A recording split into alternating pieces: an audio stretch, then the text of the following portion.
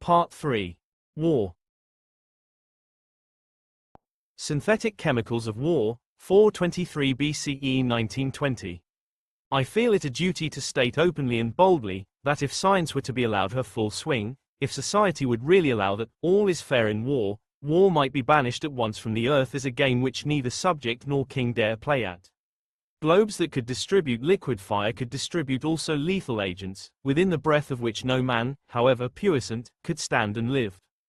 Dr. B. W. Richardson, 1,864,288. The use of chemicals in combat did not start in World War I more than 2,000 years earlier. In ancient Greece, during the Peloponnesian War between Athens and Sparta in 423 BCE, the Athenians were unable to defend their fort at Delium against a fire and gas attack by the allies of Sparta. Fortunately for history, the events were recorded by Thucydides. Thucydides survived infection of plague during the Athens epidemic and fought as a general in charge of the naval forces of his region. 289 He described the attack on the fort at Delium, accomplished with a giant cauldron equipped with massive bellows to pump toxic flaming gas through an iron tube and wooden pipe. The blast passing closely confined into the cauldron, which was filled with lighted coals, sulfur and pitch, made a great blaze, and set fire to the wall, which soon became untenable for its defenders, who left it and fled, and in this way the fort was taken. 290 For his part in the separate loss of Amphipolis to the Spartans, the government exiled Thucydides for 20 years. 289 An assassin took his life around 400 BCE. 1,000 years later, Greek fire saw its debut in naval warfare. The probable constituents were plant resin, sulfur, naphtha, liquid hydrocarbon mixture, lime, and saltpeter, potassium nitrate. 288, 291 The authoritative description of Greek fire, published in 1788, held that it was most commonly blown through long tubes of copper, which were planted on the prow of a galley, and fancifully shaped into the mouths of savage monsters, that seemed to vomit a stream of liquid and consuming fire. 292 In the Middle Ages, a knight who faced Greek fire in the Crusades said that it came flying through the air like a winged long-tailed dragon, with the report of thunder and the velocity of lightning, and the darkness of the night was dispelled by this deadly illumination. 292. A more repulsive development came in 1680, when a chemist used extracts of human feces to try to fix mercury. 288 He accidentally produced a mixture called pyrophorus that, like Greek fire, burst into flame when exposed to the air. It was not until 1713 that another chemist discovered that human feces were not an essential ingredient of this modern version of Greek fire. Chemists refined the ingredients of pyrophorus so that a chemical reaction produced sulfurous acid that, when it encountered air, ignited into a great inferno. Chemical warfare based on the scientific principles of the burgeoning field of chemistry, rather than based simply on trial and error, arose during the 19th century. During the Napoleonic Wars, the British naval officer Thomas Cochrane advocated for ships to be loaded with alternating layers of sulfur and charcoal on top of a bed of clay. The ships would be anchored near French battlements and lit when the winds were auspicious. 293 He argued that the ensuing sulfur dioxide gas would debilitate French forces and thereby facilitate a British incursion. The British Admiralty rejected Cochrane's proposal in 1812 due to uncertainties associated with wind, tides, and currents. Cochrane persevered after becoming an admiral, and improved upon his plan by incorporating smoke screens in an 1846 proposal.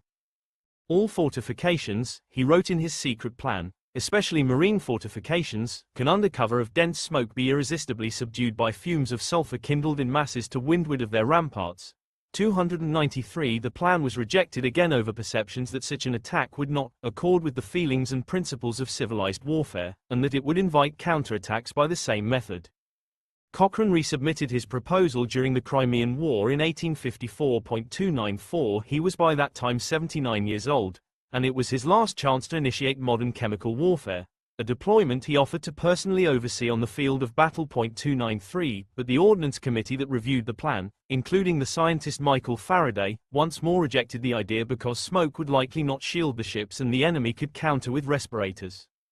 Faraday was eminently suited to review the science behind Cochrane's proposal.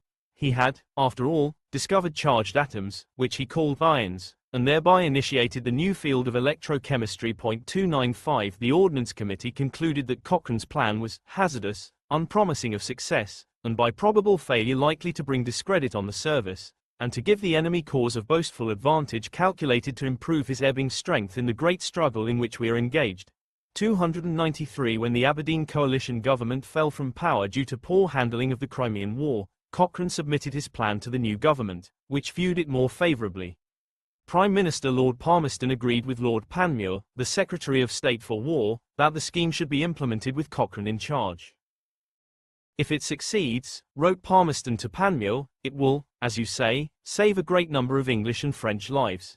If it fails in his hands we shall be exempt from blame, and if we come in for a small share of the ridicule, we can bear it, and the greater part will fall on him. 293 Before Cochrane could charge forth with his sulphur ships, however, Sebastopol fell and the war ended. Cochrane's plan remained secret and was bequeathed to a family friend and then passed on to Cochrane's descendants. With the plan came explicit instructions that it could only be disclosed in case of national emergency. 293 That emergency arrived in 1914. Cochrane's grandson brought the plan to the British Army and Navy. Although the Army dismissed the plan, Winston Churchill at the Admiralty recognized its potential, but had no interest in violating the rules of war. Churchill did authorize experiments on the deployment of smoke screens to shield a chemical attack, and he placed Cochrane's grandson in charge. But the Germans struck with gas attacks first. The British then deployed Cochrane's smoke screens from ships near shore to shield the initiation of their own chemical attacks. Cochrane's grandson declared that chemical weapons were the most powerful means of averting all future war, since they would frighten every nation from running the risk of warfare at all. Arguments for the humanity of chemical weapons had arisen during the Crimean War. Like Cochrane, a British chemist promoted cyanide use in artillery rounds against the Russians. 296 Officials at the War Office prohibited such weaponry on the grounds that it was akin to poisoning the enemy's water supply. There is no sense in this objection, wrote the chemist. It is considered a legitimate mode of warfare to fill shells with molten metal which scatters among the enemy, and produces the most frightful modes of death. Why a poisonous vapor which would kill men without suffering is to be considered illegitimate warfare is incomprehensible. War is destruction, and the more destructive it can be made with the least suffering the sooner will be ended that barbarous method of protecting national rights. 296 Thus the contentious debate over chemical weapons began. Chemical weapons then attracted advocates and detractors on both sides during the American Civil War. U.S. General Gillmore stimulated this debate when he launched shells with liquid fire upon Charleston. Confederate General Beauregard declared it to be the most villainous compound ever used in war. 288 advocates of chemical weapons thought otherwise. I do not see that humanity should revolt, wrote one supporter of chemical weapons development during the Civil War, for would it not be better to destroy a host in Regent's Park by making the men fall as in a mystical sleep, than to let down on them another host to break their bones, tear their limbs asunder, and gouge out their entrails with three-cornered pikes, leaving a vast majority undead, and writhing for hours in torments of the damned. War has, at this moment, reached, in its details, such an extravagance of horror and of cruelty, that it cannot be made worse by any art, and can only be made more merciful by being rendered more terribly energetic. 288 The U.S. delegate to the 1899 Hague Conference to ban chemical weapons agreed, stating, the reproach of cruelty and perfidy addressed against these supposed shells was equally uttered previously against firearms and torpedoes, although both are now employed without scruple.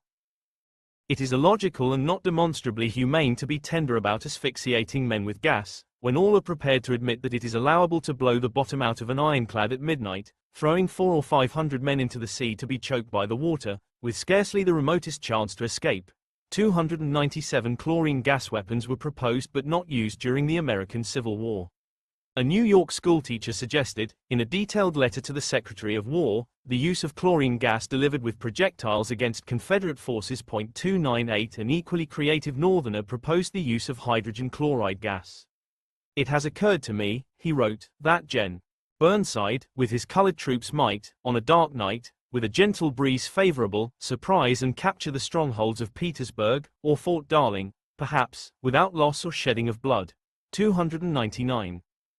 Such breakthroughs were suddenly possible because of rapid progress in organic chemistry that began with the accidental synthesis of urea from cyanic acid and ammonia in 1828 by the 28-year-old German chemist Friedrich Wöhler. 300 to 302 Before that momentous chemical reaction, scientists believed that matter was either organic or inorganic, and that organic matter could only be formed due to the vital force of living organisms. 295 Urea was a product of the liver, and yet Waller synthesized it from inorganic matter in the lab. If that could be done, perhaps chemists could synthesize all organic materials. During the next few decades, not only did chemists synthesize a dizzying array of known organic matter, they also made many chemicals that do not occur in nature. Arising from these amazing achievements were new opportunities for chemical weaponry. These weapons sprang to life during World War I. In 1914, Germany dominated the field of chemistry, in scholarly training, scientific achievement, range of chemical products, and industrial output. 3038 German chemical companies produced about 80% of the dyes for the world market. The intellectual drive behind Germany's supremacy in chemistry came in large part from the competitive efforts of two men, Fritz Haber and Walter Nernst. The rivalry between these two great German chemists began despite, or perhaps because of, their similarities. 301 Nernst was only 4 years older than Haber. Both were short of stature. The two enjoyed the same cultural activities, and both served as investigating emissaries for Germany to the United States, Haber in 1902 and Nernst in 1904. By that time Nernst was already wealthy thanks to his invention of an efficient light source that outperformed Thomas Edison's new carbon filament lamp. 295 Edison's light required a vacuum and produced weak lighting. Nernst's light employed a solid electrolyte containing cerium oxide and produced a bright light. The Kaiser was much impressed by Nernst's light, especially when Nernst showed him that, like a candle, he could light it with a match and extinguish it with a puff of air. This was because cool air made the cerium oxide non-conducting, while heat allowed it to pass an electric current. After Nernst sold the patent for the astonishing sum of 1 million marks, he supervised an American graduate student named Irving Langmuir to study the behavior of an incandescent metal wire in a gas-filled glass bulb. 295 As a result, Nernst supervised the undoing of his own invention. Langmuir completed his studies with Nernst and took employment at the General Electric Company, where he perfected the incandescent bulb into the replacement for the bulbs of both Edison and Nernst. Langmuir also discovered atomic hydrogen, isolated hydrogen atoms, and won the 1932 Nobel Prize in Chemistry, 295,304. Nernst invested his light bulb money in his laboratory, in addition to acquiring personal luxuries. 295 In 1898, he bought the first car in Göttingen, which was the first of 18 that he eventually owned. One car even had its boiler under the driver's seat and issued trails of flame out the exhaust. Nernst could not resist the temptation to investigate the oxidation of petrol in the internal combustion engine and to improve it. He calculated that the heat output could be augmented by injecting nitrous oxide into the cylinder, and so he had a nitrous oxide gas tank added to his car. He then employed the gas to ascend a hill too steep for automobiles, all the while pressing on his horn as pedestrians scattered. In short order, Nernst obtained a professorship at the University of Berlin. 295 As an innovator at the cutting edge of technology, he decided to drive there with his family in his personal car. The car broke down en route. Although Nernst developed the thermodynamic theory for the nature of galvanic elements, apparently he had charged his car's battery using the wrong polarity. Nernst's colleagues described how one day God set out to create a Superman. He began his work on the brain and formed the most perfect and subtle mind, but then he was unfortunately called away. The archangel Gabriel saw the unique brain and could not resist the temptation to shape the body, but unfortunately, due to his inexperience, he only succeeded in fashioning a rather unimpressive-looking little man. Dissatisfied with his efforts, he left his work. Finally, the devil came along and saw the inanimate thing, and he blew the breath of life into it. 295. The facilitation of Nernst's productivity came not from the devil, but from his wife Emma. Emma ran the logistics of their household with 5 children to maintain their close-knit family life. 295 She entertained for the active social life with scientists and luminaries that revolved around her husband. She typed while Nernst dictated his manuscripts. She even inspected the starched cuffs of his shirts before they were laundered because he often jotted notes on them that had to be transcribed before they were wiped clean by soap and water. Nernst was the most famous physical chemist in Germany. 301 When Haber sought a professorship at Leipzig, Nernst successfully blocked the appointment. Some of Haber's frustrated attempts at promotion, though not thwarted at the hand of Nernst, were a byproduct of anti-Semitism. To facilitate his career trajectory, Haber converted to Protestant Christianity. A colleague later stated that, before 35 he was too young for a professorship, After 45 he was too old, and in between he was a Jew. 295. Some of Haber's roadblocks were due to the inevitable setbacks of a rapidly developing field where competitors scrambled to scoop each other. Haber wrote in his book Thermodynamics that a temperature of 0 degrees Kelvin could not be achieved, but it was Nernst who had the insight, midway through a lecture, that allowed him to develop this into the third law of thermodynamics. 295 Nernst thus gained the stature, attained by only a select few, of developing a scientific law. Nernst said, "The first law of thermodynamics rests on the shoulders of many, the second law on the shoulders of few, the third, on the shoulders of one, mine." 301 scientists complained that to find text about the new law in Nernst's book, they had to search for the entry, My Heat Theorem, in the book's index. 295. Haber's creativity also seemed boundless, and it was tethered to a sense of humor. In his bachelor days, he and his close friends, among them several artists, gathered at their regular table, over which was affixed a horn and shield inscribed with the phrase, "At this table a few lies are permitted." 305 Haber told his friends the tale of the village well in Alvenau, where, after a long walk on a hot day, he arrived thirsty and at the same time as a huge ox. He and the ox both plunged their heads into the cold water of the well and thereby got their heads mixed up. Haber's productivity, energy, and attraction to insurmountable problems also attracted collaborators from all over the world to his lab, sometimes more than 40 at a time. Haber wrote to his friend, the Nobel laureate Richard Wohlstatter, "I am delighted with everything that exceeds my ability and am happy when I can admire." 305. Haber and Nernst both sought to achieve the seemingly unachievable, the fixation of atmospheric nitrogen into ammonia usable for fertilizer. 301 Such an accomplishment would do a great deal to alleviate world hunger, since agricultural production was limited by the availability of mined nitrate deposits from Chile, which at the turn of the century supplied 2/3 of the world's nitrogen for fertilizers. Haber's initial experiments yielded only minute quantities of ammonia, despite the use of conditions such as a reaction temperature of 1000 degrees Celsius. Nernst concluded that Haber had miscalculated the yield of ammonia in his experiments. Nernst revised the equations and set out to be the first to exact an economically achievable yield of ammonia from atmospheric nitrogen. This intensified the bitter rivalry between Haber and Nernst, each aspiring to be the greatest physical chemist in Germany, and hence the world. Both Nernst and Haber realized that increasing pressure during the chemical reaction could improve the yield of ammonia. 301 This logic was based on Henri Le Chatelier's law on chemical equilibrium. In 1901, Le Chatelier used elevated pressure to synthesize ammonia, which led to a terrible explosion that nearly killed his assistant, but also improved the understanding of the role of pressure in chemical reactions. Both Nernst and Haber experimented with high pressures, in the case of Nernst studies up to 75 times higher than atmospheric pressure. Nernst was the first to successfully synthesize ammonia with the aid of high pressure, but the quantities were small.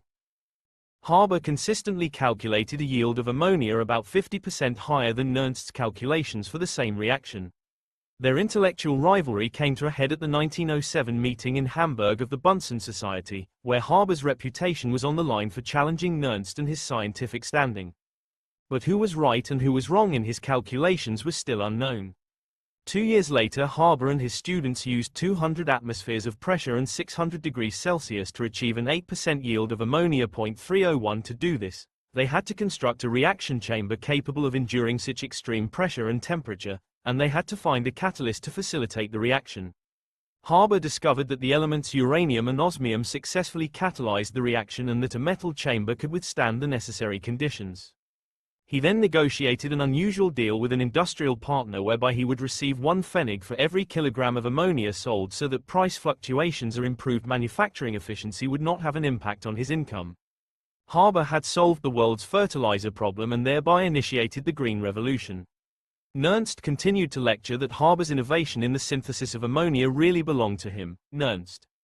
The feud led Haber and Nernst to refuse to attend conferences if the other was invited.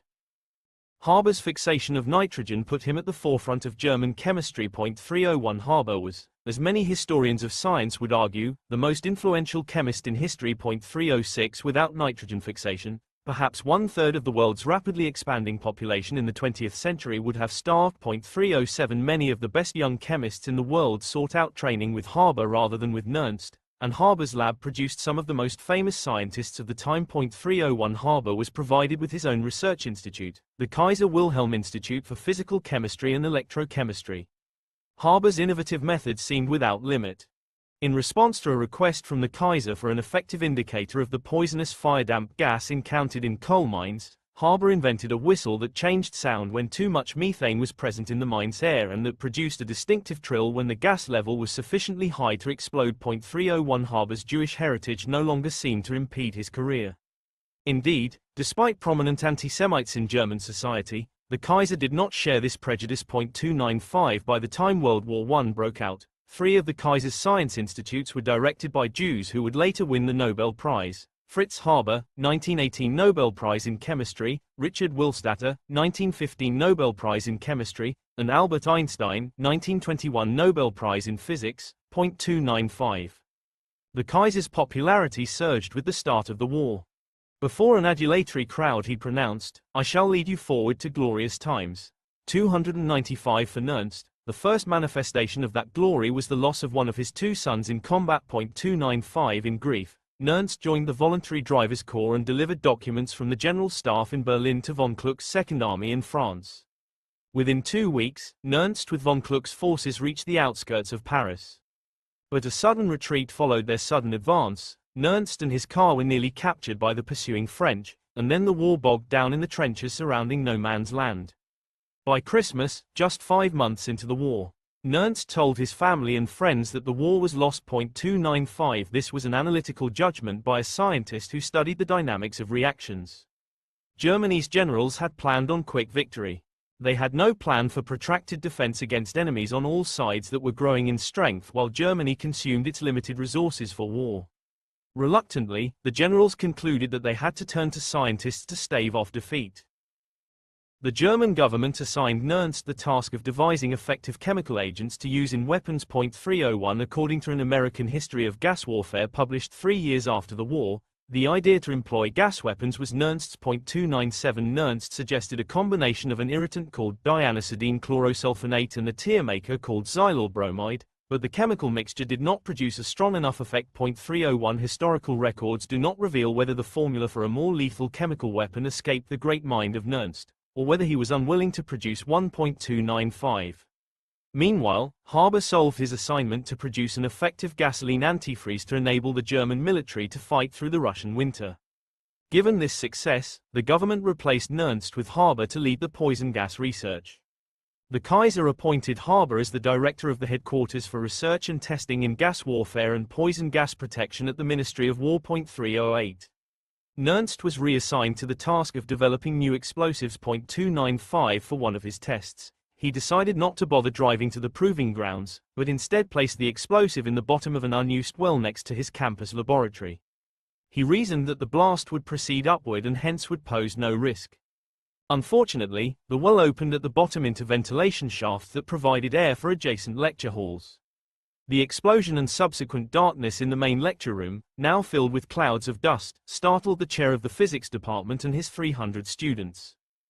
For his new assignment, Haber led the poison gas research at his institute. 301 His team chose chlorine because large volumes of locally available liquid chlorine could be stored under pressure in cylinders, and when it was released, the gas, being heavier than air, would hover near the ground. 295 The team experienced a setback in December 1914 when an explosion killed one leading researcher, a close friend of Haber's wife Clara, and injured another.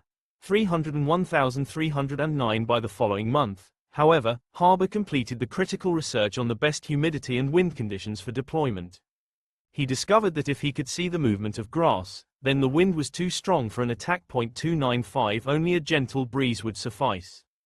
Haber was convinced that chlorine gas could be an effective weapon. 301 Indeed, in a test release, Haber himself suffered a grave injury from accidental chlorine gas exposure. 310 Germany had signed the 1899 Hague Convention banning the use of asphyxiating gases, but in the midst of a military stalemate the Germans chose to ignore their previous intentions, which suddenly seemed naive. 301 Russia had already tried to use chlorine gas, but the cold weather at the time had driven the chlorine down into the snow. The chlorine revolatilized the following spring, by which time German forces were far away. On April 22, 1915, Haber supervised the release of 150 tons of chlorine gas from 5,730 gas cylinders near Ypres in Belgium in the first use in history of a weapon of mass destruction. 301, 310 A breeze conveyed the gas toward enemy trenches. French Algerian soldiers retreated, but French territorial and Canadian troops surged forward into the gas.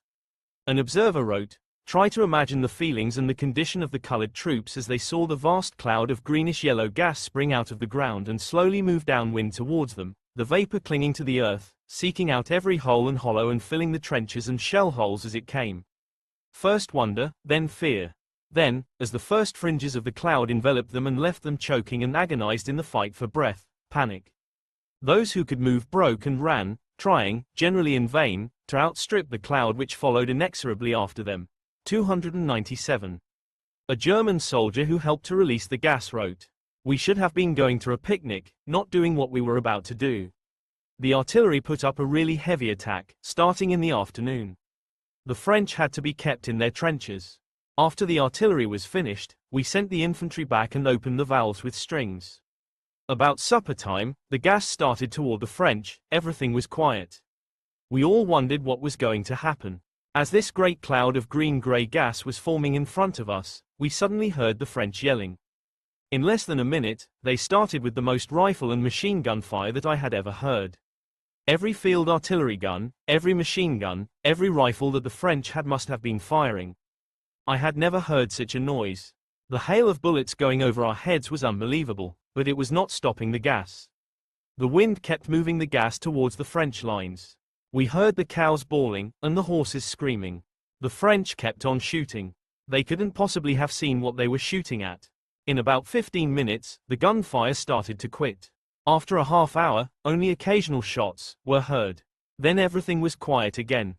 In a while it had cleared and we walked past the empty gas bottles. What we saw was total death. Nothing was alive. All of the animals had come out of their holes to die. Dead rabbits, moles, rats, and mice were everywhere. The smell of the gas was still in the air. It hung on the few bushes that were left. When we got to the French lines, the trenches were empty. But in a half mile, the bodies of French soldiers were everywhere. It was unbelievable. Then we saw that there was some English. You could see where men had clawed at their faces and throats, trying to get their breath. Some had shot themselves. The horses, still in the stables, cows, chickens, everything, all were dead. Everything, even the insects were dead. All of us went back to our camps and quarters wondering what we had done. What was next? We knew what happened that day had to change things. 311 A clergyman, watching horror-stricken through his field glasses, described what he saw happen to Allied soldiers. A greenish-gray cloud had swept down upon them, turning yellow as it traveled over the country, blasting everything it touched, shriveling up the vegetation. No human courage could face such a peril. Then there staggered into our midst French soldiers, blinded, coughing, chests heaving, faces an ugly purple color, lips speechless with agony, and behind them, in the gas-choked trenches, we learned that they had left hundreds of dead and dying comrades. 297 As many as 10,000 men were injured and between 5 and 10,000 died. 301,311 The Germans did not take advantage of the break in the Allied line to launch a large-scale attack. 310 They were unprepared to do so because commanders on the front line could not overcome their suspicion of a civilian scientist telling them what to do in battle. 295 Nor could they give much credence to a weapon that required particular conditions of weather.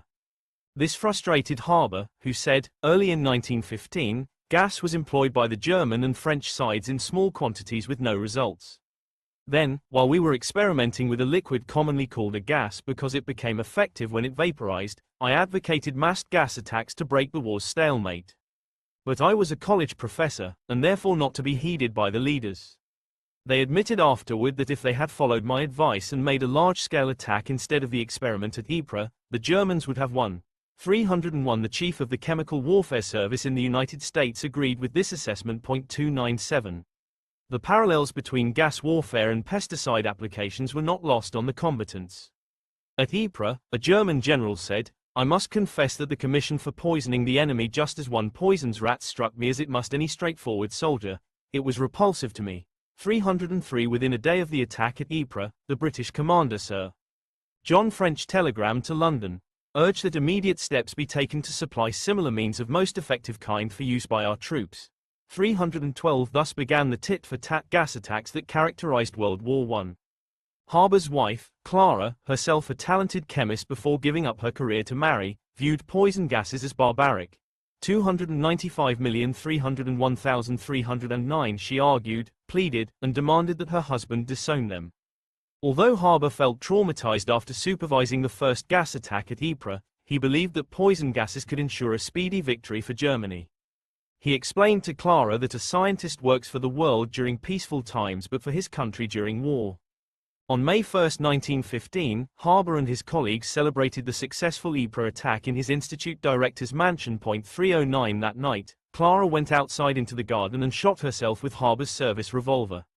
Their 13-year-old son Hermann found her as she lay dying. Her suicide was apparently motivated by a multitude of factors in addition to her husband's development of chemical weapons, her unfulfilled career as a chemist, the death of close friends, and Harber's dalliance with his future wife.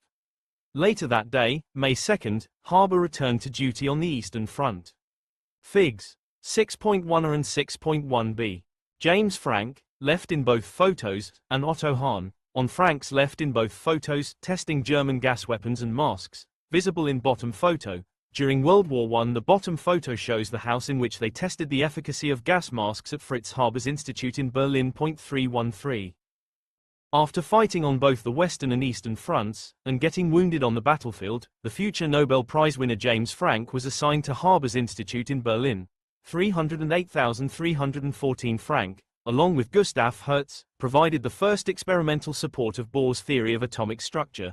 When he lectured on the discovery, Einstein said, "It's so lovely, it makes you cry."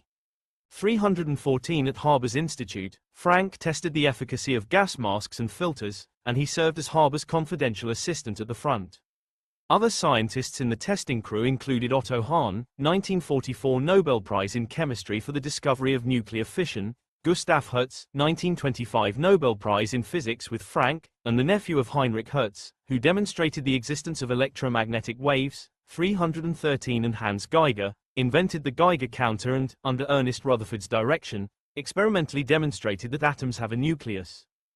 Filter design was the responsibility of the Nobel laureate Richard Willstatter, director of the Kaiser Wilhelm Institute for Chemistry. 310 The scientists donned masks within sealed rooms full of the poison gas and stayed there until they noted that the mask and filter were no longer effective. Given that they did not know what length of exposure was fatal, the research was highly risky.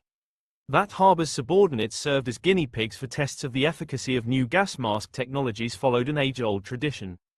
Gas masks were invented at least as early as 1854. The important agent in this instrument is the charcoal. Read a description of the mid-19th century respirator, which has so remarkable a power of absorbing and destroying irritating and otherwise irrespirable and poisonous gases or vapors that, armed with the respirator, spirits of hartshorn, sulfuretted hydrogen, HYRDO sulfurate of ammonia and chlorine may be breathed through it with impunity, though but slightly diluted with air. This result, first obtained by Dr. Stenhouse, has been verified by those who have repeated the trial, among others by Dr. Wilson, who has tried the vapors named above on himself and 4 of his pupils, who have breathed them with impunity. 297 During World War I, even horses, dogs, and carrier pigeons used on the front lines wore gas masks. 315 On July 12, 1917, with chlorine gas attacks stymied by widespread use of improved gas masks containing neutralizing chemicals, the Germans launched artillery shells of dichlorethyl sulfide, mustard gas, at British forces at Ypres. 291,297 Mustard gas, developed at Haber's Institute, was persistent, making both exposed air and objects into weapons. It blistered the skin, with the burns emerging 4 to 12 hours after exposure. 297 During the first 6 weeks of the German bombardment with mustard gas, British forces experienced nearly 20,000 casualties. Clearly, the Allies had to develop their own mustard gas. The Allies' mustard gas was not battle-ready until a year after the first German use. 301 The Allied success at synthesizing mustard gas was credited to the English chemist William J. Pope and to dye manufacturers in France and England. Mustard gas became the most important poison of the war.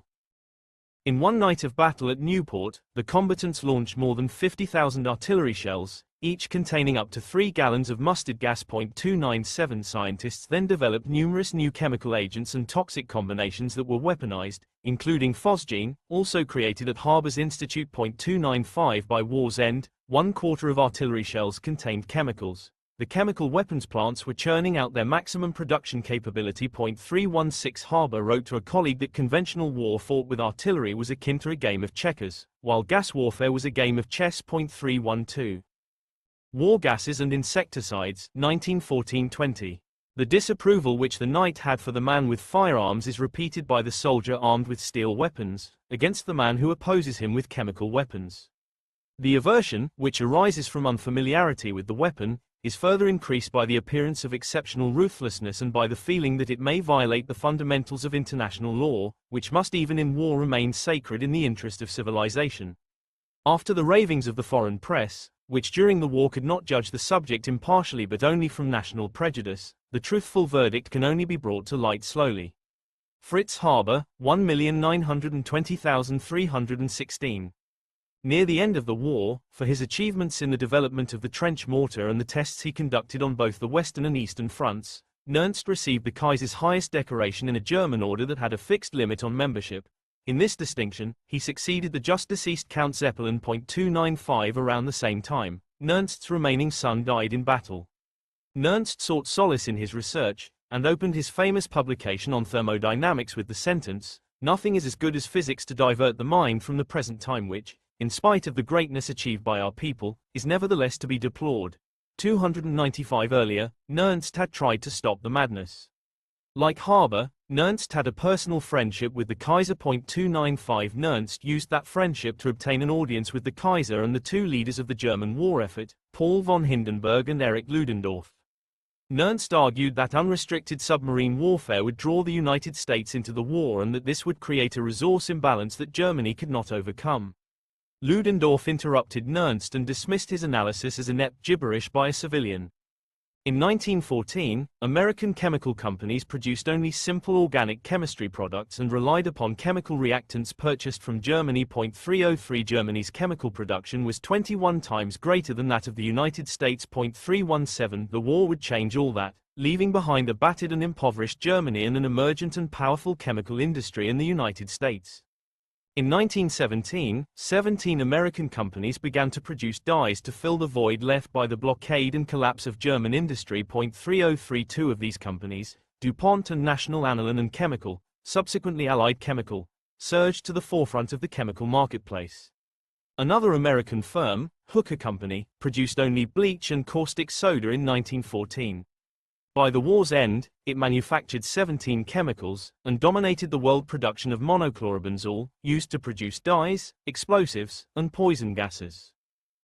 From 1914 to 1919, the annual value of American chemical manufactured products increased from $200 million to $700 million.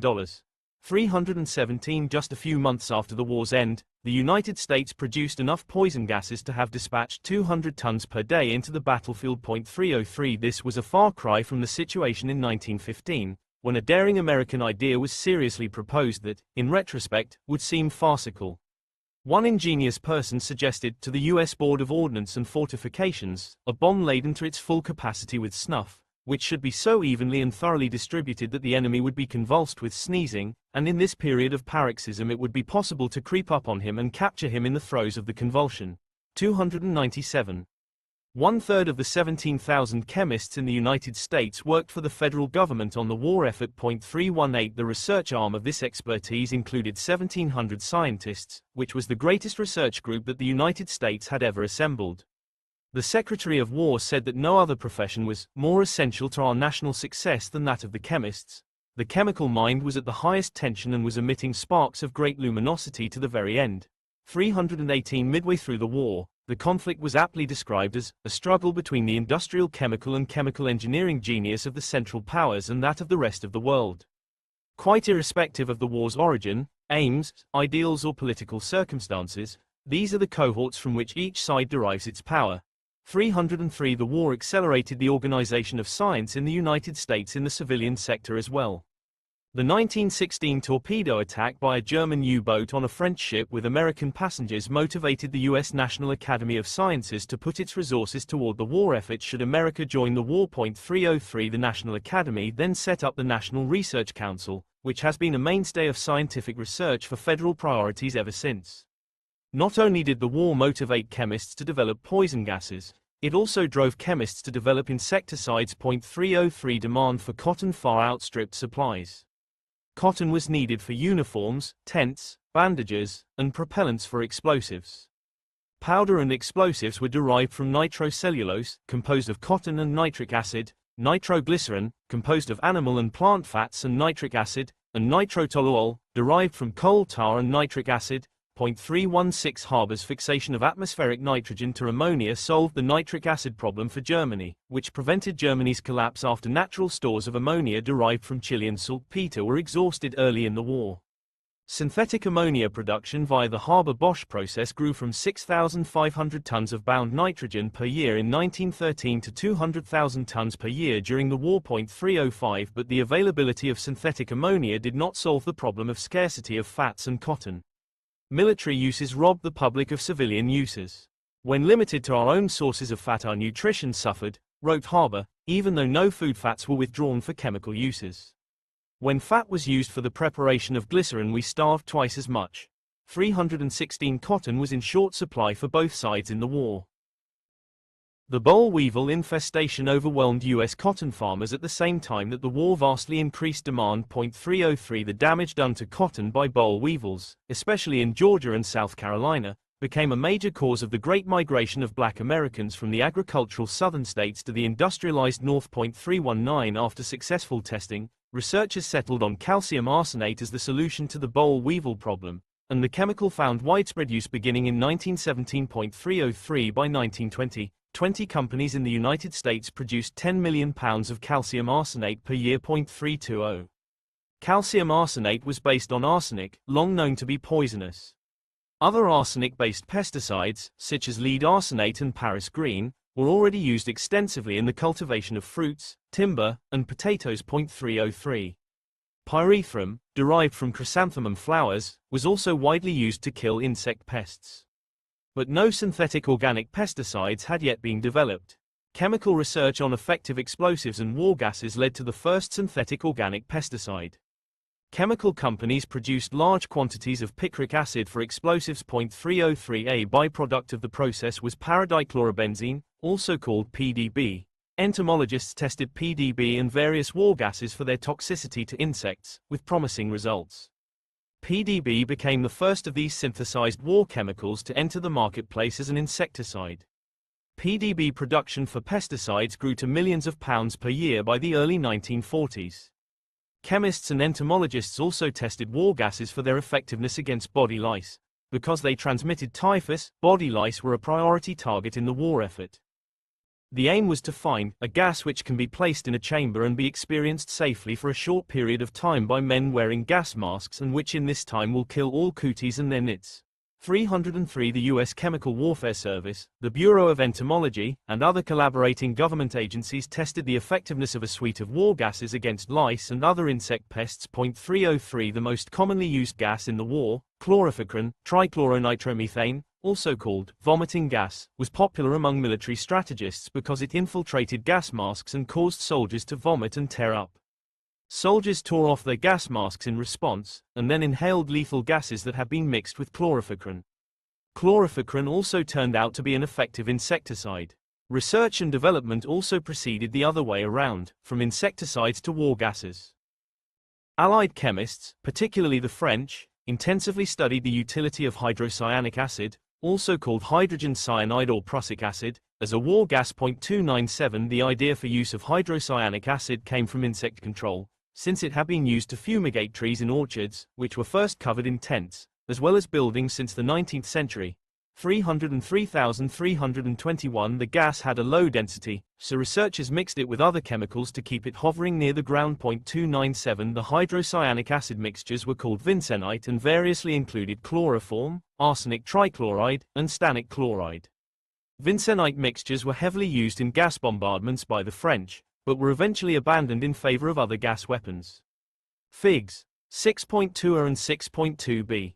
The synthesis of useful products from coal, top, including the war gas and insecticide chlorifacrin, the synthesis of useful products from salt, bottom, including chloroform used in vincenite and the war gas and rodenticide phosgene. 297.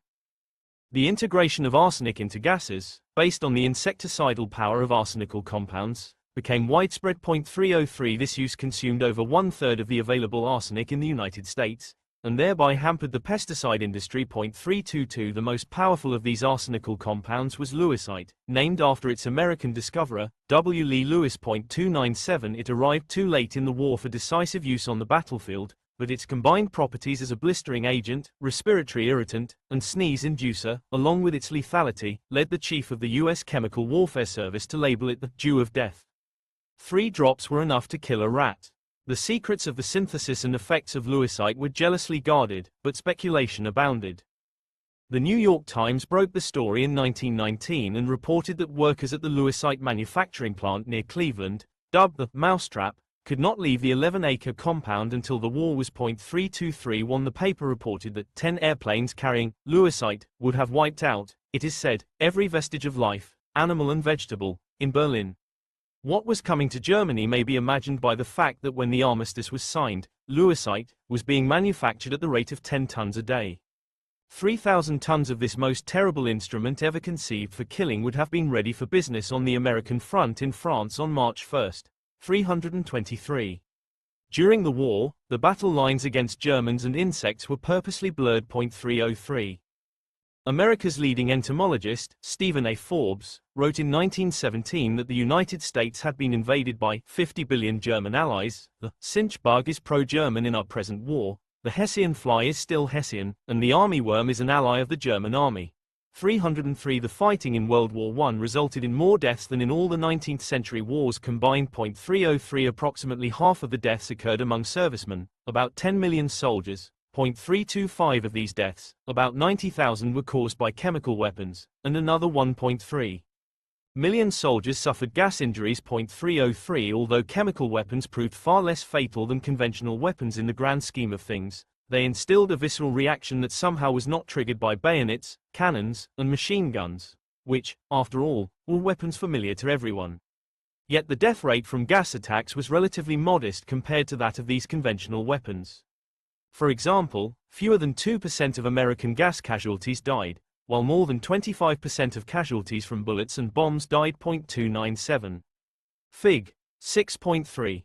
Newspaper cartoon from the St. Louis Post-Dispatch, July 1918, with soldiers fighting a fly, a reference to the German enemy. 324. Casualties mount in the scene while refugees flee. A leading American proponent of chemical weapons wrote that gas was, at one and the same time, the most powerful and the most humane method of warfare ever invented.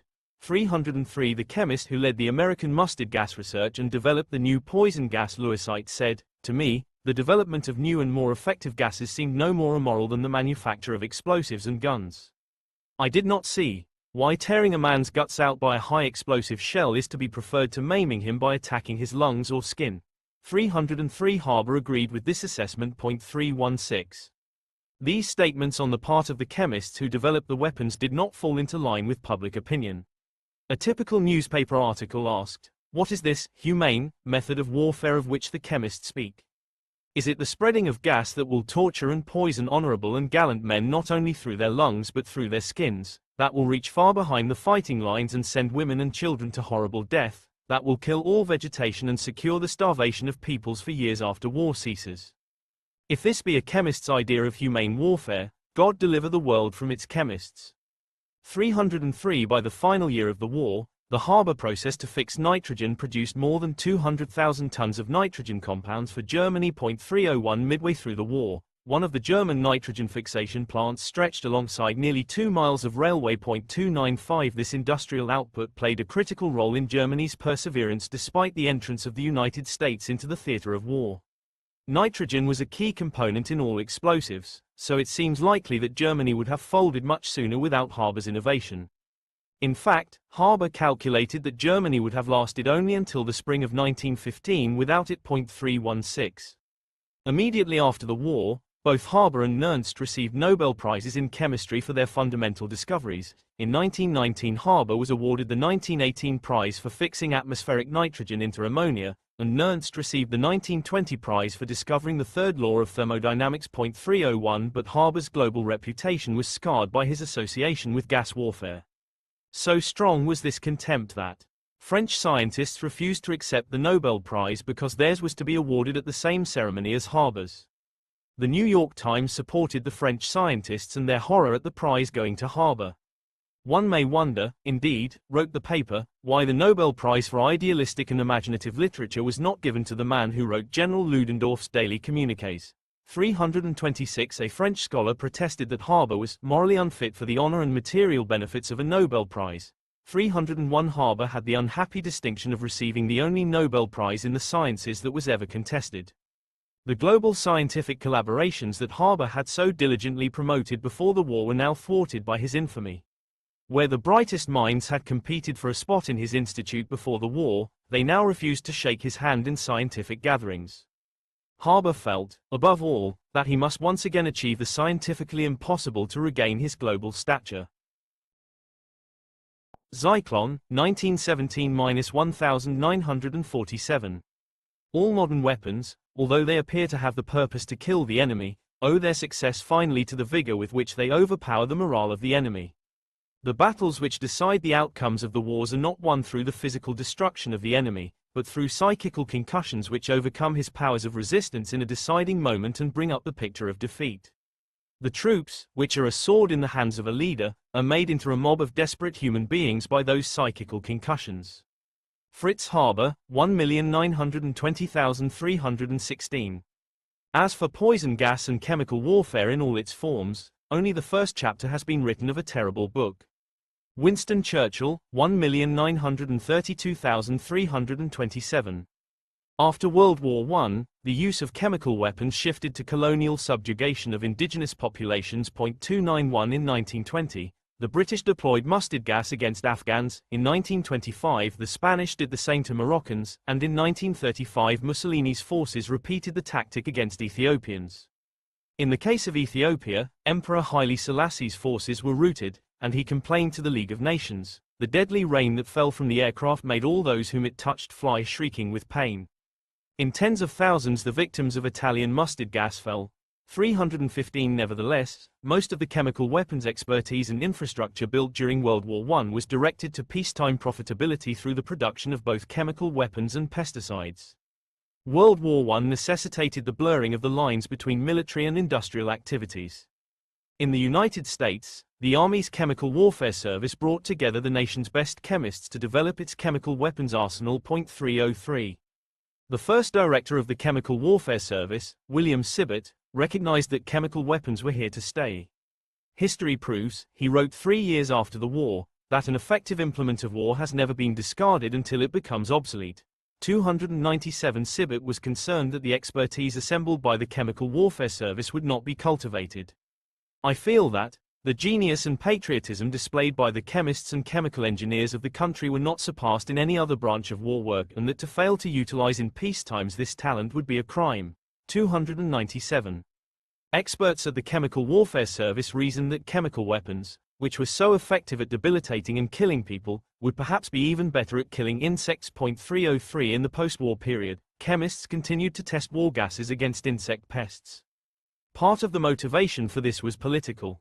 The Chemical Warfare Service was slated for dissolution once hostilities ceased, as specified in President Wilson's order that created it. 315 Having survived this existential threat, the Chemical Warfare Service faced budget cuts from Congress as the need for chemical weapons seemed to be a thing of the past. 303 To maintain its relevancy, the Chemical Warfare Service gave itself a makeover and promoted the civilian benefits of its poison gases, especially their potential uses as insecticides. It began to call itself the Chemical Peace Service, conducting peaceful warfare. 303 It is very possible, noted one analysis, that our investigations will demonstrate that the quickest and surest method in attacking crop-destroying pests, whether ground squirrels, gopher, blackbird, crows, buzzard, rats, or grasshopper, is by clouds of gas. 303 Chemical warfare metamorphosed into pest control, with the preservation of humanity, rather than its destruction, as the goal. At the same time, pest control research justified the continued existence of the Chemical Warfare Service and its improvement of poison gases. These efforts on the part of the Chemical Warfare Service coincided nicely with the needs of civilian entomologists, who at the time worked in a low-status field considered inconsequential by society, but who played an outsized role in pest control for the war effort. Following the war, entomologists were surprised and chagrined to find that even in certain high official circles the old idea of the entomologist still held, that he was a man whose life was devoted to the differentiation of species by the examination of the number of spines on the legs and the number of spots on the wings. 322 By framing their work as a war against insects with human survival at stake, entomologists elevated their prestige while they eagerly embraced the tools of war, airplanes, poison gases, and dispersal weapons. 303 The Chemical Warfare Service provided them with these tools and with the fruits of its research, and hence the Army and entomologists each promoted the public image of the other. The strategy succeeded with the passage of the National Defense Act in 1920, which solidified the position of the Chemical Warfare Service within the U.S. Army. Human progress depended, according to a typical popular article published in 1915, on mankind defeating germ-conveying agents, whose only purpose in life seems to be to play the part of the anarchist and to reduce the living world to nullity and death. There is a war to be waged, not between man and man, but between man on the one side and the arthropod on the other, a war to be fought to the finish to decide which of the two forms of life, this highly developed vertebrate or these malignly evolved invertebrates, is to govern our planet. Is the lord of this earth someday to be a monstrous ant or bug, a wasp or a midge, a scale insect or a tick? Or is it to be this godlike mammal that walks erect and can see the stars, can weigh the suns and planets, that is already in touch with the supramundane universe? Well, the outcome of the struggle is almost as much a toss-up at the present moment as is the result of this devastating war. 328 America's most prominent entomologist, Stephen A. Forbes, wrote, "The struggle between man and insects began long before the dawn of civilization, has continued without cessation to the present time, and will continue, no doubt, as long as the human race endures. We commonly think of ourselves as the lords and conquerors of nature, but insects had thoroughly mastered the world and taken full possession of it long before man began the attempt. It is like a war between two nations, one of which should so greatly excel in the construction of its firearms and the other in the quality of its ammunition that neither could ever gain a decisive and final victory." 329 In 1915, referring to the San Jose scale, a destructive insect that had arrived in the United States from Japan in 1872, Forbes called it a case of Japanese invasion far more successful, and probably more destructive also, than any which Japan could possibly make by means of dreadnoughts and armies of little brown men. 329. The Chemical Warfare Service slipped into the new niche created by military-industrial cooperation and changing public perceptions after the war. Its projects for the public good ranged widely: chemicals to defend marine pilings from corrosion, gas mask development for mine workers, rat eradication in collaboration with the Public Health Service, and earthworm and gopher extermination using poison gases. 303 The Chemical Warfare Service even jumped into the medical arena by treating people suffering from colds, bronchitis, and whooping cough with chlorine gas inhalations. The public response was heartening. "Fumes that broke the British front," read a news headline, "leaving hundreds dying, now cure influenza, bronchitis and other ailments." 323 senators, 146 representatives, and even President Calvin Coolidge were among the hundreds of people gassed in the U.S. Capitol for respiratory ailments. Chemical companies, which had built substantial infrastructure and expertise during the war, capitalized on these assets to produce pesticides, and especially pursued the promise of synthetic organic compounds effective at killing insects. 303 These insecticidal efforts bolstered the public image of the chemical companies, which were regularly accused of profiteering from war and the production of poison gases. Yet, at the same time, pesticide producers had to contend with public fear of their products. One chemical executive explained that the housewife, if she knew there was such a thing as an insecticide, bought a package in fear and trembling lest its contents kill her and her family. 303. A toxic public image of another kind now plagued Harbour. For Harbour, the cessation of hostilities meant fear of being brought to trial for war crimes. 301 He had reason to worry. His was one of the names on a list considered for prosecution by the Allies. He grew a beard to disguise himself and left Germany for Switzerland. Nernst also found his name on the list of potential war criminals. 295 This infuriated Nernst, and he blamed Harbour. Nernst sold his estate to convert it to liquid assets and fled the country using a fake passport provided by the German Ministry of Foreign Affairs. But in the end only a handful of Germans were tried, and they received light sentences. 301 Both Haber and Nernst returned to Germany. Despite the waning of the war crimes threat, Haber's image was indelibly linked to the horrors of poison gases. The Haber-Bosch synthetic nitrate plant at Oppau exploded in 1921, killing more than 600 employees and injuring more than 2,000. 326 The New York Times speculated that the explosion was the result of covert experimenting by those chemists, including Haber. The journal Nature published its opinion on Haber in 1922. It will not be forgotten that it was at the Kaiser Wilhelm Institute for the Promotion of Science that Geheimrat Haber made his experiments on poison gas, prior to the Battle of Ypres, which initiated a mode of warfare which is to the everlasting discredit of the German. 301. Both sides, of course, claimed unfair tactics used by the other. The Germans even claimed that the Allied use of colonial troops was a cruel stratagem. The chief of the U.S. Chemical Warfare Service shot down this claim, writing in a typical racist viewpoint of the time. All of us recall that early in the war the Germans spread broadcast charges that the Allies were using unfair and inhumane methods of fighting because they brought the Gurkha with his terrible knife from Asia and the Moroccan from Africa. And we all know that after a time the Germans ceased saying anything about these troops. What was the cause? They were not efficient. Just as the Negro will follow a white officer over the top in daylight and fight with as much energy and courage and many times as much efficiency as the white man, he cannot stand the terrors of the night, and the same was true of the Gurkha and the Moroccan. All the Allies soon recognized that fact as shown by their drawing those troops almost entirely away from the fighting lines. In some cases dark-skinned troops were kept only as shock troops to be replaced by the more highly developed Caucasian when the line had to be held for days under the deadly fire of the counter-attack. The German idea, and our own idea prior to the World War, was that semi-savages could stand the rigors and terrors of war better than the highly sensitive white man. War proved that to be utterly false. 297 The Allied powers demanded seemingly impossible reparations from Germany, the astronomical sum of $33 billion. 301 The amount could not be gained through Haber's nitrogen fixation process because Allied nations were producing their own ammonia through the same procedure. Similarly, the dye industry, which Germany had dominated before the war, was now controlled by emergent firms in the United States. This was in large part due to the seizure of 4,500 German dye and chemical patents by the U.S. government under terms of reparations. 317 These patents were then licensed to American chemical companies. One of these formerly German patents was for Haber's nitrogen fixation process. Furthermore, Germany had lost its colonies and whatever wealth could have been squeezed from them. Haber calculated that the amount of the reparations was the equivalent of 50,000 tons of gold. 301. The Swedish scientist Svante Arrhenius suggested a solution to Haber, that he extract gold from the oceans to pay the German reparations. 301 Arrhenius, like Haber and Nernst, possessed one of the greatest minds of his generation.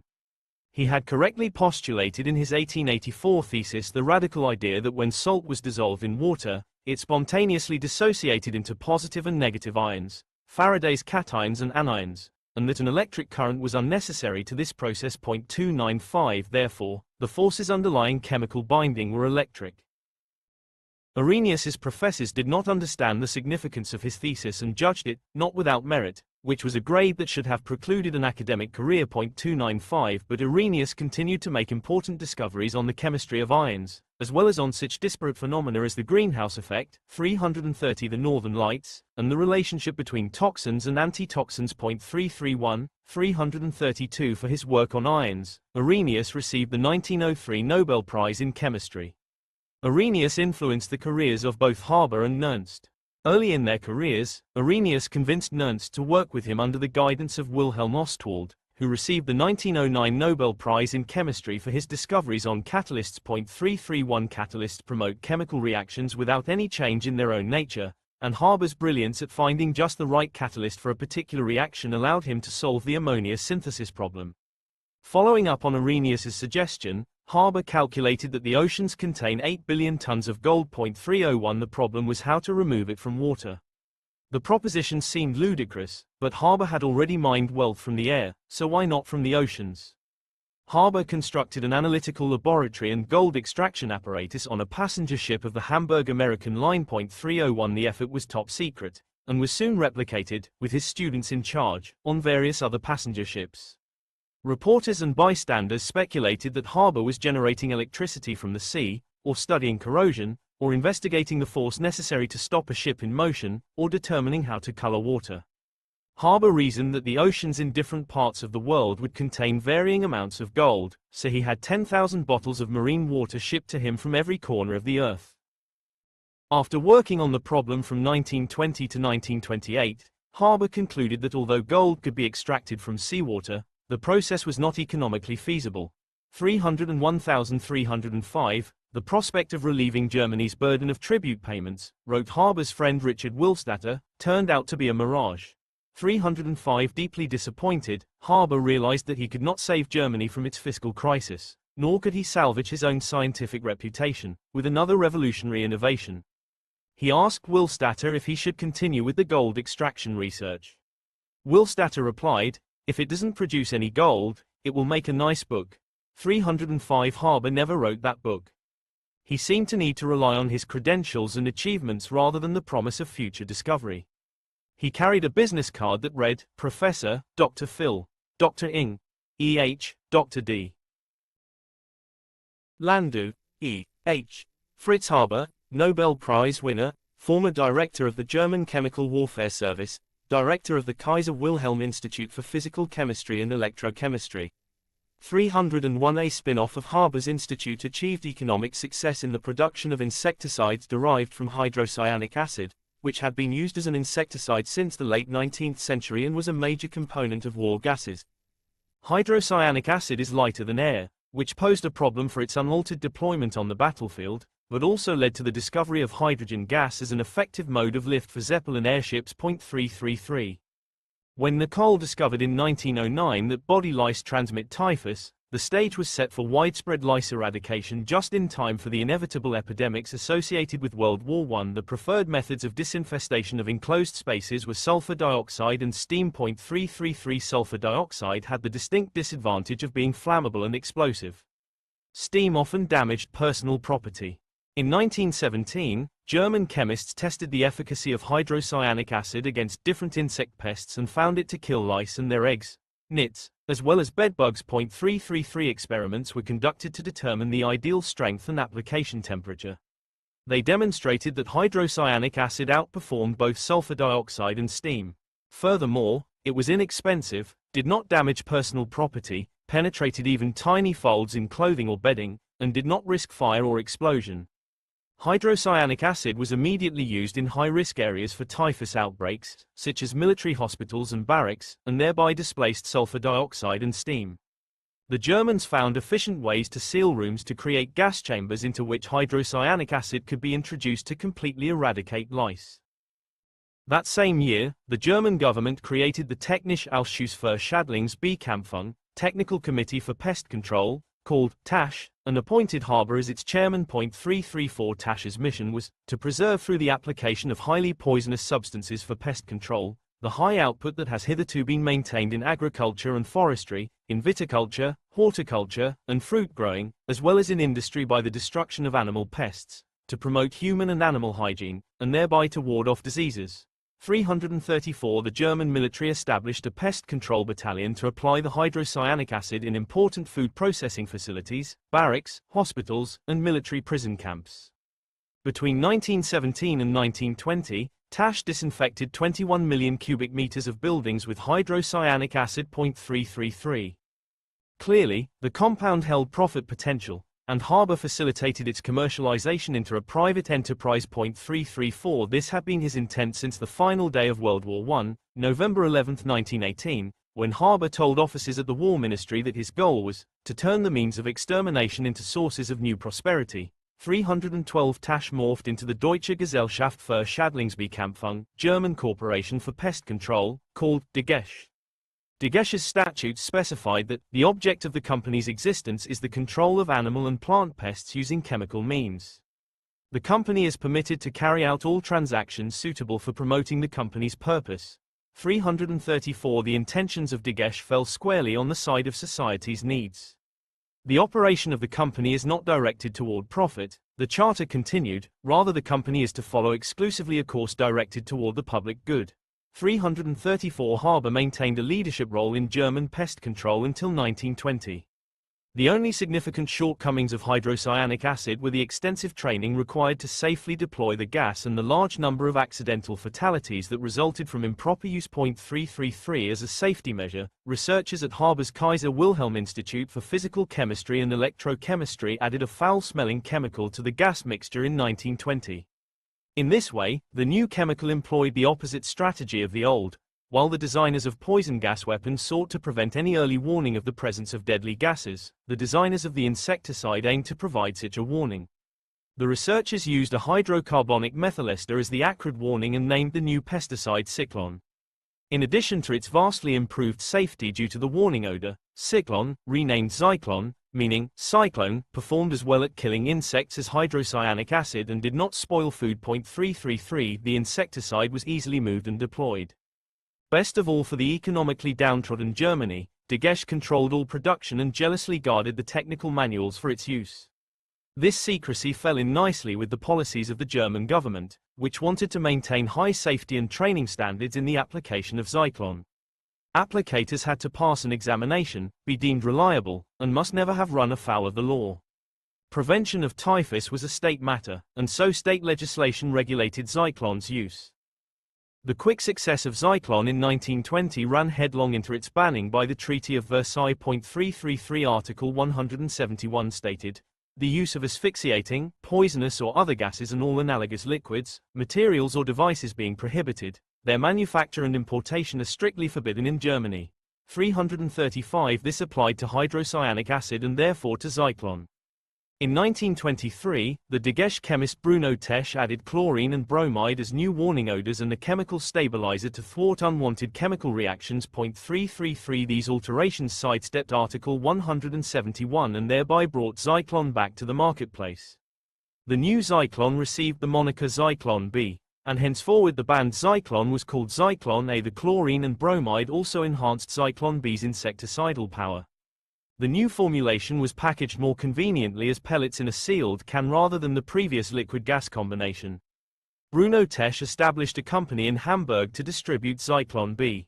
Zyklon B became a profitable and much-needed export product for German industry. 333 Disinfestation occurred around the world in barracks, ships, trains, any enclosed space at risk for an influx of lice. Haber helped Degesch establish overseas markets, and before long the company employed agents in 39 countries. 334 In Germany, cities established gas chambers where people could delouse their clothing and furniture. 333 For the convenience of the populace, gas chambers were also driven to communities on the backs of trucks. Applicators were trained under strict governmental and industrial rules of secrecy, and tight bonds formed between the manufacturers, public health personnel, and government regulators. The meticulous care underlying the use of Zyklon B for the good of public health subsequently mutated into its monstrous employment for genocide under Nazi rule. Zyklon B, 1922–47. It is sad to think that he spent the last months of his distinguished life an exile from his native land, finding a friendly welcome in England, which 16 years ago was filled with feelings of great hostility toward Germany and Haber. We are not fully acquainted with the cause of his exile but believe it to be due to the descent of his ancestors from that Semitic race from whom we Europeans learned 3,000 years ago our alphabet and 2,000 years ago our religion. Obituary for Fritz Haber published in the British magazine Chemistry and Industry, 1,934,301. Adolf Hitler, who had been temporarily blinded near the end of World War I by a British mustard gas attack, admired the wartime delousing efficiency of German entomologists applying hydrocyanic acid. 333 When Hitler and the Nazis came to power, they found that the state and industrial controls of Zyklon B established by the Weimar government perfectly fit the Nazi Party's desire to control its use. The Nazis established a strict delousing program in both military and civilian areas based on Zyklon B. The rise of Nazism was abhorrent to Haber, who was devoutly nationalistic for the values of the Germany of his youth, the Germany that valued the highest standards of education and led the world in research productivity. 301 When Haber heard Adolf Hitler give a speech on the radio in 1932, he said, "Give me a gun so that I can shoot him." 301 It seemed incomprehensible to him that the nation that produced the world's greatest scientists also fostered Nazism. But the post-war period was one of great instability in Germany. In 1922 alone, assassins took the lives of more than 300 leading German Republicans. One of those assassinated in 1922 was Walter Rathenau, the son of the industrialist who had purchased Nernst's light bulb patent .295 during World War I. The Kaiser appointed Rathenau to coordinate German industrial activities to support the military. A close friend of Nernst's, Rathenau advanced to become Germany's foreign minister after the war and worked relentlessly for a peaceful Europe. Attackers riddled his car with bullets from a machine gun while they tossed in a hand grenade. The assassination devastated Nernst. Meanwhile, Ludendorff, who fled to Sweden at the end of the war, proclaimed that the German army had been on the verge of victory when it was stabbed in the back by the Jews. 295 Ludendorff had been raised a Christian, but he left that faith behind because its founder was a Jew. The Nazis rallied around Ludendorff's excuse for Germany's defeat. Anonymous threats ensued, calling for the assassination of the relativity Jew, Einstein. Ludendorff returned to Germany and joined the parliament as a member of a coalition party made up of members of the German Völkisch Freedom Party and the Nazi Party.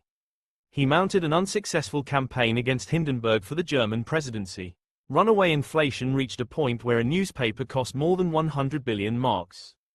$1 traded for 4 trillion marks. One German mark in 1918 had the same value as 500 billion marks in 1923.326. The ranks of the unemployed topped 7 million.295. The strength of the Nazi Party grew along with Germany's discontent.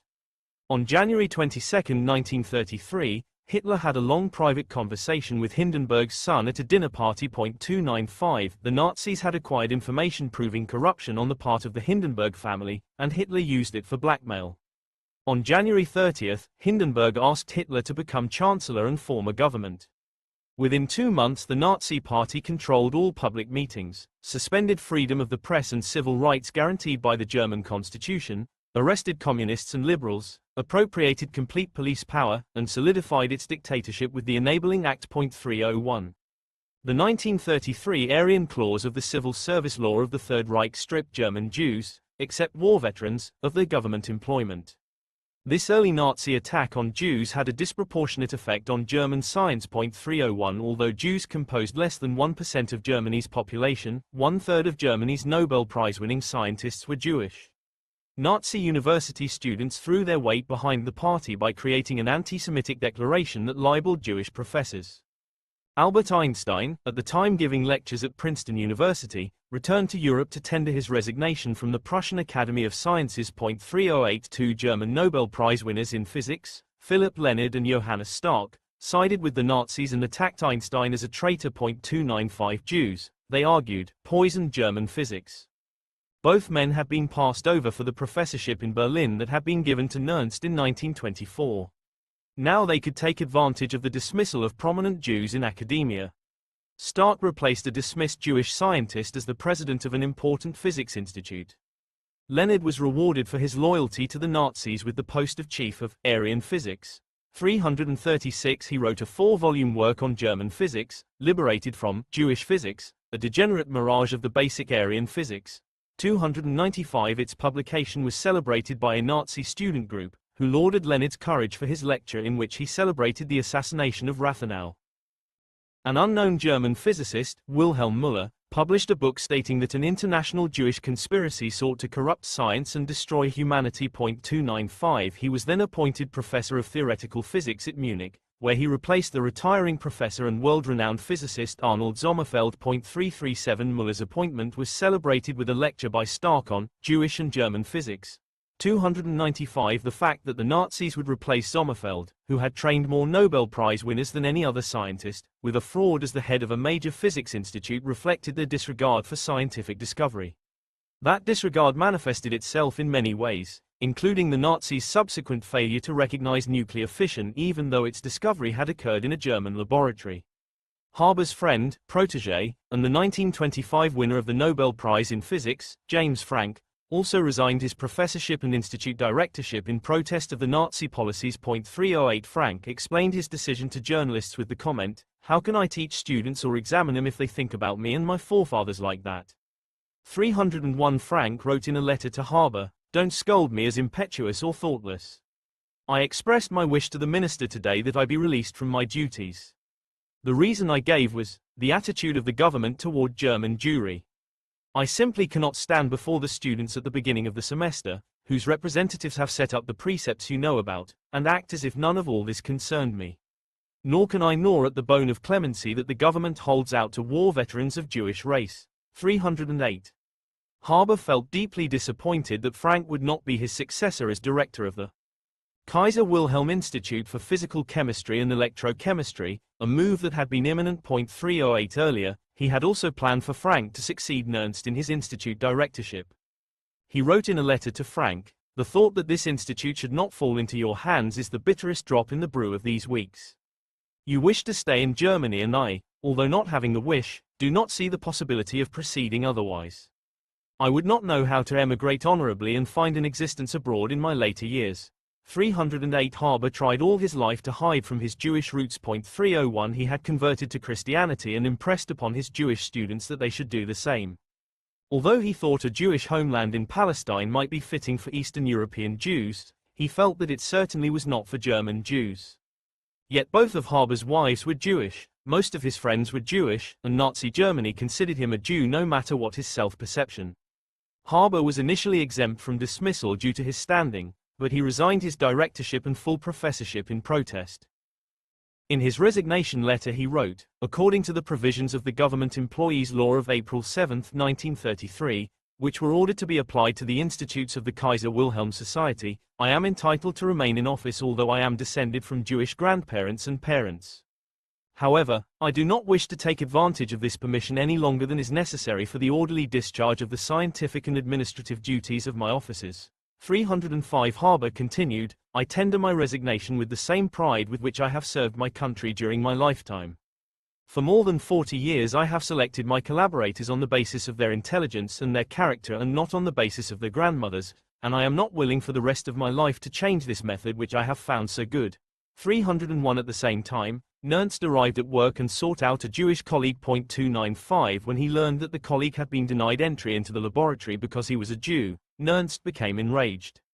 Nernst proceeded straight to Haber's institute where he told Haber that conditions in his own institute were intolerable, and he asked Haber for a job. Haber was, at that moment, packing up his own office, having tendered his resignation, and he was in no position to help Nernst. Clearly, the rivalry that had preoccupied the men in their simultaneous rise to prominence seemed pedestrian compared to the harsh reality of Nazi policies. Meanwhile, the Nazis purged Jewish scientists from the leadership of the national institutes. One Nazi memo read, "The existing board of trustees of the Physikalische Technische Reichsanstalt, PTR, still has its old composition from before the rise to might of National Socialism. The traitor Einstein has been excluded but there still are Jews and notables of the old system among the remaining members. On the board today there are people like Professor James Frank, full-blooded Jew, Professor Haber, full-blooded Jew, Professor Hertz, half-Jew, and Professor Nernst, one of the strongest advocates of the liberalist and capitalist worldview." 308 Although he was not Jewish, the 1933 Nobel Prize winner Erwin Schrödinger resigned his professorship and left Germany that same year in protest of the Nazi treatment of Jewish colleagues. 338 Frank accepted an invitation from the eminent Danish physicist Niels Bohr to collaborate in his institute in Copenhagen, and subsequently took a professorship in the United States. 308 He wrote in a letter to a German colleague, "It appears that there is no room left for people of my heredity and my temperament in Germany to work with success. You know that I feel just as good a German as any other, but that won't help me. I simply have to emigrate, even though I know that my wife and I won't be able to grow roots anywhere else, but perhaps the children will succeed, or at least the grandchildren. I do not want them to have to feel like second-class citizens." 308 Frank and his fellow German physicist Max von Laue both left their Nobel medals, which were made of gold, with Bohr for safekeeping from the Nazis. 339 When the Nazis invaded Denmark, and just before they appropriated Bohr's institute, Bohr felt preoccupied with how to keep the medals out of their hands. Bohr had already donated his own Nobel medal to a Finnish relief fund, so he was not concerned about that.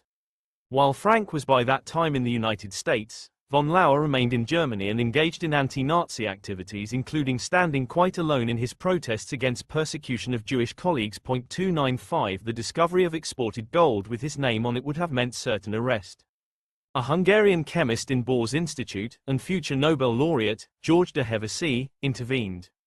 I suggested that we should bury the medal, wrote de Hevesy, but Bohr did not like this idea as the medal might be unearthed.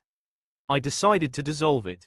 While the invading forces marched in the streets of Copenhagen, I was busy dissolving Lauer's and also James Frank's medals. 340 de Hevesy dissolved the two medals together in nitrohydrochloric acid, a difficult prospect given the limited reactivity of gold. He put the solution on a laboratory shelf, where it remained untouched and unnoticed by the Nazis throughout the war.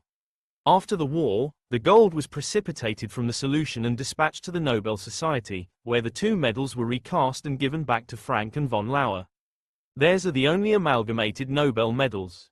Eventually the situation in Denmark became untenable for Bohr. 341 Bohr had helped many prominent Jewish and dissident scientists escape from Nazi Germany.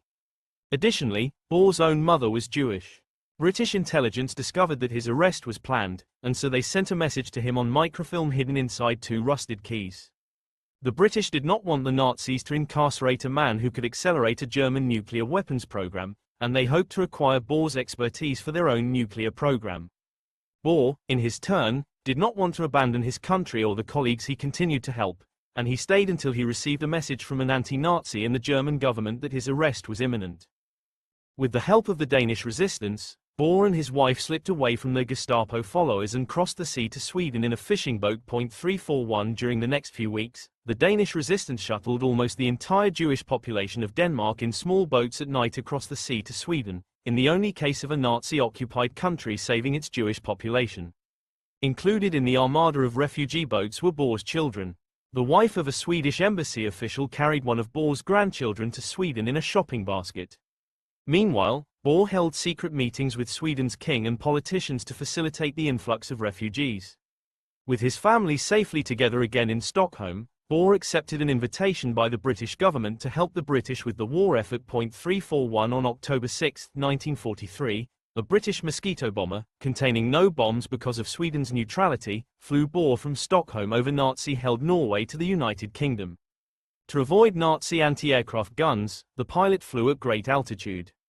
Given the limited space in the plane, Bohr lay in the bomb bay in a flight suit with a parachute strapped on. Unfortunately, Bohr's head was so large that he could not pull on the provided helmet completely, and so he did not hear the pilot's instruction via the earphones to turn on his oxygen supply. Bohr passed out from lack of oxygen, only regaining consciousness when the plane descended over the sea past Norway. Operating under the utmost secrecy, Bohr then worked with Frank and others on the British and American nuclear weapons program. Shortly after the Nazis seized power, Haber joined the exodus of Jewish scientists from Germany. 301 While on a trip to Switzerland, he visited with the biochemist and Zionist leader Chaim Weizmann, who would later become the first president of Israel. Weizmann had previously offered Haber and James Frank 314 a professorship in Palestine, but Haber declined as he did not approve of Zionism. As the Nazis consolidated their power, Haber reconsidered his views. Haber said, "Dr. Weizmann, I was one of the mightiest men in Germany. I was more than a great army commander, more than a captain of industry.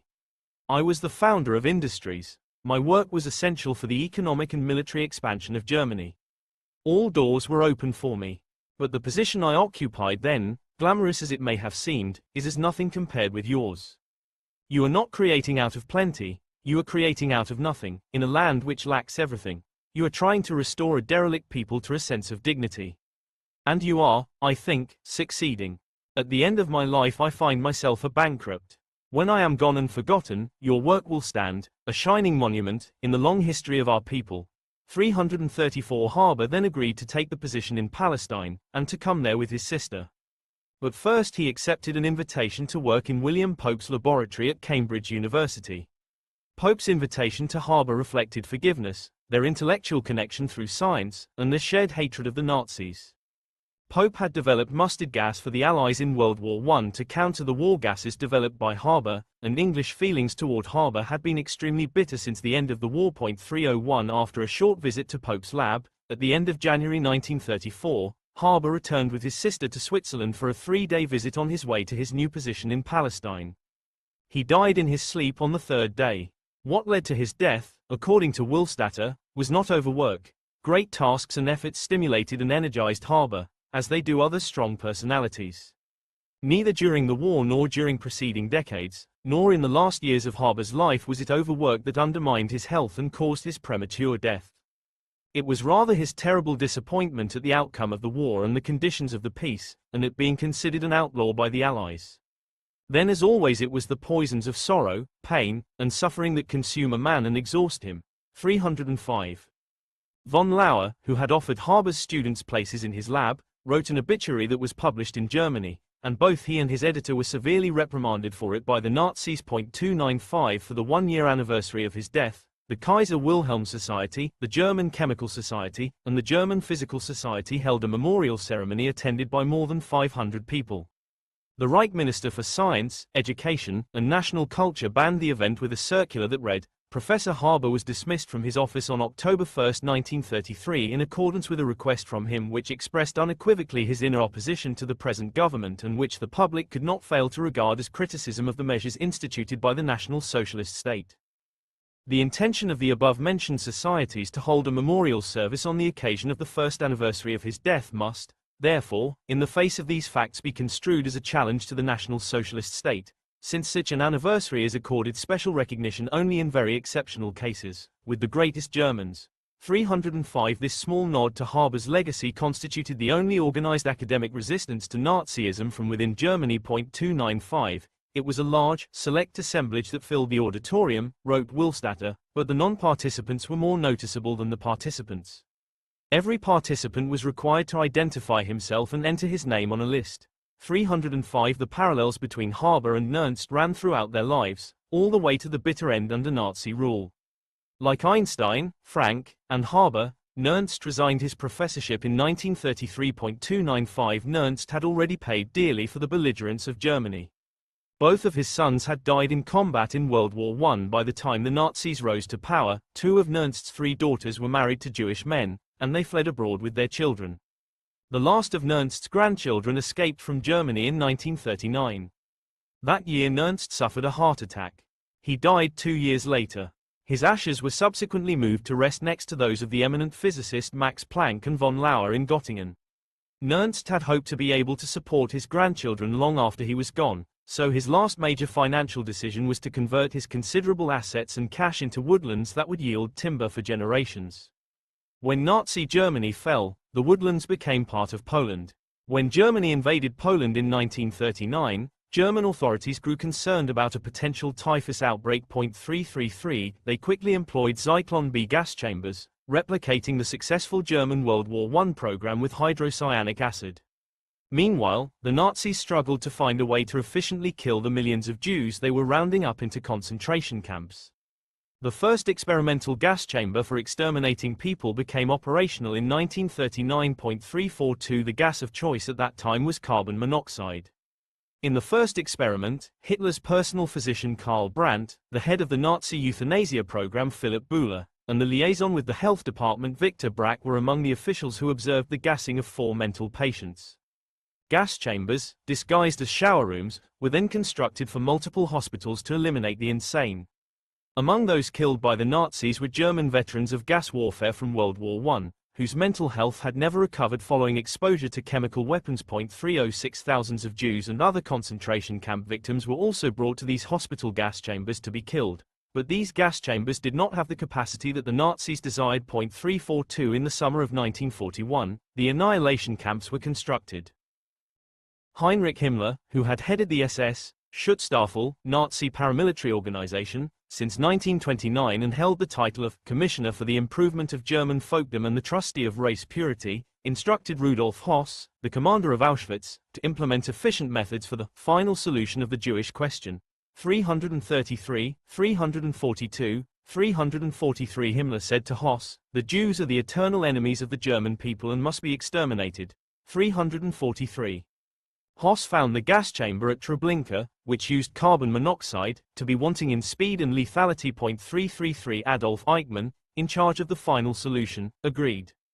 Eichmann discussed his concerns about the various methods of killing Jews with Höss on a visit to Auschwitz. 343 Part of the problem was the effect that gunning down women and children had on some of the SS men. But the bigger issue was the practicality of killing millions of Jews by the existing methods of carbon monoxide and shooting, which were both too cumbersome and too slow. The administrative chief of Auschwitz, Karl Fritsch, believed that Zyklon B could solve their problem. 343 Fritsch tested its killing power on prisoners and proved its effectiveness.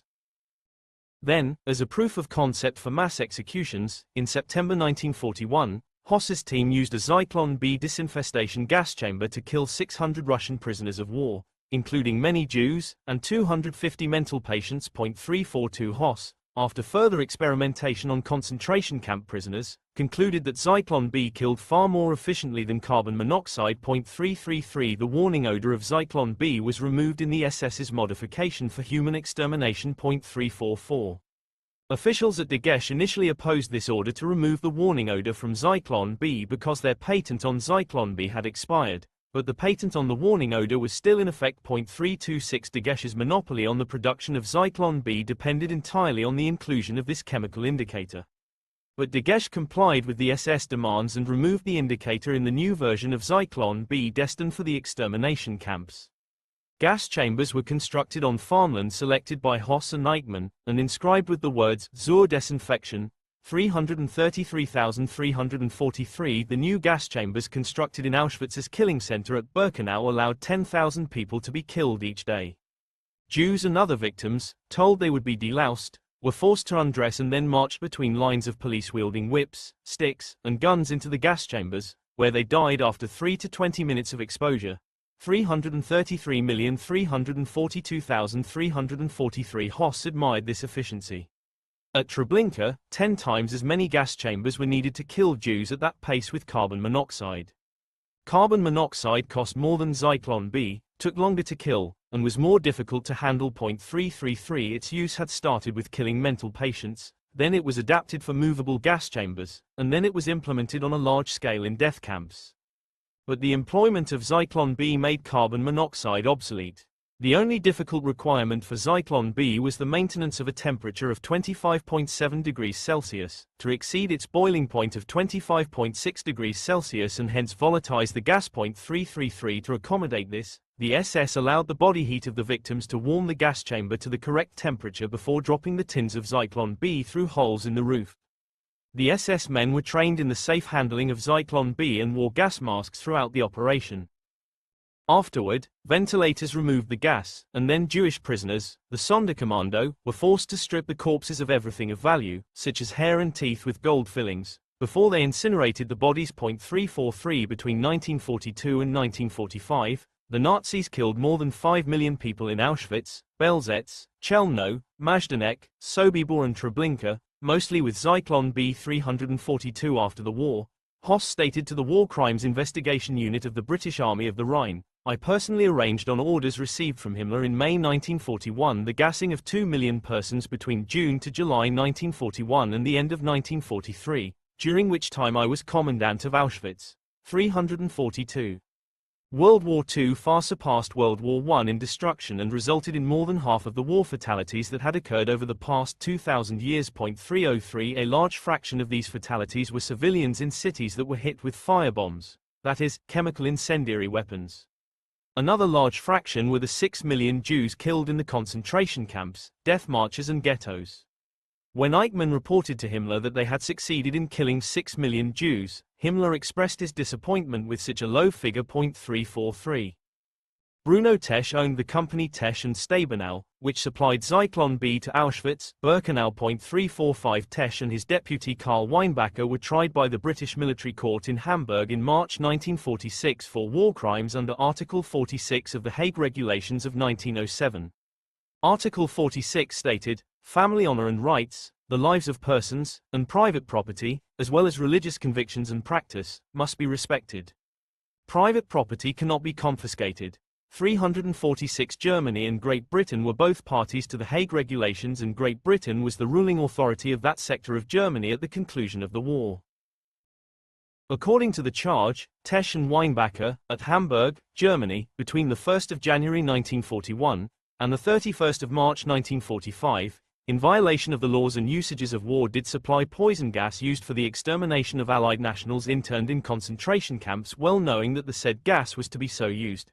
345 Wehrmacht leaders had told Tesch early in the Holocaust that shooting and burying Jews in large numbers was unhygienic, and had asked him what he thought about using Zyklon B-345. Tesh agreed that this would be a better method, and could be done in a gas chamber in the same way that vermin were exterminated.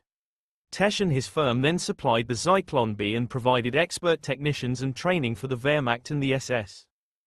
For a conviction, the court had to be sure of three facts. First, that Allied nationals had been gassed by means of Zyklon B. Secondly, that this gas had been supplied by Tesh and Stabenow. And thirdly, that the accused knew that the gas was to be used for the purpose of killing human beings. 345 among many pieces of evidence considered by the court was an invoice from Tesh and Stabenow that read, "We have sent to Auschwitz as freight goods the following shipment of Zyklon B cyanide, without an irritant." 343 This, of course, was the modification of Zyklon B for human extermination, since German law stipulated that Zyklon B for insecticidal use must contain the warning odor for the safety of personnel. Tesh and Weinbacher were found guilty by the court and hanged. 345 As Germany crumbled at the end of the war, and after Hitler took his own life, Höss reported to Himmler in Flensburg. 343 Himmler's order was, plunge out of sight into the ranks of the army. 343 Höss donned a naval uniform and morphed into boatswain Franz Lang, in whose identity he passed through British inspections. Devoted to his wife and children, whom he lavished with attention during their residency at Auschwitz, Höss worked on a farm near to them for 8 months. Meanwhile, the British military police hunted for him in vain. The British Field Security Police finally caught Höss on March 11, 1946. With him, packed alongside his clothing and other personal effects, was his Auschwitz horsewhip. The man who ordered and witnessed the daily massacre of 10,000 Jews could not part with his whip, a symbol of his power over others, even though its presence might give him away. At Nuremberg, unlike most of the other defendants, such as Tesh and Weinbacher, who proclaimed their innocence, Höss elaborated upon his crimes. 343 Höss's only expression of remorse came on April 12, 1947, 4 days before the court hanged him on the gallows in Auschwitz, when he wrote, "In the isolation of my imprisonment, I came to the bitter recognition of how deeply I transgressed against humanity." 343 Yet, in Höss's mind, his transgression was against the Polish people, of whom he begged forgiveness. He showed no remorse for his destruction of Europe's Jews. The development of Zyklon had started under Haber's watch for the purpose of improving public health in the battle against typhus. That its use morphed into the primary tool of Nazi genocide is a cruel twist of fate in the history of the creative genius who moved so readily between the research lab, commercial enterprises, and the halls of government. Haber's niece Hild, her husband, and their 2 children were among the countless Jews killed at Auschwitz, probably by Zyklon B-334.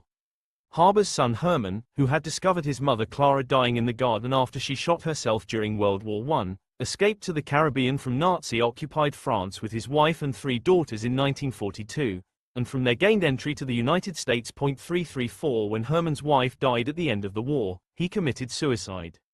Haber's second wife, divorced from Haber, moved with their son Ludwig and daughter Eva to England. The British government interned Ludwig as an enemy alien on the Isle of Man and then in Canada. 347 After the war, Ludwig became a historian of the poison gas warfare of World War I, and had himself gassed to experience the effects before writing his book on the subject. 348. Haber's scientific redemption followed his death and the collapse of the Nazi regime when the Kaiser Wilhelm Institute for Physical Chemistry and Electrochemistry was renamed the Fritz Haber Institute. DDT, 1939–1950. Armed with DDT, the army has conquered the fear of typhus. For the first time in history, this ruthless companion of disaster, famine and poverty has lost all right to its murderous title of champion of the ancient plagues of war. Brigadier General James Stevens Simmons, Chief of the Preventive Medicine Service, U.S. Army, 1,945,349. The first attack of 183 combat aircraft launched from Japan's carrier fleet barraged Hawaii's Pearl Harbor just before 8 a.m. on December 7, 1941. 35 Though the second wave of 54 high-level bombers, 78 dive bombers, and 36 fighter planes attacked an hour later. The surprise attack crippled or destroyed 18 American warships and several hundred planes. American casualties included 2,400 dead and 1,178 wounded. The U.S. Navy lost 3 times as many men in the space of 2 hours as it had during all the battles of the Spanish-American War and World War I combined. 351. 9 hours later, Japanese bombers flying over Manila destroyed half of General Douglas MacArthur's parked fleet of B-17 Flying Fortress bombers and many P-40 fighters. 351 Japanese victories quickly mounted, with the fall of Guam, December 11, Wake Island, December 23, Hong Kong, December 25, the Dutch East Indies, January 1942, and Singapore, February 15. After 5 months of conquest, Japan controlled vast territories extending to the borders of Australia and British India, and Allied forces had lost the Philippines. The Pacific War raged for 4 years after Pearl Harbor, with the forces of both sides stretched from the Aleutian Archipelago in Alaska south to the islands of New Guinea. Although insects posed a mere nuisance in the North Pacific theater, they were deadly vectors of disease in the South Pacific. General MacArthur wrote, "Millions of insects abounded everywhere. Clouds of mosquitoes, flies, leeches, chiggers, ants, fleas, and other parasites pested man night and day. Disease was an unrelenting foe." 352. In 1944, as Marines of the 4th Division prepared to invade the tropical island of Saipan, their battalion surgeon briefed them, 353, in the surf, beware of sharks, barracuda, sea snakes, anemones, razor-sharp coral, polluted waters, poison fish and giant clams that shut on a man like a bear trap. Ashore, there is leprosy, typhus, filariasis, yaws, typhoid, dengue fever, dysentery, sabergrass, hordes of flies, snakes and giant lizards. Eat nothing growing on the island, don't drink its waters, and don't approach its inhabitants. Any questions? An astonished private asked, "Sir, why in hell don't we let the Japs keep the island?" Malaria was the deadliest tropical disease.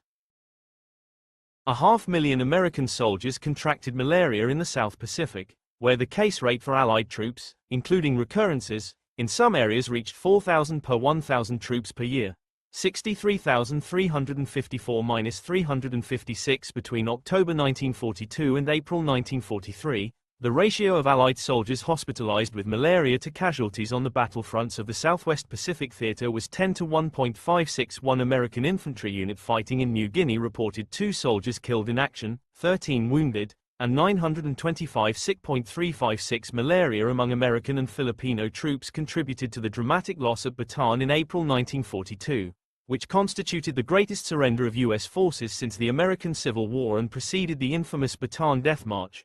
63,357 at Guadalcanal. The division commander ordered that Marines could only relinquish their patrol duty when their body temperature exceeded 103 F.357 in 1943. General MacArthur complained to an Army expert on malaria, "Doctor, this will be a long war if for every division one have facing the enemy I must count on a 2nd division in hospital with malaria and a 3rd division convalescing from this debilitating disease."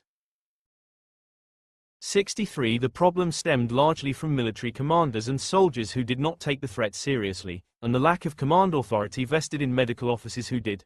303,356,357. This lackadaisical attitude was exemplified by an officer who said, "We are here to kill Japs and to hell with mosquitoes."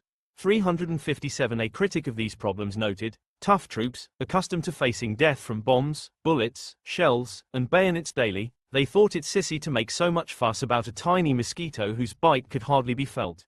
358. Military activities also contributed to the outbreaks. An American military doctor pointed out that trenches, foxholes, tank traps, gun emplacements, vehicle ruts, shell, bomb and mine craters, sabotaged irrigation projects, streams pondered by bridge rubble and improvised causeways, drainage blocked by hastily built airfields and highways, all may provide additional breeding places for malaria mosquitoes. 63. Improving malaria control on the battlefield became a top priority, and the military employed a propaganda blitz to educate soldiers about the threat. One training pamphlet stated, "You can be made as chronic and invalid from malaria as from poison gas. Malaria can make you weak and puny, and good for nothing."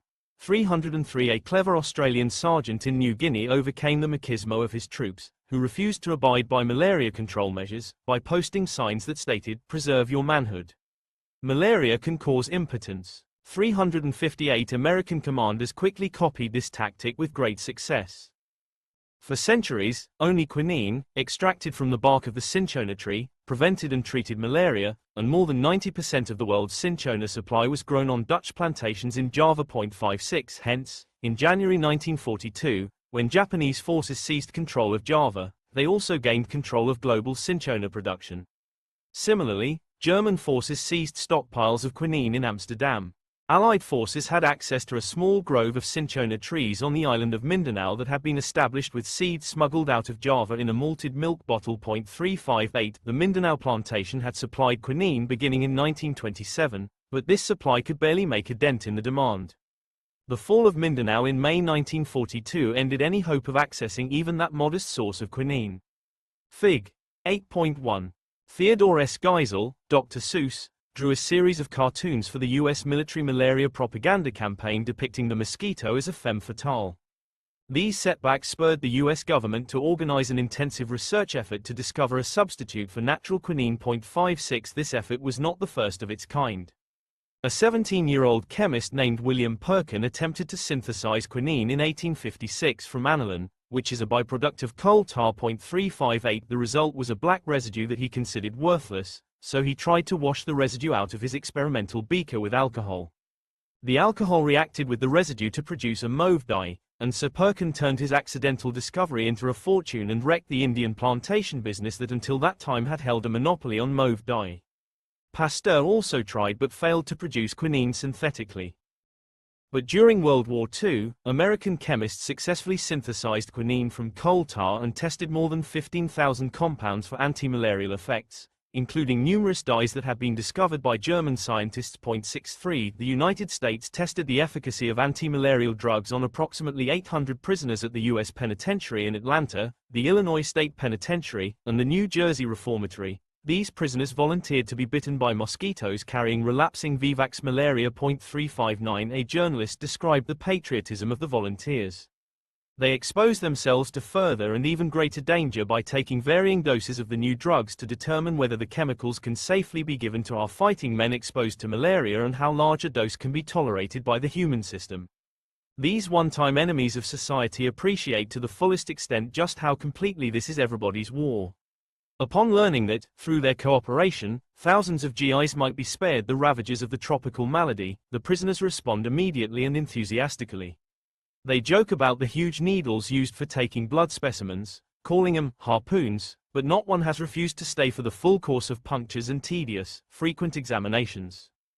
The nature of the drug or drugs, as well as the results, is still a closely guarded secret, but the stage of large-scale human testing is regarded in itself as indicating that the long-sought goal is close to realization. 359. Apparently, this patriotic service of the prisoners had great reformative value, as indicated by the low recidivism under subsequent parole. 287.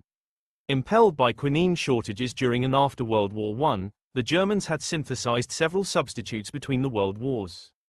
The most efficacious of these was a compound called atabrine, synthesized in 1930.63. In 1943, the United States selected atabrine as its new quinine substitute. Also that year, Allied chemists managed to work out the secrets of atabrine synthesis and then produced it on a large scale to keep soldiers on the battlefield. But atabrine tasted bad, caused nausea, vomiting, and diarrhea, yellowed the skin, the atabrine tan, and led some of those who took it into psychosis. 356,357. It was also rumored to cause impotence. Many soldiers preferred to risk malaria. Fig. 8.2. Effective campaigns were launched on the battlefield to educate soldiers about malaria prevention. Sign posted at the 363rd Station Hospital. OHA 220.1. Museum and Medical Arts Service, Mamas D44 to 145-1. From Otis Historical Archives, National Museum of Health and Medicine. Japanese soldiers used quinine prophylactics, repellents, and mosquito netting that covered an entire squad of troops at once. Yet one Japanese regiment fighting in Burma reported that all of its soldiers were infected. 355. German army units also suffered malaria during their invasions of Greece, Ukraine, and Russia in 1941, and they, too, turned to atabrine. 355. But German actions also caused a malaria outbreak. As American and British forces pushed against the Italian front in late 1943, the German army flooded the Pontine marshes by sabotaging seawalls and pumping stations while also damming river and canal outlets. 360. In a matter of weeks, German forces managed to flood 100,000 acres of reclaimed farmland with a combination of salt water and fresh water. Their intention was to impede the advance of Allied troops. Ironically, the farmland had been reclaimed from wetlands in the early 1930s under an ambitious program of Hitler's ally Mussolini. A journalist reported that the Italian campaign has been fought against three enemies: the Germans, the terrain and the mosquito. 361 She visited a farm previously occupied by Nazi soldiers and found on the pigsty walls illustrations of the plague of mosquitoes that would follow the German operation. Due to their use of atabrine, Allied forces were spared, but local civilians suffered. The Nazis' connection to malaria also extended to their medical experiments in concentration camps. The American military tribunal at Dachau hanged Dr. Klaus Schilling in 1946 for war crimes. Schilling was a famous malaria research scientist and a member of the Malaria Commission of the League of Nations before the war, as well as the head of the Department for Tropical Diseases of the Robert Koch Institute, but he turned his skills against inmates of the Dachau concentration camp during the Holocaust. 287 Between February 1942 and April 1945, Schilling and other prominent Nazi doctors under his supervision infected more than 1,200 inmates with malaria, either directly by mosquitoes or via injections of mosquito mucus gland extracts. The victims, including children, contracted malaria and were then subjected to experimental trials of various drugs, including quinine and atabrine. Many were given experimental immunizations and then repeatedly infected. It was through such experiments that the Germans developed their dosing guidelines for atabrine.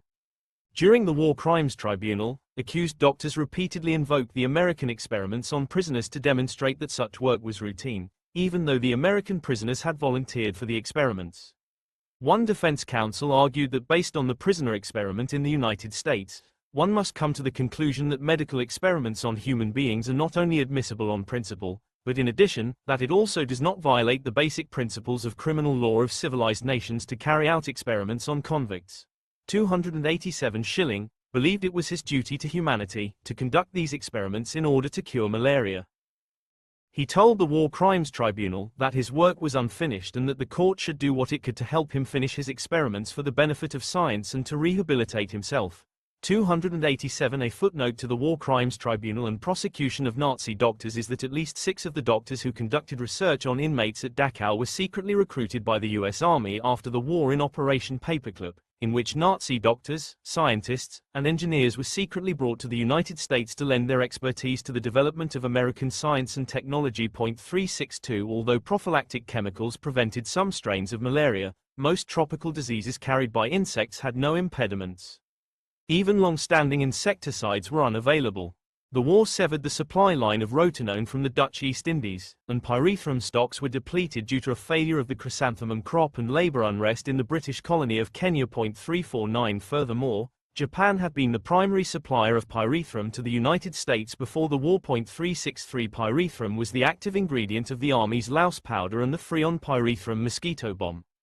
None of these insecticides, even if they had been readily available, was sufficiently effective. Therefore, Allied troops were nearly defenseless against the parade of insect-transmitted diseases until 1943, when the military introduced a new weapon to the South Pacific, European, and North African theaters, DDT, or dichlorodiphenyl trichloroethane. The Austrian scientist Othmar Zeidler synthesized DDT in 1873–74, though he did not realize its importance and devoted to it only 6 lines of an article in the Proceedings of the German Chemical Society. 364,365 The Swiss chemist Paul Müller discovered DDT's insecticidal properties in 1939, and 9 years later won the Nobel Prize in Medicine or Physiology for his finding. 366 That merely 9 years passed between Müller's discovery and his Nobel Prize is a striking sign of DDT's immediate impact and recognition. DDT symbolized the ability of mankind to conquer any problem, even those that had plagued humanity for all time. In 1935, Müller launched his investigation of insecticides for his employer, J.R. Geigy, in Basel. Through his review of the literature and patents, Müller found that none of the synthetic insecticides compared in effectiveness with natural insecticides used long before, including the arsenates, pyrethrum, and rotenone. This gave me the courage to press on, he wrote. In other respects too, the chances were worse than poor. Only a particularly cheap or remarkably effective insecticide had any prospects of being used in agriculture, since the demands put upon an agricultural insecticide must necessarily be strict. I relied upon my determination and powers of observation. I considered what my ideal insecticide should look like, and the properties it should possess. 367. Muller established 7 requirements for an ideal insecticide. 1. Great insect toxicity. 2. Rapid onset of toxic action. 3. Little or no mammalian or plant toxicity.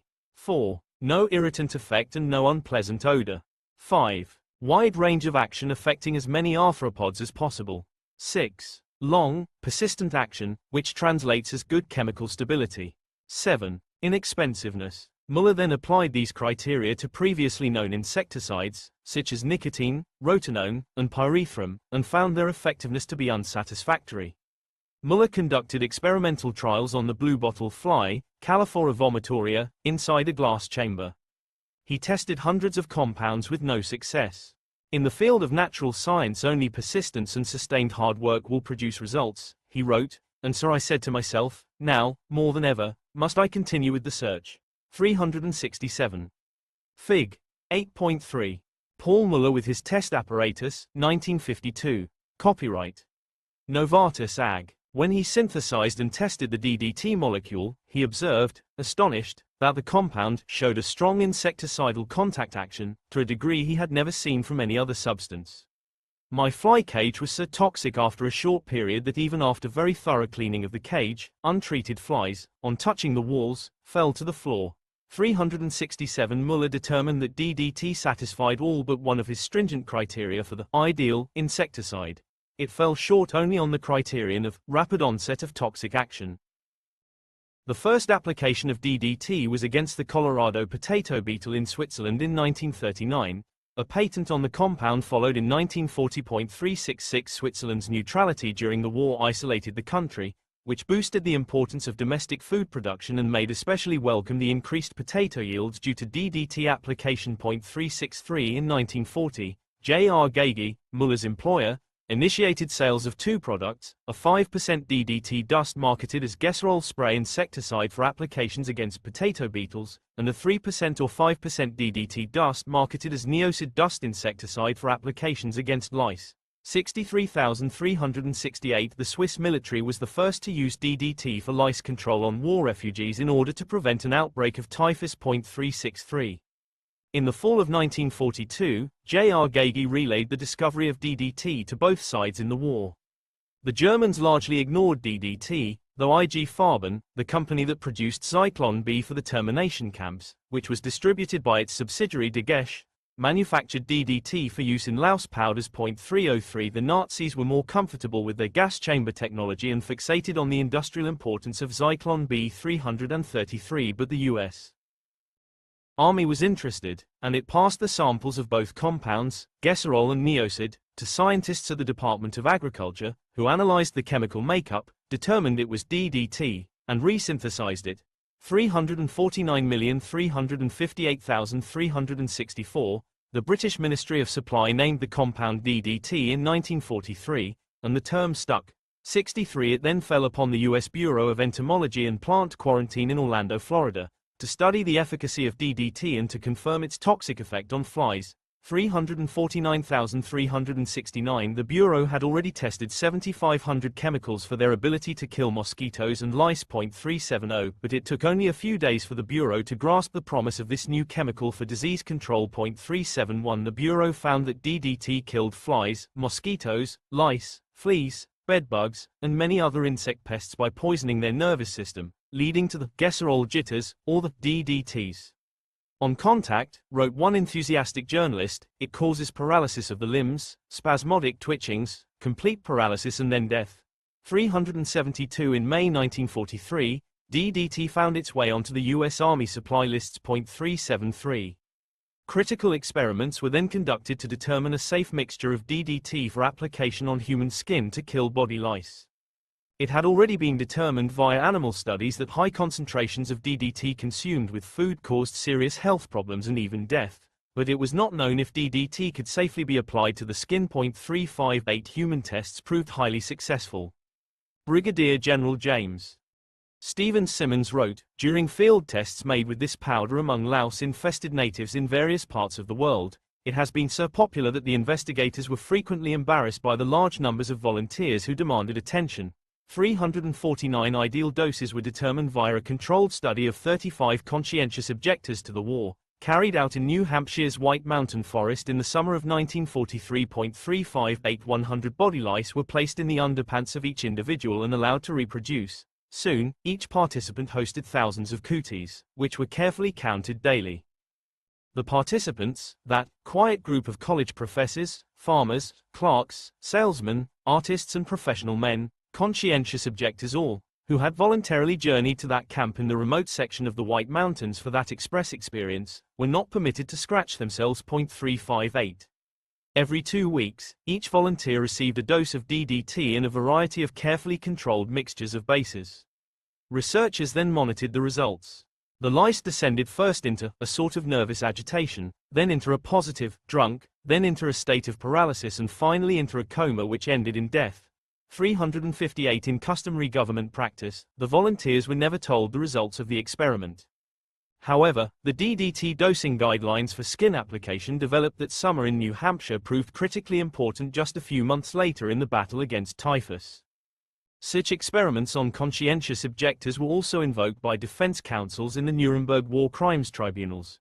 287 Once it was determined that DDT was safe for humans when used properly, the Headquarters Army Service Forces, the Surgeon General, the Quartermaster General, and the War Production Board put into effect a large-scale production effort. 349 DDT experiments fell under a blanket of military secrecy.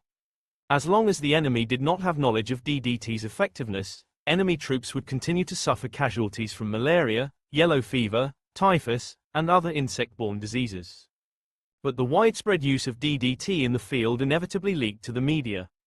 In a 1944 year-end review of Science entitled, "The Year Saw Many Discoveries and Advances Hastened by the Demands of the War," a journalist wrote, "What goes on in government and industrial laboratories and on the front these days is a military secret.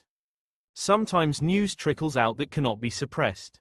It was thus that we learned of the advances made in jet propulsion, winged rocket bombs, airplanes and DDT." 374.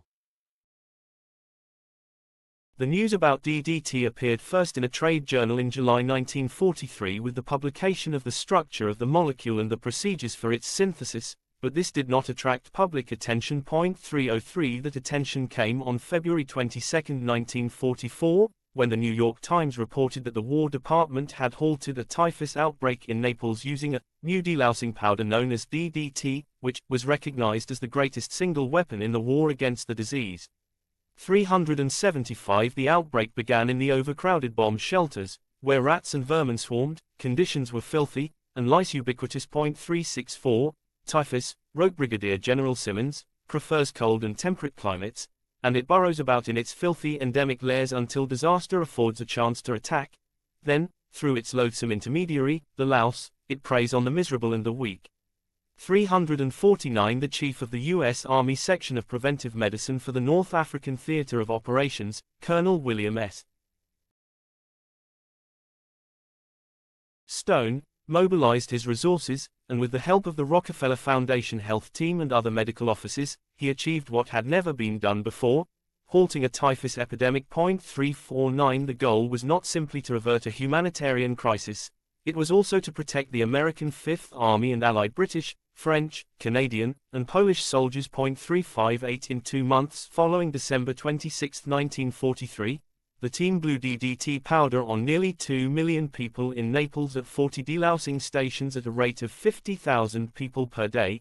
364,376,377 They also created isolation hospitals, vaccinated people exposed to the sick, and sprayed DDT throughout the extensive network of 600 caverns in which 20,000 Neapolitans had hid from the bombing of their city for 9 months. 358 Neapolitans are now throwing DDT at brides instead of rice, reported the New York Times. 376 Maybe it is because nobody in Italy is wasting food these days, maybe it is because of gratitude.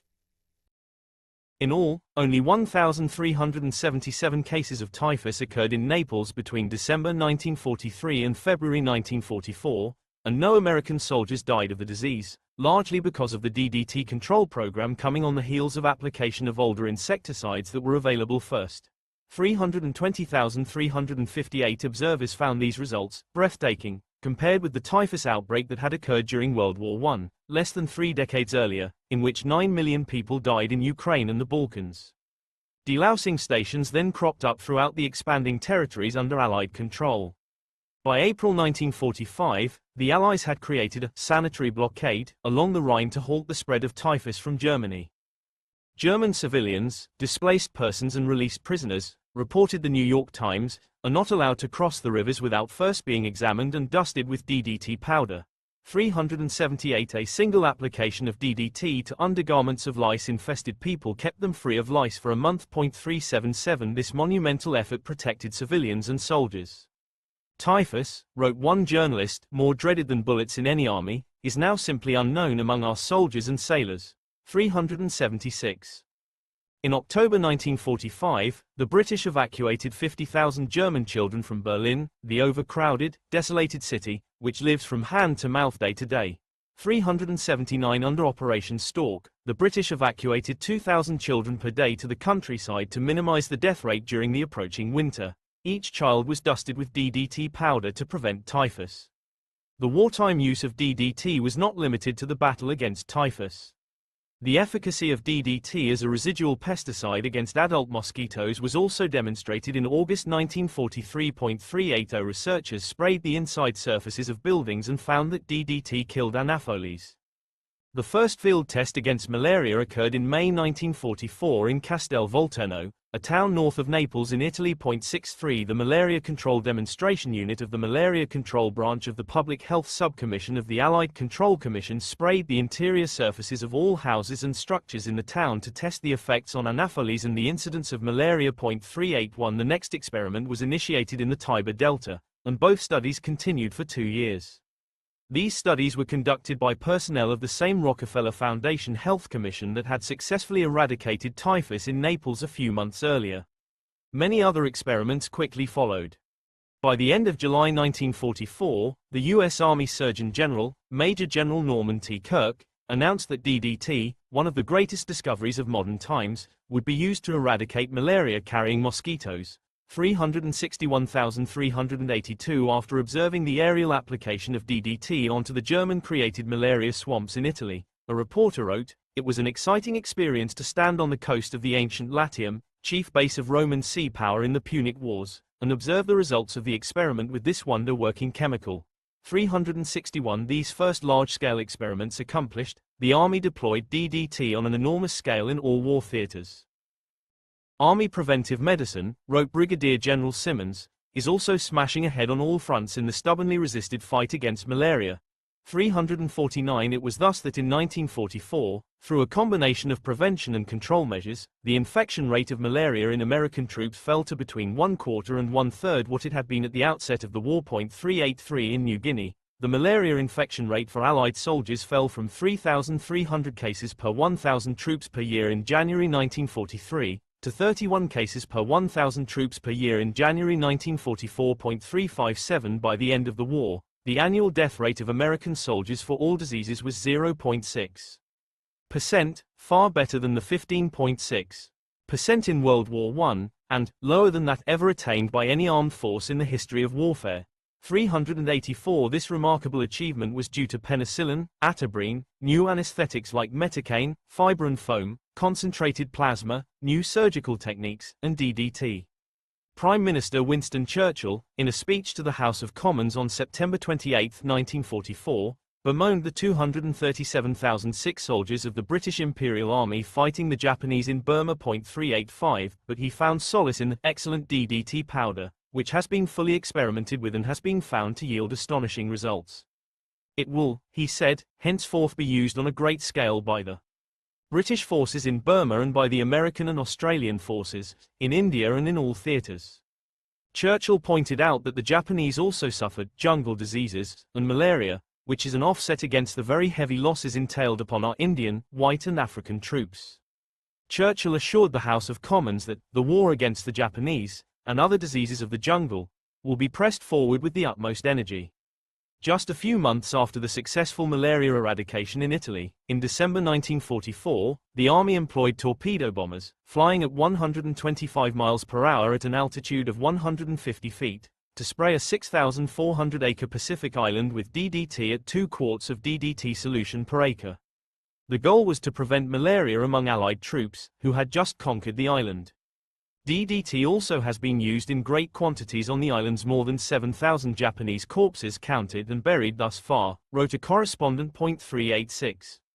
Such operations were possible not only because of the advent of DDT, but also because equipment developed by the U.S. Chemical Warfare Service for poison gas dispersal, and already deployed in the war theaters, was readily adapted for DDT and other insecticide applications. 303 For example, the M10 smoke tank only required a new nozzle to spray DDT, and decontamination sprayers used to neutralize poison gas residues also successfully sprayed DDT.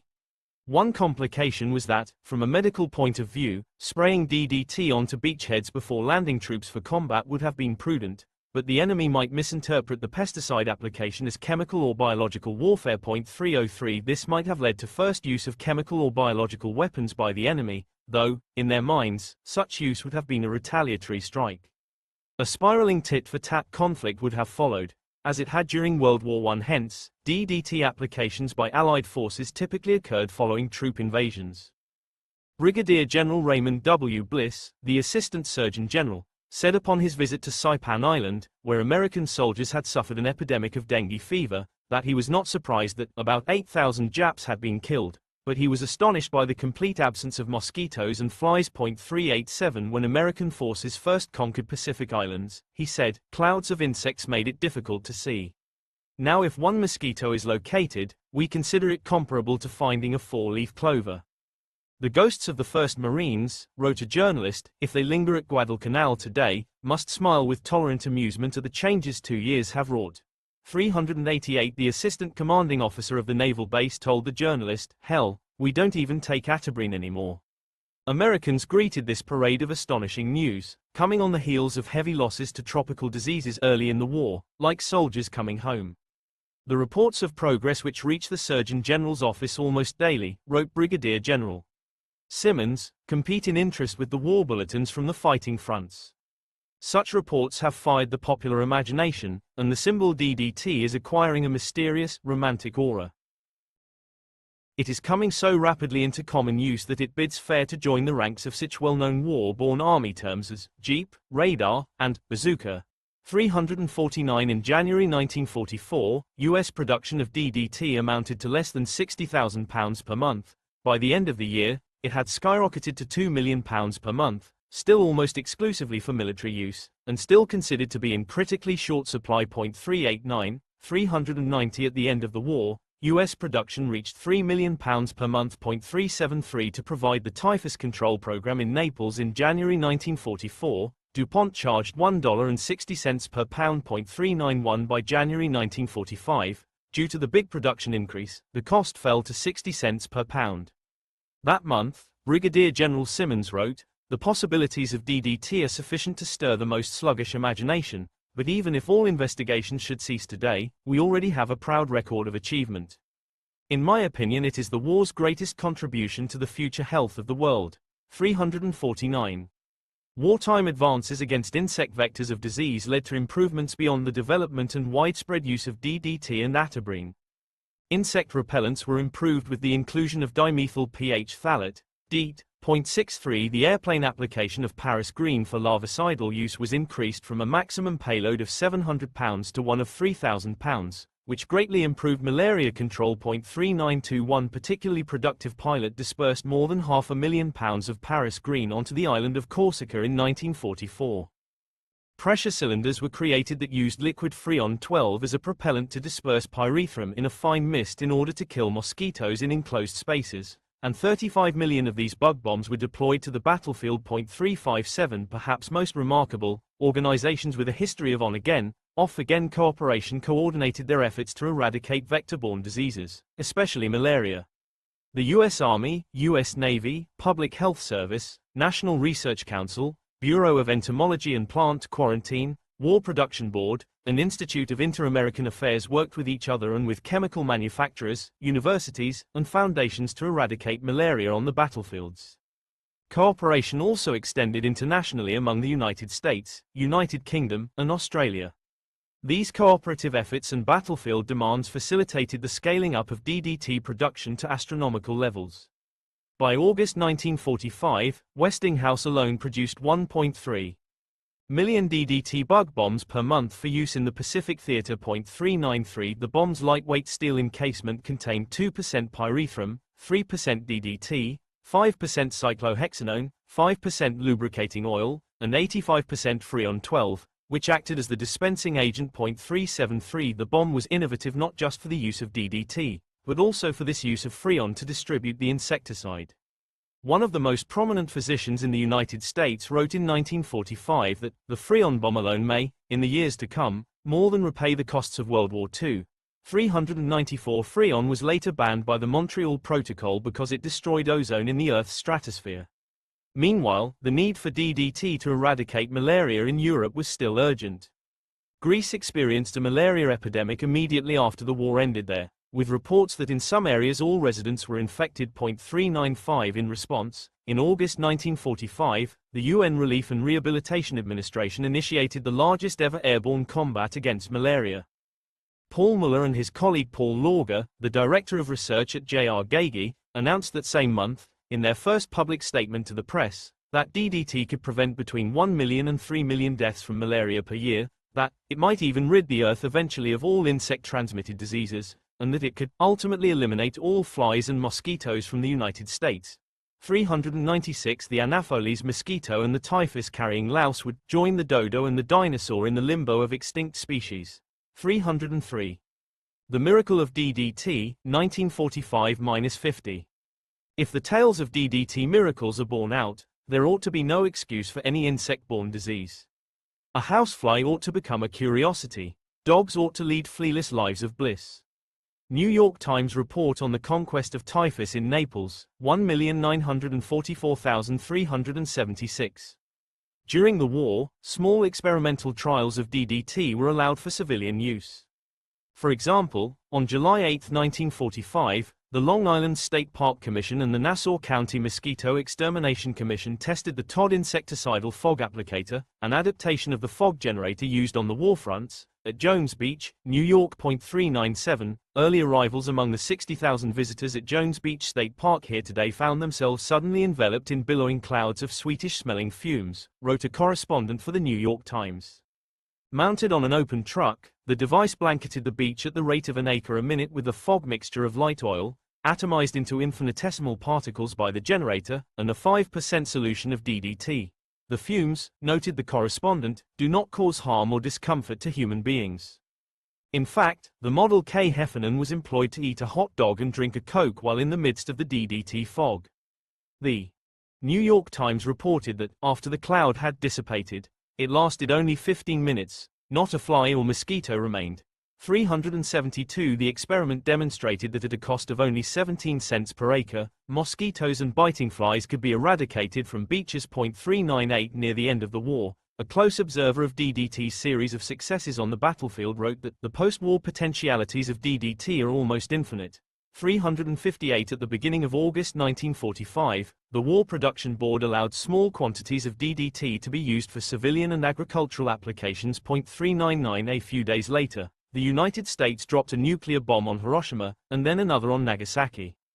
Time magazine coupled photos of the first atomic explosion on the same page with the news that DDT was available for civilians. 400 Soon thereafter, with the war over and production no longer restricted for military use, American chemical companies expanded their output of DDT and directed it towards civilian life.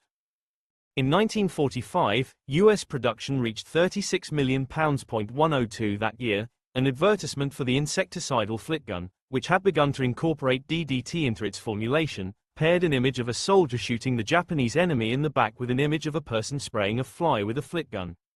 The ad read, "Whether Japs or flies, it's fast action that counts." 303 By the late 1950s, annual U.S. production equaled £1 per person, or £180 million per year. 102 Figs. 8.40 and 8.4b.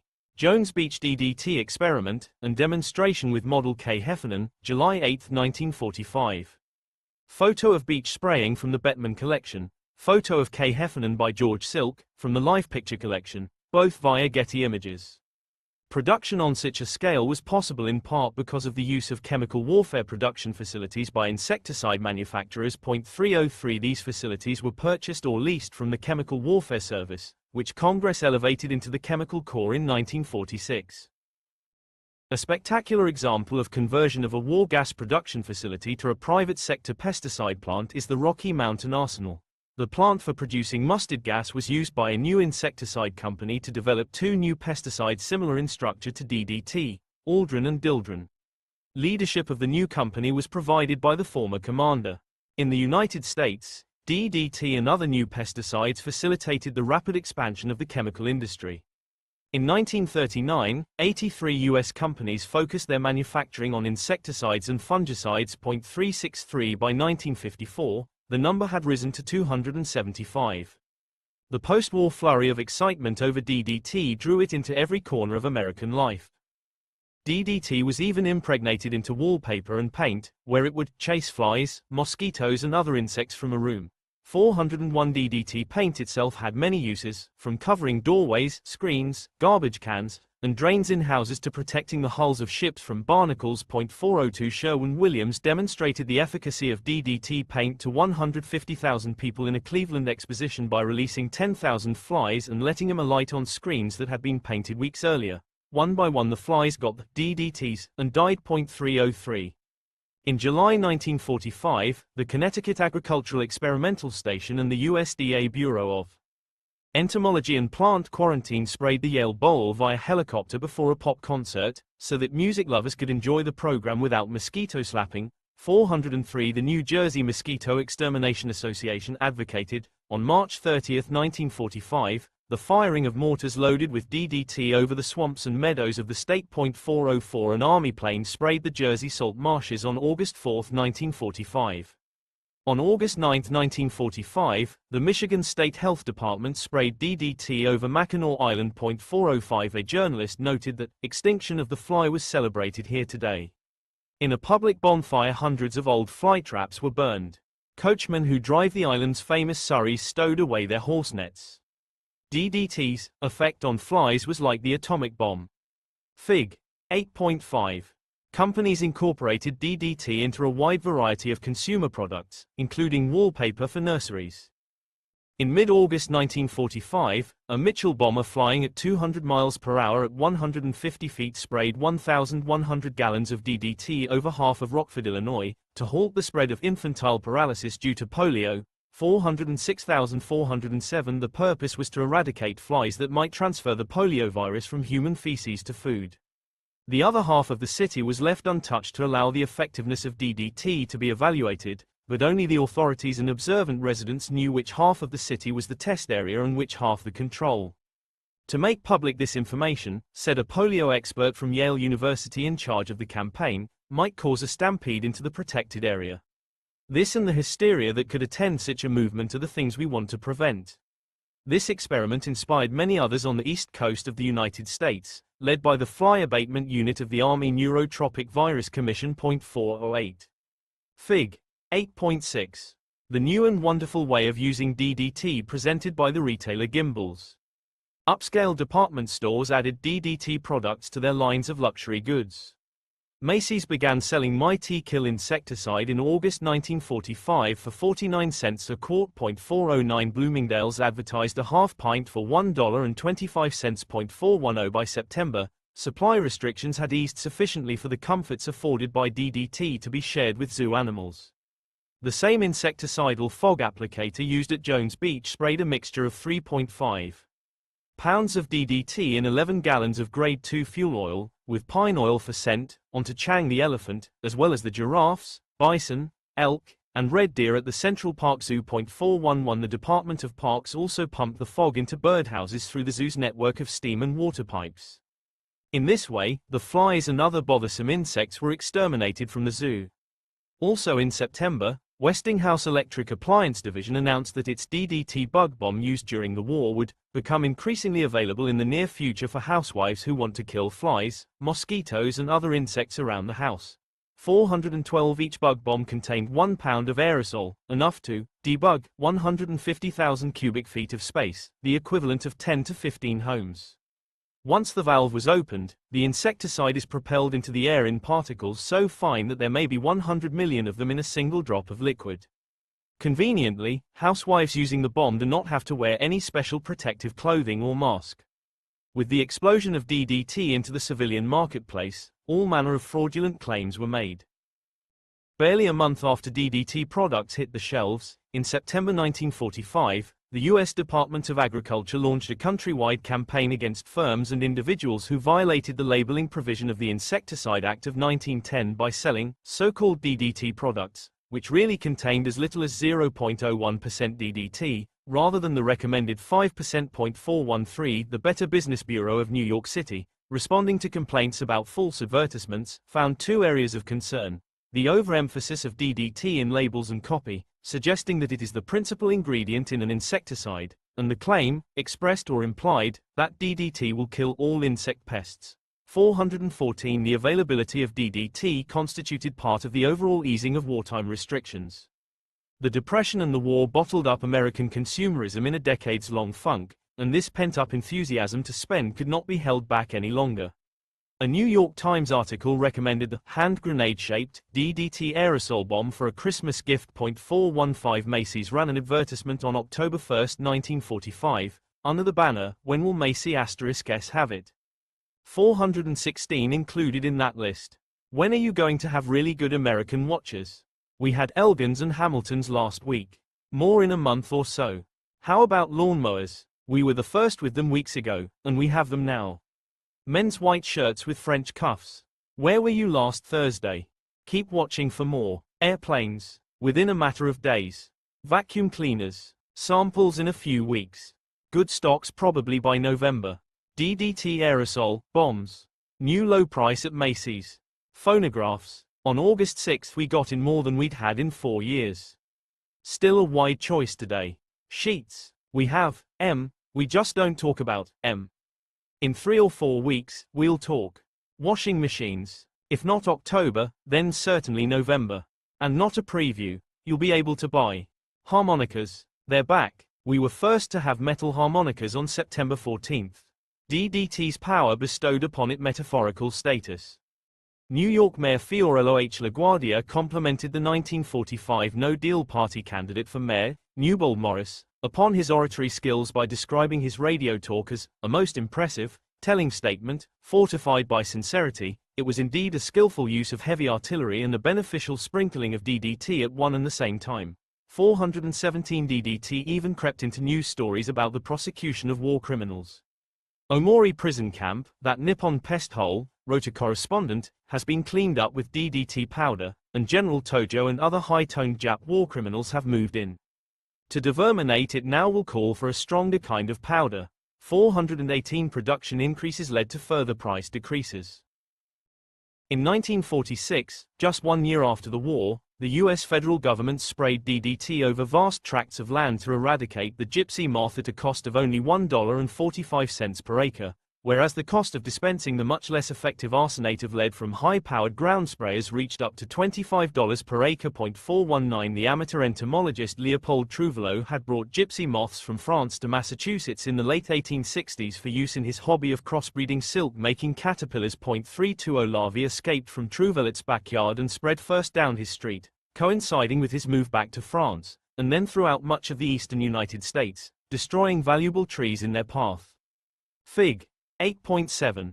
Theodore S. Geisel, Dr. Seuss, illustrated advertisements for the insecticidal flit gun both before the war and afterward, when DDT was incorporated into the product. By 1946, 25 American companies were already in the business of making DDT aerosol bombs. 303 DDT composed part of the wave of the post-war, post-depression economic boom. It stimulated a flurry of jobs in production, distribution, marketing, sales, application, and healthcare. The list of arthropod pests against which DDT was effective looked like an entomologist's record of lifetime collections. The prominent entomologist Clay Lyle, writing to professionals in the field in 1947, described the status of DDT this way: Suffice it to say that at no previous time in history have the achievements of entomologists, working in collaboration with chemists and engineers, been of such universal value as to make in so short a time the name of an insecticide a common word in every household, however humble or remote. The entomologist has become a wizard in the eyes of the uninitiated, and indeed some of the achievements seem little short of magic. Is not this an auspicious time for entomologists to launch determined campaigns for the complete extermination of some of the pests which have plagued man through the ages? Let us not be satisfied with anything less than a post-war program which will challenge the imagination of the world. 419 DDT became an essential agricultural commodity immediately after the war. In Washington, apple growers swapped their use of lead arsenate and sodium aluminofluoride, cryolite, for DDT and were rewarded with a huge decline in losses from codling moths. 363 in Kansas, ranchers calculated that each pound of DDT used for fly control resulted in an extra 2,000 pounds of meat production. Such reports of amazing agricultural yields due to DDT seem to come from all manner of food production. In 1920, each American farm worker grew enough food for 8 people. But by 1957 that number reached 23.420. Consumers also benefited from DDT as a replacement pesticide because the residues of lead arsenate and other metal-based pesticides on unwashed produce had caused numerous poisonings year after year. 421. Idaho initiated a fly eradication program using DDT whose slogan, "No Flies in Idaho," headlined posters in 10,000 public places. 419. If the campaigns are pushed vigorously early next spring, predicted Lyle, there should be many situations before the end of 1947 where a city or county health officer will be asking anybody who has seen a fly to report it, after which a spraying crew will visit the property to locate and destroy breeding sources. This is not a fantastic dream but is something that is almost certain to happen. 419 similar programs sprang up around the United States, such that by 1950 600 cities in 45 states employed fog generators developed by the Chemical Warfare Service to disperse DDT. 303 A glut of military aircraft and veteran pilots combined with cheap DDT to revitalize the crop dusting business. DDT had penetrated municipal, state, and federal insect control programs, agriculture, and the home. Shortly after the war, other synthetic insecticides also entered the marketplace, such as the chlorinated compounds chlordane, toxaphene, lindane, BHC, and methoxychlor, and the organophosphate compound parathion, a total of 25 new pesticides by 1953. 363 chlordane was hailed as the greatest discovery since DDT. 303 sales were robust, and pesticide plants operated around the clock to meet demand. In the beginning all these insecticides were greeted with great optimism, wrote Muller, and people prophesied only a short life for dichloro-diphenyl trichloroethane, DDT. On the whole there is now less talk of these new insecticides, and DDT has, particularly in the field of hygiene, maintained and even improved its dominating position. 367 Indeed, DDT continued its march against malaria throughout the world. In the United States in July 1944, Brigadier General Simmons successfully advocated for an aggressive domestic campaign against malaria through an expansion of the Malaria Control in War Areas Program. 303 The program morphed in 1946 into the Communicable Disease Center, later to become the Centers for Disease Control and Prevention in Atlanta. The British employed DDT in anti-malaria campaigns in Britain's African colonies, where they had to overcome resistance by suspicious elders who questioned its safety. In the 1946 anti-malaria campaign in the Kipsigis Tribal Reserve in Kenya, Kipsigis leaders greeted with skepticism assurances by the British entomologist in charge of demonstrating efficacy and safety. The Africans at first are not very impressed, stated the narrator of the documentary about this effort. 422, some are afraid that the DDT will poison them, while others suspect some form of witchcraft. In response, the entomologist ate a bowl of porridge sprayed with DDT, but even this fails to convince the audience. One elder stated that it was a bad poison that might exterminate the whole tribe. Yet DDT gained acceptance in Kenya as it did elsewhere. The lethal effects of this new insecticide on insect pests were undeniable, and the door was thrown open to simultaneously conquering disease and alleviating hunger. Fig. 8.8. DDT is a benefactor of all humanity. This Pennsylvania salt manufacturing company advertisement appeared in the June 30, 1947, issue of Time magazine. DDT stacked up remarkable public health achievements in country after country. It was employed, along with the rodenticide sodium fluoroacetate, 1080, to immediately halt a bubonic plague outbreak in Peru from December 1945 to January 1946.423. It was credited for a large measure of the 50% decline in the death rate in India in the 2 decades after its release, and in Ceylon, Sri Lanka. The program of spraying households with DDT was followed by a 34% decline in deaths in only 1 year. 424 throughout the world. People embraced the opportunities afforded by DDT in the realms of public health, food security, and pest management in the home. A panacea that addressed problems ranging from plagues to household annoyances, and at such a low cost, struck ministers of health and housewives alike as exemplifying the limitlessness of human ingenuity. Within 23 years from the end of the war, enthusiastic chemical companies and consumers had produced and sprayed 1 billion pounds of DDT. 425 Never before in human history had a new chemical been so widely broadcast. 421 The success of DDT initiated a flurry of activity in chemistry labs around the world, and scientists developed an immense diversity of synthetic pesticides in rapid succession. 370 These pesticides fueled the Green Revolution, corporate profits, and the reputations of scientists like Muller credited with preventing vector-borne diseases and famine.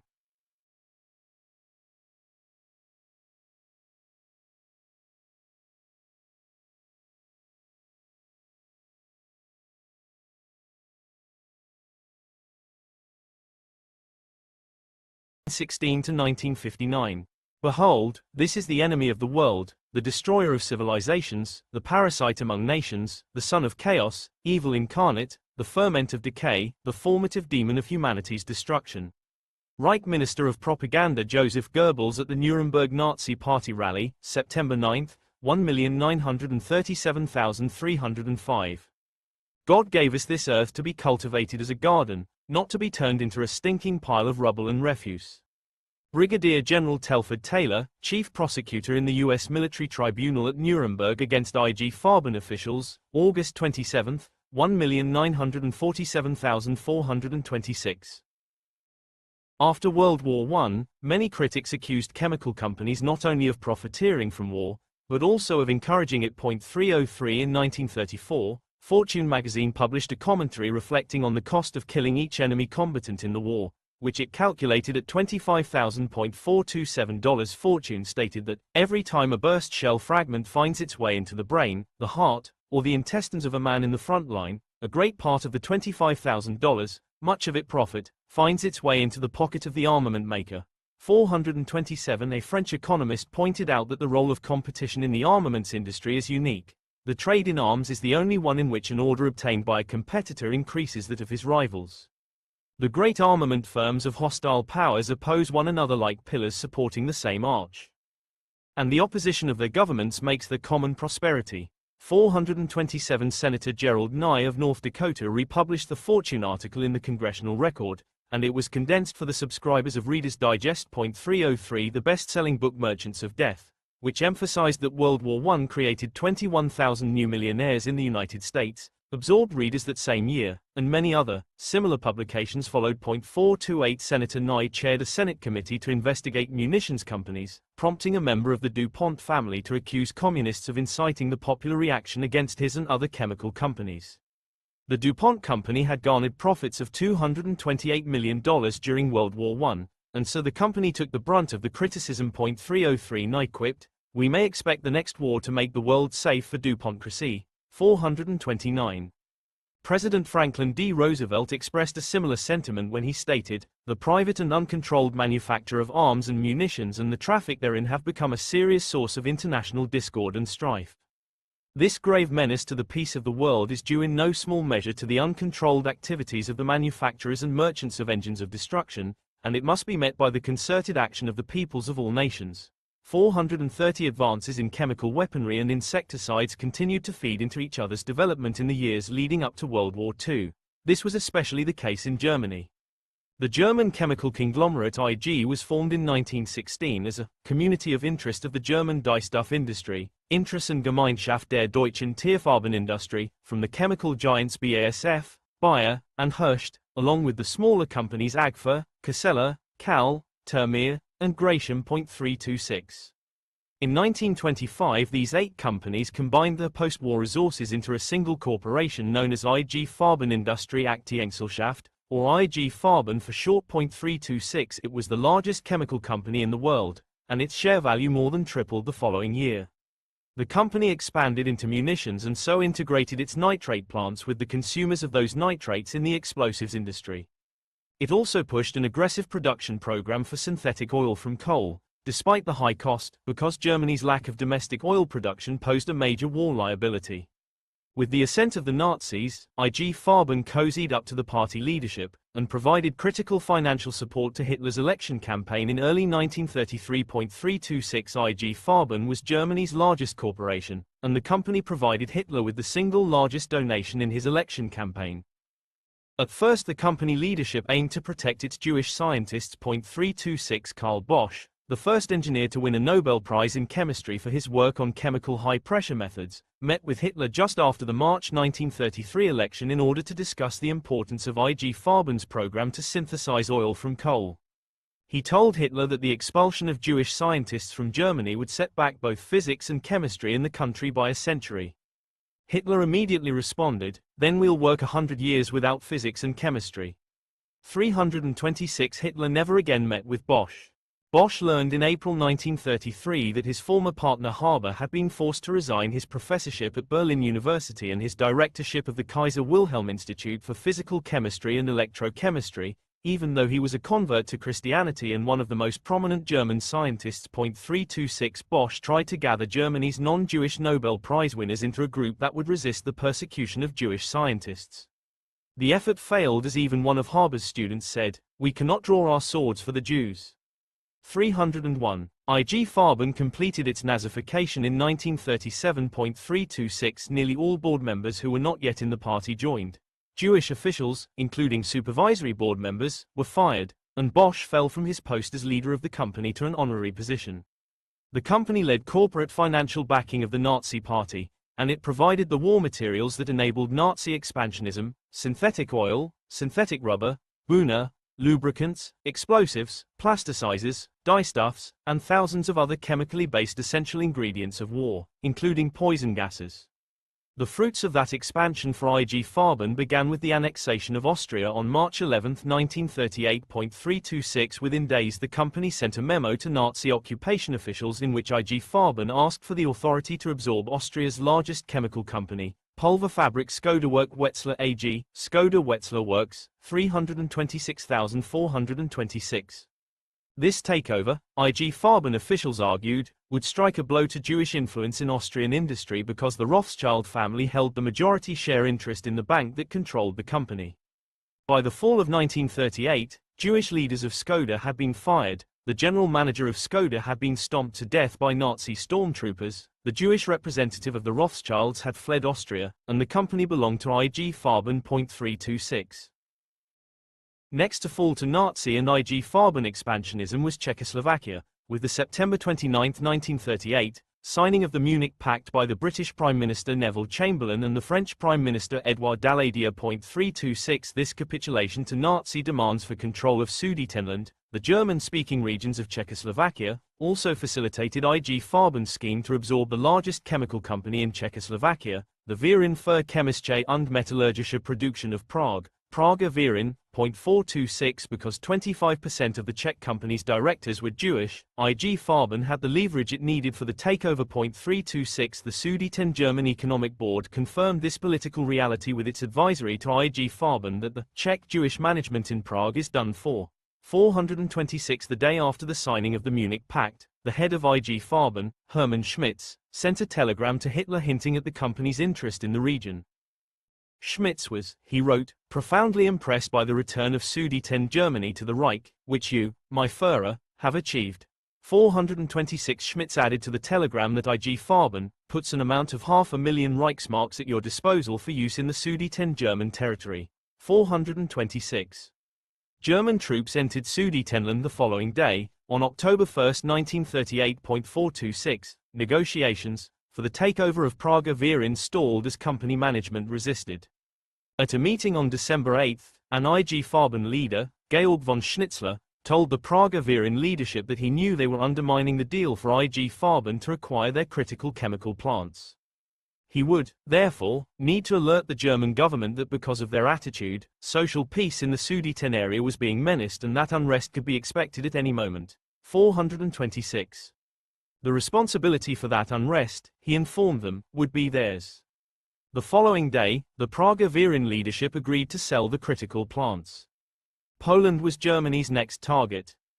As with the prior conquests, in advance of the invasion, IG Farben prepared a wish list of chemical companies it would like to acquire in Poland. 326,426. Germany invaded on September 1, 1939, and so began World War II. 3 weeks later, officials of IG Farben, at their request, were appointed trustees of the absorbed Polish chemical plants. 426. Bosch fell into depression contemplating how German aggression and the war had resulted from his chemical engineering successes of synthesizing nitrates, oil, and rubber. 326. In February 1940 he took his ant colony from the Kaiser Wilhelm Institute and moved to Sicily. His health continued to decline, and he returned to Germany in April. He predicted the fall of France and the ultimate destruction of Germany and the company he had built. On April 26, 1940, at the age of 65, Bosch died. Germany invaded France on May 9, and by late June Germany controlled nearly all of Europe. 326. IG Farben absorbed the chemical companies of France, Norway, Holland, Denmark, Luxembourg, and Belgium. It planned for the conquest of chemical companies in countries not yet conquered, whether neutral, ally, or enemy, including the Soviet Union, Switzerland, the United Kingdom, Italy, and the United States. IG was at the zenith of its power, wrote an expert on the company. From the Barents Sea to the Mediterranean, from the Channel Islands to Auschwitz, it exercised control over an industrial empire, the likes of which the world had never before seen. 326. If the leaders of chemical companies in conquered territories were unwilling to cede a controlling interest to IG Farben, they were threatened with classification as a Jewish concern, which would allow immediate and complete confiscation of assets. 326. The French chemical giant Kuhlmann, which was Europe's second largest chemical company, served as an example. Kuhlmann had been managed by a Jew prior to the German occupation. This fact alone was sufficient for classification as a Jewish concern and subsequent seizure, which compelled the Kuhlmann leadership to capitulate to IG Farben's demands. IG Farben was complicit in the Holocaust not only for the plunder of Jewish assets and for the production of Zyklon B for the termination camps, but also for the testing of chemicals on concentration camp inmates. 426. An IG Farben director later justified the human experiments on the grounds that the inmates of concentration camps would have been killed anyway by the Nazis, and the experiments had a humanitarian aspect in that the lives of countless German workers were saved thereby. 431. Perhaps the greatest crime of IG Farben was its use of slave labor. The Nazis and the corporate allies utilized slaves from concentration camps throughout their sprawling network of production facilities for war materials and weapons. Slaves were cheap, expendable, and ensured secrecy. As Heinrich Himmler explained to Hitler in their planning for the use of slave labor, a benefit of using concentration camp slaves would be that all contact with the outside world would be eliminated. Prisoners don't even receive mail. 362. The IG Farben chemist Otto Ambros selected the Auschwitz concentration camp as the location for the company's extensive manufacturing complex to produce synthetic rubber and oil, the largest such facility in the world and IG Farben's largest endeavor. 326,426. Ambros selected Auschwitz because of the availability of slave labor, a coal mine, plenty of water, the Sola, Vistula, and Shemsa rivers, and a rail and road network. Ambros negotiated with Himmler for the rent of Auschwitz slave labor in the Farben facilities, negotiations facilitated by the mutual benefit of such an arrangement to IG Farben and the SS, and the fact that the two men had known each other since attending grade school together. 362. Farben agreed to pay the SS 3 Reichsmarks per day per slave. Ambros crooned about the arrangement to his boss, writing, on the occasion of a dinner party given for us by the management of the concentration camp, we furthermore determined all the arrangements relating to the involvement of the really excellent concentration camp operation in support of the Buna plants. Our new friendship with the SS is proving very profitable. 362. Ambros chose to participate in the Holocaust despite the fact that his PhD supervisor was Haber's friend, the Jewish Nobel laureate Richard Willstatter, with whom Ambros corresponded even after Willstatter fled to Switzerland in 1939. Willstatter died in exile in 1942. 305,326. The IG Farben complex at Auschwitz, designated as IG Auschwitz, consumed more electricity than Berlin. 326. 25,000 concentration camp inmates died building the complex. Because inmates often died on their forced march from the main Auschwitz concentration camp to the construction site, and this reduced productivity, IG Farben built its own concentration camp for slave labor. This camp, called Monowitz, also bore the Auschwitz motto across its entrance, Arbeit macht frei, or work sets you free. The entire Auschwitz complex was then complete. Auschwitz I, the original concentration camp containing hundreds of thousands of prisoners, Auschwitz II, the extermination camp at Birkenau, Auschwitz III, the IG Farben facilities for the production of rubber and fuel, and Auschwitz IV, the IG Farben concentration camp at Monowitz. IG Farben officials were unhappy with the labor shortage caused by the selection process of SS physicians. Jews capable of work in the IG Farben facility were too often selected for gassing at Birkenau due to the zeal of the SS to carry out the final solution. 326. For example, in a shipment of 5,022 Jews to Auschwitz, 81% were selected for gassing, while only 19% were selected to labor for IG Farben. An SS official, seeking to increase the labor pool for IG Farben, altered the protocol such that the unloading of Jews from trains would occur near the IG facility rather than near the crematory. The next shipment of 4,087 Jews resulted in 59% selected for the gas chambers and 41% selected for IG Farben labor, thereby improving the labor statistics. Between 1941 and 1945, IG Farben enslaved 275,000 concentration camp inmates, excluding those who died or were exchanged with other slave-holding businesses. 426. IG Farben officials were continually unsatisfied with the labor pool. If the transports from Berlin continue to have so many women and children as well as old Jews, said an official, I don't promise myself much in the matter of labor allocation. 326. For the typical Auschwitz inmate selected for IG Farben work, Monowitz proved to be the location for a few months of labor before their poor condition put them on the path to Birkenau. 326. An SS officer told the prisoners of Monowitz, you are all condemned to die, but the execution of your sentence will take a little while. 326. IG Farben prisoners at Auschwitz received better food than at the extermination camps, but it was still a starvation diet that resulted in a weight loss of 3 to 4 kilograms per week. 326. IG Farben officials imposed a rule that no more than 5% of its inmates could be sick at any given time and a single individual could not be sick for more than 14 days. Officials managed any exceedance of these rules by shipping the sick to Birkenau. IG Farben foremen ensured discipline among their slave laborers by referring rule breaches to the SS. 326. Examples of transgressions that received SS discipline included lazy, shirking, refusal to obey, slow to obey, working too slowly, eating bones from a garbage pail, begging bread from prisoners of war, smoking a cigarette, leaving work for 10 minutes, sitting during working hours, stealing wood for a fire, stealing a kettle of soup, possession of money, talking to a female inmate, and warming hands. 326. The SS responded with a range of punishments, including withholding food, lashing, hanging, and selecting the offender for Birkenau. On January 17, 1945, as Russia's Red Army advanced toward Auschwitz, Ambrose busied himself with the destruction of documents related to IG Farben's wartime activities and atrocities. 362. The next day, SS guards forced the remaining Monowitz prisoners on a death march into the German interior. Within 2 days, 60% of the prisoners were dead. On January 23, Ambrose departed from Monowitz, leaving behind only those prisoners with infectious diseases who had been too weak to force on the death march. One of those was Primo Levi, the Italian chemist and writer. 4 days later, on January 27, the Red Army liberated what was left of the Auschwitz concentration camps. Meanwhile, Ambrose traveled back to Germany to destroy other IG Farben records and to modify a chemical weapons factory to appear as if its purpose was to produce detergents and soap.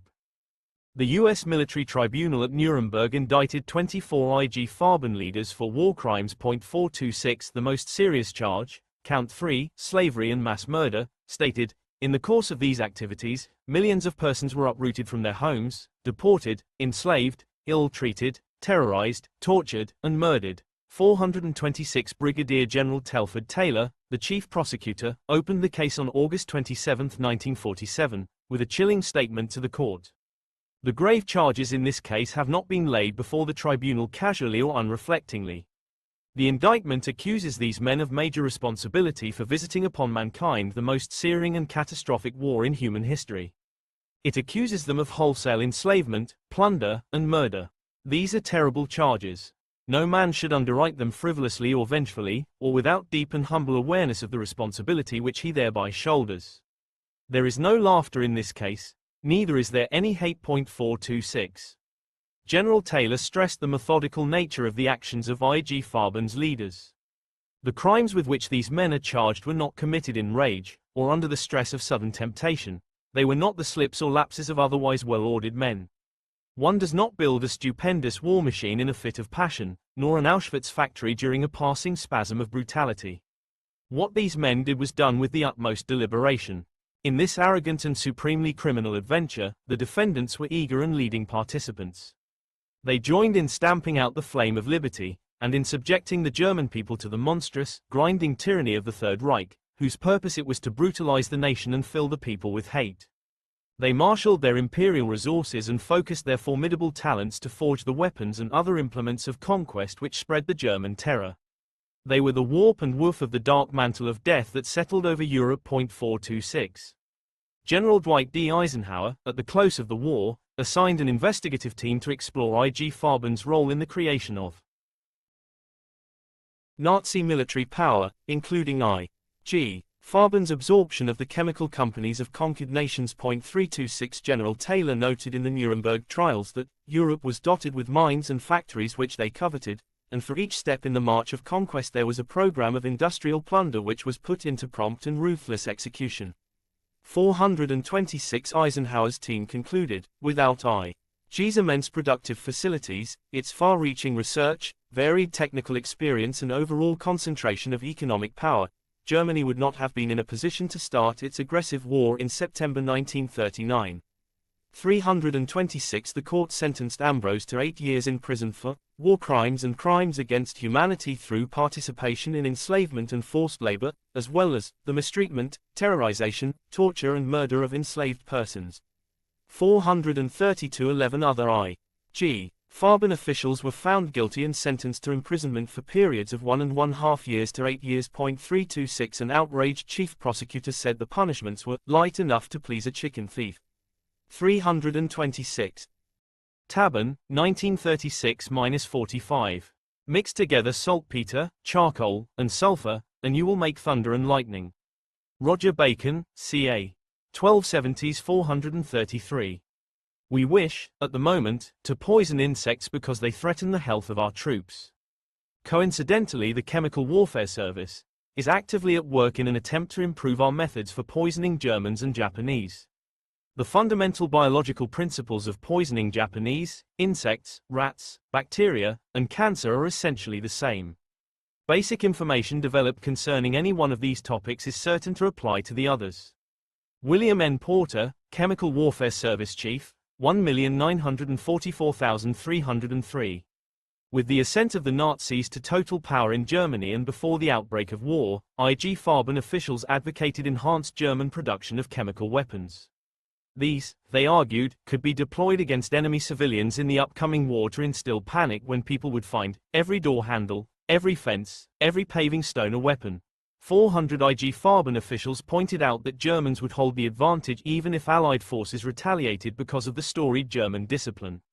The German motivation for chemical weapons production also grew out of the economic burden of importing expensive insecticides, primarily nicotine. 434 German law in 1937 mandated insecticide use by farmers, so German chemical companies could profit from sales to farmers if they could discover inexpensive chemicals that were toxic to insects. They could also profit from sales to the military if, in the course of their pesticide research, they discovered chemicals toxic to people.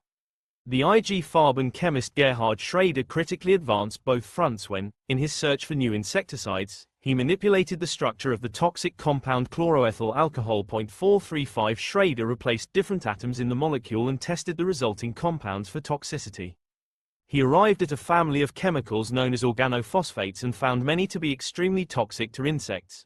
303,370,435.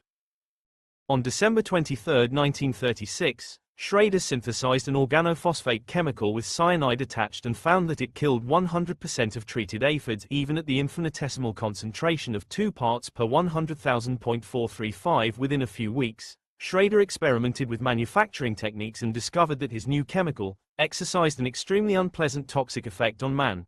435, the first symptom noticed, Schrader recollected, was an inexplicable action causing the power of sight to be much weakened in artificial light.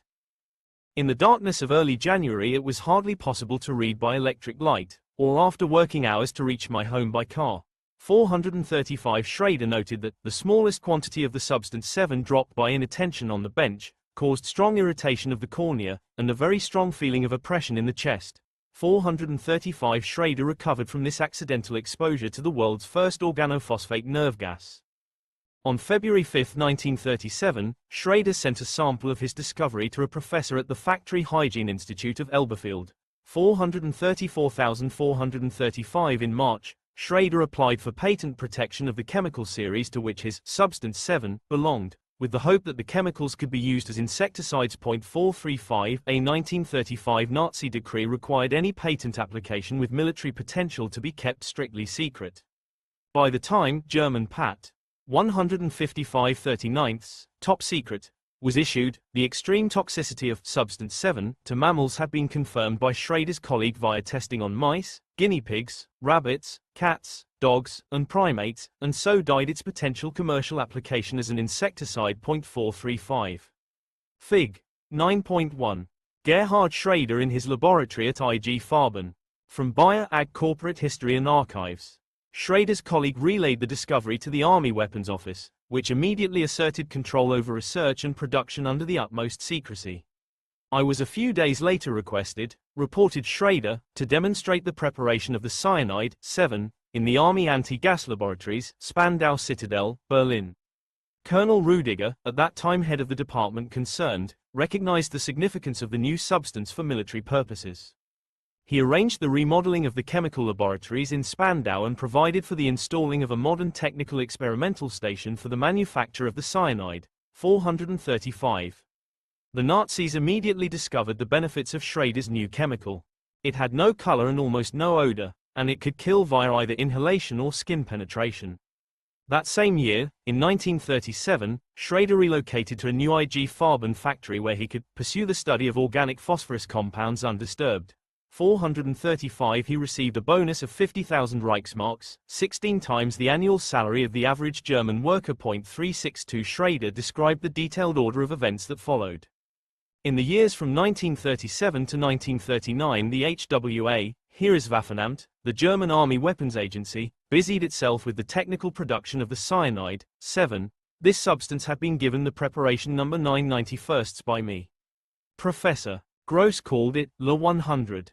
The HWA named it Gelen, and later, Substance 83.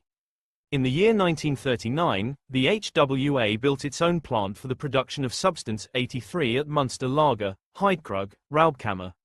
At the end of 1939, Herr Director Ambrose received the order from the High Command to establish a special factory for the large-scale production of Substance 83. As a site for the new establishment, a place near Dienfurth, Oder, about 40 kilometers. NW of Breslau, was chosen. The building of the new works began in autumn 1940, and in April 1942, the Inorganic concern began the production of Substance 83, which was then termed Trillion. 83 inches later, T.83 inches and, finally, Tabern. 435 Hermann Göring served as one of the first Nazi ministers, created the Nazi secret state police force, the Gestapo, served as commander-in-chief of the Luftwaffe and plenipotentiary of the Nazi four-year plan, and rose to the number 2 position in the Nazi command after Hitler. After the war, Göring was also one of the major war criminals sentenced to death by the Nuremberg judges, and he requested that his execution take place by firing squad rather than hanging. 362 The Allied Control Commission denied his request, and Göring killed himself with potassium cyanide that he had hidden for 18 months in a vial that he kept alternately in his anus and his navel. During the war, Göring had a hand in diverse aspects of Nazi warfare, including the production of Tabern. The name, Tabern, was derived from the word taboo. 362. Fig. 9.2. The IG Farben-Tabben factory in Dienforth, Lower Silesian Province, Poland, photographed in 1941 by a British spy plane, upper right portion of photo. Otto Ambros designed and managed the secret facility. .362 here, 3,000 slaves filled artillery shells and bomb casings with Tabben. Here, too, the reliability of gas masks developed by SS Brigadierführer and chemist Walter Schieber were tested on concentration camp prisoners who were sprayed with nerve gases. Soviet forces captured Dienforth on February 5, 1945. By then, the SS guards had marched the slaves to the Gross-Rosen concentration camp. One-third of them survived the march. The munitions had been secreted away, documentary evidence had been destroyed, and IG Farben employees had bolted. A Nazi platoon shelled the Soviet forces as a diversion to allow an IG Farben technical team to scrub clean the Tabben facility. When the Soviets discovered the facility, it was empty of people and Tabben, but they were able to disassemble the factory and ship it home for reassembly and Tabben production in a new facility outside Stalingrad. Copyright HES, from National Collection of Aerial Photography, NCAP 000036543. org.uk. After Tabben's discovery, Göring commissioned a report from the head of IG Farben's board of directors, Karl Krausch. Krausch wrote that Tabben was the weapon of superior intelligence and superior scientific technological thinking, which could be used against the enemy's hinterland. 362 Göring agreed with this assessment, and wrote to Krausch that nerve agents would induce psychological havoc on civilian populations, driving them crazy with fear. 362 On August 22, 1938, Göring appointed Krausch as his plenipotentiary for special questions of chemical production, with a focus on Tabben. .362. Schrader's work progressed, and on December 10, 1938, he discovered a compound 10 times more toxic than Tabben. .435. The action of this substance as a toxic war substance was, he reported, in comparison with hitherto known substances, astonishingly high. 435 tests revealed that the toxic value of this interesting substance against warm-blooded animals surpassed that of Tabben, and that it could not be considered as an insecticide. 435. Like Tabben, the new substance carried a series of labels. Schrader referred to it as Le 213 inches and reported that the HWA coded the substance as Stoff 146. Later the preparation was called Trillium 146, T.46 feet, and finally, Sarin. 435, Sarin, was an acronym for his name and those of his colleagues who assisted in its development, Schrader and Ambros from IG Farben along with Rudiger and van der Linde from the German army. 362,431 In June 1939 Schrader's formula for sarin was ready for the Wehrmacht's laboratory in Berlin, which produced its first sarin samples in September. 431,435 Simultaneously, Germany crushed Poland, and Hitler announced in a fiery speech meant for Allied consumption that he possessed new weapons against which there was no defense. Large-scale manufacture of Tabben and sarin posed many challenges, both financial and technical. Germany constructed its Tabben factory using Wehrmacht funds that were channeled through newly created companies with the intent to obfuscate the role of IG Farben. .431 Technical issues proved more obstinate, and problems in Tabben synthesis quickly mounted. Tabben's ingredients were corrosive to steel and iron, which therefore had to be plated with silver. The toxicity of Tabben posed special difficulties for the workforce and operations of the factory. Steam and ammonia were deployed to decontaminate equipment, and workers used respirators and wore rubber suits usable for only 10 work shifts. Nevertheless, before the factory churned out its first batch of Tabben, more than 300 accidental exposures occurred. The worst cases caused death in 2 minutes. High body fat lowered the side effects of Tabben exposure, so the factory provided workers with high-fat content foods. Casualties among both workers and slave laborers provided Nazi scientists with data on the toxic effects of Tabben on people. .436 Once technical problems were solved, the factory had a production capacity of 1,000 metric tons of Tabben per month. .437 First, the ingredients were produced and then synthesized into Tabben, which was then transferred to an enormous basement facility for the filling of bombs and shells. .431 When ready for deployment, the Tabben munitions were secreted off-site and stored in an underground arsenal in Upper Silesia. The Nazis also admired the extra lethality afforded by sarin, which they created in a secret facility called Building 144.431. The nerve agent research and development facilities employed 1,200 workers. Sarin and Tabun were cleverly weaponized with a variety of delivery agents, including a machine gun that could fire 2,000 rounds of sarin or Tabun-filled bullets per minute. By the early 1940s, Schrader had screened between 100 and 200 chemicals for toxicity as war gases for the Nazi government. 303 The Nazis tested the toxicity of nerve gases and other chemicals produced and supplied by IG Farben on inmates of concentration camps.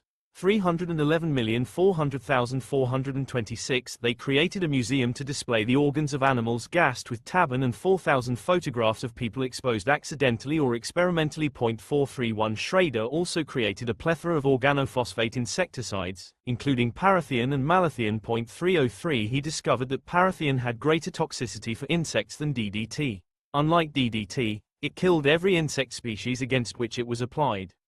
The discovery of these compounds and their toxicity for insects and humans occurred at the very time that the Nazi propaganda machine spewed out rhetoric equating Jews with insects and other pests that needed to be exterminated. 400 The Nazis drew inspiration from German texts from the previous century that pronounced Jews, vermin, spiders, swarms of locusts, leeches, giant parasite growths, poisonous worms.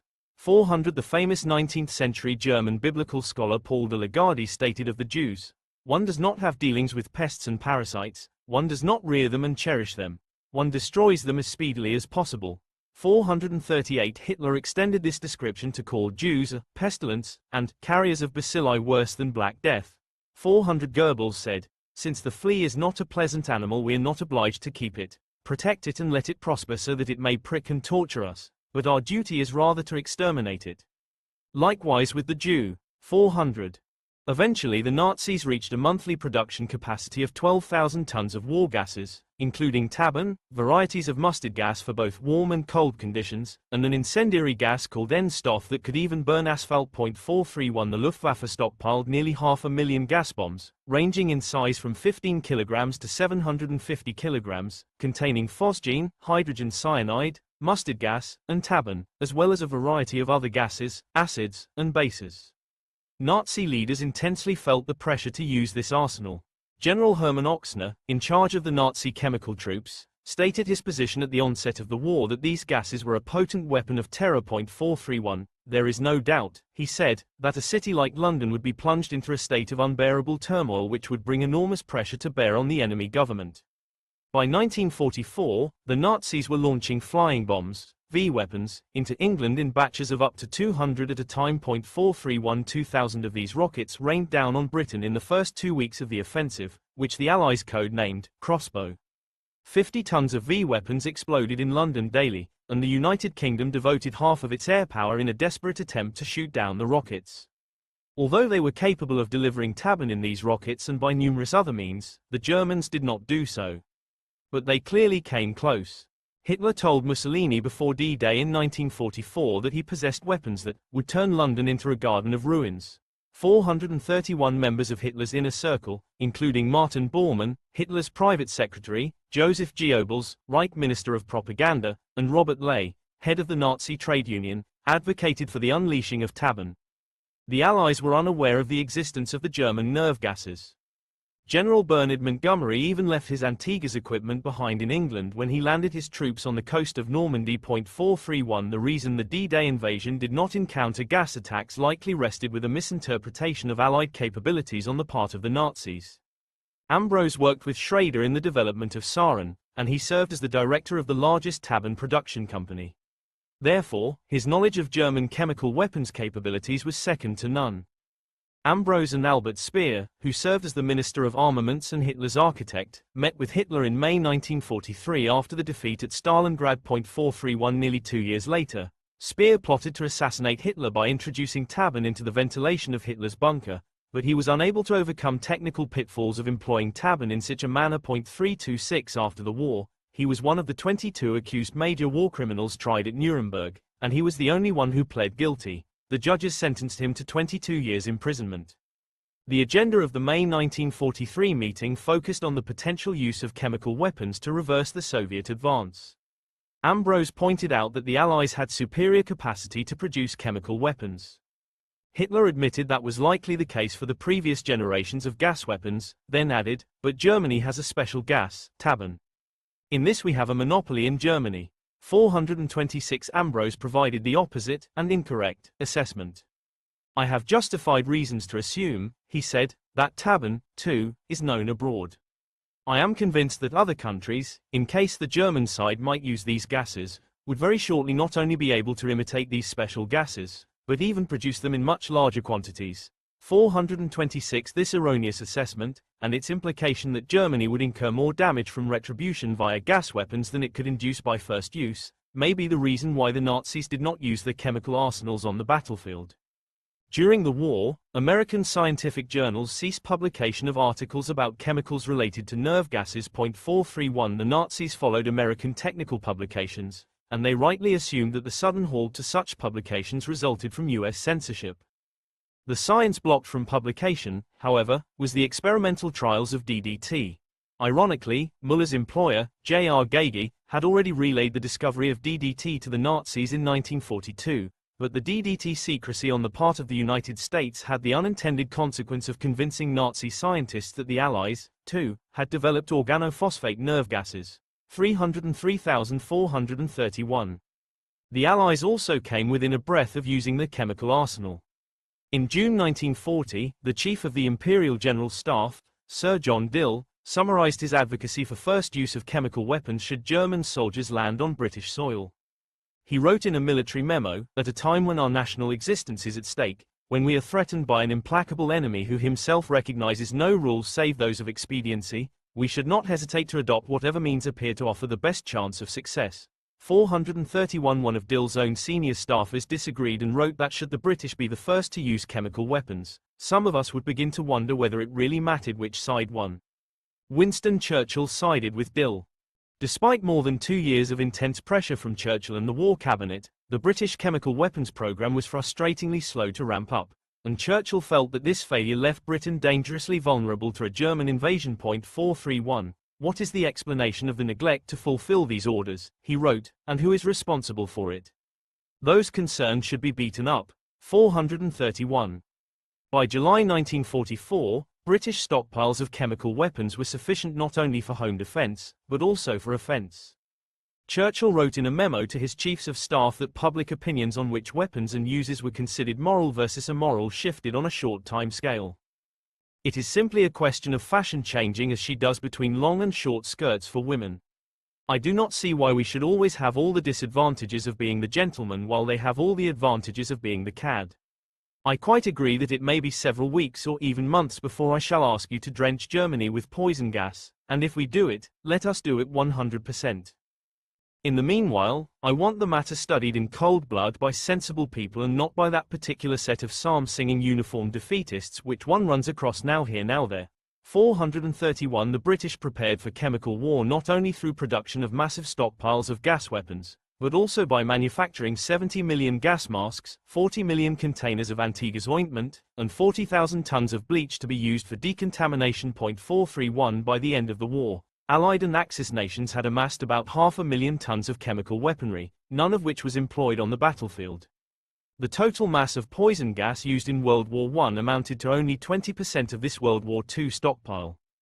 The only mass casualties caused by chemical weapons in the European theater, excluding the use on concentration camp prisoners, were the result of a December 2, 1943, raid by the Luftwaffe on an Allied armada in the Italian port of Bari. 431 Among the destroyed ships was the American Liberty ship SS John Harvey, which had secretly carried a load of 2,000 mustard gas bombs into port. It was the worst Allied loss at sea since Pearl Harbor, and Churchill was appalled that the United States ordered the ship into the vulnerable Italian waters. General Eisenhower tried to keep the cause of the disaster a secret with strict censorship orders that were approved by President Roosevelt and the British War Cabinet, but the reason for the mass casualties among civilians and soldiers was impossible to contain. So the combined chiefs of staff announced, Allied policy is not, repeat not, to use gas unless or until the enemy does so first, but that we are fully prepared to retaliate and do not deny the accident, which was a calculated risk. 431 Nazi secrecy over Tabun and Sarin remained intact throughout the war.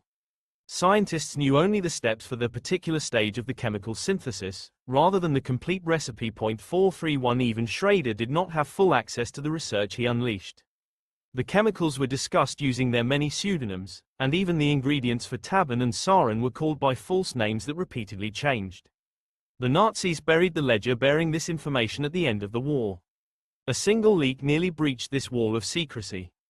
In May 1943, the British military captured a German chemist in Tunisia. 431 The chemist spilled what he knew of Trilin 83, tabun, a clear colorless liquid with little smell, that cannot be classed with any of the other war gases as it is a nerve poison, causing the pupils of the eyes to shrink to a pinhead and asthma-like difficulties in breathing. In any heavier concentrations, death occurs in about a quarter of an hour.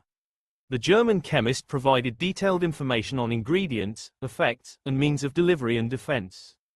British interrogators documented this information in a top-secret memo, which intelligence officials ignored even though the British had already tested chemicals with effects similar to those of tabun.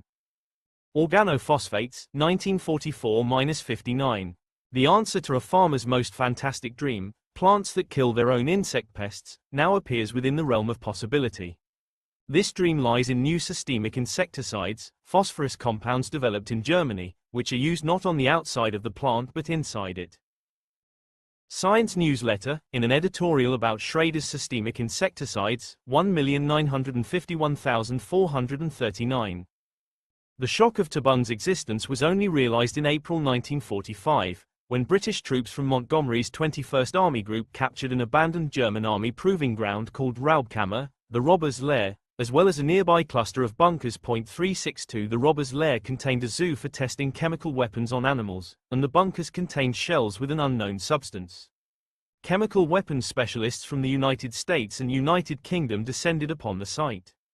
They field-tested the unknown substance on rabbits in a mobile lab and discovered its unparalleled toxicity. They carefully shipped the substance to the United Kingdom, where scientists at the Chemical Defense Establishment analyzed the contents.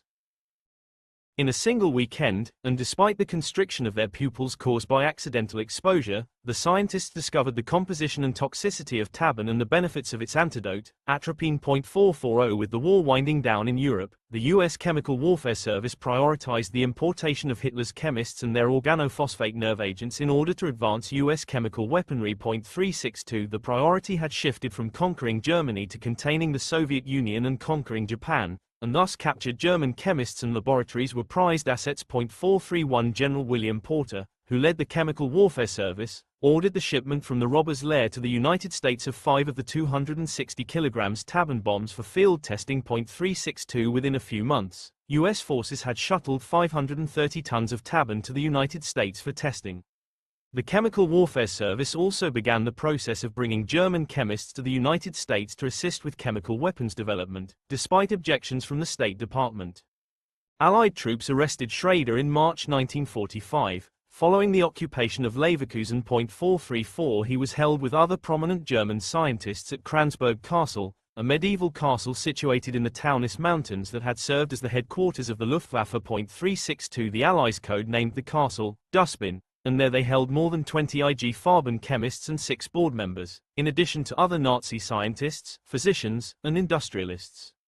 At Dustbin, a team from the British Intelligence Objectives Subcommittee, BIOS, interviewed Schrader in August-September 1945. Schrader cooperated with Allied investigators and produced both a classified report on organophosphate nerve gases 435 and an unclassified report on organophosphate insecticides. 441 Schrader prepared the unclassified report at the request of the BIOS investigators to facilitate commercialization of his discoveries. The introduction to the unclassified report stated, "The information now reported has already been recorded in BIOS reports, which, however, owing to their content of other data, have necessarily been graded secret." The following account, which deals solely with the insecticidal aspects of Schrader's work, has therefore been prepared, in order to give greater availability to the information. A word of warning to investigators in the field covered by this report appears to be necessary. Some of the compounds described, although primarily insecticidal, are also toxic to warm-blooded animals.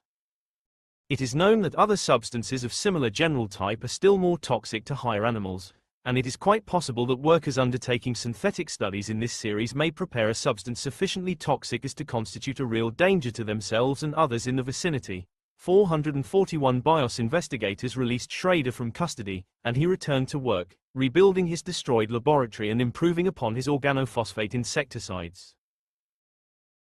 Meanwhile, as Germany collapsed in the spring of 1945, Tabun and Saran factories in the east fell under Soviet control. 431 The Soviets also found in their conquered territory an even more potent Nazi nerve agent called soman, discovered by the organic chemist Richard Kuhn and his collaborator Konrad Henkel. 436 Kuhn, like Ambrose, completed his PhD under the supervision of the Jewish Nobel laureate Richard Willstatter. 304 Despite his close connection to his Jewish mentor, when Kuhn won the 1938 Nobel Prize in Chemistry, he did not initially accept it because Hitler called it a Jewish prize. 362 Kuhn synthesized soman in the summer of 1944 while studying the toxicology of tabun and sarin for the German army. 442 Kuhn and his researchers found that tabun and sarin were toxic because they inhibited an essential neurotransmitter, leading to rapid death. 436 They also discovered that atropine could be used as an antidote.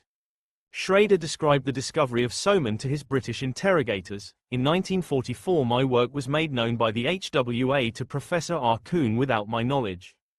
Kuhn introduced into the sarin molecule pinacolal alcohol in place of the isopropyl alcohol. The product obtained was codified by the War Office as SOMAN. I produced this product in August 44 and investigated it. Against warm-blooded animals the action of soman is perhaps twice as strong as with sarin. For the protection of plants the sarin-soman series are of little importance on account of their very strong physiological action. 435 The Allies later called tabun, Gar, for German agent A, sarin, GB, for German agent B, and soman, Grand, for German agent D. 315 Kuhn discovered soman too late in the war for the Nazis to weaponize it. After the war, Allied investigators interrogated Kuhn. 362 Kuhn denied his participation in the Nazi chemical weapons program. One of his interrogators summed up the disbelief in Kuhn's claim. Richard Kuhn's record did not seem too clean to me. As president of the German Chemical Society he had followed the Nazi cult and rites quite faithfully. He never failed to give the Hitler salute when starting his classes and to shout, Siegel, like a true Nazi leader. 362.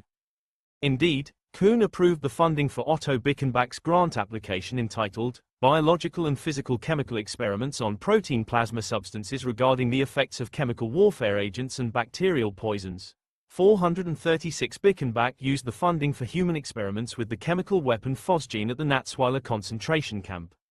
The Nazis also tested chemical weapons on concentration camp inmates at Sachsenhausen and Neuengamme. 443 Bickenbach's attorney at his war crimes trial after the war requested of Kuhn a statement for the defense, to which Kuhn provided, I know Mr. Otto Bickenbach, who practiced in Heidelberg for many years, personally and scientifically.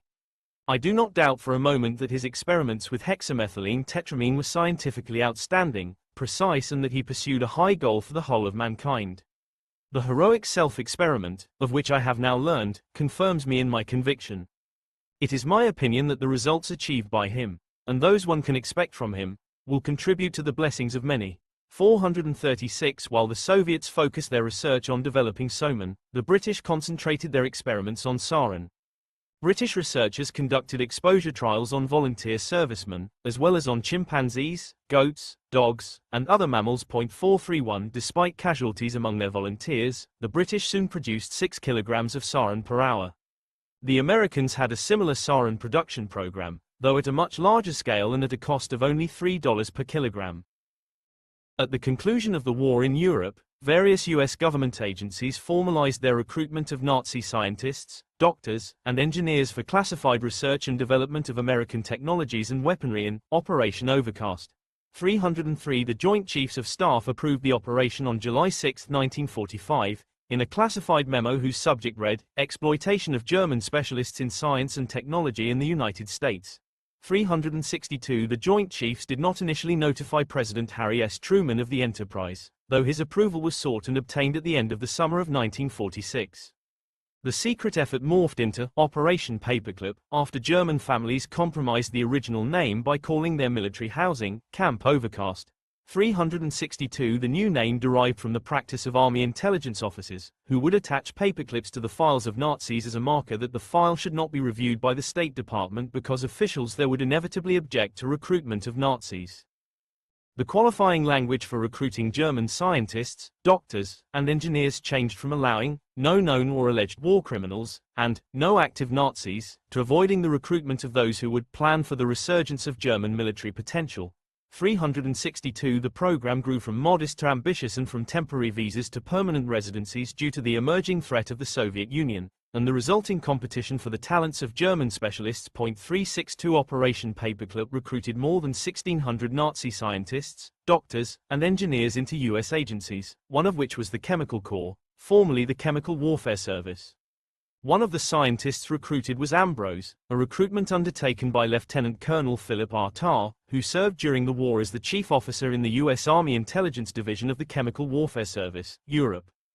Tarr also led the American contingent to the joint US-UK Combined Intelligence Objectives Subcommittee, CIOS, a group comprising more than 3,000 technical experts tasked with translating and interpreting Nazi scientific documents as they were discovered, including those related to chemical weapons. 362 Tarr's British counterpart was Major Edmund Tilley, and Tarr kept Tilley in the dark regarding his efforts to recruit Ambrose.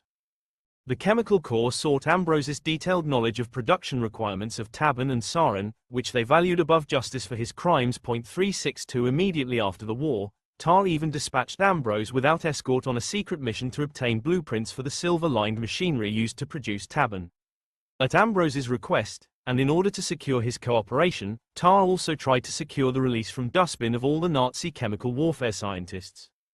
Tarr went so far as to forge a command to that effect from the colonel in charge of the British Ministry of Supply. Ambrose eventually slipped into the French zone, where he negotiated to exchange what he knew for a managerial job at an IG Farben factory. A British officer reported that Tarr had taken steps to assist Ambrose to evade arrest. 362 Tarr arranged for a chemical warfare service inspector, on loan from Dow Chemical Company, to meet with Ambrose in the French zone on July 28, 1945. Their meeting was productive, and the U.S. chemist said to Ambrose, "I would look forward after the conclusion of the peace treaty to continuing our relations, in my position, as a representative for Dow." 362. Other officials in the U.S. Army repeatedly tried to lure Ambrose out of the French zone in order to execute an arrest. 362 Undercover agents of the Counterintelligence Corps tracked Ambrose's movements, but their ruse to trick Ambrose into an ambush in the American zone failed because Ambrose had his own agents tracking the American agents who tracked him, and he sent a double into the trap in his stead. The next day Ambrose dispatched a note on IG Farben stationery to the American official who had set the trap. He wrote, "Sorry that I could not make the appointment." 362 As Germany's losses mounted at the end of 1944, Ambrose ordered his deputy, Jürgen von Klenk, to destroy all documents on war gases and contracts between IG Farben and the Wehrmacht. 362 Unbeknownst to Ambrose, von Klenk placed some of the key documents in a steel drum and had the drum buried on a farm. This document cache would prove to be Ambrose's undoing. Major Tilley discovered that Tarr had his own agenda that ran counter to their joint leadership of CIOS. 362 Tilley felt infuriated over Tarr's actions to protect Ambrose and to use him for American chemical weapons development. Tilley finally caught a break when he discovered the hidden drum of IG Farben documents on October 27, 1945. The documents included proof of Ambrose's guilt. 2 days later, BIOS issued its own arrest warrant for Ambrose. Ambrose remained safe in the French zone for another 3 months before he was captured on January 17, 1946, as he attempted to leave the zone. Major Tilley then interrogated Ambrose at Dustbin before his transfer to the Nuremberg jail. Although convicted of crimes against humanity in case V of the Nuremberg trials, the case against IG Farben, Ambrose received an early release from prison in 1951, which enabled him to work for the U.S. Chemical Corps. Like many other ardent Nazis and war criminals, Ambrose thrived in the newly competitive order of the Cold War. Within a year of the war's end, the Chemical Corps had produced 5 organophosphates and improved the equipment for the efficient synthesis of sarin. 303 It tested these gases on insects, both to determine their efficacy as insecticides and to study the potential use of insects as biological indicators of nerve gases on the battlefield. Through a subcontract with the Johns Hopkins School of Medicine, the Chemical Corps also tested organophosphate insecticides on human volunteers in order to refine protocols for identifying and treating nerve gas poisoning. The Chemical Corps thus used its wartime experience and expertise to expand its appeal to society by conducting experiments and field trials that ushered new pesticides into the marketplace. 303 It promoted its decontamination devices, mortars, and smoke generators as delivery tools for insecticides. Its flamethrowers and incendiary chemicals could be used to destroy weeds or melt ice and snow. Smoke generators could shield orchards from frost, and war gases could be employed for riot control. The potential applications of war gas technologies seemed endless, and these efforts created a constituency that ensured continued government funding for the Chemical Corps. At the same time, the U.S. government subsidized chemical manufacturers via tax incentives, and the Department of Defense provided major contracts. Research continued on the organophosphate family of insecticides. One, called Amiton, developed in 1952 by the British company Imperial Chemical Industries, ICI, in its search for a new pesticide, proved highly toxic to spider mites, and so had great commercial potential. 434 However, farmers who used Amiton in field trials experienced nerve impulse poisoning. The insecticide was so toxic that a few milligrams were sufficient to kill a person. 303,431 ICI realized that it could not safely market the chemical, so it provided a sample to British authorities, who relayed the discovery to the U.S. Chemical Corps. The Chemical Defense Experimental Establishment at Porton Down in the United Kingdom tested the potential of Amiton as a chemical weapon. It found that Amiton, more so than the G agents developed by Schrader and Kuhn, readily induced its toxic effects through the skin. 434 A chemist at Porton Down modified the structure of Amiton and created the venomous agents, or V agents.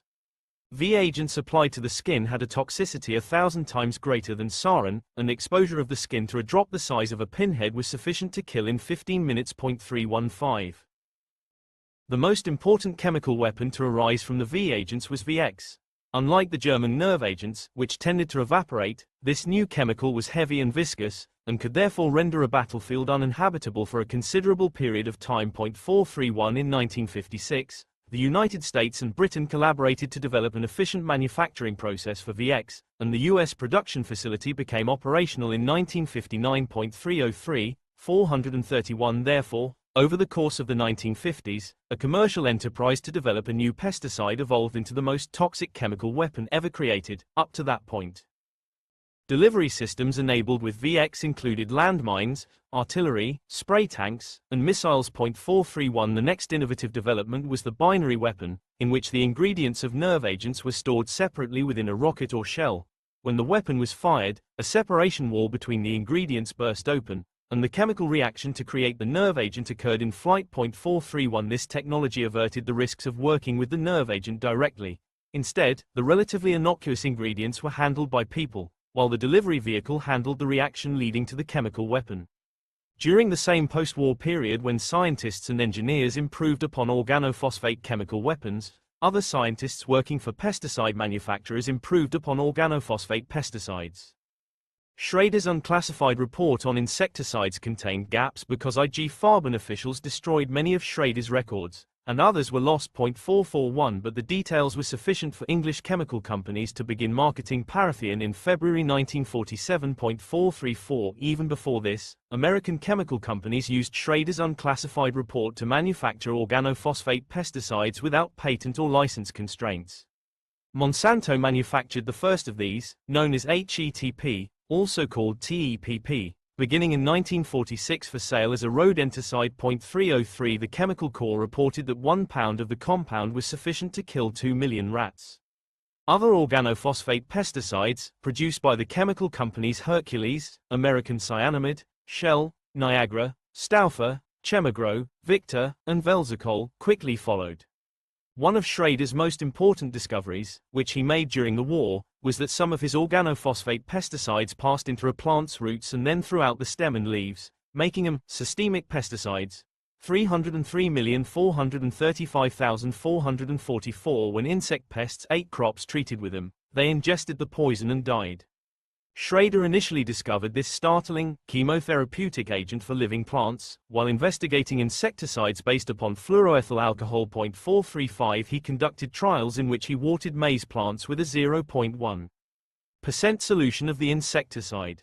8 days later he fed the stem and leaves to rabbits, which died within 24 hours.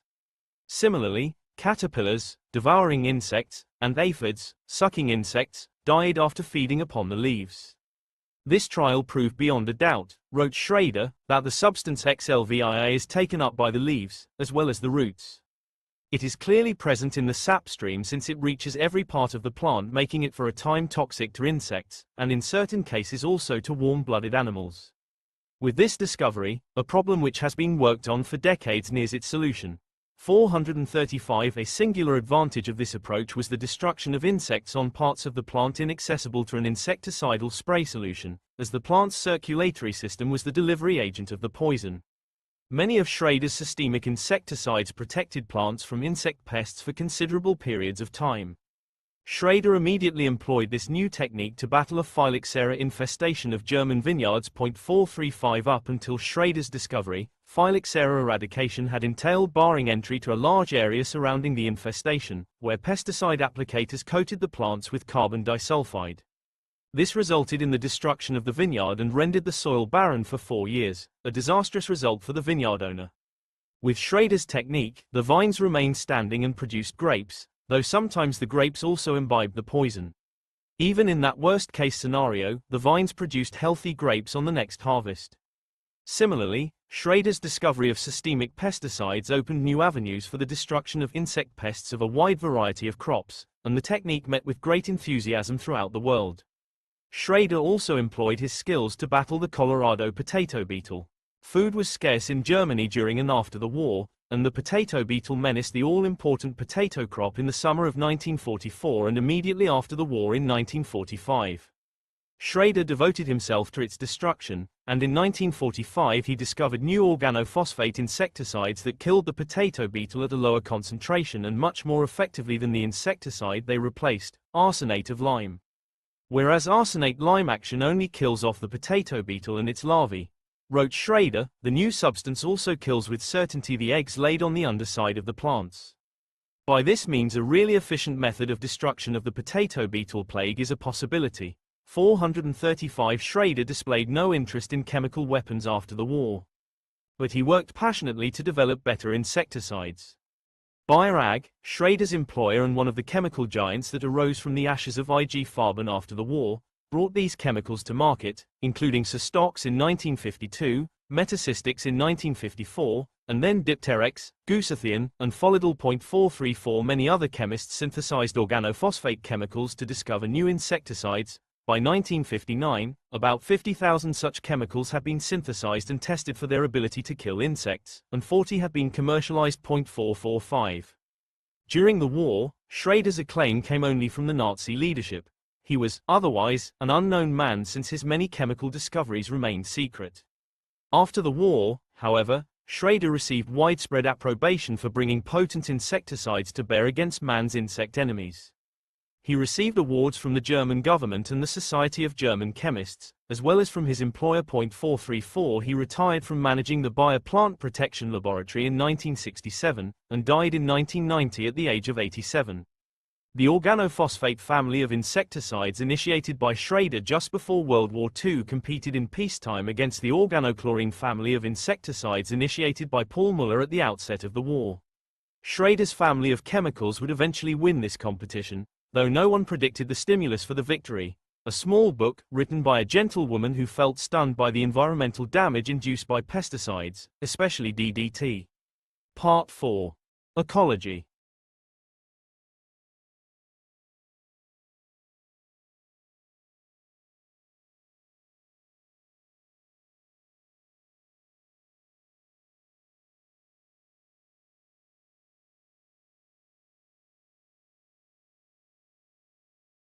(10) Resistance, 1945–1962.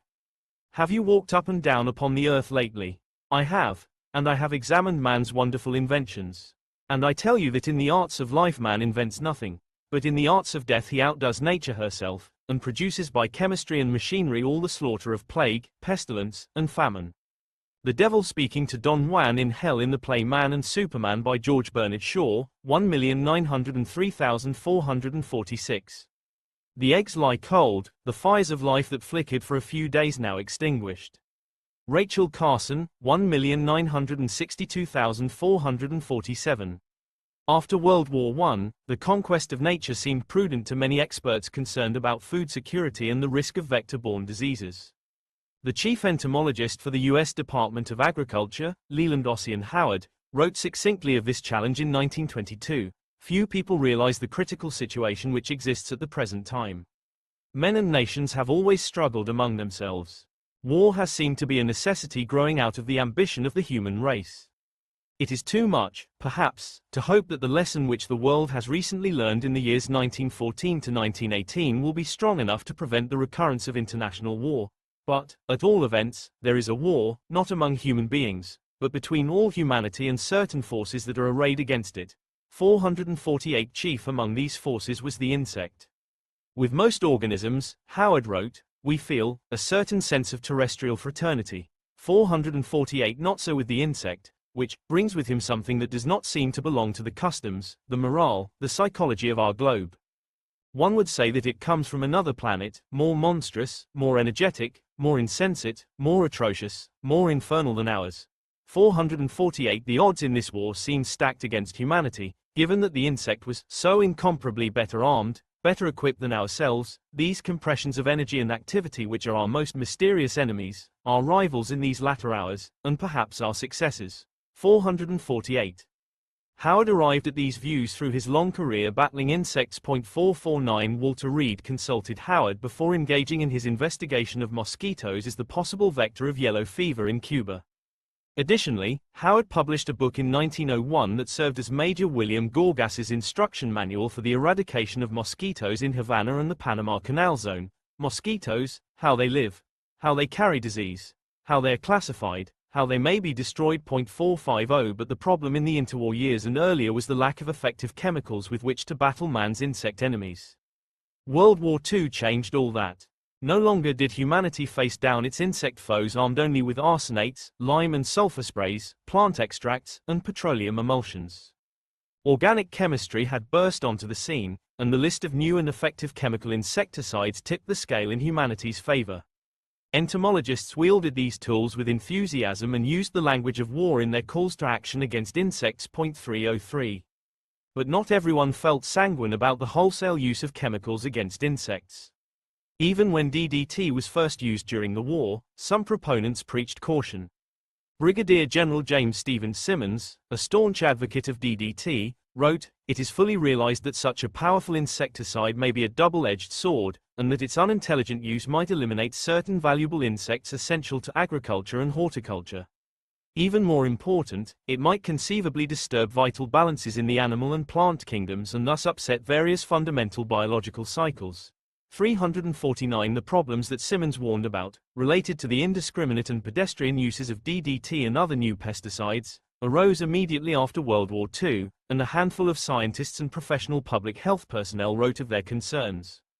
The scientists in charge of the U.S. Communicable Disease Center later changed to the Centers for Disease Control and Prevention, or CDC, wrote in 1948, during 1946, and especially in 1947, there were widespread complaints that DDT was less effective than it had been during the first year of general use, 1945.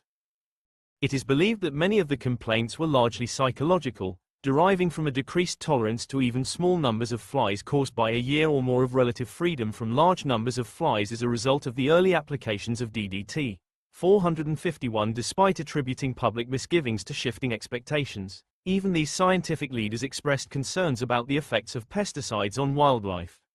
As long as insecticides are used only in domestic surroundings, they wrote, there is no danger of creating undesirable biologic imbalances.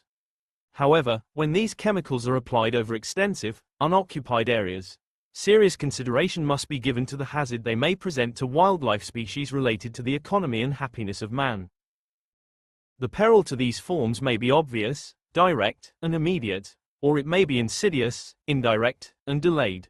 451. Similarly, a British malariologist advocated for DDT use against mosquitoes, but said, DDT is such a crude and powerful weapon that I cannot help regarding the routine use of this material from the air with anything but horror and aversion. 303. The CDC scientists also noted that the chronic toxicity of these new pesticides to people is entirely unexplored. 451 only acute cases of DDT poisoning of humans have been reported, with similar symptoms to those experienced by insects and birds: vomiting, numbness, and partial paralysis of the extremities, mild convulsions, loss of proprioception and vibratory sensation in the extremities, and hyperactive knee-jerk reflexes were the immediate toxic effects. 451 just 2 years into civilian use of DDT, deaths from misuse mounted. Perhaps the most complete account of a fatal poisoning involving a DDT formulation, wrote the CDC scientists, is that of a 58-year-old man who drank 120 milliliters of a commercial preparation containing DDT, 5%, lethane, 384 special, 2%, xylene, 7%, and deodorized kerosene, 86%, following it with a quart of milk and several glasses of beer. The symptoms consisted of the rapid onset of epigastric pain and the vomiting of bloody material. These continued with varying intensity until death in coma on the 7th day. 451 One of the arguments raised to counter concerns for human and animal health was pesticide specificity.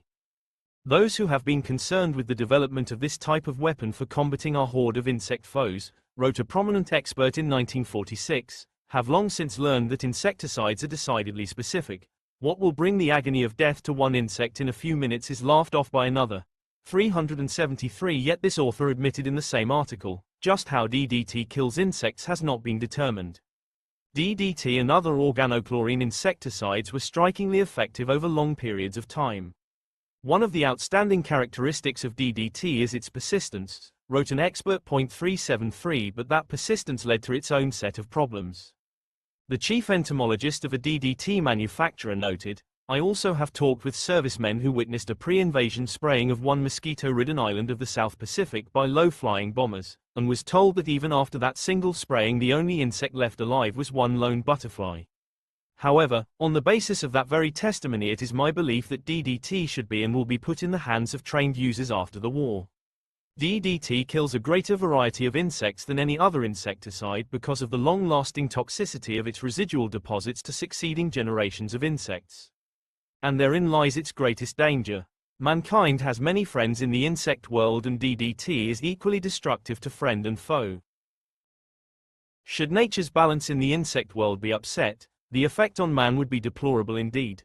358 Disruption of that ecological balance was noted in 1951, when researchers reported that DDT use caused an increase in citrus-damaging insects because of the loss of their insect predators. 452 The evolution of resistance to DDT was noted even earlier. In fact, the idea of insects evolving resistance to insecticides was first proposed in 1,914,453 and demonstrated in 1916 for hydrocyanic acid, 454,455 long before the advent of DDT, though this hypothesis received little attention. 303. In Greece, DDT-resistant houseflies appeared in 1947, only 1 year after countrywide spraying began, and DDT-resistant mosquitoes, fleas, bedbugs, and cockroaches replaced their vulnerable compatriots over the next few years. 456 Lice, flies, and mosquitoes, the carriers of so many deadly diseases, were found to have evolved resistance to DDT and other new insecticides in many parts of the world, including the United States, by 1952, 303,457 for example. Following the introduction of DDT to Southern California in 1946, it took only 2 years for houseflies to evolve resistance, and then only 2 more years for houseflies to also evolve resistance to the replacement insecticides methoxychlor, lindane, chlordane, toxaphene, aldrin, and dildron. 457 The U.S. Army found lice to be resistant to DDT in the Korean War theater, and had to revert to the old solution of pyrethrum. With resistance to insecticides now a serious military concern, significant resources were directed to research. The first prominent result was a National Research Council conference in 1951 in which the eminent evolutionary biologist Theodosius Dobzhansky explained that resistance was an inevitable outcome of evolution by natural selection, which had been thoroughly explained a century earlier by Charles Darwin. Biologists should abandon the habit of thought, he stated, inherited from the pre-evolutionary era, which regards each species, race, or population as an embodiment of a certain type or norm. 457. To counter the evolution of resistance, chemical companies concluded that society must depend on an endless development of new insecticides of greater variety and specification. 303 Therefore, the evolution of resistance created a market for a steady stream of new insecticides. A series of organophosphates were introduced to the marketplace. American Cyanamid advertised that malathion even kills flies resistant to DDT and other chlorinated hydrocarbon insecticides. 303 When insects then evolved resistance to organophosphates, chemical companies introduced a new family of insecticides, the carbamates. Union Carbide announced in 1957 that its new carbamate insecticide, 7 or Carbaryl, was safe, inexpensive, stable, and of relatively broad-spectrum effectiveness. 303 By 1962, scientists had found that approximately 140 species of insect pests had evolved resistance to DDT. 425. The more you use it, said one expert, the more you need to use it. We have created a more serious pest problem than we ever had before. 320, tragically, wrote a wildlife expert, the obdurate insistence on using it to the bitter end of its effectiveness, mostly for private pecuniary advantage and in disregard of the social costs it imposes, has poisoned the world and impoverished the world's fauna. 458. Damage to wildlife was originally discovered in South Pacific Islands following aerial spraying of DDT during the war. 3031 Entomologist wrote, Saipan Island is approaching a condition of devastation. No birds, no mammals, no insects, except a few flies. 459 The nature writer Edwin Way Teal warned toward the end of the war against the wholesale use of DDT to wipe out insects once the war was over. He wrote, given sufficient insecticide, airplanes and laquit officials after the war, and we will be off with yelps of joy on a crusade against all the insects. Dusting a field or wood from the air will have all the judicious foresight of machine gunning a throng of friends in order to kill a fleeing bandit. The result, he wrote, would be a drab and dreary monument to man's unteachable folly. 460 Just a year after the war, the National Audubon Society warned Americans of the environmental hazards associated with the mass spraying of DDT. 458 And the U.S. Fish and Wildlife Service published a study on wildlife mortality due to DDT exposure. 461 In addition to the obvious cases of acute poisoning of wildlife, especially birds and fish, delayed effects due to environmental persistence and the chronic toxicity of DDT were discovered in the 1950s. 320,420 For example, DDT sprayed on elms killed robins that visited the trees the following year. 462. DDT and other organochlorine pesticides, because of their high solubility in fat and persistence in the environment, magnified in concentration as they moved from prey to predator. For example, in 1948, in an effort to kill gnats, the Lake County Mosquito Abatement District applied DDD, an insecticide that is a metabolite of DDT, to the water of Clear Lake, California, at a concentration of 14 parts per billion. 320 It repeated the application using 20 parts per billion DDD in 1954 and 1957. This resulted in a concentration of DDD in plankton that was 265 times greater than the water concentration. Plankton-eating fish accumulated twice the DDD concentration of the plankton, and fish and birds that ate the herbivorous fish accumulated DDD to a concentration 85,000 times greater than the water concentration. Breeding failure and mass mortality of western grebes ensued. Similar breeding failures and population declines of birds, especially high trophic level birds, occurred throughout the world in areas with intensive use of organochlorine pesticides. 463 Included in the list of species in serious decline was the national emblem of the United States, the bald eagle, and the fastest animal on Earth, the peregrine falcon. Birds were particularly vulnerable to DDT and its metabolites due to consequent eggshell thinning and reproductive failure. Incredible damage to wildlife occurred in the monumental federal spraying programs, such as the one to control the fire ant across 27 million acres in 9 southern states. 464 The U.S. Department of Agriculture mounted a public relations campaign to convince Americans of the menace of fire ants and the untold damage they do to crops and livestock. The department then initiated the fire ant extermination campaign in 1957. 320,420 In reality, the fire ant was merely a nuisance, leading a wildlife biologist to state, "It's like scalping yourself to cure dandruff." 464 The Saturday Evening Post wrote, "The fire ant is undoubtedly a miserable pest to have around, but it is doubtful that the program justifies the slaughter of millions of birds, fish and small game." 465 Indeed, fire ants lived in nests, which made them vulnerable to spot spraying, and yet the Department of Agriculture broadcast dildren pellets over a vast landscape of southern states. 320 in 1959, Reader's Digest, which had the largest circulation of any magazine in the United States, warned its readers of the dangers of broad-scale pesticide applications. The United States is engaged in an intensive war against destructive insects. The weapons employed are powerful and widespread, and so is the controversy they have engendered. Billions of pounds of poisons were broadcast over 100 million acres of cropland and forest. More billions of pounds are being spread across the nation this year, against spruce budworm in northern forests, grasshoppers in 9 million acres of wheatland in the Midwest, white-fringed beetle in the southeast, against sandflies, gnats, Japanese beetles, corn borers and gypsy moths. 464 The same article quoted a prominent zoologist.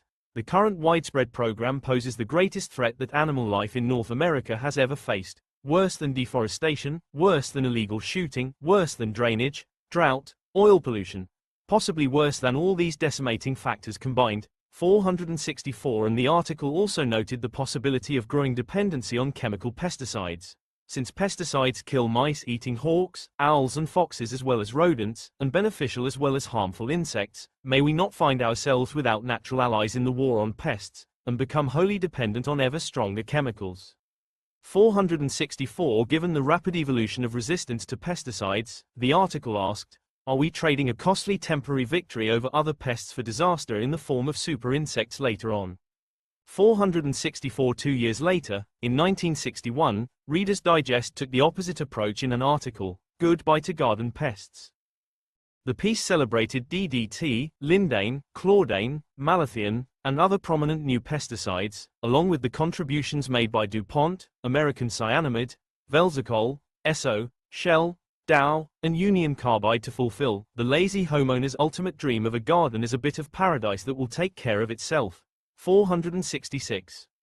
Citizen outcry over the negative effects of pesticides occurred sporadically throughout the United States, and was typically treated with indignation by government officials.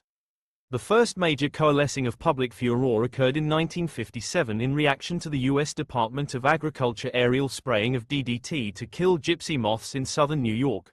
420,464 In addition to spraying rural areas across 3 million acres, the agency sprayed urban communities in Westchester County and Long Island. A fog of DDT dissolved in kerosene fell upon commuters at train stations, children in playgrounds, housewives tending organic gardens, and often they were sprayed multiple times. 447 This led to an unsuccessful court case to halt the federal aerial spray program. The judge ruled that mass spraying has a reasonable relation to the public objective of combating the evil of the gypsy moth and thus is within the proper exercise of the police power by the designated officials. 303 These problems associated with the indiscriminate use of pesticides did not penetrate a broad audience. That required a cultural shift and the appearance of a voice that could synthesize a difficult topic into an engaging message. The voice that galvanized public concern about the environment and sparked a fierce industrial backlash was that of the gentle subversive, Rachel Carson. 467 Carson published her first story at the age of 11, in 1918. Writing was forever her passion. That passion coupled itself to a fascination with the sea, which she had never seen, when, while a student at the Pennsylvania College for Women and during a thunderstorm, she read the last lines of Tennyson's poem, Locksley Hall. 468. Cramming all the blast before it, in its breast a thunderbolt. Let it fall on Locksley Hall, with rain or hail, or fire or snow. For the mighty wind arises, roaring seaward, and I go. Coincidentally, at about the same time that Carson read Locksley Hall, Winston Churchill declared it the most prescient writing ever penned. 327 It certainly proved so for Carson. After graduating from college in 1929, Carson realized her dream to study for a summer at the Marine Biology Laboratory at Woods Hole in Massachusetts, and then to enroll in the master's program in biology at Johns Hopkins. 467 But Carson's momentum faltered during her first semester, when the stock market crashed. 467 Her graduate student stipend totaled $200 per year. Her modest income suddenly became the mainstay of her financially stressed family, and her parents, her brother, her sister, a single mother, and her sister's 2 daughters all moved in with her in a house in Baltimore. Her father died, and then her sister also passed away, leaving behind the 2 girls. Carson, then 29 years old, and her elderly mother assumed full responsibility for the children. To support her small extended family in the midst of the Depression, Carson wrote reports and brochures on the sea for the U.S. Bureau of Fisheries. 4671 of the brochures, her boss told her, was too good for that purpose, and he advised that she submit it to the Atlantic Monthly. How fortunate she was to have such a boss, because she found immediate success and received a $100 payment for this short piece entitled, Undersea, published in the Atlantic in 1937. 469 The writing was so good that an editor from Simon & Schuster and an important non-fiction writer encouraged her to expand the 4 pages into a book. 467 Between family obligations and work for the federal government, the writing proceeded slowly, but Simon & Schuster published Under the Sea Wind, a naturalist's picture of ocean life in November 1941. 470 The beautiful writing received instant praise from reviewers, but the timing of the book could not have been worse. 467 A month after its release, her book about sea creatures competed for attention with news of the Japanese attack on Pearl Harbor. The book was not a commercial success. Even the material necessities of war conspired against the book's sales, as the planned British edition fell to the reality of a paper shortage. By the end of the book's 5 years of active shelf life in stores, Carson had earned less than $700 in royalties. Carson continued her writing duties for the federal government, and rose in the ranks of what was now the U.S. Fish and Wildlife Service. 467 Her position as a writer for the government agency most concerned with animal conservation gave her a front-row seat to the budding concerns about DDT that emerged with its public release in 1945. The service tasked Carson with editing reports on the dangers of DDT, and thus she was one of the first people made aware of these risks. We have all heard a lot about what DDT will soon do for us by wiping out insect pests, she wrote to the editors of Reader's Digest in her proposal to write about DDT for the magazine.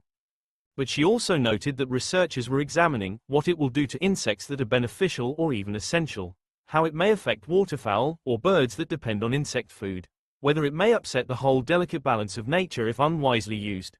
471 She was, perhaps, influenced by Edwin Way Teale, who also wrote in 1945, those who, today, would remeld the world nearer to their heart's desire with DDT, visualize their paradise as a realm devoid of this insect or that insect. They cherish an old illusion. They still imagine, in spite of 1,000 bitter lessons to the contrary, that they can pull out threads here and there from the fabric of nature without otherwise changing the web. 460 Carson's proposal to write a popular account of DDT for Reader's Digest met the same fate as so many other writing proposals about science for the general public. As a result, Carson moved on to other topics. In 1951, 10 years after publishing her first book on the sea, Carson published her second, The Sea Around Us. 472 This time the stars aligned, and the book experienced startling success. 467 Great poets from Homer down to Masefield, wrote the New York Times in a review, have tried to evoke the deep mystery and endless fascination of the ocean. But the slender, gentle Miss Carson seems to have the best of it. Once or twice in a generation does the world get a physical scientist with literary genius. Miss Carson has written a classic in The Sea Around Us. 463 Another New York Times review closed with this lament: "It's a pity that the book's publishers did not print on its jacket a photograph of Miss Carson. It would be pleasant to know what a woman looks like who can write about an exacting science with such beauty and precision." 473 The Boston Globe wrote, "Would you imagine a woman who has written about the 7 seas and their wonders to be a hearty physical type? Not Miss Carson. She is small and slender, with chestnut hair and eyes whose color has something of both the green and blue of sea water. She is trim and feminine, wears a soft pink nail polish and uses lipstick and powder expertly, but sparingly." 474 The New Yorker condensed the book into a series entitled Profile of the Sea, for which it paid Carson $7,200.467. The Yale Review paid her $75 to publish a chapter, and this led to a $1,000 prize from the American Association for the Advancement of Science. Book of the Month Club selected The Sea Around Us as an alternate, and Reader's Digest published an abridged version. 471 Carson received a Guggenheim Fellowship, and the Saturday Review of Literature profiled Carson. Accolades poured in, including the National Book Award for Nonfiction. The book sat atop the New York Times bestseller list for a record 86 weeks, was published in 32 languages, and sold over 1.3 million copies in the first edition. Carson was 44 years old, and success had found her at last. She could now devote her professional life entirely to writing. At her acceptance speech for the National Book Award, Carson gave a hint of her writing to come. She wondered if we have not too long been looking through the wrong end of the telescope. We have looked first at man with his vanities and greed, and at his problems of a day or a year, and then only, and from this biased point of view, we have looked outward at the earth and at the universe of which our earth is so minute a part. Yet these are the great realities, and against them we see our human problems in a new perspective. Perhaps if we reversed the telescope and looked at man down these long vistas, we should find less time and inclination to plan for our own destruction. 471 The success of The Sea Around Us also led to the reissue in 1952 of Under the Sea Wind, which quickly joined The Sea Around Us on the bestseller lists. 471 The New York Times stated that these events were a publishing phenomenon rare as a total solar eclipse. 463 The Edge of the Sea followed in 1955. 475 You have done it again, wrote Edwin Wayteal when the New Yorker published the first serial installment. 471 The new book also received widespread praise and awards, and found its place on the New York Times bestseller list. That paper's book reviewer commented that her understanding is so contagious that you find yourself taking an enormously friendly interest in all sorts of spiny and slime-wreathed creatures that you've hitherto regarded with hearty loathing. 476 Carson's ability to engage the reader on such loathsome subjects was key to her most important, and final, effort of all, the engagement of the reader on the subject of pesticides. The subject was one in which she first tried to interest the children's author E.B. White, who wrote on many topics, including the environment, for the New Yorker. 463 White turned the suggestion back on her, proposing that she be the one to write about pesticides. I think the whole vast subject of pollution, he wrote to her in a letter, of which this gypsy moth business is just a small part, is of the utmost interest and concern to everybody. It starts in the kitchen and extends to Jupiter and Mars. Always some special group or interest is represented, never the Earth itself. 463 In 1957, domestic stresses once again plagued Carson and intruded upon her ability to write. 471 Her niece died, leaving behind a 5-year-old boy born out of wedlock. Carson, at 49 years old, now cared for both her elderly mother and her young and often sick grandnephew. Nevertheless, the following year Carson's writing project on pesticides began to take shape. She gathered information amid feelings of horror at the indiscriminate use of pesticides by the US government against the fire ant and gypsy moth, and the disregard for unintentional effects these chemicals could have on people and wildlife. Carson was fully cognizant of the stifling political climate of 1950s America, the paranoia about the communist menace, the commanding respect afforded to government authority, and the displays of religious and patriotic fervor. 467 As she started to piece together her argument on pesticides, an author she esteemed, John Kenneth Galbraith, published his Critique of Consumerism, in which he summarized the cultural challenge that lay before Carson. These are the days when men of all social disciplines and political faiths seek the comfortable and the accepted, when the man of controversy is looked upon as a disturbing influence, when originality is taken to be a mark of instability, and when, in minor modification of the scriptural parable, the bland lead the bland. 477 So much more so, Carson must have thought, for the woman of controversy and originality. But in the years leading up to the publication of Silent Spring, which had a working title of Man Against the Earth, events paved the way for her message. 466,467, 471 In 1954, a Japanese fishing boat called the Lucky Dragon passed through radioactive fallout from the testing of an American hydrogen bomb on Bikini Atoll. 478 The sick and dead crew members, struck down through their innocent wanderings in search of tuna, alarmed the world about the deadly dangers of radiation. In 1957, the Soviet Union mastered the technology of the intercontinental ballistic missile capable of carrying nuclear warheads. 425 Americans were also horrified to learn that strontium-90 from fallout, which has a half-life of nearly 29 years, could appear in cow's milk and then incorporate into the bones and teeth of their children, potentially causing cancer. 479 Indeed, strontium-90 was documented in babies' teeth in 1961. 480 The National Committee for a Sane Nuclear Policy rallied people against nuclear testing and extermination without representation. 467,481 housewives organized the Women's Strike for Peace with the goal to end to the arms race, not the human race. 482 And the Soviet Union stationed nuclear missiles in Cuba. 483 It was not only enlightenment about radioactive fallout that challenged the public complacency of 1950s America. It was also chemical scares. The dangers of pesticides polluting the food supply gained traction in the media and in the public conscience during the Thanksgiving holiday of 1959, when the U.S. Food and Drug Administration banned cranberries, which were already on store shelves, that had been treated with the herbicide iminotriazole .484 the previous year. American cyanamide had applied for a determination of allowable residue on food, but because iminotriazole caused thyroid cancer in rats, the Food and Drug Administration rejected the request. Cranberry growers, faced with heavy financial losses in a year with a bumper crop, demanded the resignation of Arthur Fleming, the Secretary of the Department of Health, Education and Welfare, for his statement on the contamination of the crop. Growers wrote, "In justice to thousands of cranberry growers and distributors and millions of consumers, we demand that you take immediate steps to rectify the incalculable damages caused by your ill-informed and ill-advised press statement yesterday. You are killing a thoroughbred in order to destroy a single flea." 484 This incident awakened Americans to the idea that the government did not prevent contaminated food products from entering the marketplace. It also led to perhaps the earliest example of politicians using food as a political tool, as both Richard Nixon and John F. Kennedy eagerly ate cranberries during the presidential campaign in order to win the support of rural voters in New England, where the cranberry crop had not been tainted. 425 In 1961, U.S. President Dwight D. Eisenhower also influenced the political climate when he said in his farewell speech, "A vital element in keeping the peace is our military establishment. Our arms must be mighty, ready for instant action, so that no potential aggressor may be tempted to risk his own destruction. We have been compelled to create a permanent armaments industry of vast proportions. Our toil, resources and livelihood are all involved. So is the very structure of our society. In the councils of government, we must guard against the acquisition of unwarranted influence, whether sought or unsought, by the military-industrial complex. The potential for the disastrous rise of misplaced power exists and will persist.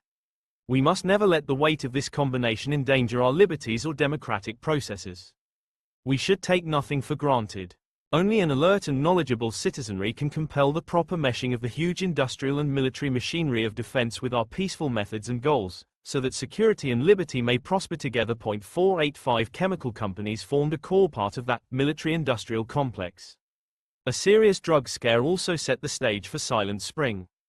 In September 1960, Francis Kelsey, newly employed by the Food and Drug Administration, received an application from the American pharmaceutical company Richardson Merrill to market the sedative thalidomide in the United States. 486 The drug, originally synthesized in West Germany by Chemie Grunenthal, and licensed for production by drug companies around the world, was used in 46 countries to treat nausea in pregnant women, as well as more generally for sleep, respiratory ailments, and neuralgia.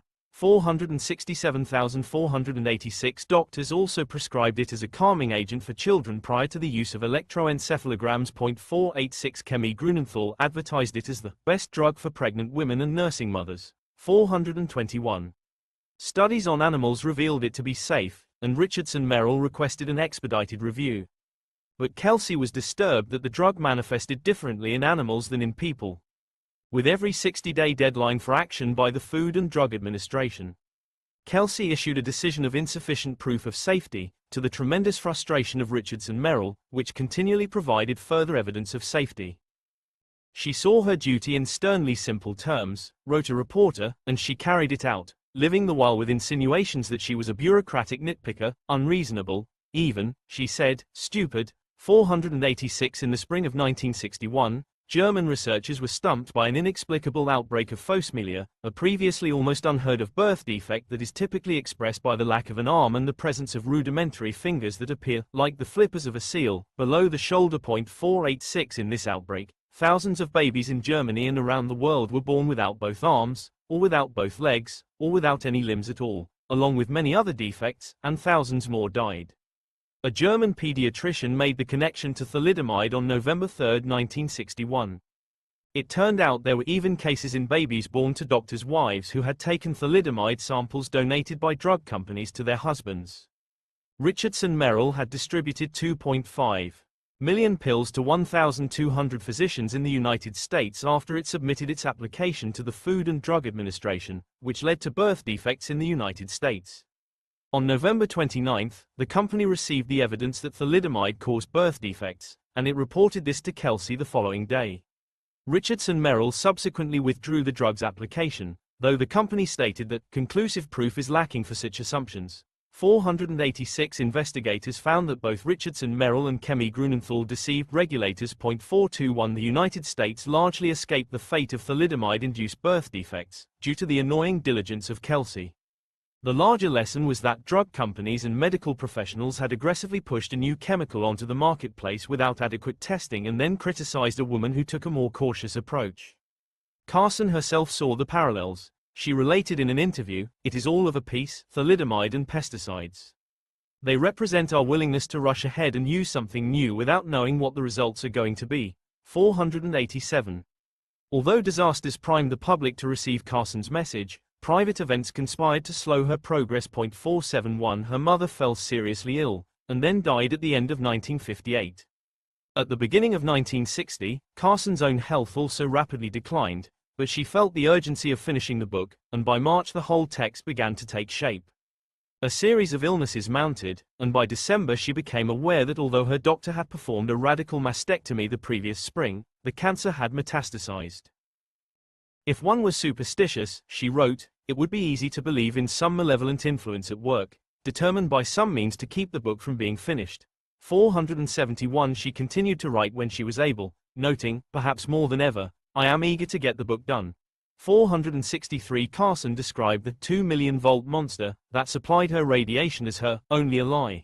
But what an awesome and terrible ally, for even while it is killing the cancer I know what it is doing to me. 467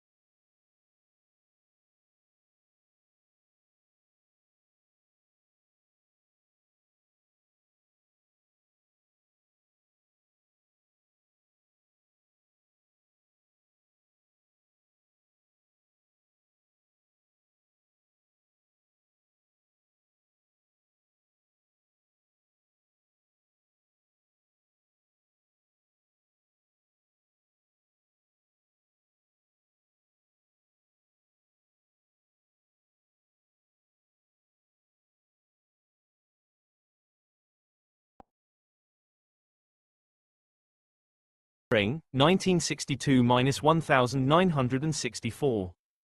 Pests are simply living organisms distinguished from many other forms of life only by the fact that they have acquired the great displeasure of one of their chief competitors, man. Man has annihilated whole armies of his own species, Homo sapiens. Civilizations have come and gone. But it is doubtful if man has ever exterminated, except in local areas, a single one of those competing species he calls pests. George C. Decker, prominent scientist and critic of Rachel Carson's Silent Spring, 1,962,488. The chemical war is never won, and all life is caught in its violent crossfire. Rachel Carson, 1,962,447. Titles are the doorway that either obstruct entry or invite readers in. Many potential titles in addition to Man Against the Earth competed in Carson's mind for the book cover. These included Man Against Nature, How to Balance Nature, The Control of Nature, and Dissent in Favor of Man, the last of which referred to Justice William O. Douglas's dissent of the Supreme Court ruling against Long Island residents who fought aerial spraying of DDT. 425,466. All these would have limited the book's audience, so Carson searched for a better title. Houghton Mifflin's editor-in-chief, Paul Brooks, had recommended Silent Spring as the name for the chapter on birds, and later expanded that suggestion to the book title. 471. Her literary agent, Marie Rodel, recommended to Carson the two lines from the poet John Keats for the front of the book, "The sedge is withered from the lake, and no birds sing." 489. Carson's previous books were beautiful, celebratory, and lyrical works that took the reader along the seacoast and under the waves, but they were not controversial. Controversy, however, lit up Silent Spring well before it was published in the fall of 1962. Brooks anticipated its impact, telling Carson when she began writing the book, "One thing you can be sure of, the world is waiting for it." 466. This was due in part to the scale of the problem. By 1962, chemical companies had already registered for the U.S. marketplace about 500 chemical compounds used in 54,000 pesticide formulations, and U.S. insecticide use alone that year amounted to an astonishing £350 million distributed over 90 million acres. 490. Knowing that the book would face a fierce industrial backlash, Carson vetted all facts with noted experts, and lawyers for Houghton Mifflin assured her that nothing was libelous. 466,471. Carson's team sent pre-publication copies to congressional leaders, U.S. government administrators, political organizations, and garden and conservation societies. 467. Battle lines were already drawn by the time the New Yorker published a condensed version of the book in June, and New Yorker readers submitted a greater volume of letters than any previous piece in the magazine's history had generated. 474. The New Yorker boasted a circulation of 430,000 readers, giving Silent Spring a strong opening salvo. 466. The New Yorker's editor, William Shawn, who had played a key role in editing the book, noted, "We don't usually think of the New Yorker as changing the world, but this is one time it might." 466. The New York Times declared, "Silent Spring is now noisy summer." 491. The New Yorker series was one that few will read without a chill, no matter how hot the weather. 492. The New York Times accurately predicted the effect the book would have, though it was still only in serialized form. Miss Carson will be accused of alarmism, or lack of objectivity, of showing only the bad side of pesticides while ignoring their benefits. But this, we suspect, is her purpose as well as her method. We do not combat highway carelessness by reciting statistics only of the millions of motorists who return safely to their garages. 492. On Carson's side stood many prominent figures, including Agnes E. Mayer, who owned the Washington Post, and the heads of such women's groups as the League of Women Voters, the National Council of Jewish Women, and the American Association of University Women. 467. She also enjoyed the support of prominent conservation leaders, scientists, and public figures, including Justice William O. Douglas and Secretary of the Interior Stuart Udall. Douglas declared that Silent Spring was the most revolutionary book since Uncle Tom's Cabin. 493. He was quoted on the book's back cover as stating the book to be the most important chronicle of this century for the human race. The New York Times wrote, "If her series helps arouse enough public concern to immunize government agencies against the blandishments of the hucksters and enforces adequate controls, the author will be as deserving of the Nobel Prize as was the inventor of DDT." 492. Commercial success of the book seemed guaranteed. It was selected by Book of the Month Club as the October Red, excerpts were due to be published in magazines, Consumers Union contracted for a special edition for its membership, and CBS Reports planned a TV episode on the book. 320, 471. Balancing out these positive signs, attacks on Carson and her book reigned in well before it was published in September. 467 Velzacol Chemical Company, which produced the insecticides heptachlor and chlordane, threatened to sue the New Yorker if it continued to print the condensed book. 466,471. The New Yorker did not retreat. Velzacol then threatened to sue Houghton Mifflin if it proceeded with publication. Velcidol's letter to Houghton Mifflin stated, "Unfortunately, in addition to the sincere opinions by natural food faddists, Audubon groups and others, members of the chemical industry in this country and in Western Europe must deal with sinister influences, whose attacks on the chemical industry have a dual purpose. 1. To create the false impression that all business is grasping and immoral, and 2. To reduce the use of agricultural chemicals in this country and in the countries of Western Europe, so that our supply of food will be reduced to East Curtain parity." Many innocent groups are financed and led into attacks on the chemical industry by these sinister parties. 463 Silent Spring opens with A Fable for Tomorrow. There was once a town in the heart of America where all life seemed to live in harmony with its surroundings. The town lay in the midst of a checkerboard of prosperous farms, with fields of grain and hillsides or orchards where, in spring, white clouds of bloom drifted above the green fields. In autumn, oak and maple and birch set up a blaze of color that flamed and flickered across a backdrop of pines. Then foxes barked in the hills and deer silently crossed the fields, half hidden in the mists of the fall mornings. Then a strange blight crept over the area and everything began to change. Some evil spell had settled on the community. Mysterious maladies swept the flocks of chickens, the cattle and sheep sickened and died. Everywhere was a shadow of death. The few birds seen anywhere were moribund. They trembled violently and could not fly. It was a spring without voices. Only silence lay over the fields and woods and marsh. The roadsides, once so attractive, were now lined with browned and withered vegetation as though swept by fire. No witchcraft, no enemy action had silenced the rebirth of new life in this stricken world. The people had done it themselves. 447 This destruction wrought by the white clouds drifting over green fields echoed the stark observation of the priest who, in crossing Ireland during the potato famine, beheld with sorrow one wide waste of putrefying vegetation. In many places the wretched people were seated on the fences of the decaying gardens, wringing their hands and wailing bitterly the destruction that had left them foodless. 21 Carson's fable was also reminiscent of the clouds of chlorine gas blighting the battlefields of Europe during World War I, and could easily invoke everyone's Cold War fears of nuclear fallout. Indeed, she mentioned strontium-90 in the book before referring to pesticides, and used radiation as a metaphor throughout the book. 494 Carson wrote that, "The parallel between chemicals and radiation is exact and inescapable." 447 She quoted the 1952 Nobel Peace Prize winner Albert Schweitzer, who said, "Man can hardly even recognize the devils of his own creation." 447 The question is, posed Carson, whether any civilization can wage relentless war on life without destroying itself, and without losing the right to be called civilized. 447 Monsanto Corporation responded with a widely distributed parody entitled The Desolate Year, which described a pesticide-free world riddled with disease and hunger. 495 The bugs were everywhere. Unseen, unheard, unbelievably universal, beneath the ground, beneath the waters, on and in limbs and twigs and stalks, under rocks, inside trees and animals and other insects, and, yes, inside man. Due to the lack of pesticides, the garrote of nature rampant began to tighten. The result was that, genus by genus, species by species, subspecies by innumerable subspecies, the insects emerged. Creeping and flying and crawling into the open, beginning in the southern tier of states and progressing northward. People, infected by the first onslaught of the host mosquitoes, suffered the fiendish torture of chills and fever and the hellish pain of the world's greatest scourge. Malaria was by no means the only agent of man's suffering. Then the really notorious villain, Ireland's awful late blight, took over, and the firm brown spuds were gone, turned into black slime. A repeat of the Irish potato famine due to a lack of pesticides led to starving people once again reduced to eating insects. Termites felled buildings and devoured libraries. Yellow fever hung like a specter over the southern United States.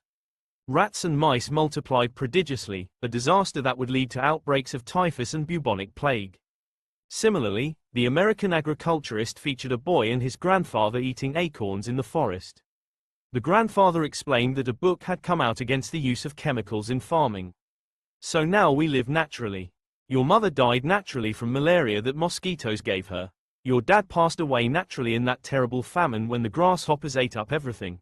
Now we are starving naturally, because the blight killed those potatoes we planted last spring. 471. A host of chemical companies, including Monsanto, DuPont, Dow, Shell Chemical, Goodrich Gulf, Allied Chemical, and W.R. Grace, collaborated through trade organizations in their criticisms of the book and its author, and some, such as Velzacol and American Cyanamide, had their own representatives mount attacks. 466 Silent Spring threatened to undermine the prestige of these companies, carefully cultivated through advertising campaigns such as DuPont's Better Living Through Chemistry. Industry also worried that the book would lead to unwanted regulations. Chemical and Engineering News quoted the director of the New Jersey Department of Agriculture. In any large-scale pest control program in this area, we are immediately confronted with the objection of a vociferous, misinformed group of nature balancing, organic gardening, bird-loving, unreasonable citizenry.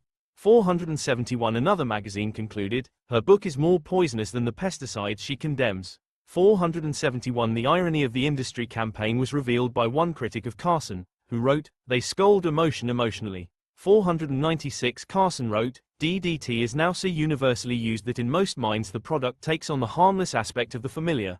447 Such indiscriminate use of pesticides by government agencies and private parties posed serious ethical issues beyond the effects on nature, and this theme was central to Silent Spring.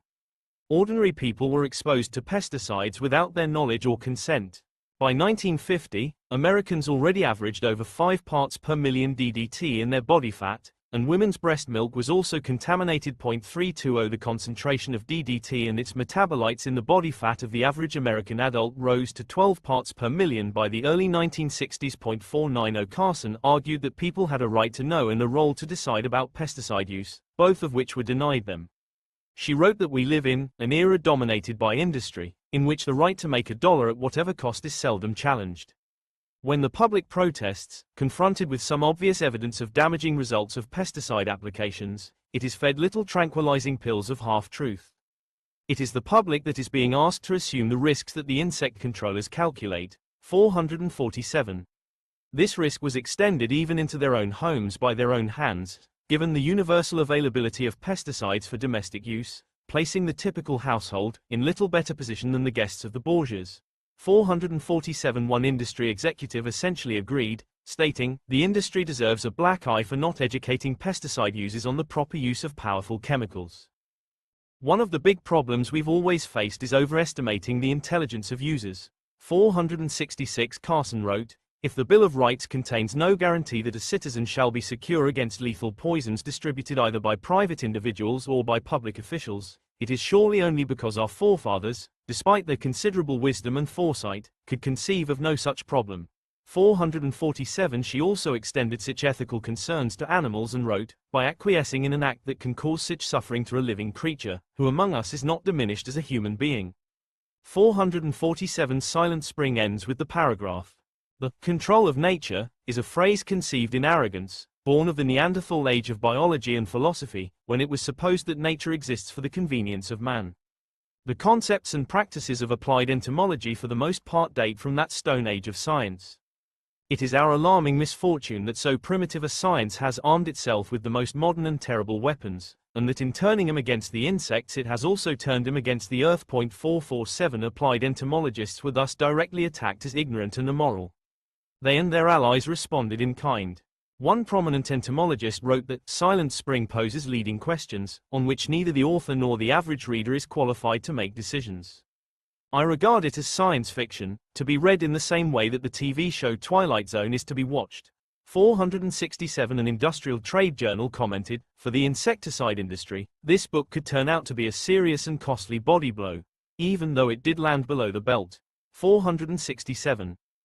A prominent scientist, who led the Food Protection Committee of the National Academy of Sciences National Research Council, predicted that Silent Spring would appeal to the organic gardeners, the anti-fluoride leaguers, the worshippers of natural foods, those who cling to the philosophy of a vital principle, and pseudo-scientists and faddists. 497 He advised that, in view of her scientific qualifications in contrast to those of our distinguished scientific leaders and statesmen, this book should be ignored.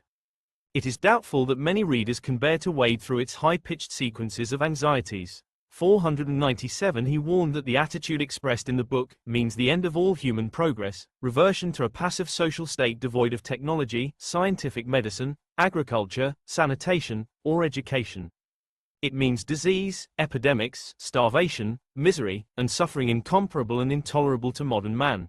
497 The head of the nutrition program at the Harvard School of Public Health stated, Miss Carson writes with passion and with beauty, but with very little scientific detachment. Dispassionate scientific evidence and passionate propaganda are two buckets of water that simply can't be carried on one person's shoulders. The bucket that springs a leak in Miss Carson's case is the scientific evidence. Unfortunately, Miss Carson implicitly accuses the scientific community of disparaging human values. In doing so, she abandons scientific proof and truth and combats them with exaggeration and unscientific deductive reasoning based on axioms of her own making. Miss Carson is a literary luminary and one of splendid accomplishment. That is no mean feat. Miss Carson could have written a book which would have helped bridge the gap between science and the public, instead of one which widens the gulf. 498. The president of Montrose Chemical Corporation, which was the largest DDT producer in the United States, accused Carson of being a fanatic defender of the cult of the balance of nature. 491 Many others jumped on this theme, such as a government official who said, at one time this country was supporting about 1 million Indians and some wildlife, and things were in balance. 499 A trade organization called the National Agricultural Chemicals Association funded a $250,000 public relations campaign attacking Carson. 474 A former Secretary of Agriculture asked why a spinster with no children was so concerned about genetics. His answer was that Carson was probably a communist. 467 The most visible critic was Robert White Stevens of American Cyanamid. He wrote, we often find that a false statement takes off like an ICBM, intercontinental ballistic missile, and explodes in TV, radio, newspapers, magazines, and even in books, before a measured estimate of the facts in the matter can be assessed and presented objectively. 500 White Stevens admired Carson's writing, but not her intent. Miss Rachel Carson is a writer on biological subjects with an extraordinary, vivid touch and elegance of expression. She paints a nostalgic picture of Elysian life in an imaginary American village of former years, where all was in harmonious balance with nature and happiness and contentment reigned interminably, until sickness, death, and corruption was spread over the face of the landscape in the form of insecticides and other agricultural chemicals. But the picture she paints is illusory, and she as a biologist must know that the rural utopia she describes was rudely punctuated by a longevity among its residents of perhaps 35 years, by an infant mortality of upwards of 20 children dead by the age of 5 of every 100 born, by mothers dead in their 20s from childbed fever and tuberculosis, by frequent famines crushing the isolated peoples through long dark, frozen winters following the failure of a basic crop the previous summer, by vermin and filth infesting their homes, their stored foods and their bodies, both inside and out. 50 Criticism did not limit itself to the pen of entomologists and industrialists. Many media outlets joined the fray. The Economist reduced Carson's angry, shrill tract to propaganda written in white-hot anger with words tumbling and stumbling all over the page. 474 Time magazine science journalist charged that in her emotional and inaccurate outburst, Miss Carson has taken up her pen in alarm and anger, putting literary skill second to the task of frightening and arousing her readers, leading to a position that was unfair, one-sided, and hysterically over-emphatic. 501 Carson wrote, these insecticides are not selective poisons. They do not single out the one species of which we desire to be rid. Each of them is used for the simple reason that it is a deadly poison. It therefore poisons all life with which it comes in contact. 447 The Time journalist responded, any housewife who has sprayed flies with a bug bomb and managed to survive without poisoning should spot at least part of the error in that statement. 501 This journalist and others drew upon the experience of convicts who were fed DDT by the U.S. Public Health Service and were found to be as healthy as a control group of convicts fed the same diet minus DDT. 502 Natural History magazine provided a mixed review, though the author defended Carson's advocacy. She has been accused of being one-sided, as though this were a fault. I have never heard St. Paul criticized for not giving Satan his due, though he is obviously a devilishly engaging fellow. 503 The Secretary of the Interior, Stuart Udall, defended Carson along these same lines. Silent Spring was called a one-sided book. And so it was. She did not pause to state the case for the use of poisons on pests, for her antagonists were riding roughshod over the landscape. They had not bothered to state the case for nature. The engines of industry were in action. The benefits of pest control were known, and the case for caution needed dramatic statement if alternatives to misuse were to be pursued. 504. Edwin Diamond, the science editor of Newsweek, initially was contracted by Houghton Mifflin to co-write the book with Carson, but Carson decided the collaboration would only hurt the book and so removed him from the project early on. 466 Diamond ended up writing one of the most scathing reviews. 487. Thanks to a woman named Rachel Carson, he wrote, a big fuss has been stirred up to scare the American public out of its wits. Noting that Carson was not married, Diamond asked, what, finally, is Silent Spring's game? This is an era of stereotyped thinking, scattershot charges, shrill voices and double standards of behavior. Carson's tactics, Diamond wrote, were reminiscent of those employed by Senator Joseph McCarthy in his great communist hunt. The record shows that the nation, once down from its McCarthyite orbit, was able to deal with subversion without dismantling its noble mansion of constitutional law and civil rights. Similarly, I think the pesticide problem can be handled without going back to a dark age of plague and epidemic. The controversy fell in part along gender lines, with men doing the criticizing and employing sexist stereotypes, and women, and men, providing critical support, although also often in a gender-biased manner. Carson was compared to Carrie Nation, the hatchet-wielding activist against alcohol. 505 The Journal Archives of Internal Medicine published an editorial stating, Silent Spring, which I read word for word with some trauma, kept reminding me of trying to win an argument with a woman. It cannot be done. 496 Although this author found the book, as science, to be so much hogwash, he also expressed a view that some positive changes were likely to result from it. I found in it much cantankerous enthusiasm and much concern for the state of man. I got through it, realizing that it will not advance the cause of science, of learning, or of Rachel Carson. On the other hand, if enough people read it and begin to think about the implications of some of the things of which it gives only a biased view, not only the country, but even scientists working on the problems the book assails, must surely gain. 496 Gender stereotypes also colored public perceptions. The New York Times wrote, gentle, soft-voiced Rachel Louise Carson appears an unlikely candidate for the role of avenging angel. She is shy and very feminine, and refuses to be drawn into retaliatory comments against those who have attacked her book. Miss Carson is a small-boned woman with gradually graying, dark brown hair. Her eyes are grayish-brown and her complexion is pale. 506 Another friendly reviewer wrote, Miss Carson is a quiet-spoken spinster, now 55 years old, who lives in suburban Silver Springs, MD, near Washington. She is renowned for her prize-winning 1951 work on marine biology, The Sea Around Us, dealing with the flora and fauna of the sea. In her latest book she comes ashore, with a vengeance. 499 But Carson dismissed any role for gender in the point of her book. Her interest was not in things done by women or men, but in things done by people. 467.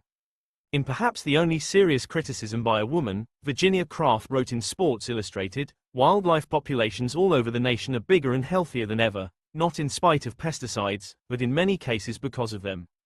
The prosperity in the wildlife of today is a direct result of man's, particularly American man's, increased ability to control his own environment. The single most effective tool in bringing about these improvements has been chemical pesticides. 507 Craft wrote that Silent Spring made Neville Shute's nuclear apocalypse novel On the Beach seem almost euphoric by comparison. 507 She continued, the wise and discreet use of chemical pesticides is assuring us not of a silent spring, but of seasons filled with all the rich, new sounds of animal and human prosperity. 507 In summing up the criticism originating from so many quarters, Paul Brooks compared the reaction to that faced by Charles Darwin a century earlier with the publication of On the Origin of Species. Not since then had a single book been more bitterly attacked by those who felt their interests threatened. 471 Even some of the language used to criticize Darwin rang familiar in 1962. Louis Agassiz wrote that Darwin's transmutation theory is a scientific mistake, untrue in its facts, unscientific in its method, and mischievous in its tendency. 508 Comparing Silent Spring to Thomas Paine's Rights of Man, 509 A critic for the New York Times noted, from the panic of the chemical industries and the soothing officialese of government bulletins, you would think that Rachel Carson had advocated a return to the wooden plow. 510 All this controversy stimulated sales of the book and thereby worked against the critics. Within 2 months of publication, the book had sold 100,000 copies, topped the bestseller list, and featured in headline news. Indeed, the book caught the attention of President Kennedy even before it was published. 467 It was translated into 22 languages, and 500,000 hardcover books were sold before Houghton Mifflin released the paperback edition. 467,474 sales occurred in pulses with each new event, whether it was the airing of CBS reports or press coverage of government hearings. A Houghton Mifflin executive noted this unprecedented situation for one of its titles, and stated, "The only parallel I can think of is a book as evil as Rachel's is benign." Mein Kampf used to have a new wave of sales whenever Hitler invaded a new country. People were trying to see who would suffer next. 466 Sensitive to the charges of a communist conspiracy, Carson and her agent decided not to sell literary rights to communist countries, because the book is too easily twisted to anti-US propaganda. 466. Too ill to do much, Carson agreed to only a handful of events and interviews. 467 She wrote to her doctor, "I still believe in the old Churchillian determination to fight each battle as it comes, and I think a determination to win may well postpone the final battle." 463 One opportunity for battle that she found irresistible was an interview with CBS Reports, which, due to its popularity and primetime slot, would gain a wide audience for her views. Since Carson was limited in mobility because of her cancer, the show's host and his crew conducted the interview in her home. CBS constructed the show through 8 months of filming. 425 Opposing Carson, CBS Reports featured White Stevens as the representative of the chemical companies. Several government leaders were also featured, the Surgeon General, the Commissioner of the Food and Drug Administration, and the Secretary of Agriculture. The controversial nature of the content led 3 major corporations to withdraw their advertisements. The show aired on April 3, 1963, and vindicated Carson as the calm adult in the room, not as the hysterical communist spinster. Carson's voice opened the program. "Can anyone believe it is possible to lay down such a barrage of poisons on the surface of the earth without making it unfit for all life? They should not be called insecticides, but biocides." 511 White Stevens responded, "The major claims in Miss Rachel Carson's book Silent Spring are gross distortions of the actual facts, completely unsupported by scientific experimental evidence and general practical experience in the field. If man were to faithfully follow the teachings of Miss Carson, we would return to the Dark Ages, and the insects and diseases and vermin would once again inherit the earth." White Stevens continued, "Miss Carson maintains that the balance of nature is a major force in the survival of man, whereas the modern chemist, the modern biologist, the modern scientist believes that man is steadily controlling nature." Carson retorted, "Now to these people apparently the balance of nature was something that was repealed as soon as man came on the scene. Well, you might just as well assume that you could repeal the law of gravity. Man is part of nature and his war against nature is inevitably a war against himself."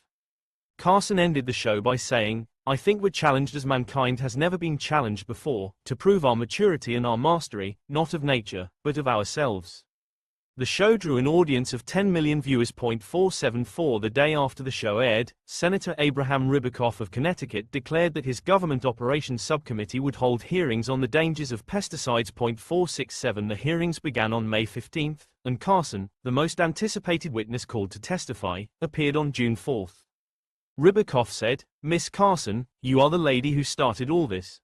474 His comment was reminiscent of Abraham Lincoln's question to Harriet Beecher Stowe, the author of Uncle Tom's Cabin. According to the family law of Stowe's descendants, Lincoln said when he met her, "Is this the little woman who made this great war?" 512 In her testimony, Carson stated, "Since our problems of pest control are numerous and varied, we must search, not for one superweapon that will solve all our problems, but for a great diversity of armaments, each precisely adjusted to its task."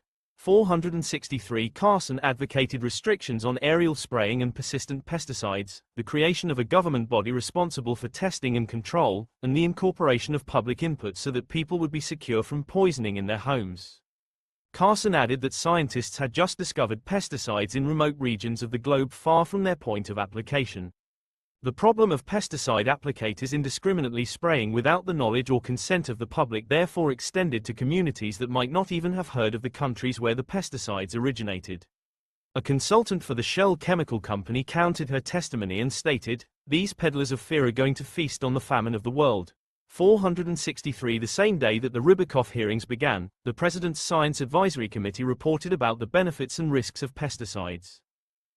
The report noted, efficient agricultural production, protection of health, and elimination of nuisances are now required and expected by modern man.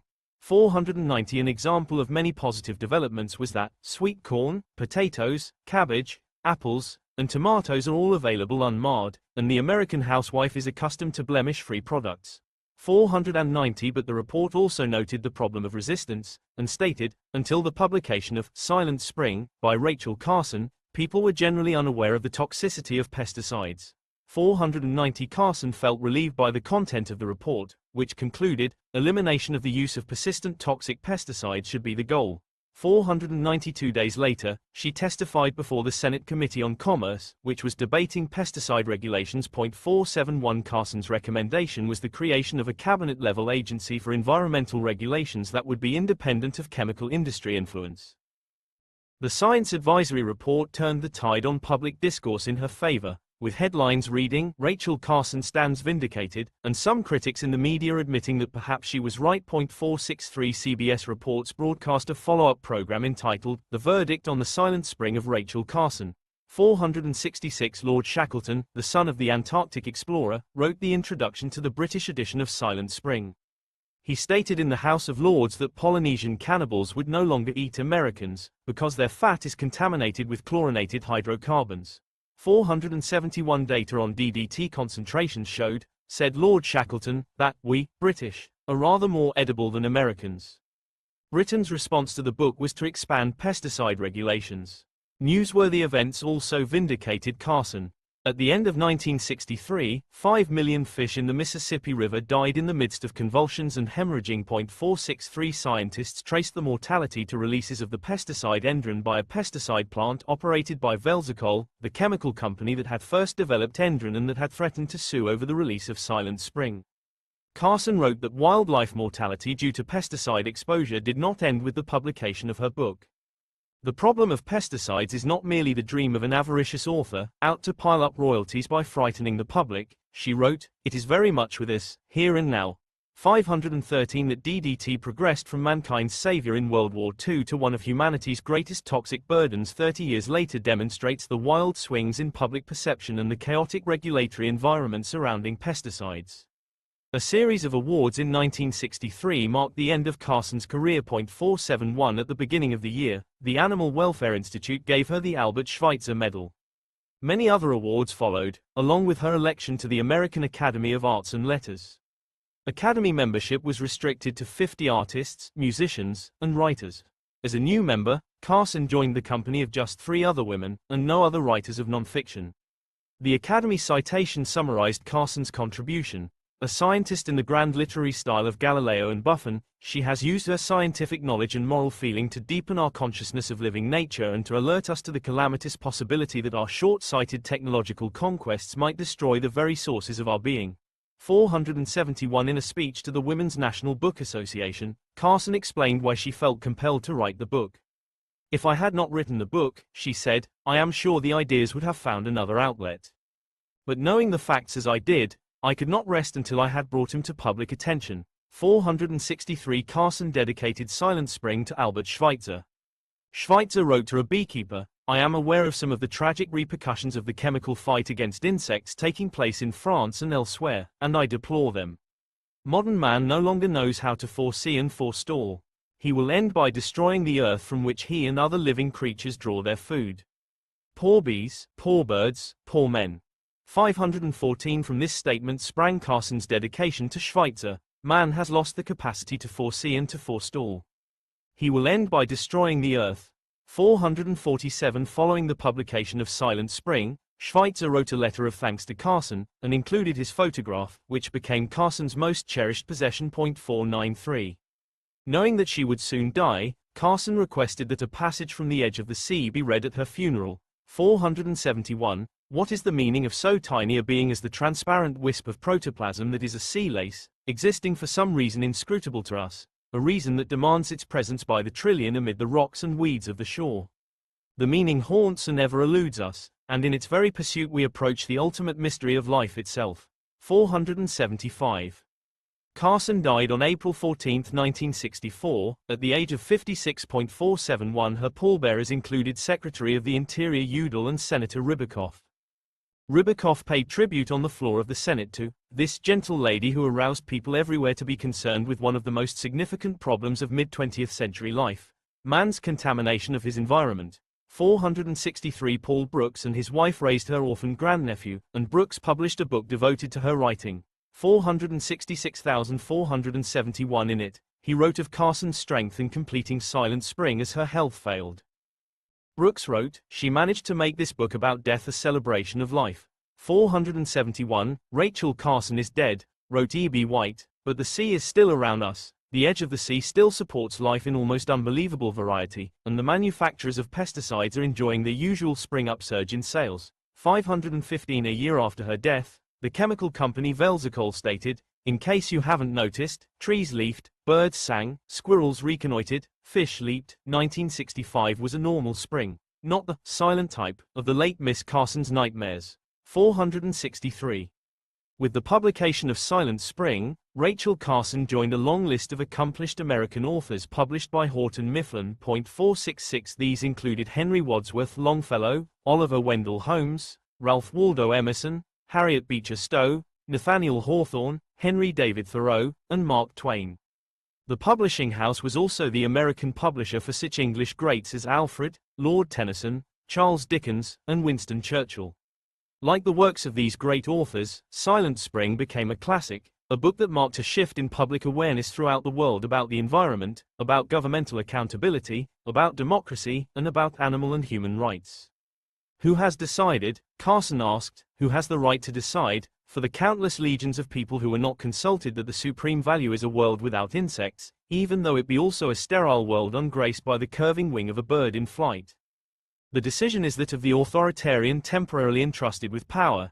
He has made it during a moment of inattention by millions to whom beauty and the ordered world of nature still have a meaning that is deep and imperative. 447. Perhaps Carson's message was best foreshadowed by President Eisenhower, who said in his farewell speech to the nation, "As we peer into society's future, we, you and I, and our government, must avoid the impulse to live only for today, plundering, for our own ease and convenience, the precious resources of tomorrow.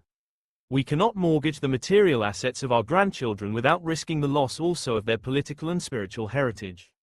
We want democracy to survive for all generations to come, not to become the insolvent phantom of tomorrow." 485.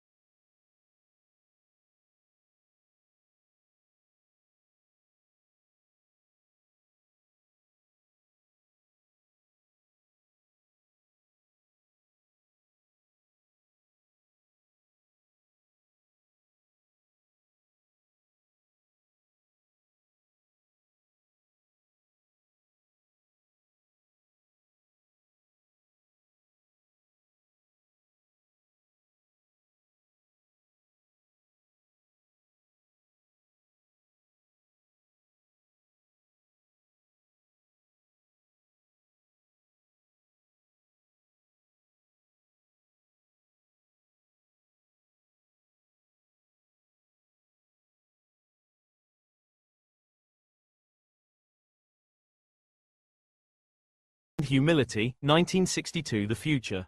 Within the past 100 years, man has emerged from a feeble creature, virtually at the mercy of nature and his environment, to become the only being which can penetrate every corner of the planet, communicate instantly to anywhere on Earth, produce all the food, fiber, and shelter he needs, wherever he may need it, change the topography of his lands, the sea and the universe, and prepare his voyage through the very arch of heaven into space itself.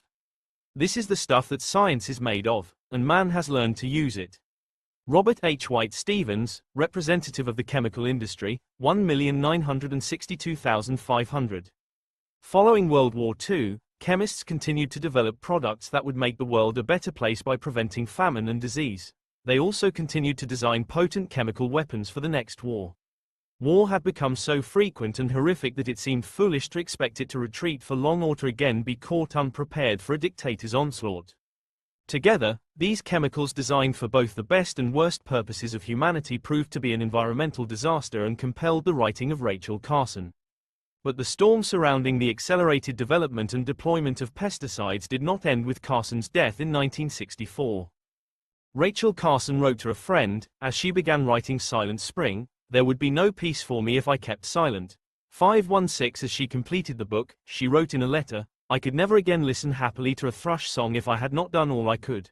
471. The same compulsive drive likely plagued, motivated, and enabled the greatness of all of the scientists in this book. Ronald Ross strained his vision peering through a microscope for years before he made his monumental discovery of pigmented cells in the stomach wall of an Anopheles mosquito, literally as his microscope rusted from the drips of his sweat.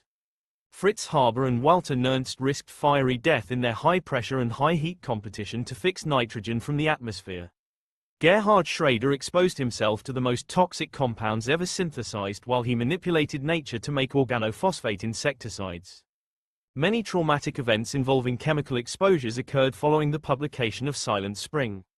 Scientists discovered DDT in women's breast milk at concentrations 5 times greater than the maximum allowable level in cow's milk. 463. The Environmental Defense Fund, created by an informal group of Long Island environmentalists, scientists, and a lawyer in the wake of Carson's death, placed an advertisement in the New York Times that asked, "Is mother's milk fit for human consumption?" 320. Similarly, the Ecology Center in Berkeley produced a poster of a nude pregnant woman with a label on her breast that read, "Caution, keep out of the reach of children."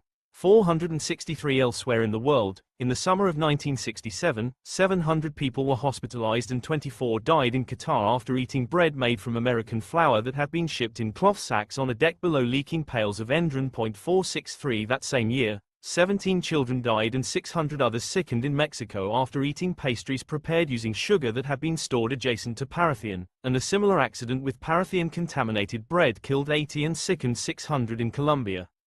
Similar tragedies with a variety of pesticides occurred throughout the world, and became more common and caused more fatalities as the variety of new pesticides in the marketplace proliferated and the volumes employed jumped.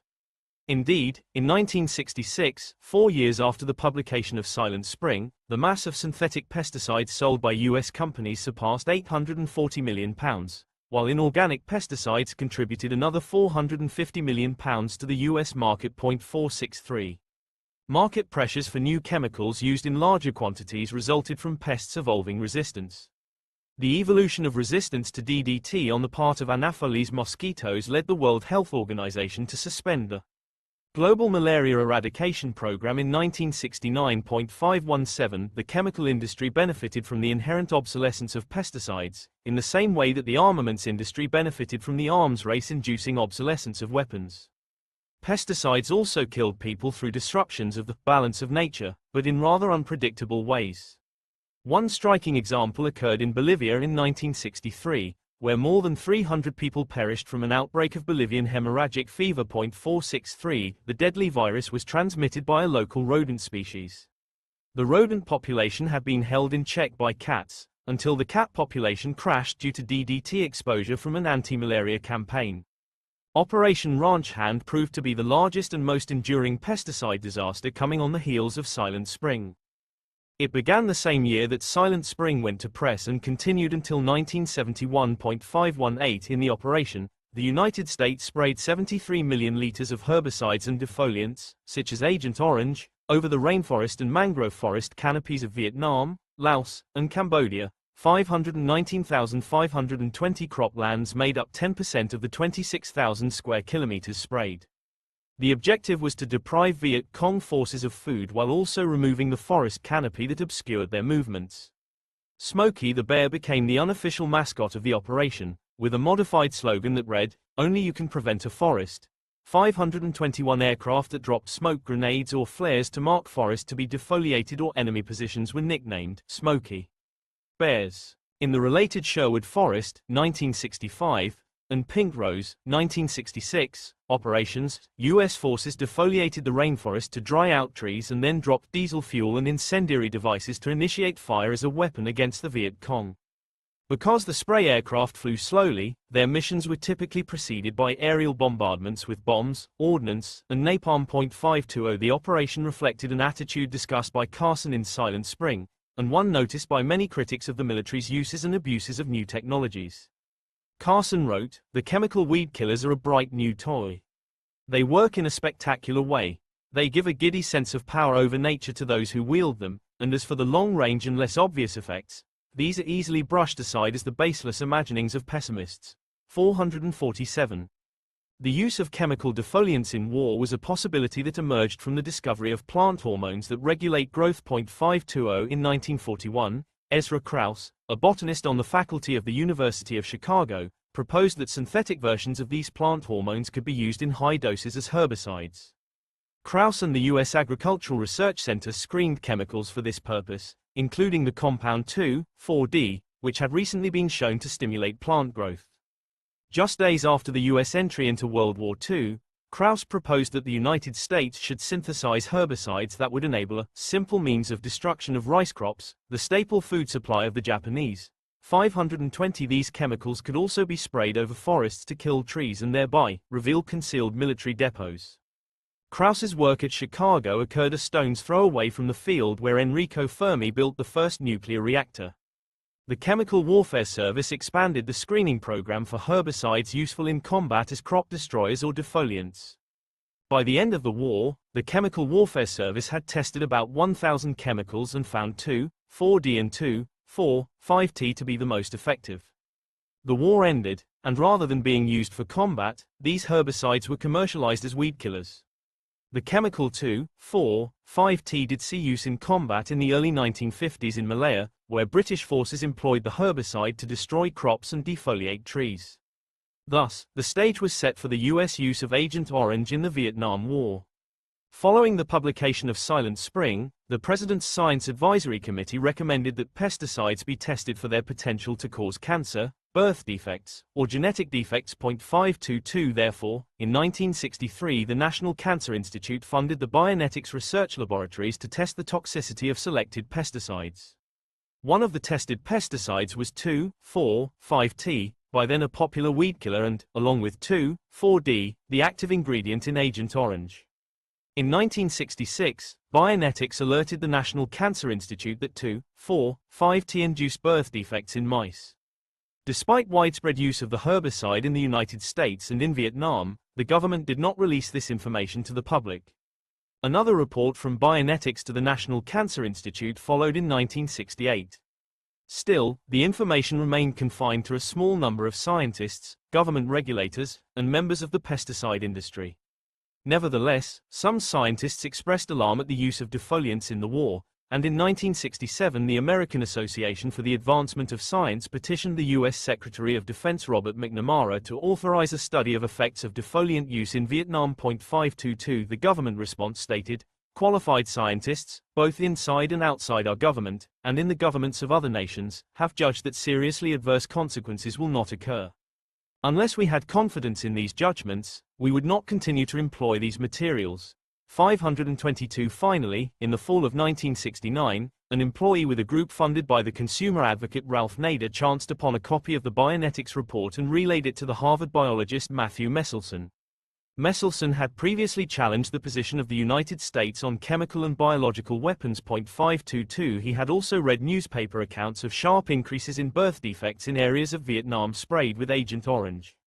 Meselson visited the physicist Lee Dubridge, President Nixon's science advisor, on October 29, 1969, to relay his concerns. With Messelson still in his office, Dubridge called the Deputy Secretary of Defense and co-founder of the Hewlett-Packard Company, David Packard, and they decided to restrict the use of 2,4,5T.520. Dubridge issued a press release that very day stating that the Department of Defense will restrict the use of 2,4,5T to areas remote from population, while the Department of Agriculture will cancel registrations of 2,4,5T for food crops effective January 1, and the Departments of Agriculture and Interior will stop using 2,4,5T in their own programs. 520. Dubridge called Messelson a few days later to relate that Dow Chemical Company concluded that dioxin was to blame, not the herbicide 2,4,5T.520. Dioxin was present in 2,4,5T due to faults in the production process, so the Departments of Agriculture and Defense stated that with improved production techniques they could continue to use the herbicide. Dow Chemical then, in early 1970, conducted research that demonstrated that the improved 2,4,5T did not cause birth defects. 522. The U.S. Food and Drug Administration and the National Institutes of Health tried to replicate the Dow results, but they found that 2,4,5T, like thalidomide, strongly induced birth defects, though the effects were even stronger when dioxin was present. The confirmation of the original 1966 bioethics report took only 6 weeks to achieve after years of inaction and obfuscation of the findings. Hearings in the Senate followed. However, a President's Science Advisory Committee report stated, the lack of accurate epidemiological data on the incidence and kinds of birth defects in the Vietnamese population before or since the military use of defoliants precludes any estimate as to whether an increase in birth defects has occurred. 522. Meanwhile, Dow Chemical and Hercules Corporation appealed the modest restrictions on the use of 2,4,5T, which led to another advisory committee of scientists recommended by the National Academy of Sciences. 522. This committee included scientists employed by manufacturers of 2,4,5T. The committee recommended to the newly created Environmental Protection Agency the continued use of 2,4,5T synthesized to prevent dioxin contamination. After years of petitioning by concerned scientists, the American Association for the Advancement of Science funded an investigation in 1970. 522. The 4-member scientific team, known as the Herbicide Assessment Commission, was organized by Messelson, directed by Arthur Westing, and also included John Constable and Robert Cook. This book's author had the good fortune to work for Westing in 1987. The team traveled to Vietnam and found that contrary to declarations by the Department of Defense, spraying had destroyed crops in densely populated areas, severely damaged half of Vietnam's mangrove forests and 1/5 of its hardwood forests, and appeared to induce stillbirths and birth defects among children exposed in the womb. 519,522,523. The use of herbicidal weapons, wrote Westing, results in extended human suffering to non-combatants, all out of proportion to any immediate military benefits that could be claimed for them. 524. The team found moral support from thousands of scientists, including 17 Nobel laureates, who petitioned the United States to renounce herbicidal weapons. 524. The accumulation of evidence and the team's report led to the suspension of registrations for 2,4,5T in U.S. agriculture in 1970, along with the discontinuation of Agent Orange operations in Vietnam. 520. However, the use of herbicides to destroy crops continued until January 7, 1971. Despite the conclusion of an interagency review in 1968 that read, the main impact of crop destruction, however, falls upon the civilian population. An estimated 90% of the crops destroyed in 1967 were grown, not by VC, NVA, Viet Cong, North Vietnamese Army, military personnel, but by civilians living there. 520. A follow-up study by the National Academy of Sciences, which Messelson contributed to, reported in 1974 that the defoliation program caused illnesses and deaths among children, damaged mangrove forests to such an extent that they would take a century to recover, increased the prevalence of malaria-infected mosquitoes, and devastated food supplies leading to population displacements. 522. President Gerald Ford signed Executive Order 11,850 in 1975. The United States renounces, as a matter of national policy, first use of herbicides in war except use, under regulations applicable to the domestic use, for control of vegetation within U.S. bases and installations or around their immediate defensive perimeters. 520. These events were facilitated by the 1969 renunciation of first use of chemical weapons by President Richard Nixon on behalf of the United States, along with a complete ban on the use of biological weapons. 303 Meselson influenced both decisions, as he had access to the president through his former Harvard colleague, Henry Kissinger, who held key posts in both the Nixon and Ford administrations. 522 Nixon called on the Senate to ratify the Geneva Protocol of 1925, stating that mankind already carries in its own hands too many of the seeds of its own destruction. 303 The Senate followed suit, and also ratified the Biological Weapons Convention, which was the first to ban an entire family of weapons in the aftermath of World War II. President Gerald Ford signed both conventions in 1975, the same year in which he banned first use of herbicidal weapons. Other chemical events intruded upon the day-to-day lives of people throughout the world and continued the build-up of skepticism in government and industry that Carson launched. One of these events occurred on March 13, 1968, when a test of VX nerve gas at the U.S. Army's Dugway Proving Ground in Utah resulted in the death of 6,000 sheep grazing as far away as 45 miles from the site. 522 Over the next 14 months, and in an atmosphere of incontrovertible facts, the Army's position migrated from outright denial of nerve gas testing to paying damages to ranchers. In 1969, the U.S. Army prepared to ship 27,000 tons of chemical weapons from the Rocky Mountain Arsenal to the Atlantic Ocean aboard 800 railroad cars. For marine disposal. 522 The shipment was to include 12,000 tons of sarin-filled bombs and 2,600 tons of leaking sarin-filled rockets encased in concrete and steel.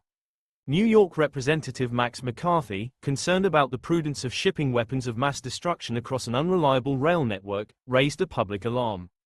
A National Academy of Sciences panel, which included Meselson, found the Army's transportation plan to be woefully inadequate, and the disposal of weapons at sea, Operation Chase, for cut holes and sink, had already resulted in an unintended explosion and other mishaps. As a result of the National Academy report, the Army agreed to dispose of the weapons at the Rocky Mountain Arsenal, with the exception of the encased sarin rockets, which were dumped into the ocean off the coast of Florida. In 1978, alarmed by local media reports and neighborhood chatter of spikes in birth defects and unusual illnesses, Lois Gibbs organized her Love Canal, New York, community to shut down her son's school and relocate neighborhood families. 525 to 527 The school had been constructed atop a site where Hooker Chemical Corporation, a subsidiary of Occidental Petroleum, had disposed of more than 20,000 tons of toxic waste before selling the property to the local school board for $1, and, in the process, transferring liability to an unqualified recipient. Gibbs was an unlikely spearhead for this movement, as she did not attend university and lacked relevant training. Nevertheless, she founded the Love Canal Homeowners Association and led citizen efforts to hold industry and government accountable. In response to an engineer's presentation of the planned remediation, Gibbs said, "Excuse me, I'm just a dumb housewife. I'm not an expert. You're the expert. I'm just going to use a little common sense." 526 She then explained the faults in the engineering that were supposed to prevent contamination of the neighborhood. After 2 years of pressure, President Jimmy Carter stated on October 1, 1980, that all Love Canal families would be relocated and compensated for the loss of their homes. The fiasco motivated the passage of the Comprehensive Environmental Response, Compensation, and Liability Act of 1980, better known as the Superfund for the cleanup of contaminated sites. The list of similar disasters is long, and often, as in the case of Love Canal, ordinary people galvanized public opposition to corporate neglect. An illustrative example is provided by Erin Brockovich, a legal clerk who discovered that residents near a compressor station operated by Pacific Gas and Electric Company in California were sickened by chromium-6 leaching from the facility. 425 This led to a record 1996 court settlement resulting from the largest class action lawsuit related to pollution in U.S. history. Chemical tragedies that occurred in developing countries were often larger in scale and impact, due to lackadaisical safety standards and ineffective responses, both attributable to fewer financial resources and weak governance. For example, the Union Carbide pesticide plant in Bhopal, India, produced the insecticide 7-carbaryl, a carbamate originally marketed in 1956. 421 Due to an unnerving list of equipment and personnel errors, and following a string of smaller chemical accidents, the plant spewed a deadly gas cloud over Bhopal in 1984 that killed thousands and sickened tens of thousands of residents. Because of India's poverty, the risk of synthesizing highly toxic chemicals in a population center was tolerated, while standard safety precautions were simultaneously neglected. Such an imposition of risk from pesticides onto residents of neighborhoods near a manufacturing facility is mirrored by the risks faced by farm workers. When Carson alerted the world to the dangers of persistent organochlorine pesticides, governments around the world phased out the production and use. Other products, such as organophosphate pesticides, replaced the organochlorine pesticides. The organophosphates had the advantage of short residence time in the environment, but ironically, often the disadvantage of greater toxicity. 421 These chemicals posed a greater occupational risk than the more persistent chemicals, leading to illnesses and deaths among farm workers and their families. An expression of this shift in risk to such a low-income group with little political recourse is found in the Great Boycott movement of Cesar Chavez in the 1980s. 528 In the 3 decades following Carson's death, annual pesticide consumption in the United States doubled to more than £1 billion. 421 By the 1990s, organophosphates made up more than half of this use. Carson's book succeeded in changing the political climate to one of caution regarding organochlorine pesticides, but despite her warnings about the dangers of organophosphates, their use continued to rise, along with severe damage to wildlife. Other new categories of insecticides also entered the marketplace with great fanfare, including the pyrethroids, synthetic analogues to pyrethrum, and the neonicotinoids, systemic insecticides that are synthetic versions of nicotine. 421,529 Given that pyrethrum and nicotine were among the first widely used insecticides, the uses of which were limited by high cost, the development of synthetic versions held great promise. Pyrethroids were first synthesized in 1949 and then improved in the late 1960s. A commercially important version called permethrin was discovered in 1972. Neonicotinoids were first marketed in the 1980s and proved to be immensely popular, especially when governments began restricting prevalent organophosphate insecticides. 421 In 2013, neonicotinoids supplanted organophosphates as the most used insecticides in the world. As with previous classes of insecticides, many insects quickly evolved resistance to neonicotinoids. And like previous classes of insecticides, neonicotinoids have affected the balance of nature, as they kill countless birds and are partially responsible for colony collapse disorder, the loss of honeybee and bumblebee colonies throughout the world, and consequently the loss of the important pollination services bees provide. Thus, in a repeat performance and in an effort to protect crops from insect pests, chemists produced a class of insecticides that kills pollinators and predators of pests, and thereby puts at risk the very crop production that the insecticides were designed to protect. Other two-word phrases with deep implications for life on Earth joined Silent Spring in the decades following the book's publication. The public soon worried about acid rain, nuclear winter, ozone hole, and global warming. The toxic chemical problem that Carson highlighted turned out to be an underestimate, rather than a hyperbolic rant. She was aware that this was the case. There was only so much that the public could digest in a single book. The problem that I dealt with in Silent Spring, Carson said, is not an isolated one. It is merely one part of a sorry whole, the reckless pollution of our living world with harmful and dangerous substances. 471. Scientists discovered that many pesticides, including DDT, are toxic in part because they disrupt the endocrine system. However, added to the list of endocrine-disrupting compounds is a dizzying array of products, including many PCBs, cleaning solutions, makeup and personal care products, plasticizers, and flame retardants. Indeed, the list of toxic chemical compounds used in daily life seems endless. Humans and other living creatures are exposed to thousands of these toxic chemicals, which interact in unpredictable ways, leading to developmental abnormalities, delayed illness, and even health effects passed across generations. Carson anticipated much of this, stating, "There is something more than mere feminine intuition behind my concern about the possibility that our freewheeling use of pesticides may endanger generations yet unborn." 471 The public identification of these problems, and the pursuit of solutions, began with pesticides and Silent Spring. Perhaps even more important, Rachel Carson inspired ordinary people to educate themselves as citizen scientists and to overpower the neglect and corruption of governments and corporations. Having recognized and defined our values, she wrote shortly before her death, "We must defend them without fear and without apology." 513. What does the history of pesticides imply about the future of pesticides? New chemicals will emerge that are effective for a time, until pests evolve resistance. New techniques and technologies will dent pest populations, and thereby limit the scourge of deadly diseases and famine. the enticement of these new technologies will be irresistible and driven by necessity. Some, like tetraethyl lead and freon, will result in serious unintended consequences. Others will vastly improve living conditions, and perhaps ease tensions and competition for resources and thereby reduce the risk of war. Some will be adapted for war, which seems to be an inevitable consequence of human existence. Corporations will profit, and tensions between corporations, government regulators, and ordinary people will play out in a political theater forever altered by the words of Rachel Carson. It seems reasonable to believe that the more clearly we can focus our attention on the wonders and realities of the universe about us, the less taste we shall have for the destruction of our race. Wonder and humility are wholesome emotions, and they do not exist side by side with a lust for destruction. 447. Epilogue. Ever since Friedrich Wöhler accidentally synthesized urea from cyanic acid and ammonia in 1,828,300 scientists have probed the workings of atoms and molecules to halt famine, to wage war on disease, and to destroy armies. Reflecting on this history, I find it rewarding to summarize my thoughts in the first person rather than the third, and to indulge in a rambling family history that explains my personal motivation to write about the interplay of scientists, chemistry, progress, and tragedy. Please forgive this change of style, as it allows me to relate a few stories of my ancestors and to think through the implications.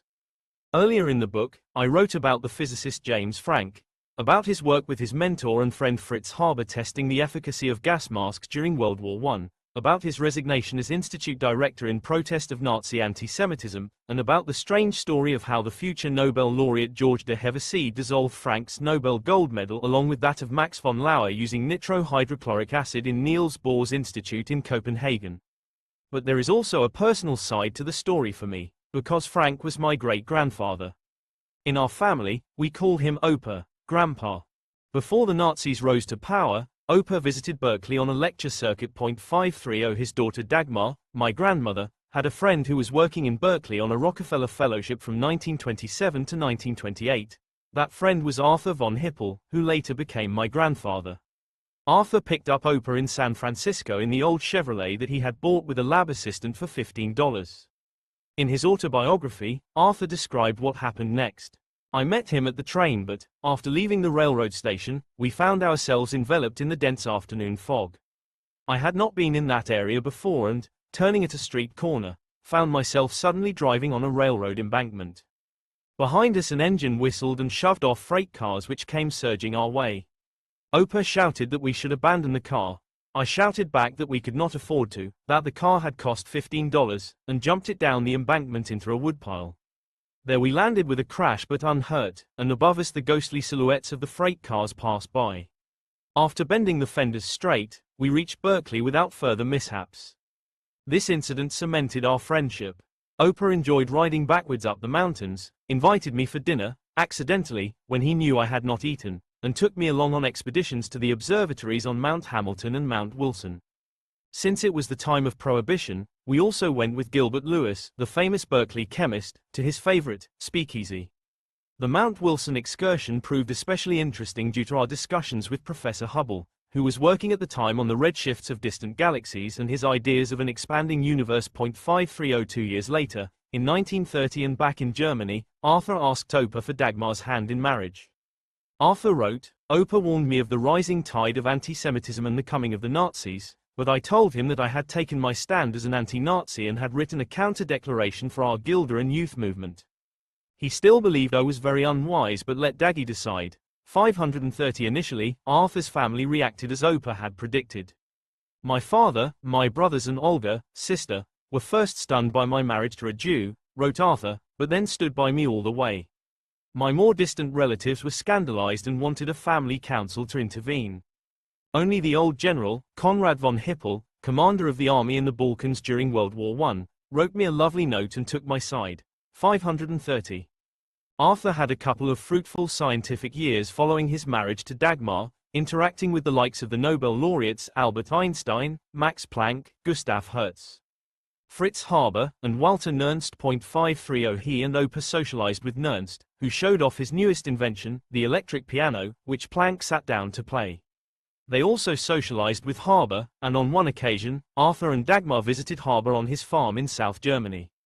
They borrowed Haber's Daimler and nearly crashed when its roof collapsed. This was an especially close call because Dagmar was pregnant with my father, aunt. Things soon descended into chaos for the family. Here I quote extensively from Arthur's autobiography to explain what happened next. The rector of the university, a professor of agriculture and ardent Nazi, called a meeting of all the faculty and declared the constitution of the university to be abolished. He asked us to look out the windows where Reichswehr, Realm Defense, and Nazi stormtroopers were lined up to break any incipient resistance. The first physics institute under Professor Pohl joined the Nazis. Our second physics institute, led by Frank, resisted, but found a traitor in its midst. One of our PhD students turned out to be a Nazi leader who had hidden secret Nazi plans for the takeover in his cabinet. 530. Believing that Arthur had accidentally found the secret plans, the student threatened Arthur with arrest. Soon our personal lives became strongly affected by the fact that Daggy was Jewish. Old friends suddenly appeared short-sighted and could not recognize us anymore. When I walked in the streets, people crossed over to the other side. Our father had to certify his Aryan origin. Our East Prussian uncle, Walter von Hippel, chief officer of that province and the family historian, who had been especially agitated by my marriage to Daggy, was thrown into jail by the Nazi Gauleiter, party governor, Koch, whom he had previously dismissed as incompetent. Our father defended Walter before the German Supreme Court and got him freed, but the Nazis simply put him back into jail. Uncle Walter wrote me a letter of apology and then committed suicide. 530. In the spring of 1933, a Hitler edict banned Jewish students from the universities and Jewish professors, including Max Born, future Nobel laureate, and Richard Courant, prominent mathematician, was subsequently dismissed. Opa Frank was exempted since he had received the Iron Cross, first class, for heroism during World War I. Obviously, he did not want this preference. We therefore sat down with him and some friends to formulate a statement of resignation. 530. Opa's resignation letter to the government read, "With these lines I ask you, Mr. Minister, please to release me from my duties as regular professor at the University of Göttingen and director of Physics Institute 2 of this university.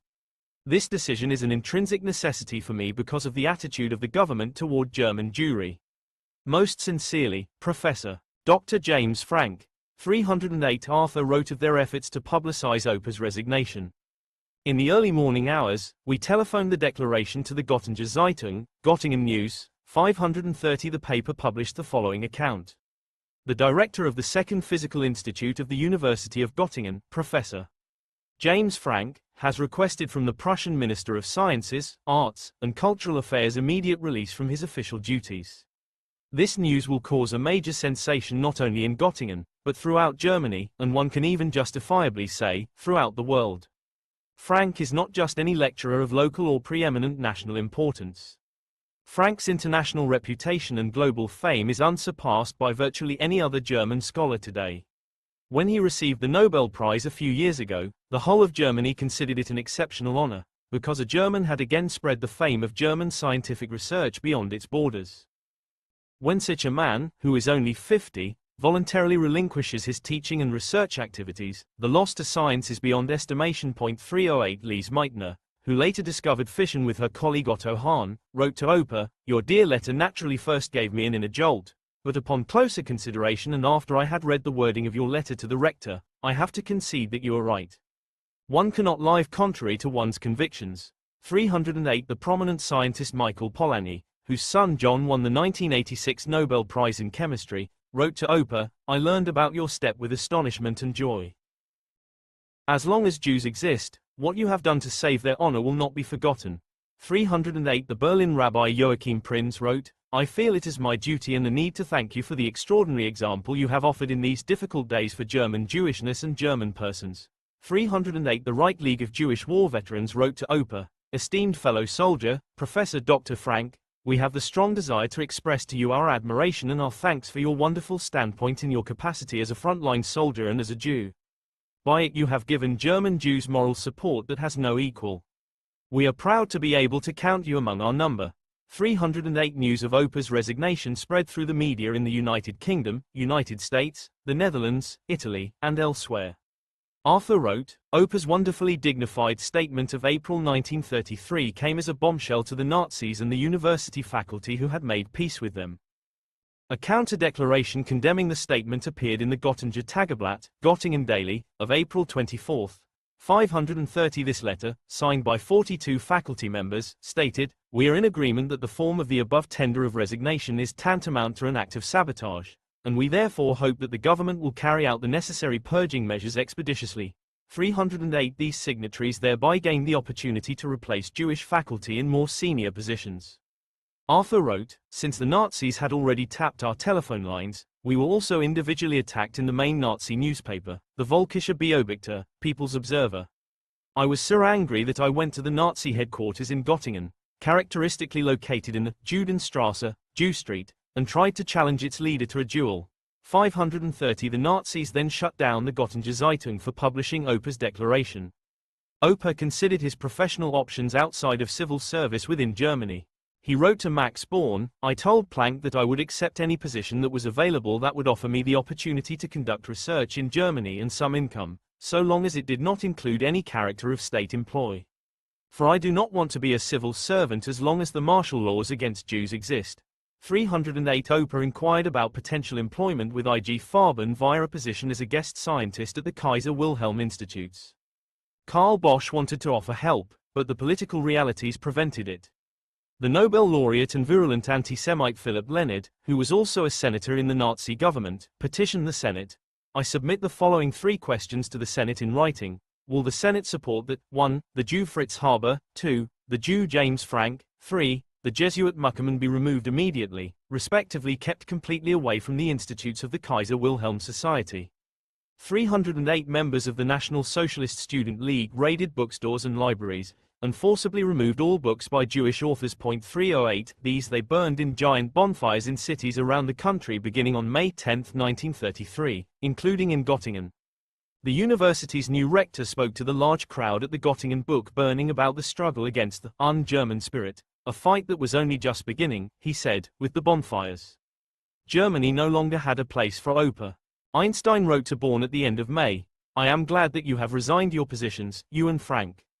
Thank God there is no risk involved for either of you. But my heart aches at the thought of the young ones."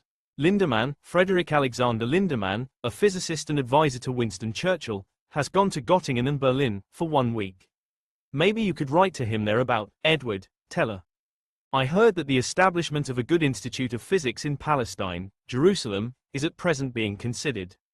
There has been a nasty mess there up to now, complete charlatanism.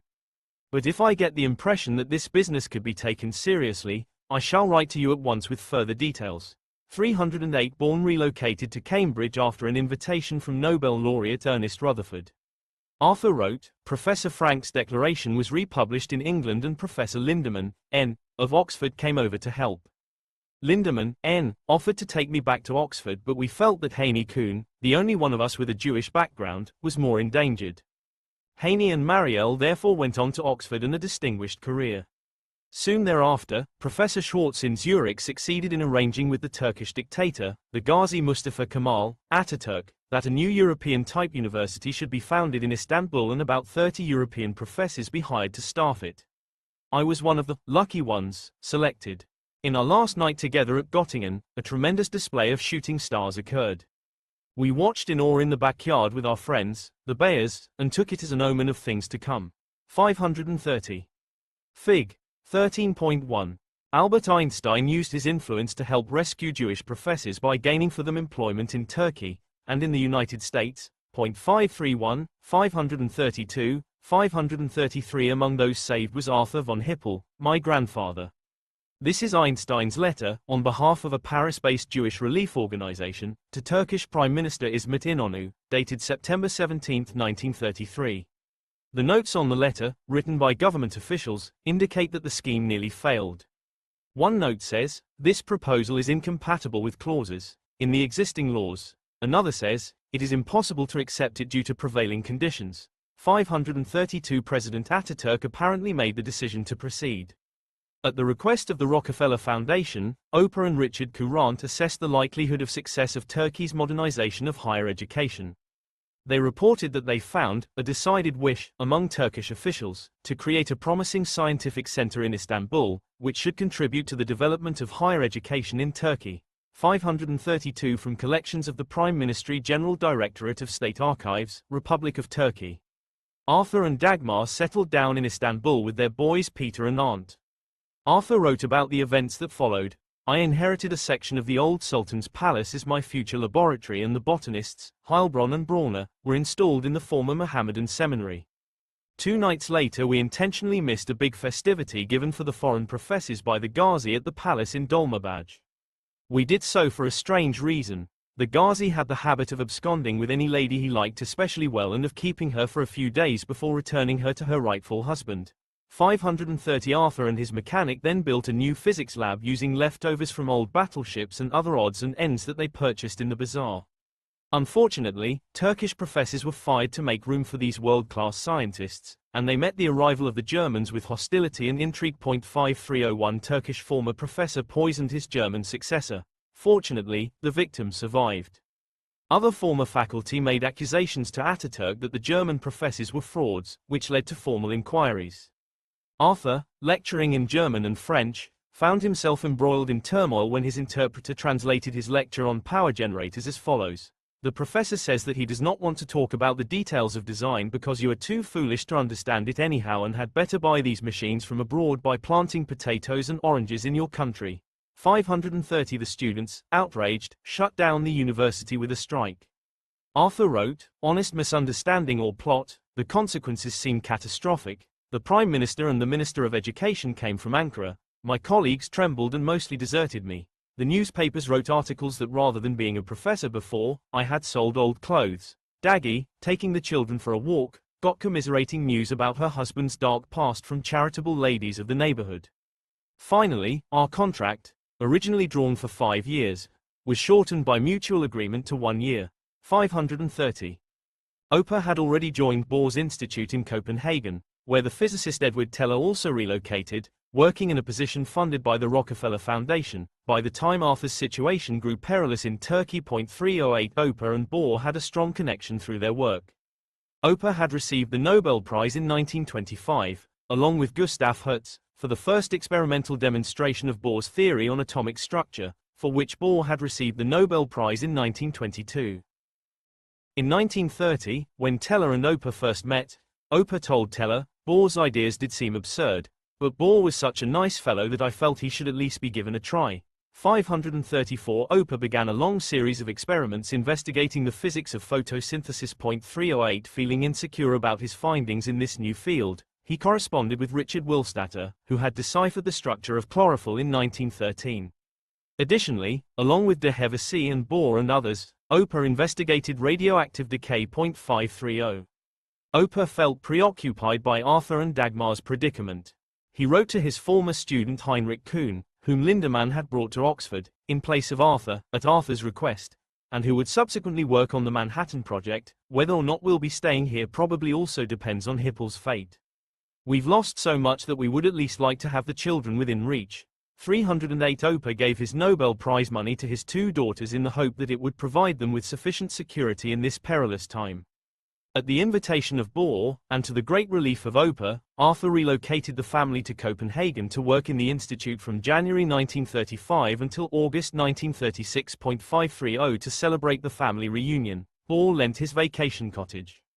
Joining the family on the much-needed vacation was Teller, who subsequently also worked on the Manhattan Project and became known, to his distaste, as the father of the hydrogen bomb. 534 Arthur wrote about this wonderful time working with Bohr. In lectures, Bohr never quite knew in which language he spoke, Danish, German or English. Sometimes he switched in the midst of a thought. Then, he might suddenly stop altogether for a while, his face going blank. Then came a beatific smile and a new idea had been born. 530 At Bohr's request, Arthur made one last trip to Germany to acquire equipment for a high-voltage laboratory. 530 The lab was to enable nuclear excitation and disintegration experiments, which required a facility producing between 1 million and 2 million volts. Nernst had already conceived of such enormous electrical output with his thunderstorm generator on Monte Generoso in Switzerland, but that prototype was unsuitable for Bohr's requirements. Arthur was to visit a German company producing a new cascaded transformer capable of 2 million volts.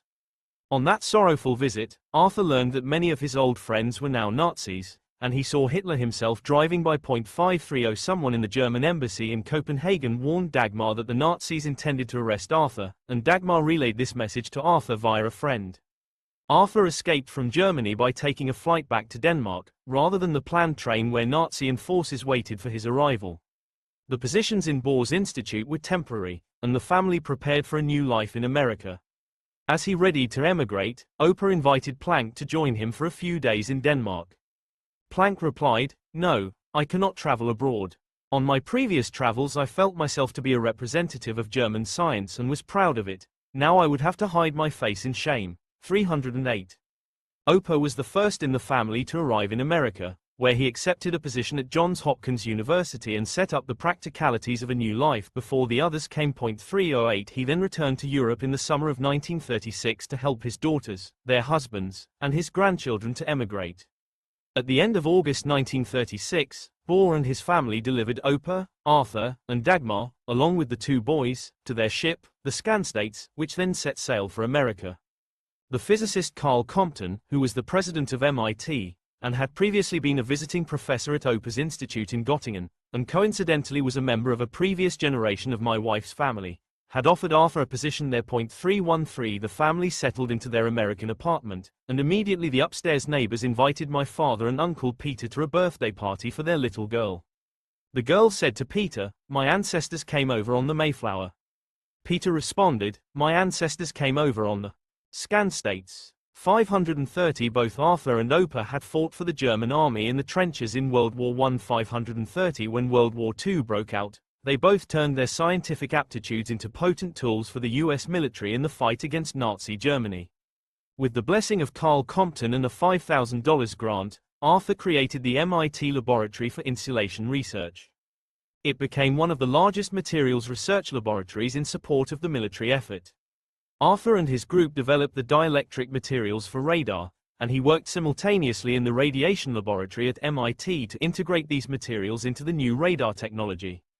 His lab also produced various plastics, rubbers, ceramics, crystals, and other materials for a variety of wartime technologies and improved materials to enhance performance of semiconductors and photocells.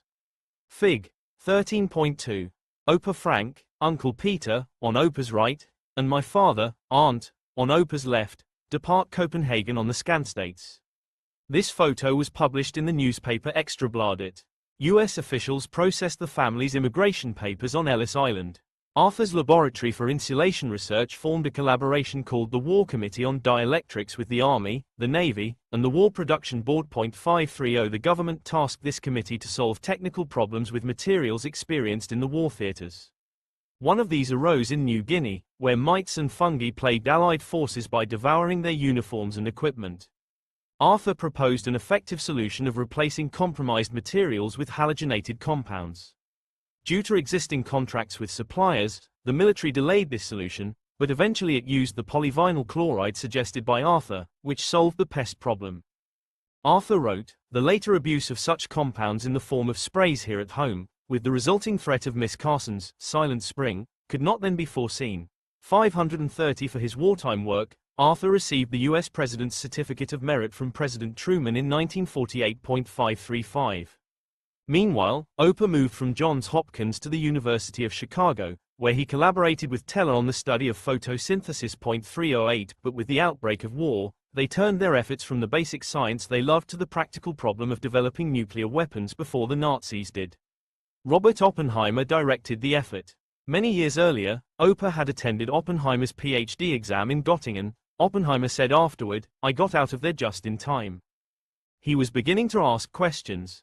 314 The Nobel laureate Enrico Fermi constructed a uranium reactor in an old squash court at the university, and the Nobel laureate Arthur Holly Compton, Carl Compton's brother and also a member of a previous generation of my wife's family, directed the research in Chicago. 308 In another coincidence of my family's history, Arthur Holly Compton appointed Opa to lead the chemistry division of the nuclear bomb research.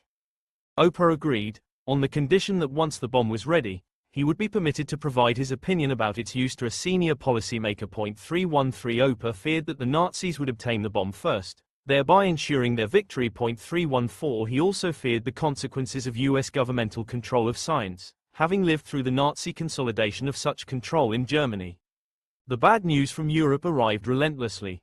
Lise Meitner escaped to Sweden, and wrote to Oprah of the fate of their friends back in Germany. 308 The Germans executed Planck's son Erwin for his role in the failed assassination attempt on Hitler, and similar grim news arrived with a depressing constancy.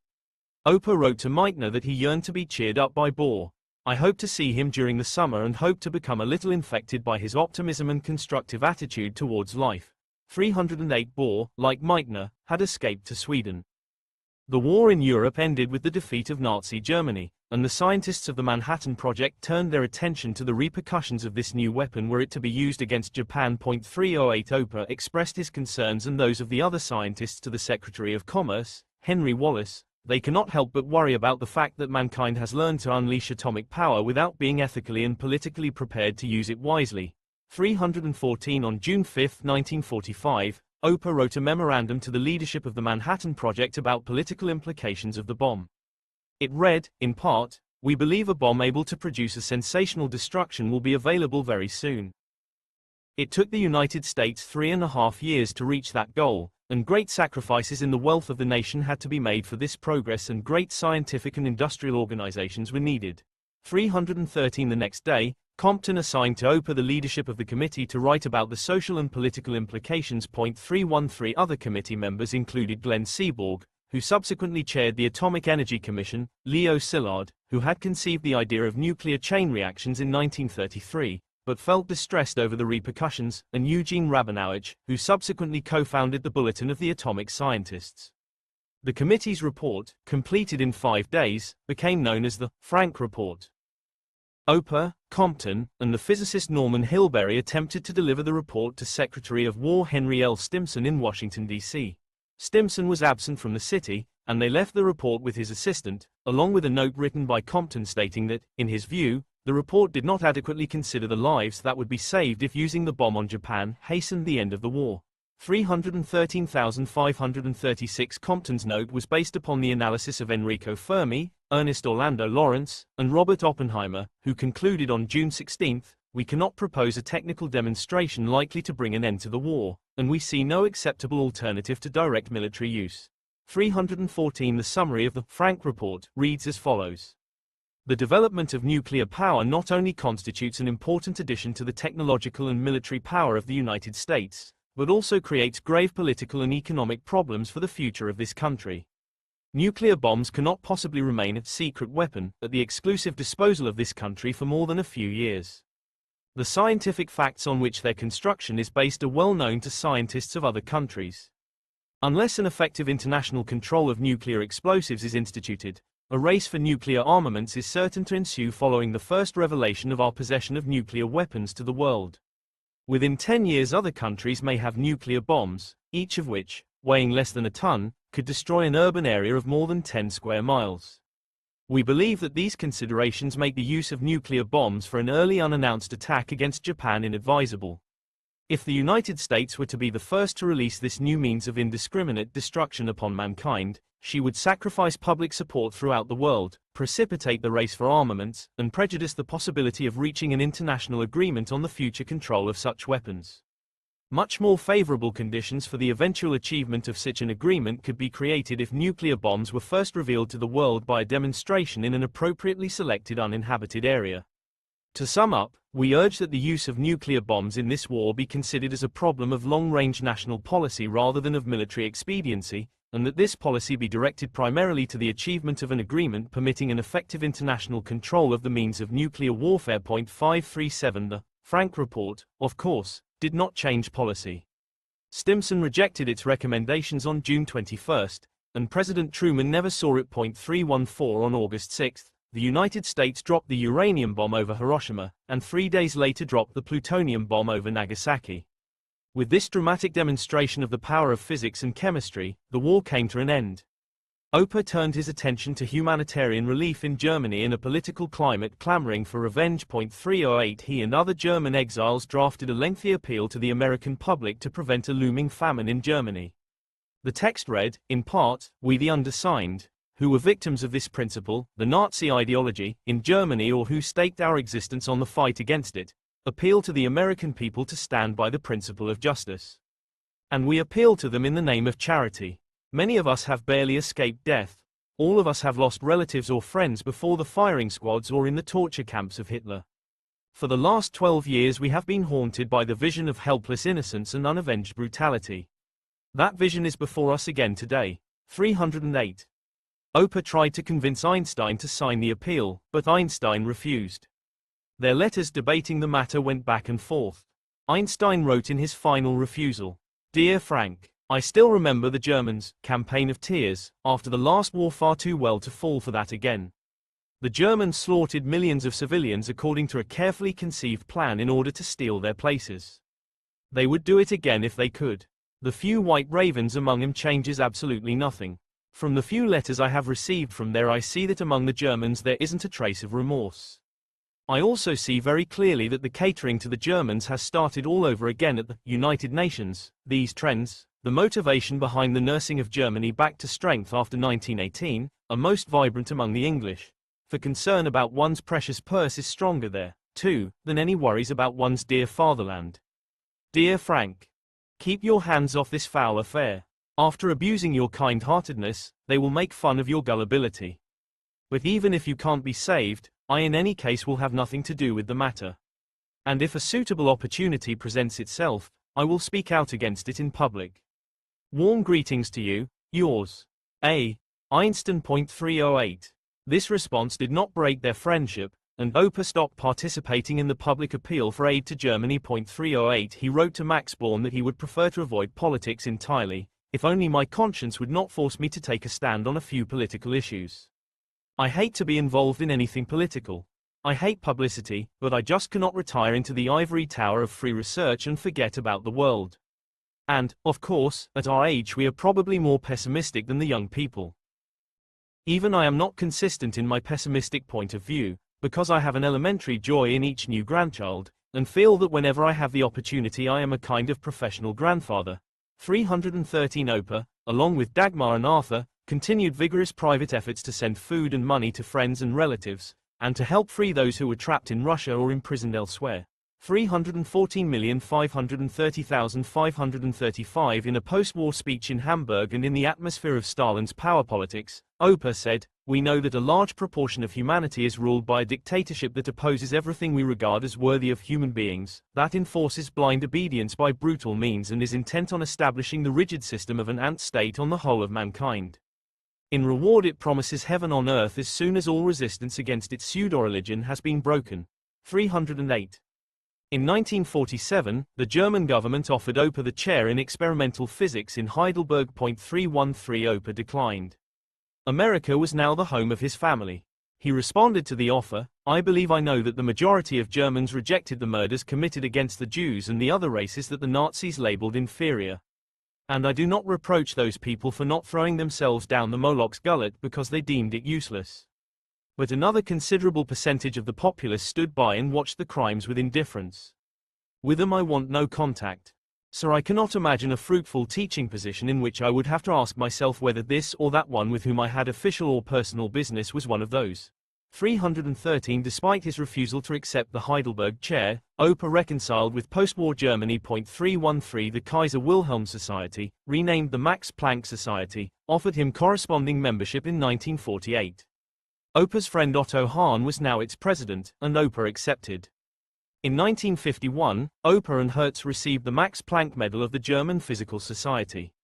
2 years later, Oprah received an honorary doctorate from the University of Heidelberg. 314. Also, along with Born and Courant, Oprah accepted honorary citizenship from Göttingen, something they believed would honor the victims of the Nazis. 313. On May 21, 1964, while visiting Hahn and Born in Göttingen, Oprah passed away.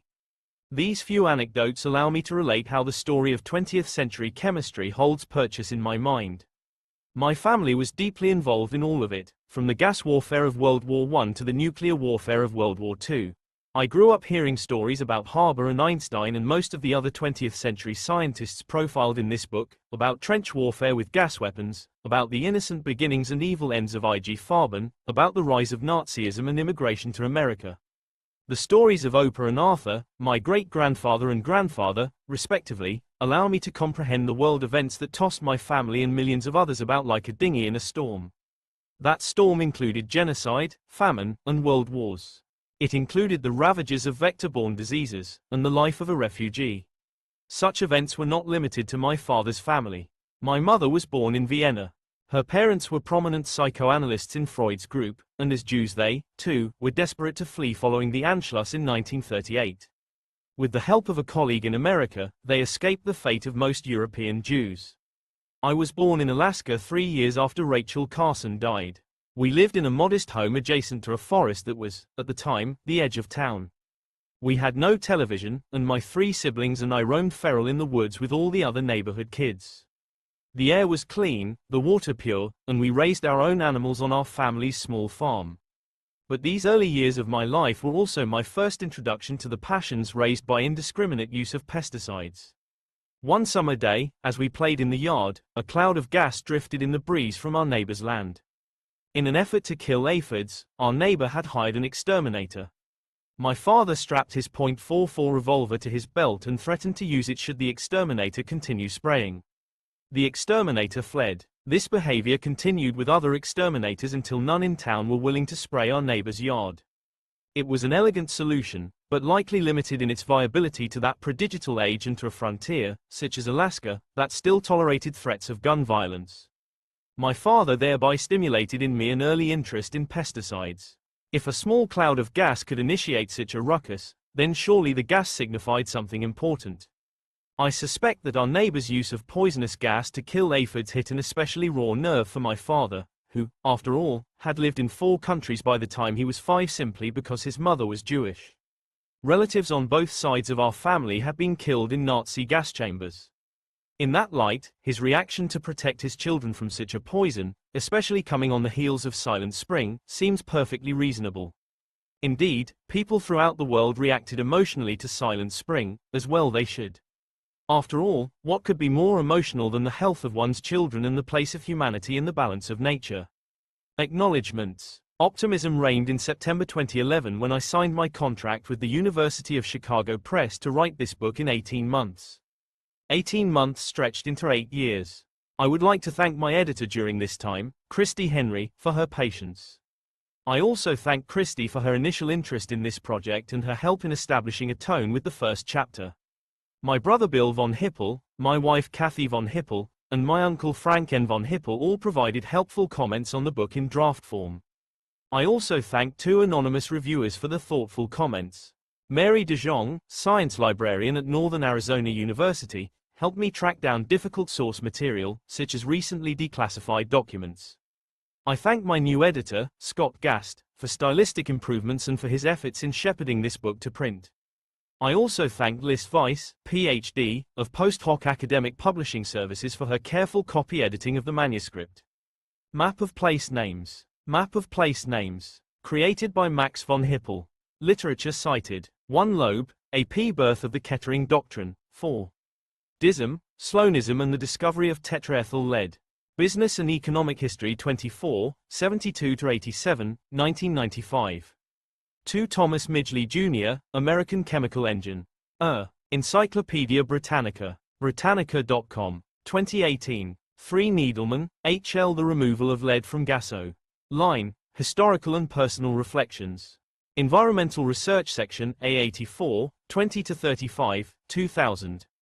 4 McNeil, J. R. Something New Under the Sun, An Envy. Ron Mental History of the 20th Century World. W. W. Norton and Company, 2000. 5 Hernberg, S. Lead Poisoning in a Historical Perspective. American Journal of Industrial Medicine 38, 244-54, 2000. 6 Byers, R. K., and Lord, E. E. Late Effects of Lead Poisoning on Mental Development. American Journal of Diseases of Children 66, 471-94, 1943. 7 Nevin, R. How Lead Exposure Relates to Temporal Changes in IQ, Violent Crime, and Unwed Pregnancy. Environmental Research 83, 1-22, 2000. 8 Nevin, R. Understanding International Crime Trends, The Legacy of Preschool Lead Exposure. Environmental Research 104, 315-36, 2007. 9 Needleman, H. L., McFarland, C., Ness, R. B., Phi. In Berg, S.E., and Tobin, M.J. Bone lead levels in adjudicate delinquents, a case control study. Neurotoxicology and Teratology 24, 711-17, 2002. 10 Wright, J.P., et al. Association of Prenatal and Childhood Blood Lead Concentrations with Criminal Arrests in Early Adulthood. PLOS Medicine 5, E101, 2008. 11 Ferguson, D.M., Bowden, J.M., and Horwood, L.J. Dentine lead levels in childhood and criminal behavior in late adolescence and early adulthood. Journal of Epidemiology and Community Health 62, 1045-50, 2008. 12 Hall, W. Did the elimination of lead from petrol reduce crime in the USA in the 1990s? F1000 Research 2, 156, 2013. 13 Reyes, J.W. Environmental Policy as Social Poly. Sci. The Impact of Childhood Lead Exposure on Crime. B.E. Journal of Economic Analysis and Policy 7, 2007. 14 Boutwell, B.B., et al. The Intersection of Aggregate, T-Level Lead Exposure and Crime. Environmental Research 148, 79-85, 2016. 15 Mielke, H.W., and Zarin, S. The Urban Rise and Fall of Air Lead, P.B., and the Latent Surge and Retreat of Societal Violence. Environment International 43, 48-55, 2012. 16 Thompson, R. J. Freon, A Refrigerant.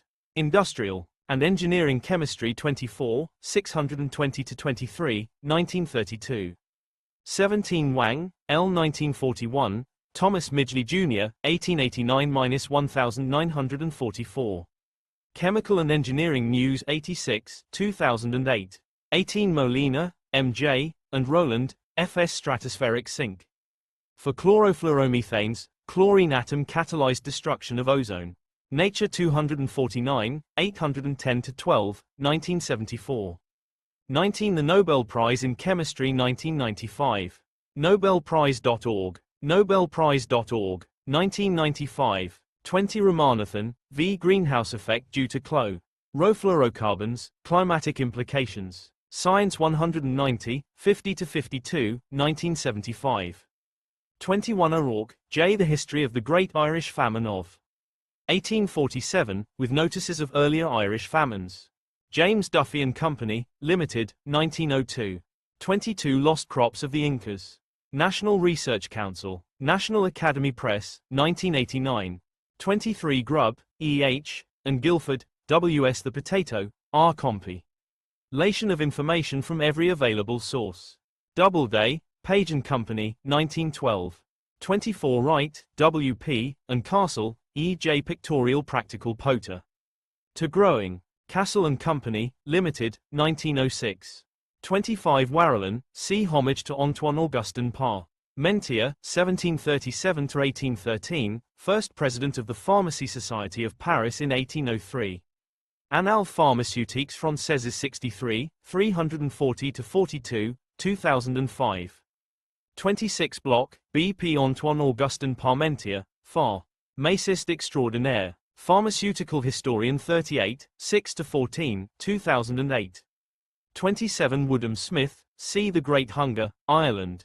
1845-1849. Hamish Hamilton, 1962.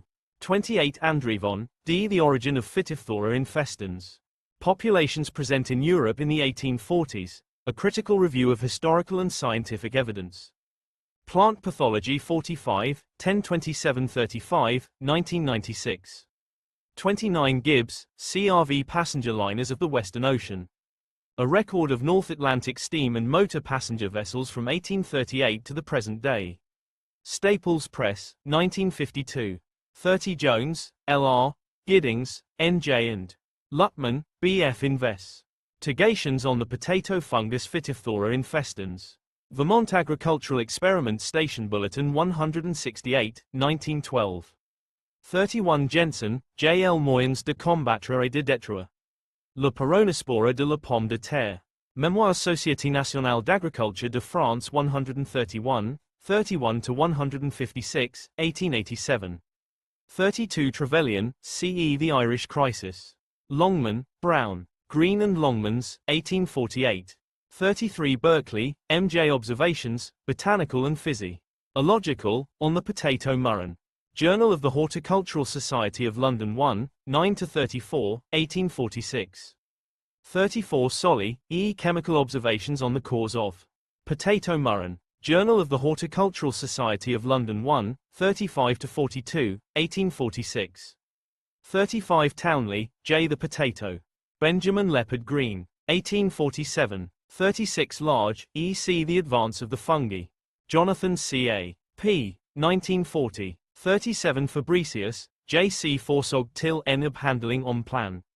Turns Sigdom. Det Kongelige Norsk Videnskabers Selskabs Skrifter 5, 431-92, 1774. 38 Wetzel, H. H. An Outline of the History of Phytopathology. W. B. Saunders Company, 1918. 39 Valery Radot, R. Louis Pasteur, His Life and Larbo. Yours. D. Appleton and Company, 1885. 40 Zinser, H. Rats, Lice and History, being a study in biography, which, after 12 preliminary chapters indispensable for the preparation of the lay reader, deals with the life history of typhus fever. Little, Brown and Company, 1934. 41 Darwin, C. On the Origin of Species by Means of Natural Selection, or the Preservation of Favored Races in the Struggle for Life. John Murray, 1859. 42 Dubose, R. J. Louis Pasteur, Freelance of Science. Lit. TLE, Brown and Company, 1950. 43 Ullman, A Pasteur Cock, Distinctive Ways of Thinking About Infectious Diseases. Microbe 2, 383-87, 2007. 44 Lister, J. On the Antiseptic Principle of the Practice. CE of Surgery. British Medical Journal 21, September, 246-48, 1867. 45 de Barry, H. A. Die Gegenwärtig Herrschende Kartoff. Fellkrankheit, ihre Ursache und ihre Verhütung. Forstner, 1861. 46 Margulis, L. Corliss, J. O. Melkonian, M. and Chap. Mann, D. J. Handbook of Protarctista. Jones and Bartlett, 1990. 47 Compton, D. A. Potato Culture. Orange Judd Company, 1870. 48 Millardit, PMA Traitement du Mildiou et du Rot. Journal d'Agriculture Pratique 2, 513-16, 1885. Trans. Felix John Schneiderhan, Phytopathological Classics 3, 711. Ithaca, N.Y., Cayuga Press for American Phytopathological Society, 1933. 49 Gaon, U, and Sauvago, see Notice sur la vie et les travaux de Millardit. Memoirs de la Société des Sciences Physiques et Naturelles de Bordeaux 6, 9-47, 1903. 50 Schneiderhan, F. J. Pierre Marie Alexis Millardit. Phytopathological Classics 3, 4, 1933. 51 Ayres, P. G. Alexis Millardit, Francis Forgotten. Mycologist. Mycologist 18, 23-26, 2004. 52 Millardit, PMA Traitement du Mildiou par la Mélange de sulfate de cuivre et de chaux. Journal d'Agriculture Pratique 2, 707-10, 1885. Trans. Felix John Schneiderhan, Phytopathological Classics 3, 12-17. Ithaca, N.Y., Cayuga Press for American Phytopathological Society, 1933. 53 Millardit, PMA sur l'histoire du traitement du mildiou par le sulfate de cuivre. Journal d'Agriculture Pratique 2, 801-5, 1885. Trans. Felix John Schneiderhan, Phytopathological Classics 3, 18-25. Ithaca, N.Y., Cayuga Press for American Phytopathological Society, 1933. 54 King, AFA Insects and Disease, Mosquitoes and Malaria. Popular Science Monthly 23, 1883. 55 Cox, FEG History of Human Parasitology. Cleany. Cal Microbiology Reviews 15, 595-612, 2002. 56 Webb, JLA, Junior Humanities Burden, A Global Histo. Rye of Malaria. Cambridge University Press, 2009. 57 Hippocrates. Of the epidemics, trans.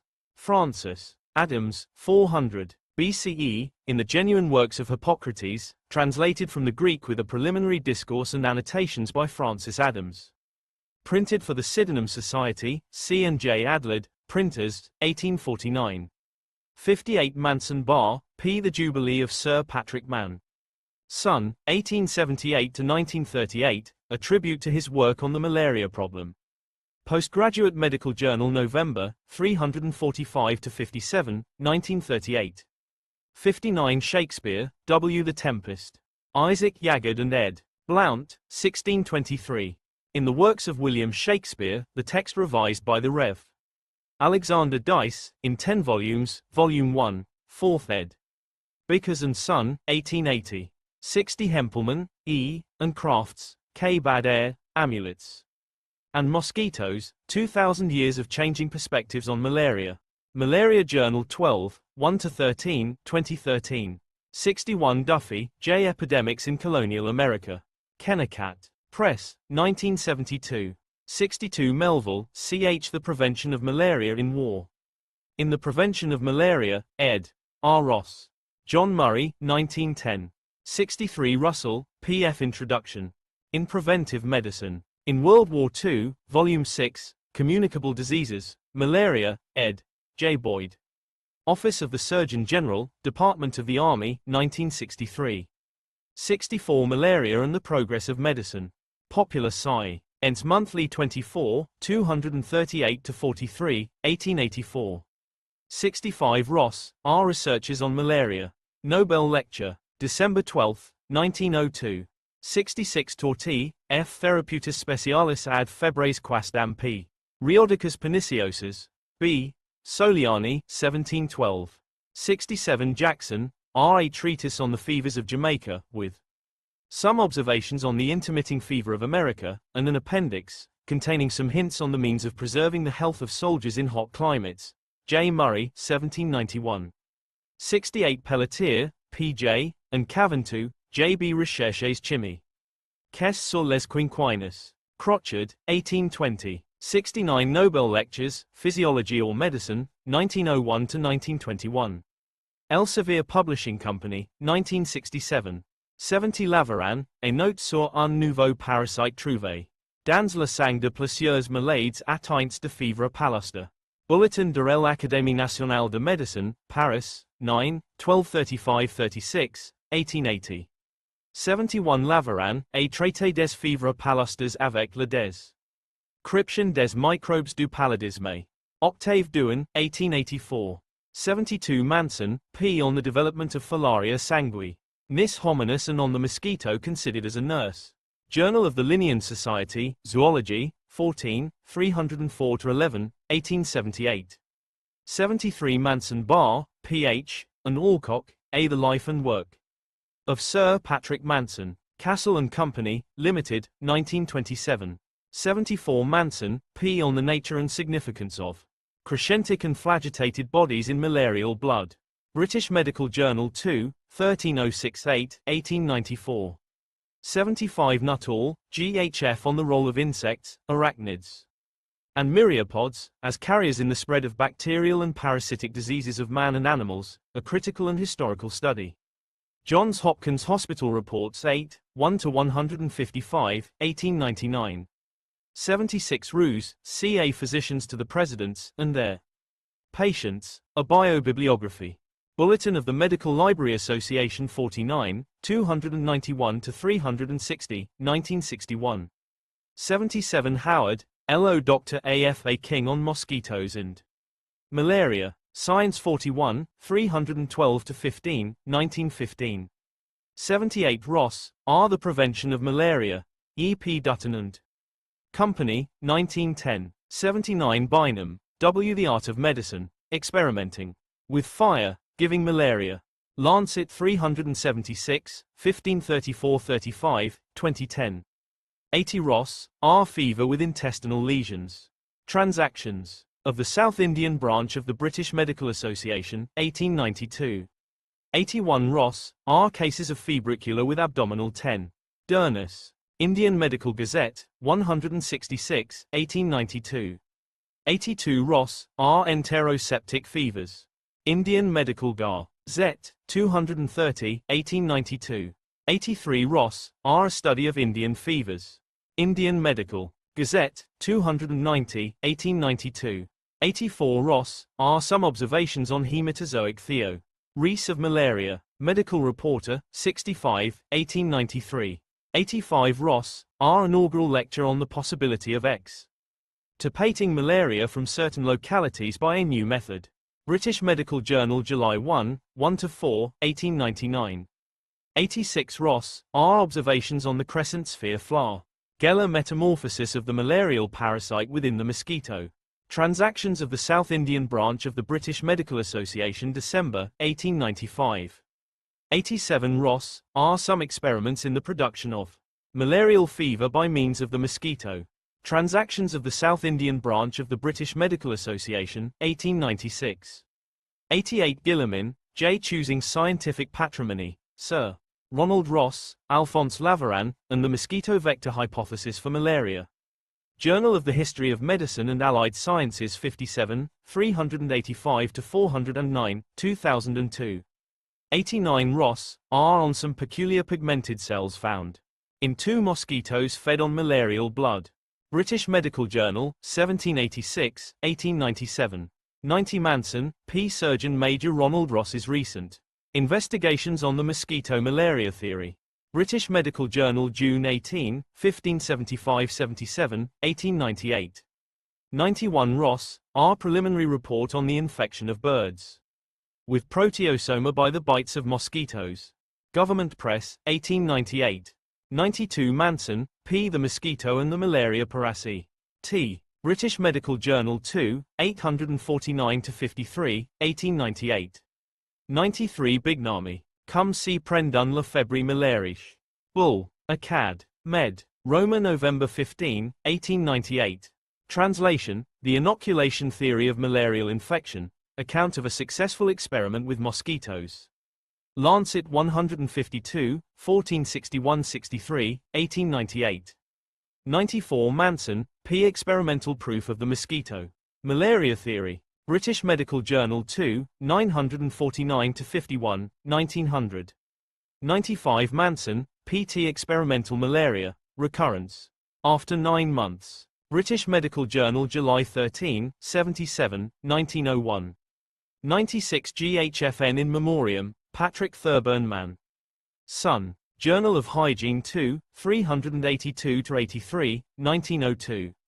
97 Maritel, G. The relation of mosquitoes, flies, ticks, fleas, and other arthropods to pathology. United States Congressional Serial Set, Annual Report, Smithsonian Institution, 1909, 703-22, 1910. 98 Koch, R. Zweiter Bericht über die Fatigue der Malaria Expedition. Deutsche Medizinische Wochenschrift 26, 88-90, 1900. 99 Annette, H. E., Dutton, J. E., and Elliott, J. H. Report of the Malaria Expedition to Nigeria of the Liverpool School of Tropical Medicine and Medical Parasitology. University Press of Liverpool, 1901. 100 Ross, R. The Malaria Expedition to Sierra Leone. British Medical Journal, September 9, 16, 30, October 14, 1899. 101 Ross, R., Annette, H. E., and Austin, E. E. Report of the Malaria Expedition of the Liverpool School of Tropical Medicine and Medical Parasitology. University Press of Liverpool, 1900. 102 Dunlap, TRDDT, Silent Spring, and the Rise of Environmentalism. University of Washington Press, 2008. 103 Rush, B. An account of the bilious-remitting yellow fever, as it appeared in the city of Philadelphia, in the year 1793. Thomas Dobson, 1794. 104 Carter, H.R. Yellow fever, an epidemiological and historical study of its place of origin. Williams and Wilkins Company, 1931. 105 Creighton, See the Origin of Yellow Fever. North American Review 139, 335-47, 1884. 106 Murphy, J. An American Plague. Clarion Books. 2003. 107 Carey, M.A. Short Account of the Malignant Fever, L. Teely prevalent in Philadelphia, with a statement of the proceedings that took place on the subject, in different parts of the United States. Matthew Carey, 1793. 108 Jones, A., and Allen, R. Narrative of the Proceedings of the Black People, during the late awful calamity in Philadelphia, in the year 1793, and a refutation of some censures, thrown upon them in some late publications. William W. Woodward, 1794. 109 Otter, S. Philadelphia Stories, America's Literature of Race and Freedom. Oxford University Press, 2010. 110 Washington, G. to James Madison from George Washington. October 14, 1793. Founders Online, National Archives, 1793. Archives.gov. 111 minutes of the proceedings of the committee, appoint. Ted on the 14th of September 1793, by the citizens of Philadelphia, the Northern Liberties, and the District of Southwark, to attend to and alleviate the sufferings of the afflicted with the malignant fever, prevalent in the city and its vicinity. City of Philadelphia, 1848. 112 Jefferson, T. Letter to Benjamin Rush. September 23, 1800. Founders Online, National Archives, 1800. Archives.gov. 113 Adams, J. Letter to Thomas Jefferson. June 30, 1813. Founders Online, National Archives, 1813. Archives.gov. 114 Stapleton, D.H., and Carter, E.C.I., I have the itch.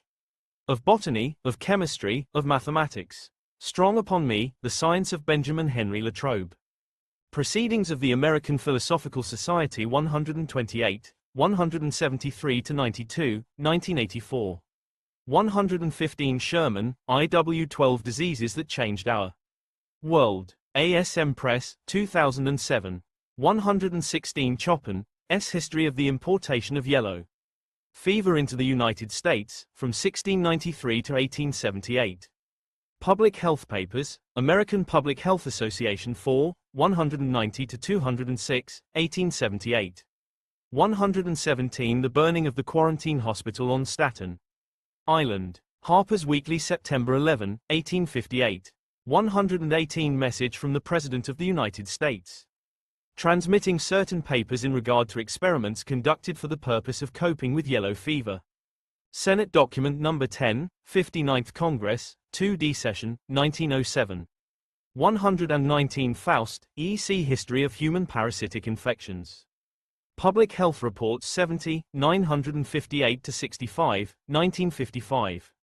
120 Souchon, E. Educational Points Concerning Yellow Fever, to be spread broadcast by the press, pulpit, school teachers and others, and by all men of good will. Louisiana State Board of Health, 1898. 121 The Yellow Fever Plot. New York Times May 16, 4. 1865. 122 Siegel, L. The Yellow Fever Plot, Germ Warfare. During the Civil War. Canadian Journal of Diagnosis September, 47-50, 2002. 123 Quinn, D.A. Heroes and Heroines of Memphis, or Reminiscences of the yellow fever epidemics that afflicted the city of Memphis during the autumn months of 1873, 1878, and 1879, to which is added a graphic description of missionary life in eastern Arkansas. E. L. Freeman and Son, 1887. 124 Firth, Essay Treatise on Malignant Fever, with Anat. Attempt to prove its non-contagious nature. B. Graves, 1804. 125 Mitchell, R.F. Epidemic of Yellow Fever in Montgo. Mary, Alabama, Summer of 1873.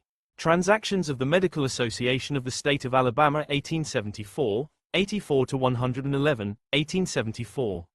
126 Dromgoole, J.P. Dr. Dromgoole's Yellow Fever Hero. S. Honors, and Horrors of 1878. John P. Morton and Company, 1879. 127 Mitchell, J. Account of the Yellow Fever which prevailed in Virginia in the years 1737, 1741, and 1742, in a letter to the late Cadwallader Colden, Esq., of New York. American Medical and Philosophical Register 4, 181-215, 1814. 128 Rush, B. Letter to Julia Rush. October 27, 1793. In Letters of Benjamin Rush, Volume 2 to 1793-1813, ed. L. H. Butterfield. Princeton University Press, 1951. 129 Holt, J. Analysis of the Records of Yellow Fever in New Orleans, in 1876. New Orleans Medical and Surgical Association, November 11, 1876. 130 Erskine, J. H. A Report on Yellow Fever as it appeared. Read in Memphis, Tennessee, in 1873. Public Health Papers and Reports 1, 385-92, 1873. 131 Conclusions of the Board of Experts authorized by Con. Gress to investigate the yellow fever epidemic of 1878. Judd and Detweiler, 1879. 132 Agramante, The Inside History of a Great Cal Discovery. Scientific Monthly 1, 209-37, 1915. 133 Reed, W. Letter from Walter Reed to Emily Law. Rents Reed. December 31, 1900. Philip S. Hench Walter Reed Yellow Fever Collection, University of Virginia. 134 Knott, J.C. The Cause of Yellow Fever. New Orleans. Medical and Surgical Journal 4, 563-601, 1848. 135 Agramante, An Account of Dr. Louis Daniel B. Orpethwy, a pioneer in yellow fever research. Boston Medical and Surgical Journal, June 18, 927-30, 1908. 136 Finley, C. The mosquito hypothetically considered as an agent in the transmission of yellow fever poison. New Orleans Medical and Surgical Journal, 1881-82, 601-16, 1882. 137 Reed, W., Carroll, J., Agramante, A., and Lazier, J. W. The Etiology of Yellow Fever, a Preliminary Note. Philadelphia Medical Journal, October 27, 37-53, 1900. 138 Finley, C. Selected Papers of Dr. Carlos J. Finley. Re. Publica de Cuba, Secretaria de Sanidad y Beneficencia, 1912. 139 Sternberg, G. M. The Transmission of Yellow Fever by Mosquitoes. Popular Science Monthly 59, 1901. 140 Kelly, H. A. Walter Reed and Yellow Fever. McClure, Phillips and Company, 1906. 141 Smith, T., and Kilbourne, F. L. Investigations into the nature, causation, and prevention of southern cattle fever. In Bureau of Animal Industry, 8th and 9th Annual Reports for the years 1891 to 1892, 177-304. U.S. Government Printing Office, 1893. 142 Bruce, D. Preliminary Report on the Tsetse Fly Disease. Orne-Garner, Bennett and Davis, 1895. 143 Crosby, M.C. The American Plague. Berkeley Books. 2006. 144 Sanarelli, G. A Lecture on Yellow Fever, with a description of the Bacillus icteroides. British Medical Journal, July 3, 7-11, 1897. 145 Carroll, J. A Brief Review of the Etiology of Yellow Fever. New York Medical Journal and Philadelphia Medical Journal, consolidated February 6, 13, 1904. 146 Reed, W., and Carroll, J. A Comparative Study of the Biological Characters and Pathogenesis of Bacillus X, Sternberg, Bacillus icteroides, Sanarelli, and the Hog Cholera Bacillus, Salmon and Smith. Journal of Experimental Medicine 5, 215-70, 1900. 147 Reed, W. Recent Researches Concerning the Etiology, Propagation, and Prevention of Yellow Fever, by the United States Army Commission. Journal of Hygiene 2, 101-19, 1902. 148 Craig, S.C. In the Interest of Truth, The Life and Science. C.E. of Surgeon General George Miller Sternberg. Office of the Surgeon General, Borden Institute, 2013. 149 Petrie, W.A.J. America in the World, 100 Years of Tropical Medicine and Hygiene. American Journal of Tropical Medicine and Hygiene 71, 2-16, 2004. 150 Lazier, M.H. Letter from Mabel Houston Lazier. To James Carroll, November 10, 1900. Philip S. Hench Walter Reed Yellow Fever Collection, University of Virginia. 151 Reed, W., Carroll, J., and Agramonte, A. The Etiology of Yellow Fever, an additional note. Journal of the American Medical Association 36, 431-40, 1901. 152 Moran, J. J. Memoirs of a Human Guinea Pig. Phi. Lip S. Hench Walter Reed Yellow Fever Collection, University of Virginia, 1948. 153 Carey, F. 50 years ago Reed-faced, Yellow Jack. In Havana. Associated Press June 25, 1950. 154 Reed, W. The Propagation of Yellow Fever, Observer T. ONS based on recent researches. U.S. Government Printing Office, 1911. 155 Reed, W., Carroll, J., and Agramonte, A. Experiment. Tal Yellow Fever, American Medicine 2, 15-23, 1901. 156 Finley, C.E. Dr. Carlos J. Finley's Positive Cases of Experimental Yellow Fever, New Orleans Medical and Surgical Journal 69, 333-43, 1917. 157 Agramonte, A. Finley and Delgado's Experimental Yellow Fever, a reply to Dr. C.E. Finley. New Orleans Medical and Surgical Journal 69, 344-51, 1917. 158 Gutierrez, J. Experimental Yellow Fever at the Inoculation Station of the Sanitary Department of Havana with a view to producing immunization. American Medicine 3, 809-17, 1901. 159 Reed, W., and Carroll, J. The Etiology of Yellow Fever. A supplemental note. American Medicine February 22, 301-5, 1902. 160 Adams, C.F. The Panama Canal Zone, an epochal event in sanitation. Proceedings of the Massachusetts Historical Society 17, 1-38, 1911. 161 Halstead, M. The Illustrious Life of William McKinley. Our Martyred President. By the author, 1901.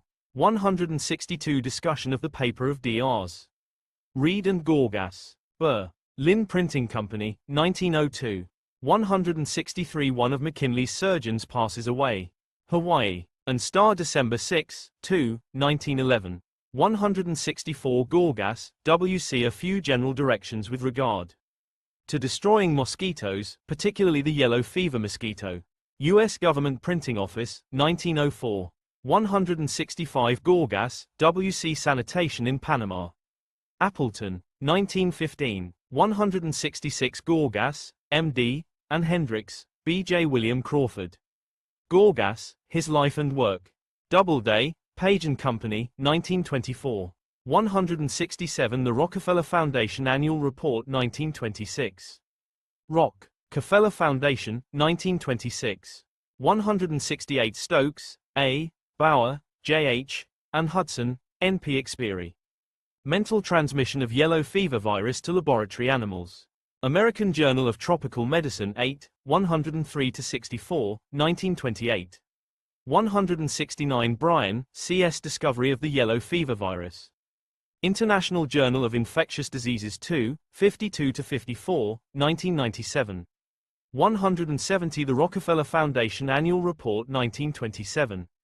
Rockefeller Foundation, 1927. 171 Hudson, N.P. Adrian Stokes and Yellow Fever Research. A Tribute. Transactions of the Royal Society of Tropical Medicine and Hygiene 60, 170-74, 1966. 172 Porterfield, J.S. Yellow Fever in West Africa, a Ret. Respective glance. British Medical Journal 299, 1555-57, 1989. 173 Berry, G.P., and Kitchen, S.F. Yellow Fever Accident. Tally contracted in the laboratory. American Journal of Tropical Medicine 11, 365-434, 1931. 174 Bauer, J.H. Transmission of Yellow Fever by Moss. Ketos other than Aedes aegypti. American Journal of Tropical Medicine 8, 261-82, 1928. 175 de Latte, H. al. The Invaders, Phylogeography, of Dengue and Chikungunya virus Aedes vectors, on the southwest islands of the Indian Ocean. Infection, Genetics and Evolution 11, 1769-81, 2011. 176 Pialu, G. Gauzere, B.A., Jauregiberi, S., and Strobel, M. Chikungunya, an epidemic arbovirosis. Lancet Infectious Diseases 7, 319-27, 2007. 177 Bergstrom, H. The Nobel Prize in Physiology or Me. Decene 1951, Awards Ceremony Speech. Elsevier Publishing Company, 1951. 178 Tyler, M. Susceptibility of white mice to the virus of yellow fever. Science 71, 367, 1930. 179 Tyler, M. Studies on the Action of Yellow Fever Virus on Mice. Annals of Tropical Medicine and Parasitology 24, 249-72, 1930. 180 Smith, H. Yellow fever vaccination with Cultu. Red virus, 17D, without immune serum. American Journal of Tropical Medicine and Hygiene 18, 437-68, 1938. 181 Tyler, M., and Smith, H. The Effect of Prolon.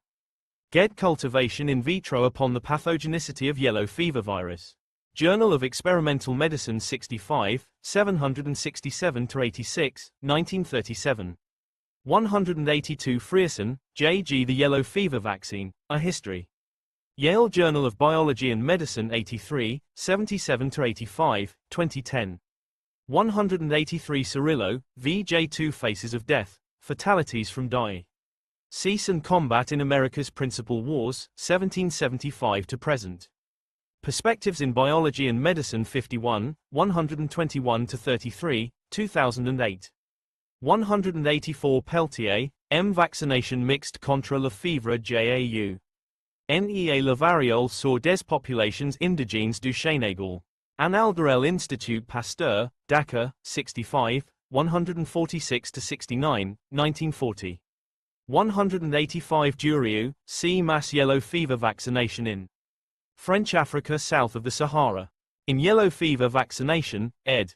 K. Smithburn, 115-21. World Health Organization, 1956. 186 Norby, E. Yellow Fever and Max Tyler, the only Nobel Prize for a virus vaccine. Journal of Experimental Medicine 204, 2779-84, 2007. 187 Mathis, C., Selids, A.W., and Legray, J. Sensibilité. Du Macaquus rhesus au virus fièvre jaune. Comps rendus de l'Académie des Sciences 186, 604-6, 1928. 188 Rice, C.M. Nucleotide sequence of yellow fever virus. Implications for flavivirus gene expression and evolution. Science 229, 726-33, 1985. 189 Snyder, J.C. The Typhus Fevers. In Viral and Ricket. TSIAL Infections of Man, ed. T.M. Rivers and F.L. Horsfall, J.B. Lippincott Company, 1959. 190 Howard, J. The State of the Prisons in England and Wales. Warrington, 1777. 191 Encyclopedia of Plague and Pestilence from Ancient T.Ms to the Present. Facts on File, 2008. 192 ACA-Connect, EEH History and Geography of the Most Important Diseases. Hafner Publishing Company, Inc., 1965. 193 Cartwright, F.F., and Bidus, M. Disease and History. 2D ed. Sutton Publishing, 2004. 194 Schultz, M.G., and Morans, D.M. Charles Jules. Henry Nicole. Emerging Infectious Diseases 15, 2022, 2009. 195 Nobel Lectures, Physiology or Medicine, 1922-1941. Elsevier Publishing Company, 1965. 196 Gross, L. How Charles Nicole of the Pasteur Institute discovered that epidemic typhus is transmitted by lice. Reminiscences from my years at the Pasteur Institute in Paris. Proceedings of the National Academy of Sciences USA 93, 10539 40, 1996. 197 Nicole, C., Comte, C., and Conseil, E. Transmission. Expérimental du typhus acanthématique par le pot du corps. Comptes rendus hebdomadaires des sciences de l'Académie des Sciences 149, 486-89, 1909. 198 Ricketts, H.T., and Wilder, R.M. The transmission of the typhus fever of Mexico, Tabardillo, by means of the louse, Pediculus vestimentae. Journal of the American Medical Association 54, 13047, 1910. 199 Dalton's Rocha Lima, H. Zur Etiologie des Fleckvieh. Urs. Berliner Klinische Wochenschrift 53, 567-69, 1916. 200 von Prowazek, S. Etiologische Untersuchungen. Über den Flecktyphus in Serbien 1913 und Hamburg 1914. Betrag zur Klinik der Infektionskrankheiten und zur Immunitätsforschung 4, 5-31, 1914. 201 Parpe, H. Imprisonment and Deportation. In the Diary of Anne Frank, the Critical Edition, Doubleday, 1986. 202 Zinser, H. Varieties of Typhus virus and the Epidemiology of the American form of European typhus fever, Brill's disease. American Journal of Hygiene 20, 513-32, 1934. 203 The Jerusalem Bible. Koren Publishers, 1983. 204 Rosen, W. Justinian's Flea, Plague, Empire, and the Birth of Europe. Viking, 2007.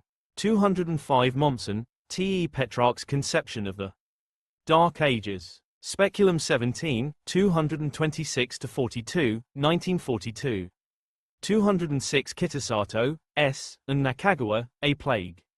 In 20th Century Practice, an international encyclopedia of modern medical science by leading authorities of Europe and America, Volume 15, Infectious Diseases, ed. T. L. Stedman. William Wood and Company, 1898. 207 Abbott, J., ed.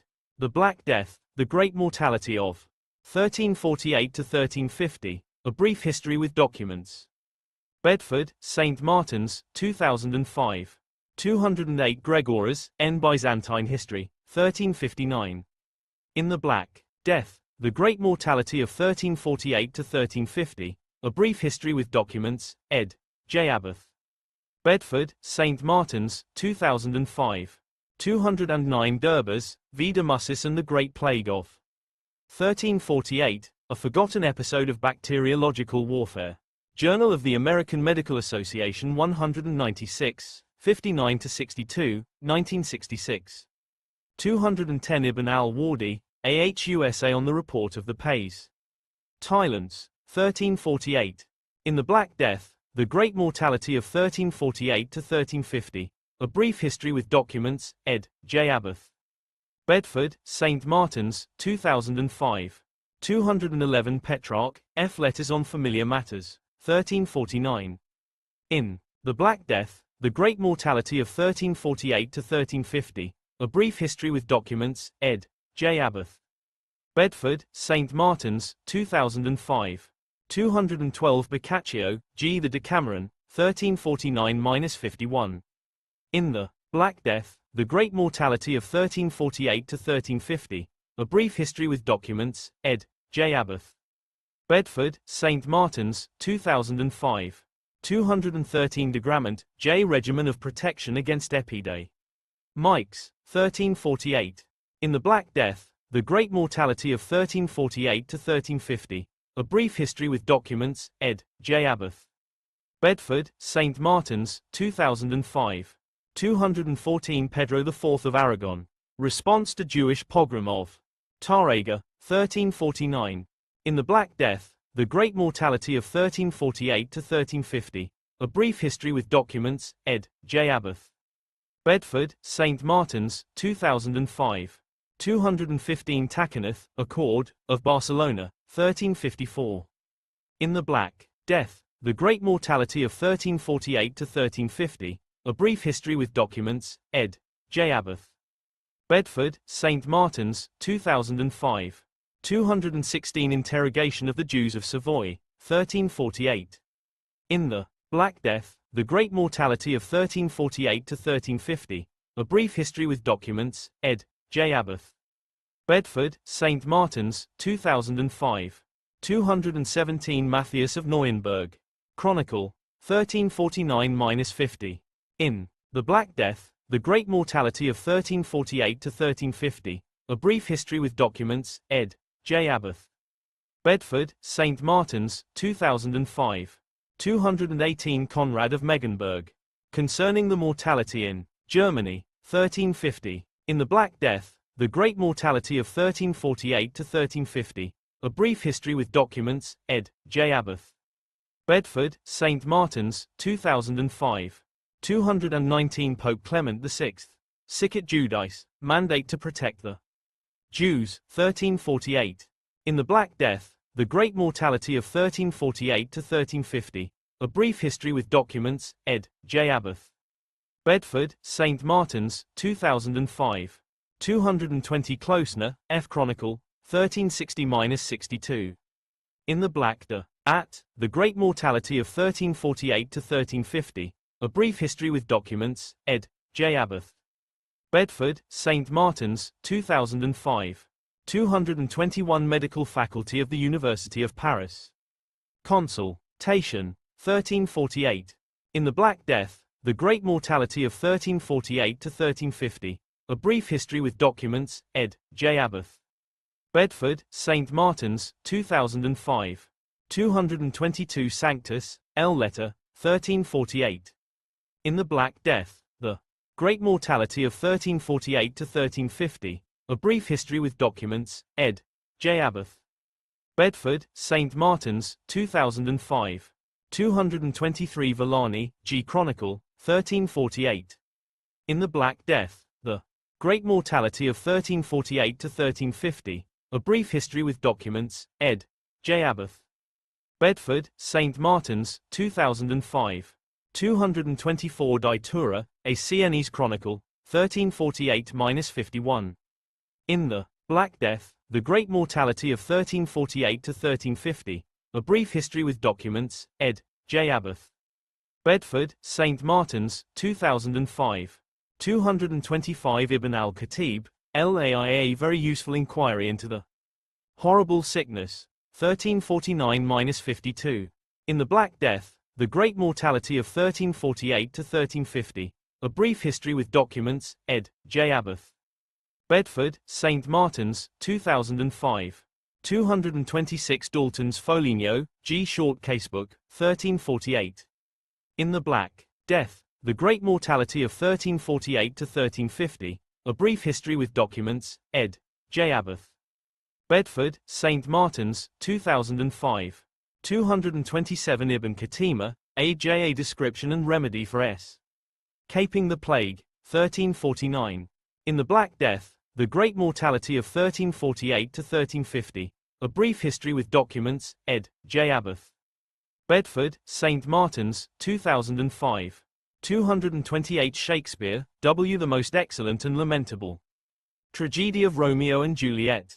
Thomas Creed and Cuthbert Burby, 1599. In the Works of William Shakespeare, the text revised by the Rev. Alexander Dyce, in 10 volumes, Volume 1, 4th ed. London, Bickers and Son, 1880. 229 Liston, W. G. Plague, Rats and Fleas. Journal of the Bombay Natural History Society 16, 253-74, 1905. 230 Cantley, J. The Plague in Hong Kong. British Medi. Cal Journal 2, 423-27, 1894. 231 The Plague at Hong Kong. British Medical Journal 2, 201, 1894. 232 The Plague at Hong Kong. Lancet 2, 269-70, 1894. 233 Solomon, T. Hong Kong, 1894. The Role of James A. Lowson in the Controversial Discovery of the Plague Bacillus. Lancet 350, 59-62, 1997. 234 Lagrange, E. Liege, M.D., and Paris, D.T.M. Con. Concerning the discovery of the plague bacillus.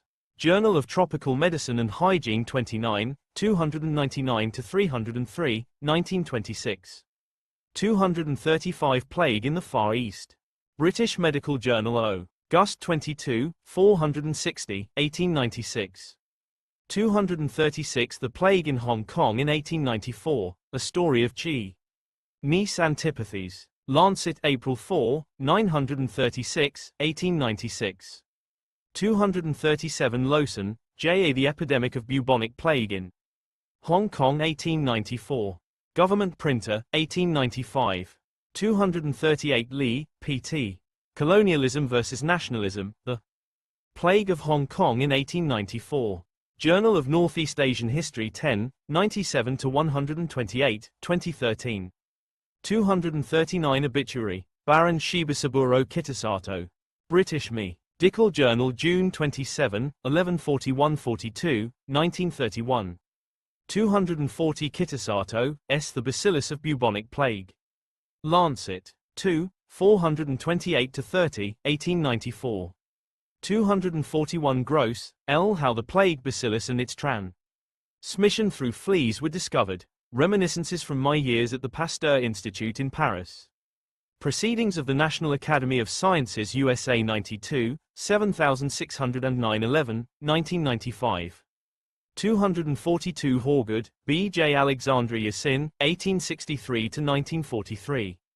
Discoverer of the plague bacillus, explorer and agronomist.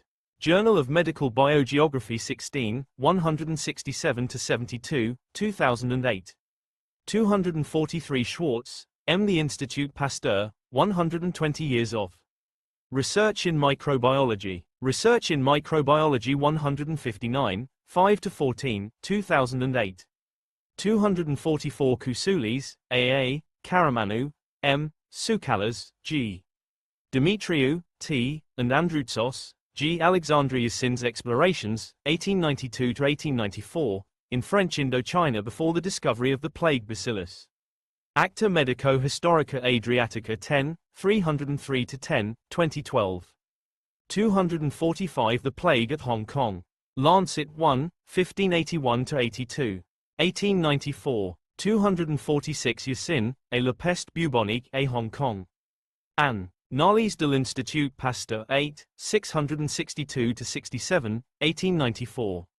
247 Crawford, E. A. J. Paul Louis Simond and his work on plague. Perspectives in Biology and Medicine 39, 446-58, 1996.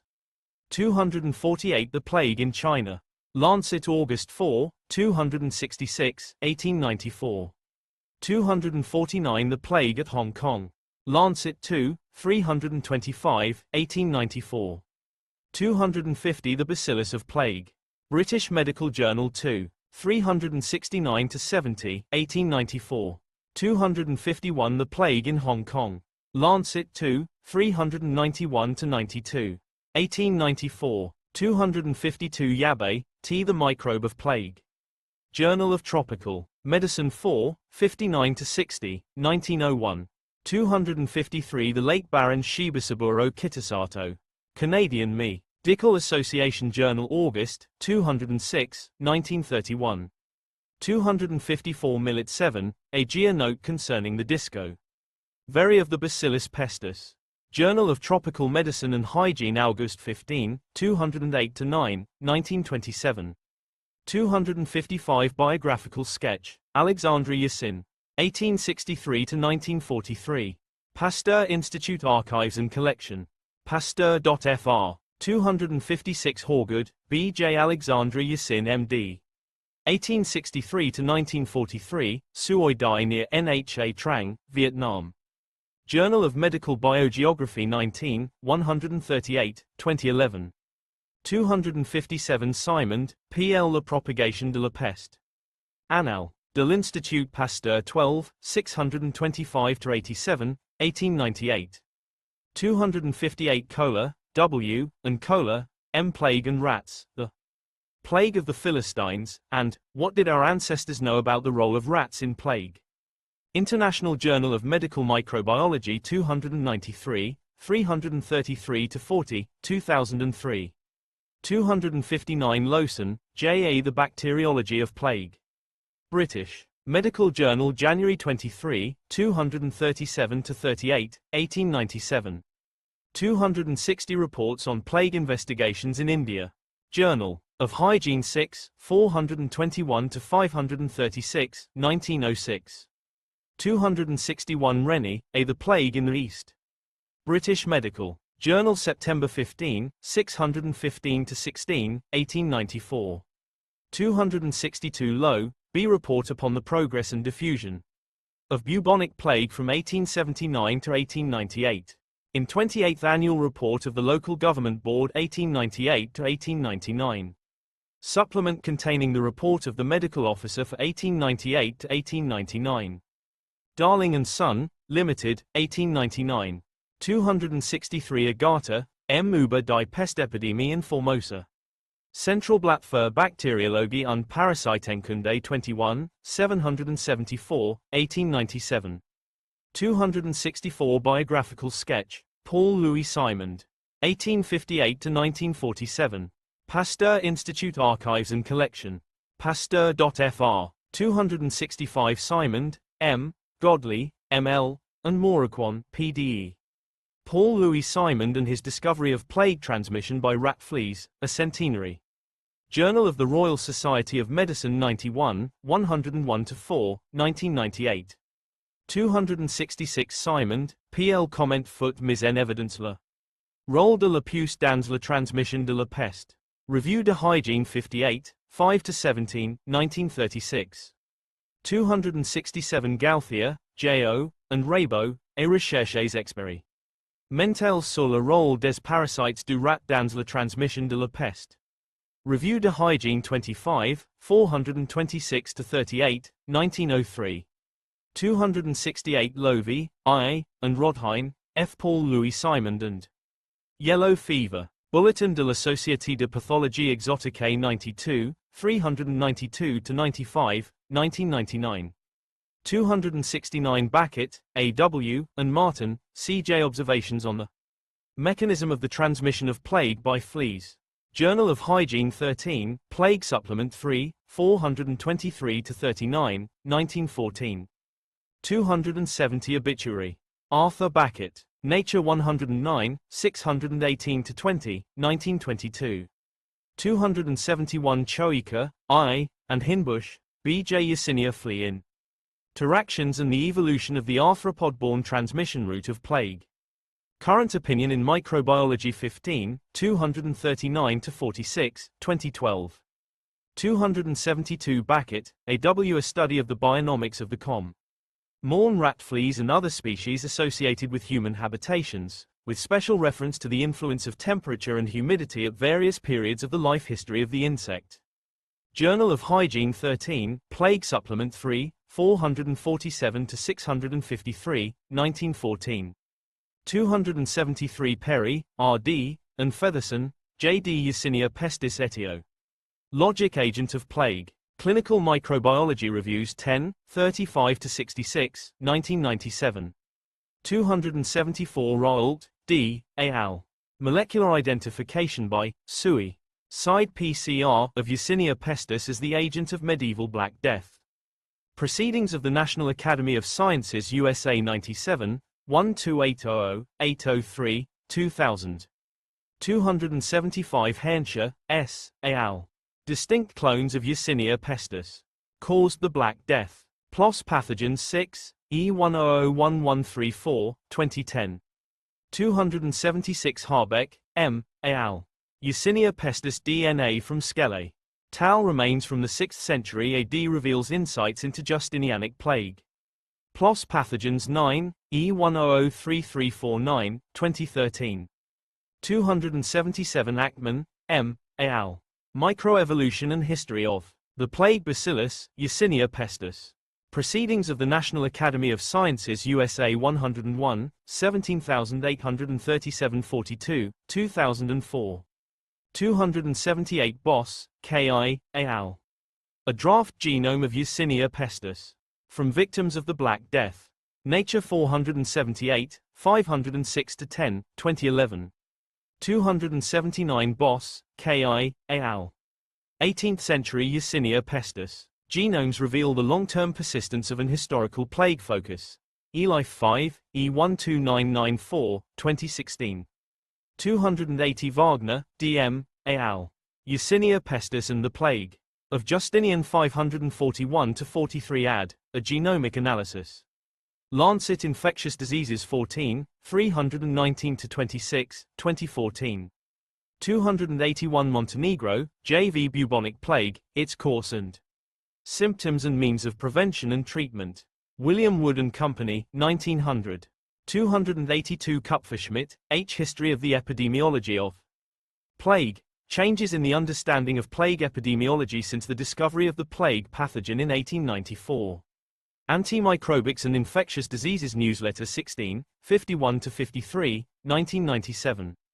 283 De Rieger, Doctor the Prevention of Plague Through the Suppression of Rats and Mice. Public Health 12, 92-98, 1899. 284 Pelletier, P.J., and Caventou, J.B. Notes sur un now. Vel alkali. Annales de chimie et de physique 8, 323-24, 1818. 285 Backett, A.W. The effect of the vapors of various insecticides upon fleas, Ceratophilus fasciatus and Xenosiliciopus, at each stage in their life history, and upon the bedbug, Comex lectularius, in its larval stage. Journal of Hygiene 13, Plague Supplement 3, 665-81, 1914. 286 Runge, F.F. über einige Produkte der Steinko. Lendestillation, Annalen der Physik und Chemie 31, 65-78, 1834. 287 Trials of War Criminals before the Nuremberg Military Tribunals, Volume 1, The Medical Case. U.S. Government Printing Office, 1946-49. 288 Richardson, B. W. Greek Fire, Its Ancient and Mo. Dern History. Popular Science Review 3, 164-77, 1864. 289 Biographical Note, Thucydides, circa 460 circa 400 BC. In Great Books of the Western World, Volume 6, The History of Herodotus and the History of the Peloponnesian War of Thucydides, ed. R. M. Hutchins. William Benton, Encyclopaedia Britannica, Inc., 1952. 290 Thucydides. The History of the Peloponnesian War. Trans. R. Crawley, Reverend R. Feetham. In Great Books of the Western World, Volume 6, The History of Herodotus and the History of the Peloponnesian War of Thucydides, ed. R. M. Hutchins. William Benton, Encyclopaedia Britannica, Inc., 1952. 291 Joy, R. J. T. Historical Aspects of Medical Defense Against Chemical Warfare. In Medical Aspects of Chemical and Biological Warfare, ed. F. R. Siddle, E. T. Takafuji and D. R. Franz. Office of the Surgeon General at TMM Publications, 1997. 292 Gibbon, E. The History of the Decline and Fall of the Roman Empire, Volume 10. Luke White, 1788. 293 Lloyd, C. Lord Cochrane, Seaman, Radical, Libera. Tor. Longmans, Green and Company, 1947. 294 The Panmure Papers. Volume 1. Hodder and Stoughton, 1908. 295 Mendelssohn, K. The World of Walter Nernst, The Rise and Fall of German Science 1864-1941. University of Pittsburgh Press, 1973. 296 Reed, W. Memoirs and Correspondence of Leon Playfair. I.R. Castle and Company, Limited, 1899. 297 Fries, A.A., and West, C.J. Chemical Warfare. McGraw-Hill Book Company, Inc., 1921. 298 Waite, A.H. Gas Warfare, The Chemical Weapon, Its Use, and Protection Against It. Duell, Sloan and Pierce, 1942. 299 Miles, W.D. The Idea of Chemical Warfare in Mo. Dern Times. Journal of the History of Ideas 31, 297-304, 1970. 300 Wahr, F. Über Künstliche Bildung des Stoffs. Annalen der Physik und Chemie 88, 253-56, 1828. 301 Goren, M. The Story of Fritz Haber. University of Oklahoma Press, 1967. 302 Joy, see a biographical sketch of Frederick Woe. Le. Popular Science Monthly 17, 1880. 303 Russell, E. War and Nature. Cambridge University Press, 2001. 304 Nobel Lectures, Chemistry, 1922-1941. Elsevier Pub. Lishing Company, 1966. 305 Willstatter, R. From My Life, The Memoirs of Richard Willstatter, trans. L. Hornig. Verlag Chemie, GmbH, 1949.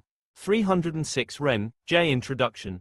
In 100 Years of Chemical Warfare, Research, Deployment, Consequences, ed. B. Friedrich et al. Springer Open, 2017. 307 Ertel, G. Fritz Haber and His Institute. In 100 Years of Chemical Warfare, Research, Deployment, Consequences, ed. B. Friedrich et al. Springer Open, 2017. 308 Lemmerich, J. Science and Conscience, The Life of Jahr. Mies Frank. Stanford University Press, 2011. 309 Friedrich, B. and Hoffman, D. Clara Immerwahr. A Life in the Shadow of Fritz Haber. In 100 Years of Chemical Warfare, Research, Deployment, Consequences, ed. B. Friedrich et al. Springer Open, 2017. 310 Friedrich, B. and James, J. From Berlin Dahlem to The Fronts of World War I, The Role of Fritz Haber and His Kaiser Wilhelm Institute in German Chemical Warfare. In 100 Years of Chemical Warfare, Research, Deployment, Consequences, ed. B. Friedrich et al. Springer Open, 2017. 311 Hill, B. A History of the Medical Management of Chemical Casualties. In Medical Aspects of Chemical Warfare, ed. S. D. Turinsky. Borden Institute, Walter Reed Army Medical Center, 2008. 312 Soyozy Jantzer, M. The Scientist as Expert, Fritz Haber and German Chemical Warfare during the First World War and Beyond. In 100 Years of Chemical Warfare, Research, Deployment, Consequences, ed. B. Friedrich et al. Springer Open, 2017. 313 von Hippel, F. James Frank, Science and Conscience. Physics Today June 2010, 41-46, 2010. 314 Rice, S.A., and Jortner, J. James Frank 1882-1964. National Academy of Sciences, 2010. 315 Smart, J.K. History of Chemical and Biological Warfare, An American Perspective. In Medical Aspects of Chemical and Biological Warfare, ed. F. R. Siddle, E. T. Takafuji and D. R. Franz, Office of the Surgeon General at TMM Publications, 1997. 316 Haber, F. Chemistry in War, a translation of Funf. Vorträge, aus den Jahren 1920-1923. Journal of Chemical Education November, 526-29, 553, 1945. 317 Carter, C.F. Growth of the Chemical Industry. Kerr. Rent History 15, 423-28, 1922. 318 Baker, N.D. Chemistry in Warfare. Journal of Indus. Trial and Engineering Chemistry 11, 921-23, 1919. 319 Higgs, R. The Boll Weevil, The Cotton Economy. And Black Migration 1910-1930. Agricultural History 50, 335-50, 1976. 320 Dunlap, TRDDT, Scientists, Citizens, and Public Po. LICY. Princeton University Press, 1981. 321 Howard, L.O., and Popenoe, CH Hydrocyanic acid. Gas against household insects. U.S. Department of Agriculture, Bureau of Entomology Circular 163, 1-8, 1912. 322 Howard, L.O. Entomology and the War. Scientific. Monthly 8, 109-17, 1919. 323 Had deadliest gas ready for Germans, Lewisite. Might have killed millions. New York Times, May 25, 1919. 324 The fly must be exterminated to make the world safe for habitation. American City, 1912, 1918. 325 Broadberry, S., and Harrison, M. The Economics of World War I, an Overview. In The Economics of World War I, ed. S. Broadberry and M. Harrison. Cambridge University Press, 2005. 326 Borken, J. The Crime and Punishment of I. G. Farben. Free Press, 1978. 327 Churchill, W. Thoughts and Adventures. Oddhams Press Limited, 1932. 328 Man vs. Insects, The Next Great War. Advertiser, August 21, 1915. 329 Forbes, Essay The Insect, the Farmer, the Teacher, the Citizen, and the State. Illinois State Laboratory of Natural History, 1915. 330 Arrhenius, S. On the Influence of Carbonic Acid in the Air upon the Temperature of the Ground. London, Edinburgh, and Dublin Philosophical Magazine and Journal of Science 5, 237-76, 1896. 331 Nobel Lectures, Chemistry, 1901-1921. Elsevier Pub. Lishing Company, 1966. 332 Arrhenius, G., Caldwell, K., and Wold, S. A Tribute to the Memory of Svante Arrhenius, 1859-1927. Annual Meeting of the Royal Swedish Academy of Engineering Sciences, 2008. 333 Windeling, P. The Uses and Abuses of Biological Technologies, Zyklon B and Gas Disinfestation Between the First World War and the Holocaust. History and Technology 11, 291-98, 1994. 334 Stolzenberg, D. Fritz Haber, Chemist, Nobel Laureate. T. German, Jew. Chemical Heritage Press, 2004.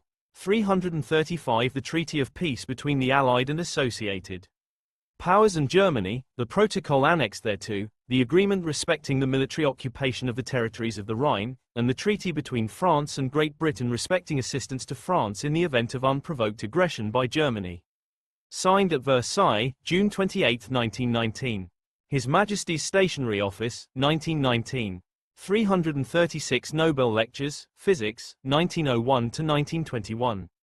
Elsevier Pub. Lishing Company, 1967.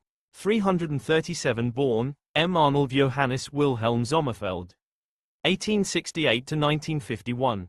Obituary Notices of Fellows of the Royal Society 8, 274-96, 1952. 338 Nobel Lectures, Physics, 1922-1941. Elsevier Pub. Lishing Company, 1965. 339 The Nobel Medals and the Medal for the Prize in Economic Sciences. Nobelprize.org. 340 Hevesi, G. Adventures in Radioisotope Research. Pergamon Press, 1962.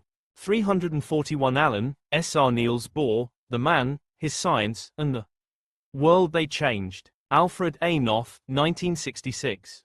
342 Dawidovich, L.S. The War Against the Jews. 1933-1945. Holt, Reinhardt and Winston, 1975. 343 Tenenbaum, J. Auschwitz in Retrospect, The Self. Portrait of Rudolf Höss, Commander of Auschwitz. Jewish Social Studies 15, 203-36, 1953. 344 Witchy, H. Some Notes on the History of Harbors. Law. Toxicological Sciences 50, 164-68, 1999. 345 Law Reports of Trials of War Criminals, Case Number 9. The Zyklon B Case, Trial of Bruno Tesch and two others, British Military Court, Hamburg, 1st the 8th of March 1946. United Nations War Crimes Commission, 1947.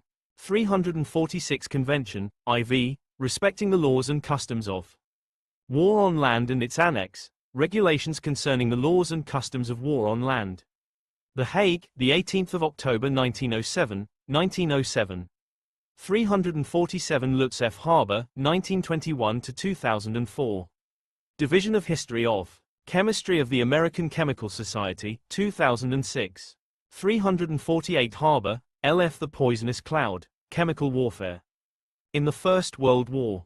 Oxford University Press, 1986.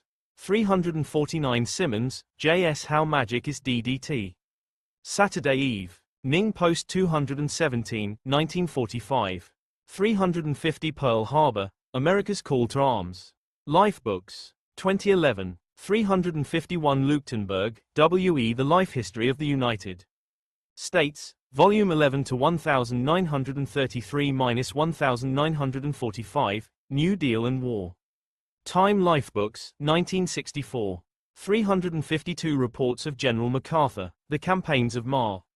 C. Arthur in the Pacific, Volume 1. General Headquarters, U.S. Army Forces, Far East, 1966. 353 Leckie, R. Strong Men Armed, The United States Mari. Ness Against Japan. D.A. Capo Press, 1962.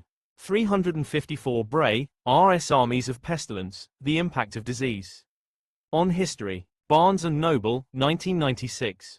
355 Encyclopedia of Pestilence, Pandemics, and Plagues. Greenwood Press, 2008.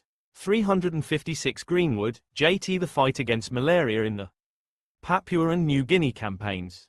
Army History 59, 16-28, 2003. 357 Joy, R.J.T. Malaria in American Troops in the So. UTH and Southwest Pacific in World War II. Medical History 43, 192-207, 1999. 358 Griffin, A.R. Out of Carnage. Howell, Soskin, Pub.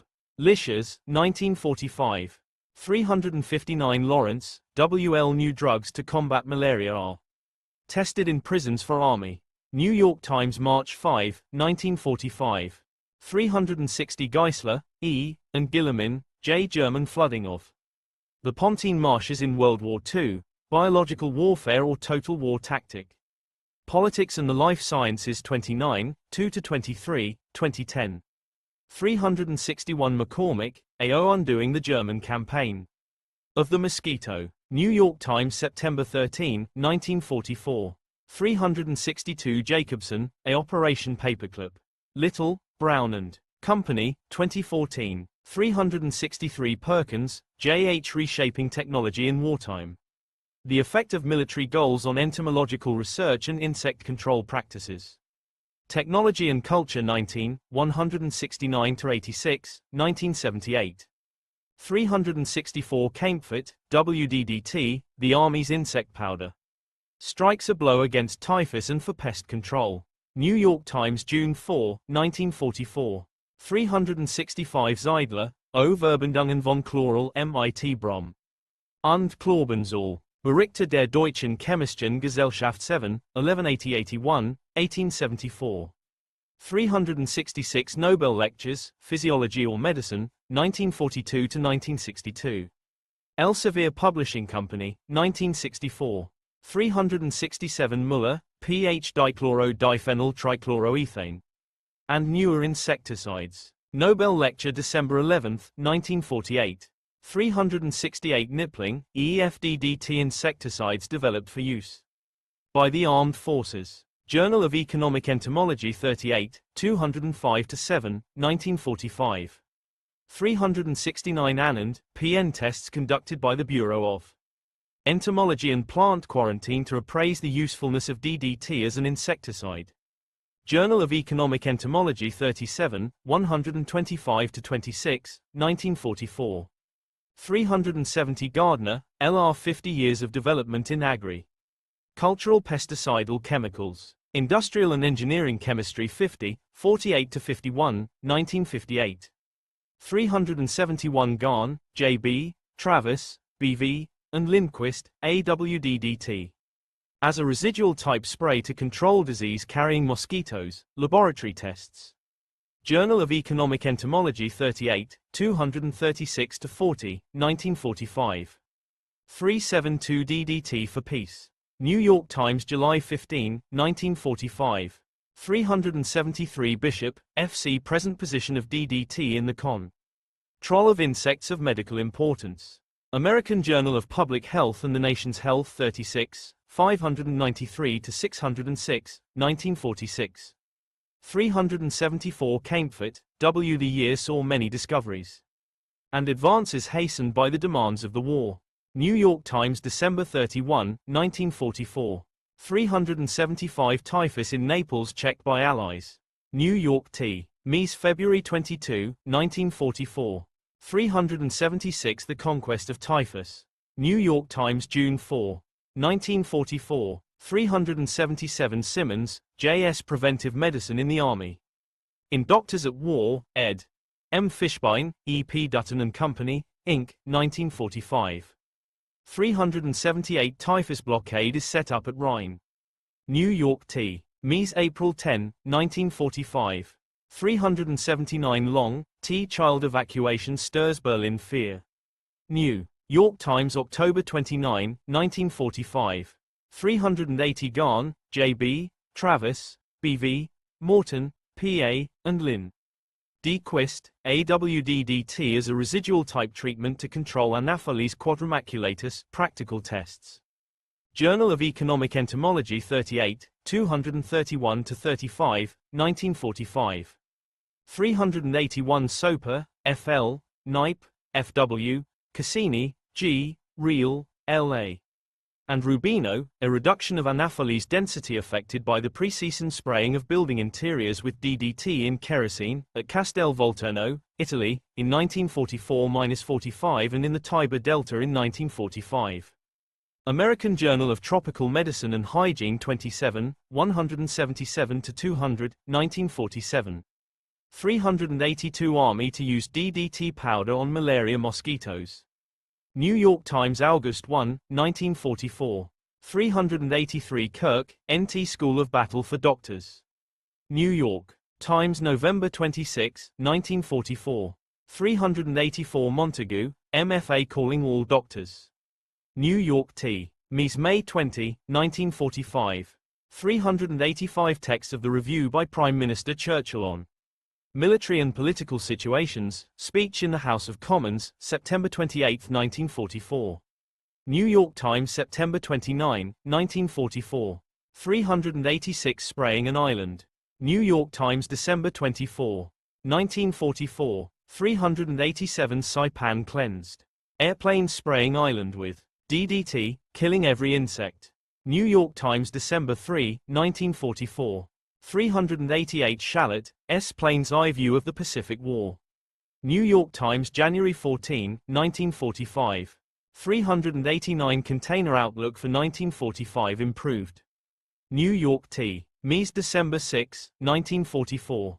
390 more woolens set for civilian use. New York Times, June 30, 1945. 391 DDT cost cut 40% since July. New York Times, December 29, 1944. 392 Russell, P.F. Lessons in Malariology from World War II. American Journal of Tropical Medicine and Hygiene 26, 5-13, 1946. 393 Pacific bugs face rain of DDT bombs. New York T. Mies, August 18, 1945. 394 Fishbein, M. Doctors at War. E. P. Dutton and Company. Inc., 1945. 395 Planes to fight malaria. New York Times, August 9, 1945. 396 Chemists say DDT could save 1 to 3 million lives each year. New York Times, August 29, 1945. 397 Insect-killing fog is tested at beach. New York T. Mies, July 9, 1945. 398 Long Island beaches rid of insects by DDT. New York Times, July 25, 1945. 399 public to receive DDT insecticide. New York Times, July 27, 1945. 400 Russell, E.P., Speaking of Annihilation, Moberly. Zing for War Against Human and Insect Enemies, 1914-1945. Journal of American History 82, 1505-29, 1996. 401 DDT mixed in wall paint keeps flies from rooms. New York Times August 23, 1945. 402 DDT repels barnacles. New York Times July 17, 1945. 403 Notes of Science, DDT spray. New York Times July 22, 1945. 404 Use of big guns urged to kill Jersey skeeters. New York Times March 31, 1945. 405 Flies on Mackinac Island extinguished with DDT. New York Times August 10, 1945. 406 Spray DDT in polio area. New York Times August 14, 1945. 407 DDT sprayed over Rockford, Illinois, in test of power. To halt polio. New York Times August 20, 1945. 408 Use of DDT plane sought by Jersey. New York T. Mies August 21, 1945. 409 Macy's display advertisement. New York Times August 19, 1945. 410 Bloomingdale's Sky Greenhouse display advertisement. Cement. New York Times September 9, 1945. 411 This time it is the elephant that gets a spraying. New York Times September 13, 1945. 412 Bomb-type insecticide dispenses slated to be more available in the stores here. New York Times September 18, 1945. 413 U.S. tells how to use DDT against insects. Plans. Drive on fraudulent mixtures. New York Times September 25, 1945. 414 Advertising news and notes.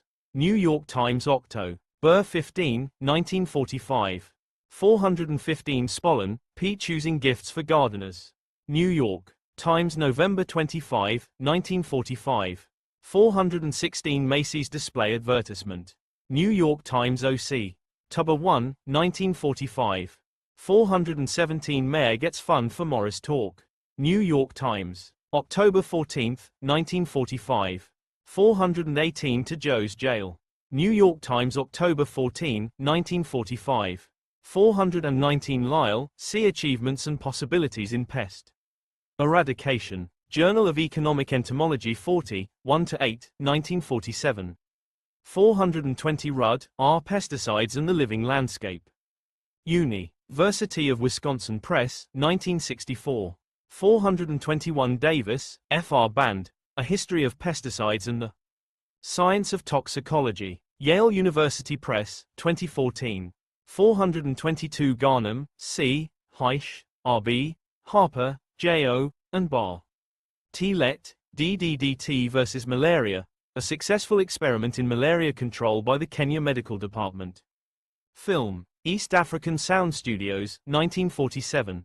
423 Machiavello, A Plague Control with DDT and 1080, Results achieved in a plague epidemic at Tumbes, Peru, 1945.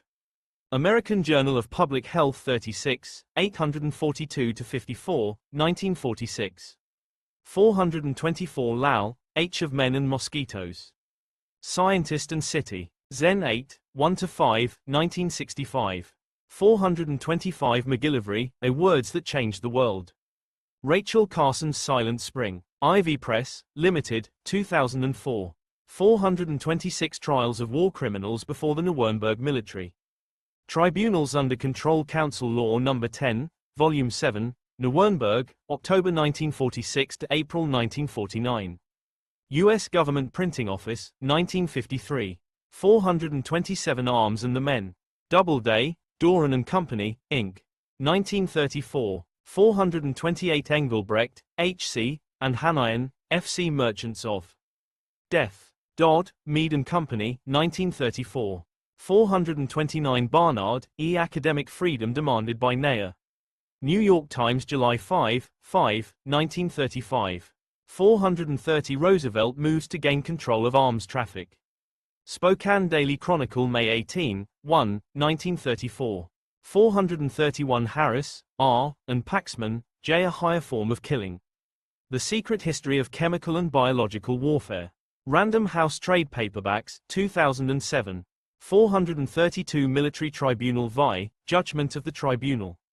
Trial 6, I.G. Farben Case, 1948. 433 Bacon, R. De Secretis Operibus Artis a Naturae Ida.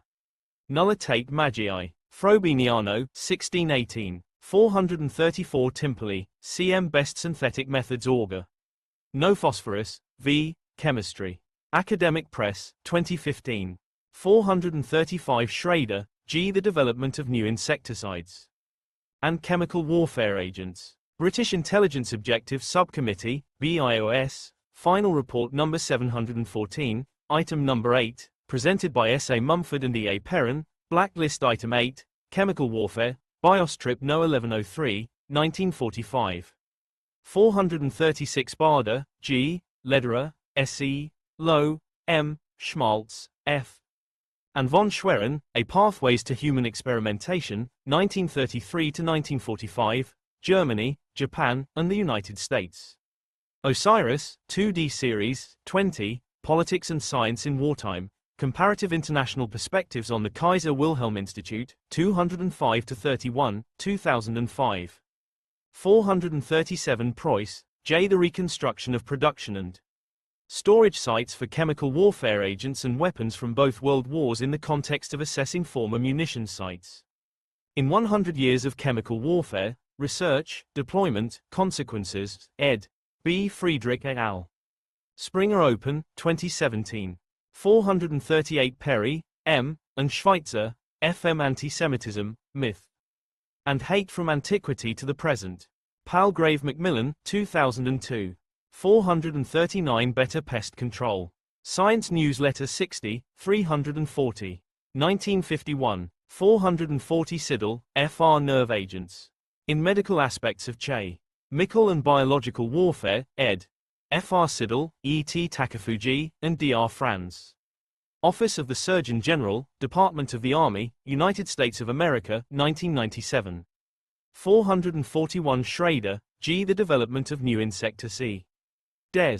British Intelligence Objectives Subcommittee, BIOS, BIOS Trip No. 1103, BIOS Target Numbers 08, 85, 8 12ths, 08, 159, 8 59ths, B, 1945. 442 Robinson, J.P. The Problem of Chemical and Biology. Cal Warfare, Volume 1, The Rise of CB Weapons. Stockholm International Peace Research Institute, 1971. 443 Schmaltz, F. Chemical Weapons Research on Soldi. Urs and concentration camp inmates in Nazi Germany. In 100 Years of Chemical Warfare, Research, Deployment, Consequences, ed. B. Friedrich et al. Springer Open, 2017. 444 Corey, R.A., Dorman, S.C., Hall, W.E., Glover, L. C., and Whetstone, R. Diethyl 2-chlorovinyl phosphate and dimethyl 1-CARBOMETHOXY1PROPEN2YL phosphate, 2 new systemic phosphorus pesticides. Science 118, 28-29, 1953. 445 Metcalf, R.L. The Impact of the Development of Organophosphorus Insecticides upon Basic and Applied Science. Bulletin of the Entomological Society of America 5.1, 3-15, 1959. 446 Shaw, G.B. Man and Superman, A Comedy and a Phi. Lowe Sophie, Archibald Constable and Company, Limited, 1903. 447 Carson, R. Silent Spring. Horton Mifflin Company, 1962. 448 Howard, L.O. The War Against Insects. Chemical. Age 30, 5-6, 1922. 449 Russell, L.M. Leland Ossian Howard, A Historical Review. Annual Review of Entomology 23, 1-15, 1978. 450 Howard, L.O. Mosquitoes, How They Live, How They Carry Disease, How They Are Classified, How They May Be Destroyed. McClure, 1901. 451 Andrews, J.M., and Simmons, S.W. Developments in the use of the newer organic insecticides of public health importance. American Journal of Public Health 38, 613-31, 1948. 452 de Bark, P. The Necessity for an Ecological Appro. Arc to Pest Control on Citrus in California. Journal of Economic Entomology 44, 443-47, 1951. 453 Melander, A.L. Can insects become resistant to sprays? Journal of Economic Entomology 7, 167-72, 1914. 454 Quail, H.J. The development of resistance to hydrocyanic acid in certain scale insects. Hilgardia 11, 183-210, 1938. 455 Quail, H.J. Are scales becoming resistant to Fu. Migration. California University Journal of Agriculture 3, 333-34, 358, 1916. 456 Levadas, G.A., and Georgopoulos, G. Development of resistance to DDT by Anaphilis Sakharovi in Greece. Bulletin of the World Health Organization 8, 497-511, 1953. 457 Conference on Insecticide Resistance and Insect Physiology. Division of Medical Sciences, National Research Council at the request of the Army Medical Research and Development Board, 1952. 458 Clement, R.C. The Pesticides Controversy. Boston. College Environmental Affairs Law Review 2, 445-68, 1972. 459 Curran, CHDDT, The Atomic Bomb of the Insect. World. Natural History 54, 401-5, 432, 1945. 460 Teal, EWDDT, It Can Be a Boon or a Menace. Nature Magazine 38, 120, 1945. 461 Cottam, C., and Higgins, EDDT, Its Effects on Fish and Wildlife. U.S. Department of the Interior, Fish and Wildlife Service, Circular 11, 1946. 462 Barker, R.J. Notes on some ecological effects of DDT sprayed on elms. Journal of Wildlife Management 22, 269-74, 1958. 463 Graham, F.J. Since Silent Spring. Houghton Mifflin Company, 1970. 464 Strother, R.S. Backfire in the War Against Insects. Reader's Digest 74, 64-69, 1959. 465 Pesticides are good friends, but can be dangerous enemies if used by zealots. Saturday Evening Post September 2, 8, 1961. 466 Murphy, P.C. What a Book Can Do, The Publication and Reception of Silent Spring. University of Massachusetts Press, 2005. 467 Lytle, M.H. The Gentle Subversive. Oxford University Press, 2007. 468 Tennyson, A Poems. W.D. Ticknor, 1842. 469 Carson, R. Undersea. Atlantic Monthly 160, 322-25. 1937. 470 Carson, R. Under the Sea Wind, A Naturalist's Picture of Ocean Life. Simon and Schuster, 1941. 471 Brooks, P. The House of Life, Rachel Carson at Work. Houghton Mifflin Company, 1972. 472 Carson, R. The Sea Around Us. Oxford University Press, 1951. 473 Leonard, J.N. and His Wonders in the Deep.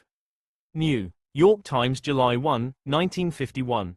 474 Quaritiello, A.R. Rachel Carson, A Biography. Gray, Enwood Press, 2004. 475 Carson, R. The Edge of the Sea. Houghton Mifflin, 1955. 476 Paul, C. Books of the Times. New York Times O.C. October 26, 29, 1955. 477 Galbraith, J.K. The Affluent Society. Hamish Har, Milton, 1958. 478 Japanese bid U.S. curb atom tests. New York Times. April 1, 26, 1954. 479 Cow contamination by fallout studied.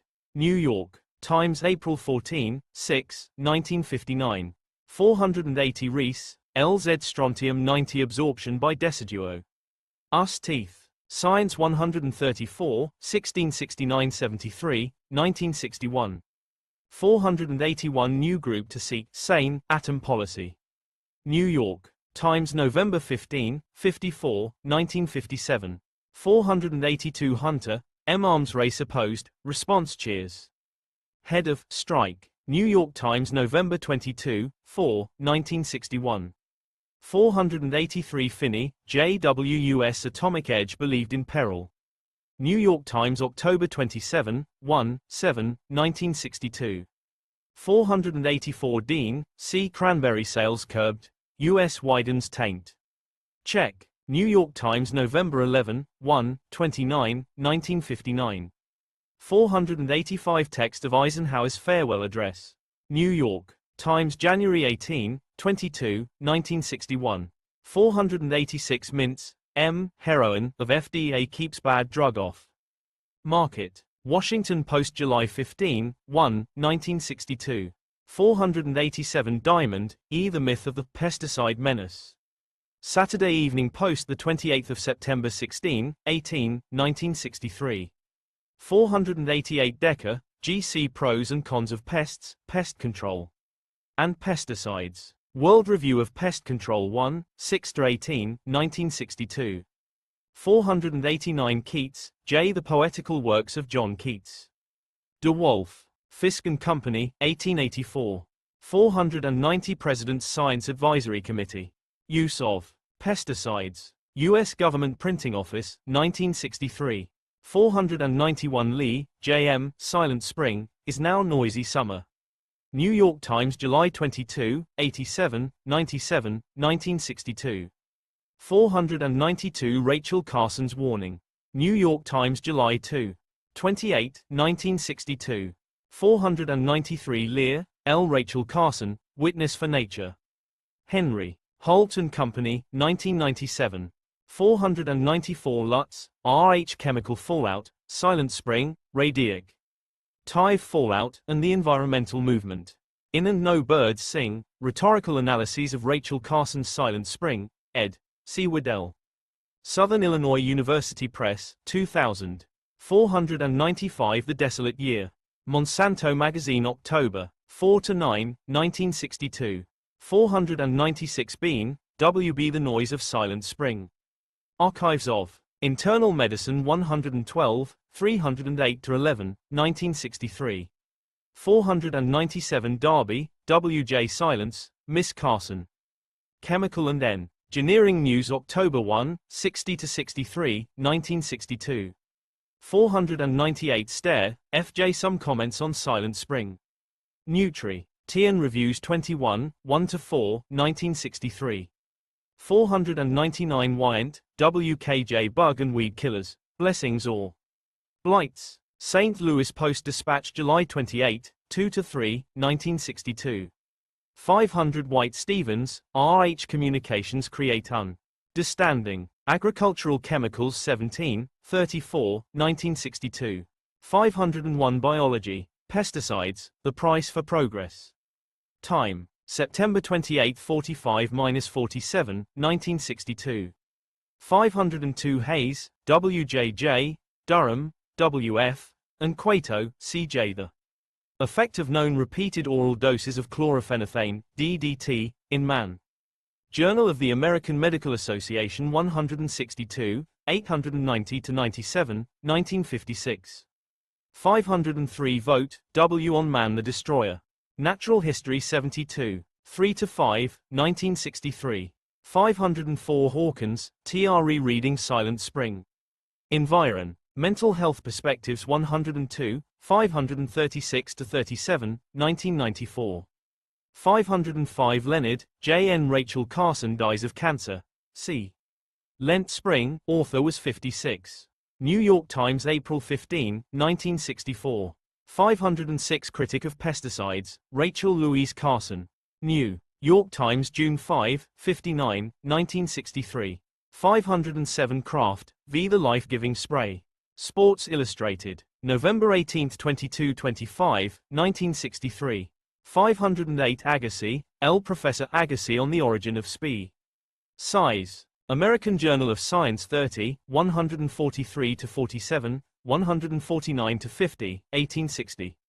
509 Paine, T. Rights of Man, Answer to Mr. Burke's Attack. On the French Revolution, J. S. Jordan, 1791. 510 Atkinson, B. Rachel Carson's Silent Spring, is called The Rights of Man of Our Time. New York Times, April 2, 44, 1963. 511 CBS reports, The Silent Spring of Rachel Carson. TV program, 1963. 512 Bolero, D.R. Lincoln, Stowe, and The Little Woe. Man, Great War Story, The Making and Breaking of a Great American Anecdote. Journal of the Abraham Lincoln Association 30, 18-34, 2009. 513 Carson, R. Rachel Carson answers her critics. O. De Bon Magazine, September, 262-65, 1963. 514 Free, A.C. Animals, Nature and Albert Schweitzer. Fly. In Fox Press, 1982. 515 White, E.B. Notes and Comment. New Yorker, May 2, 1964. 516 Lear, L. Introduction. In Silent Spring, R. Carson. Houghton Mifflin Company, 2002. 517 Kincaidler, DDDT and the American Century. Univer. City of North Carolina Press, 2011. 518 Cecil, P.F. Herbicidal Warfare. The Ranch Hand Pro. JECT in Vietnam. Prager Scientific, 1986. 519 Veterans and Agent Orange. Health Effects of Herbicide. Des used in Vietnam. National Academy Press, 1994. 520 Messelson, M. From Charles and Francis Darwin to Richard Nixon, The Origin and Termination of Anti-Plant Chemical Warfare in Vietnam. In 100 Years of Chemical Warfare, Research, Deployment, Consequences, ed. B. Friedrich et al. Springer Open, 2017. 521 Lewis, J.G. on Smokey Bear in Vietnam. Environ. Mental History 11, 598-603, 2006. 522 Primick, J., and von Hippel, F. Advice and Dissent, Sci. Entists in the Political Arena. Basic Books, Inc., 1974. 523 Messelson, M.S., Westing, A.H., Constable, J.D.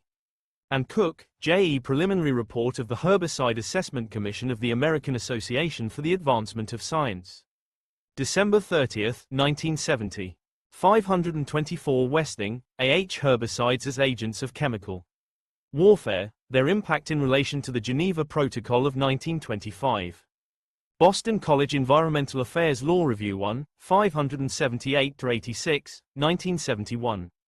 525 Conrad, K. Lois Gibbs, Grassroots Organizer and Environmental Health Advocate. American Journal of Public Health 101, 1558-59, 2011.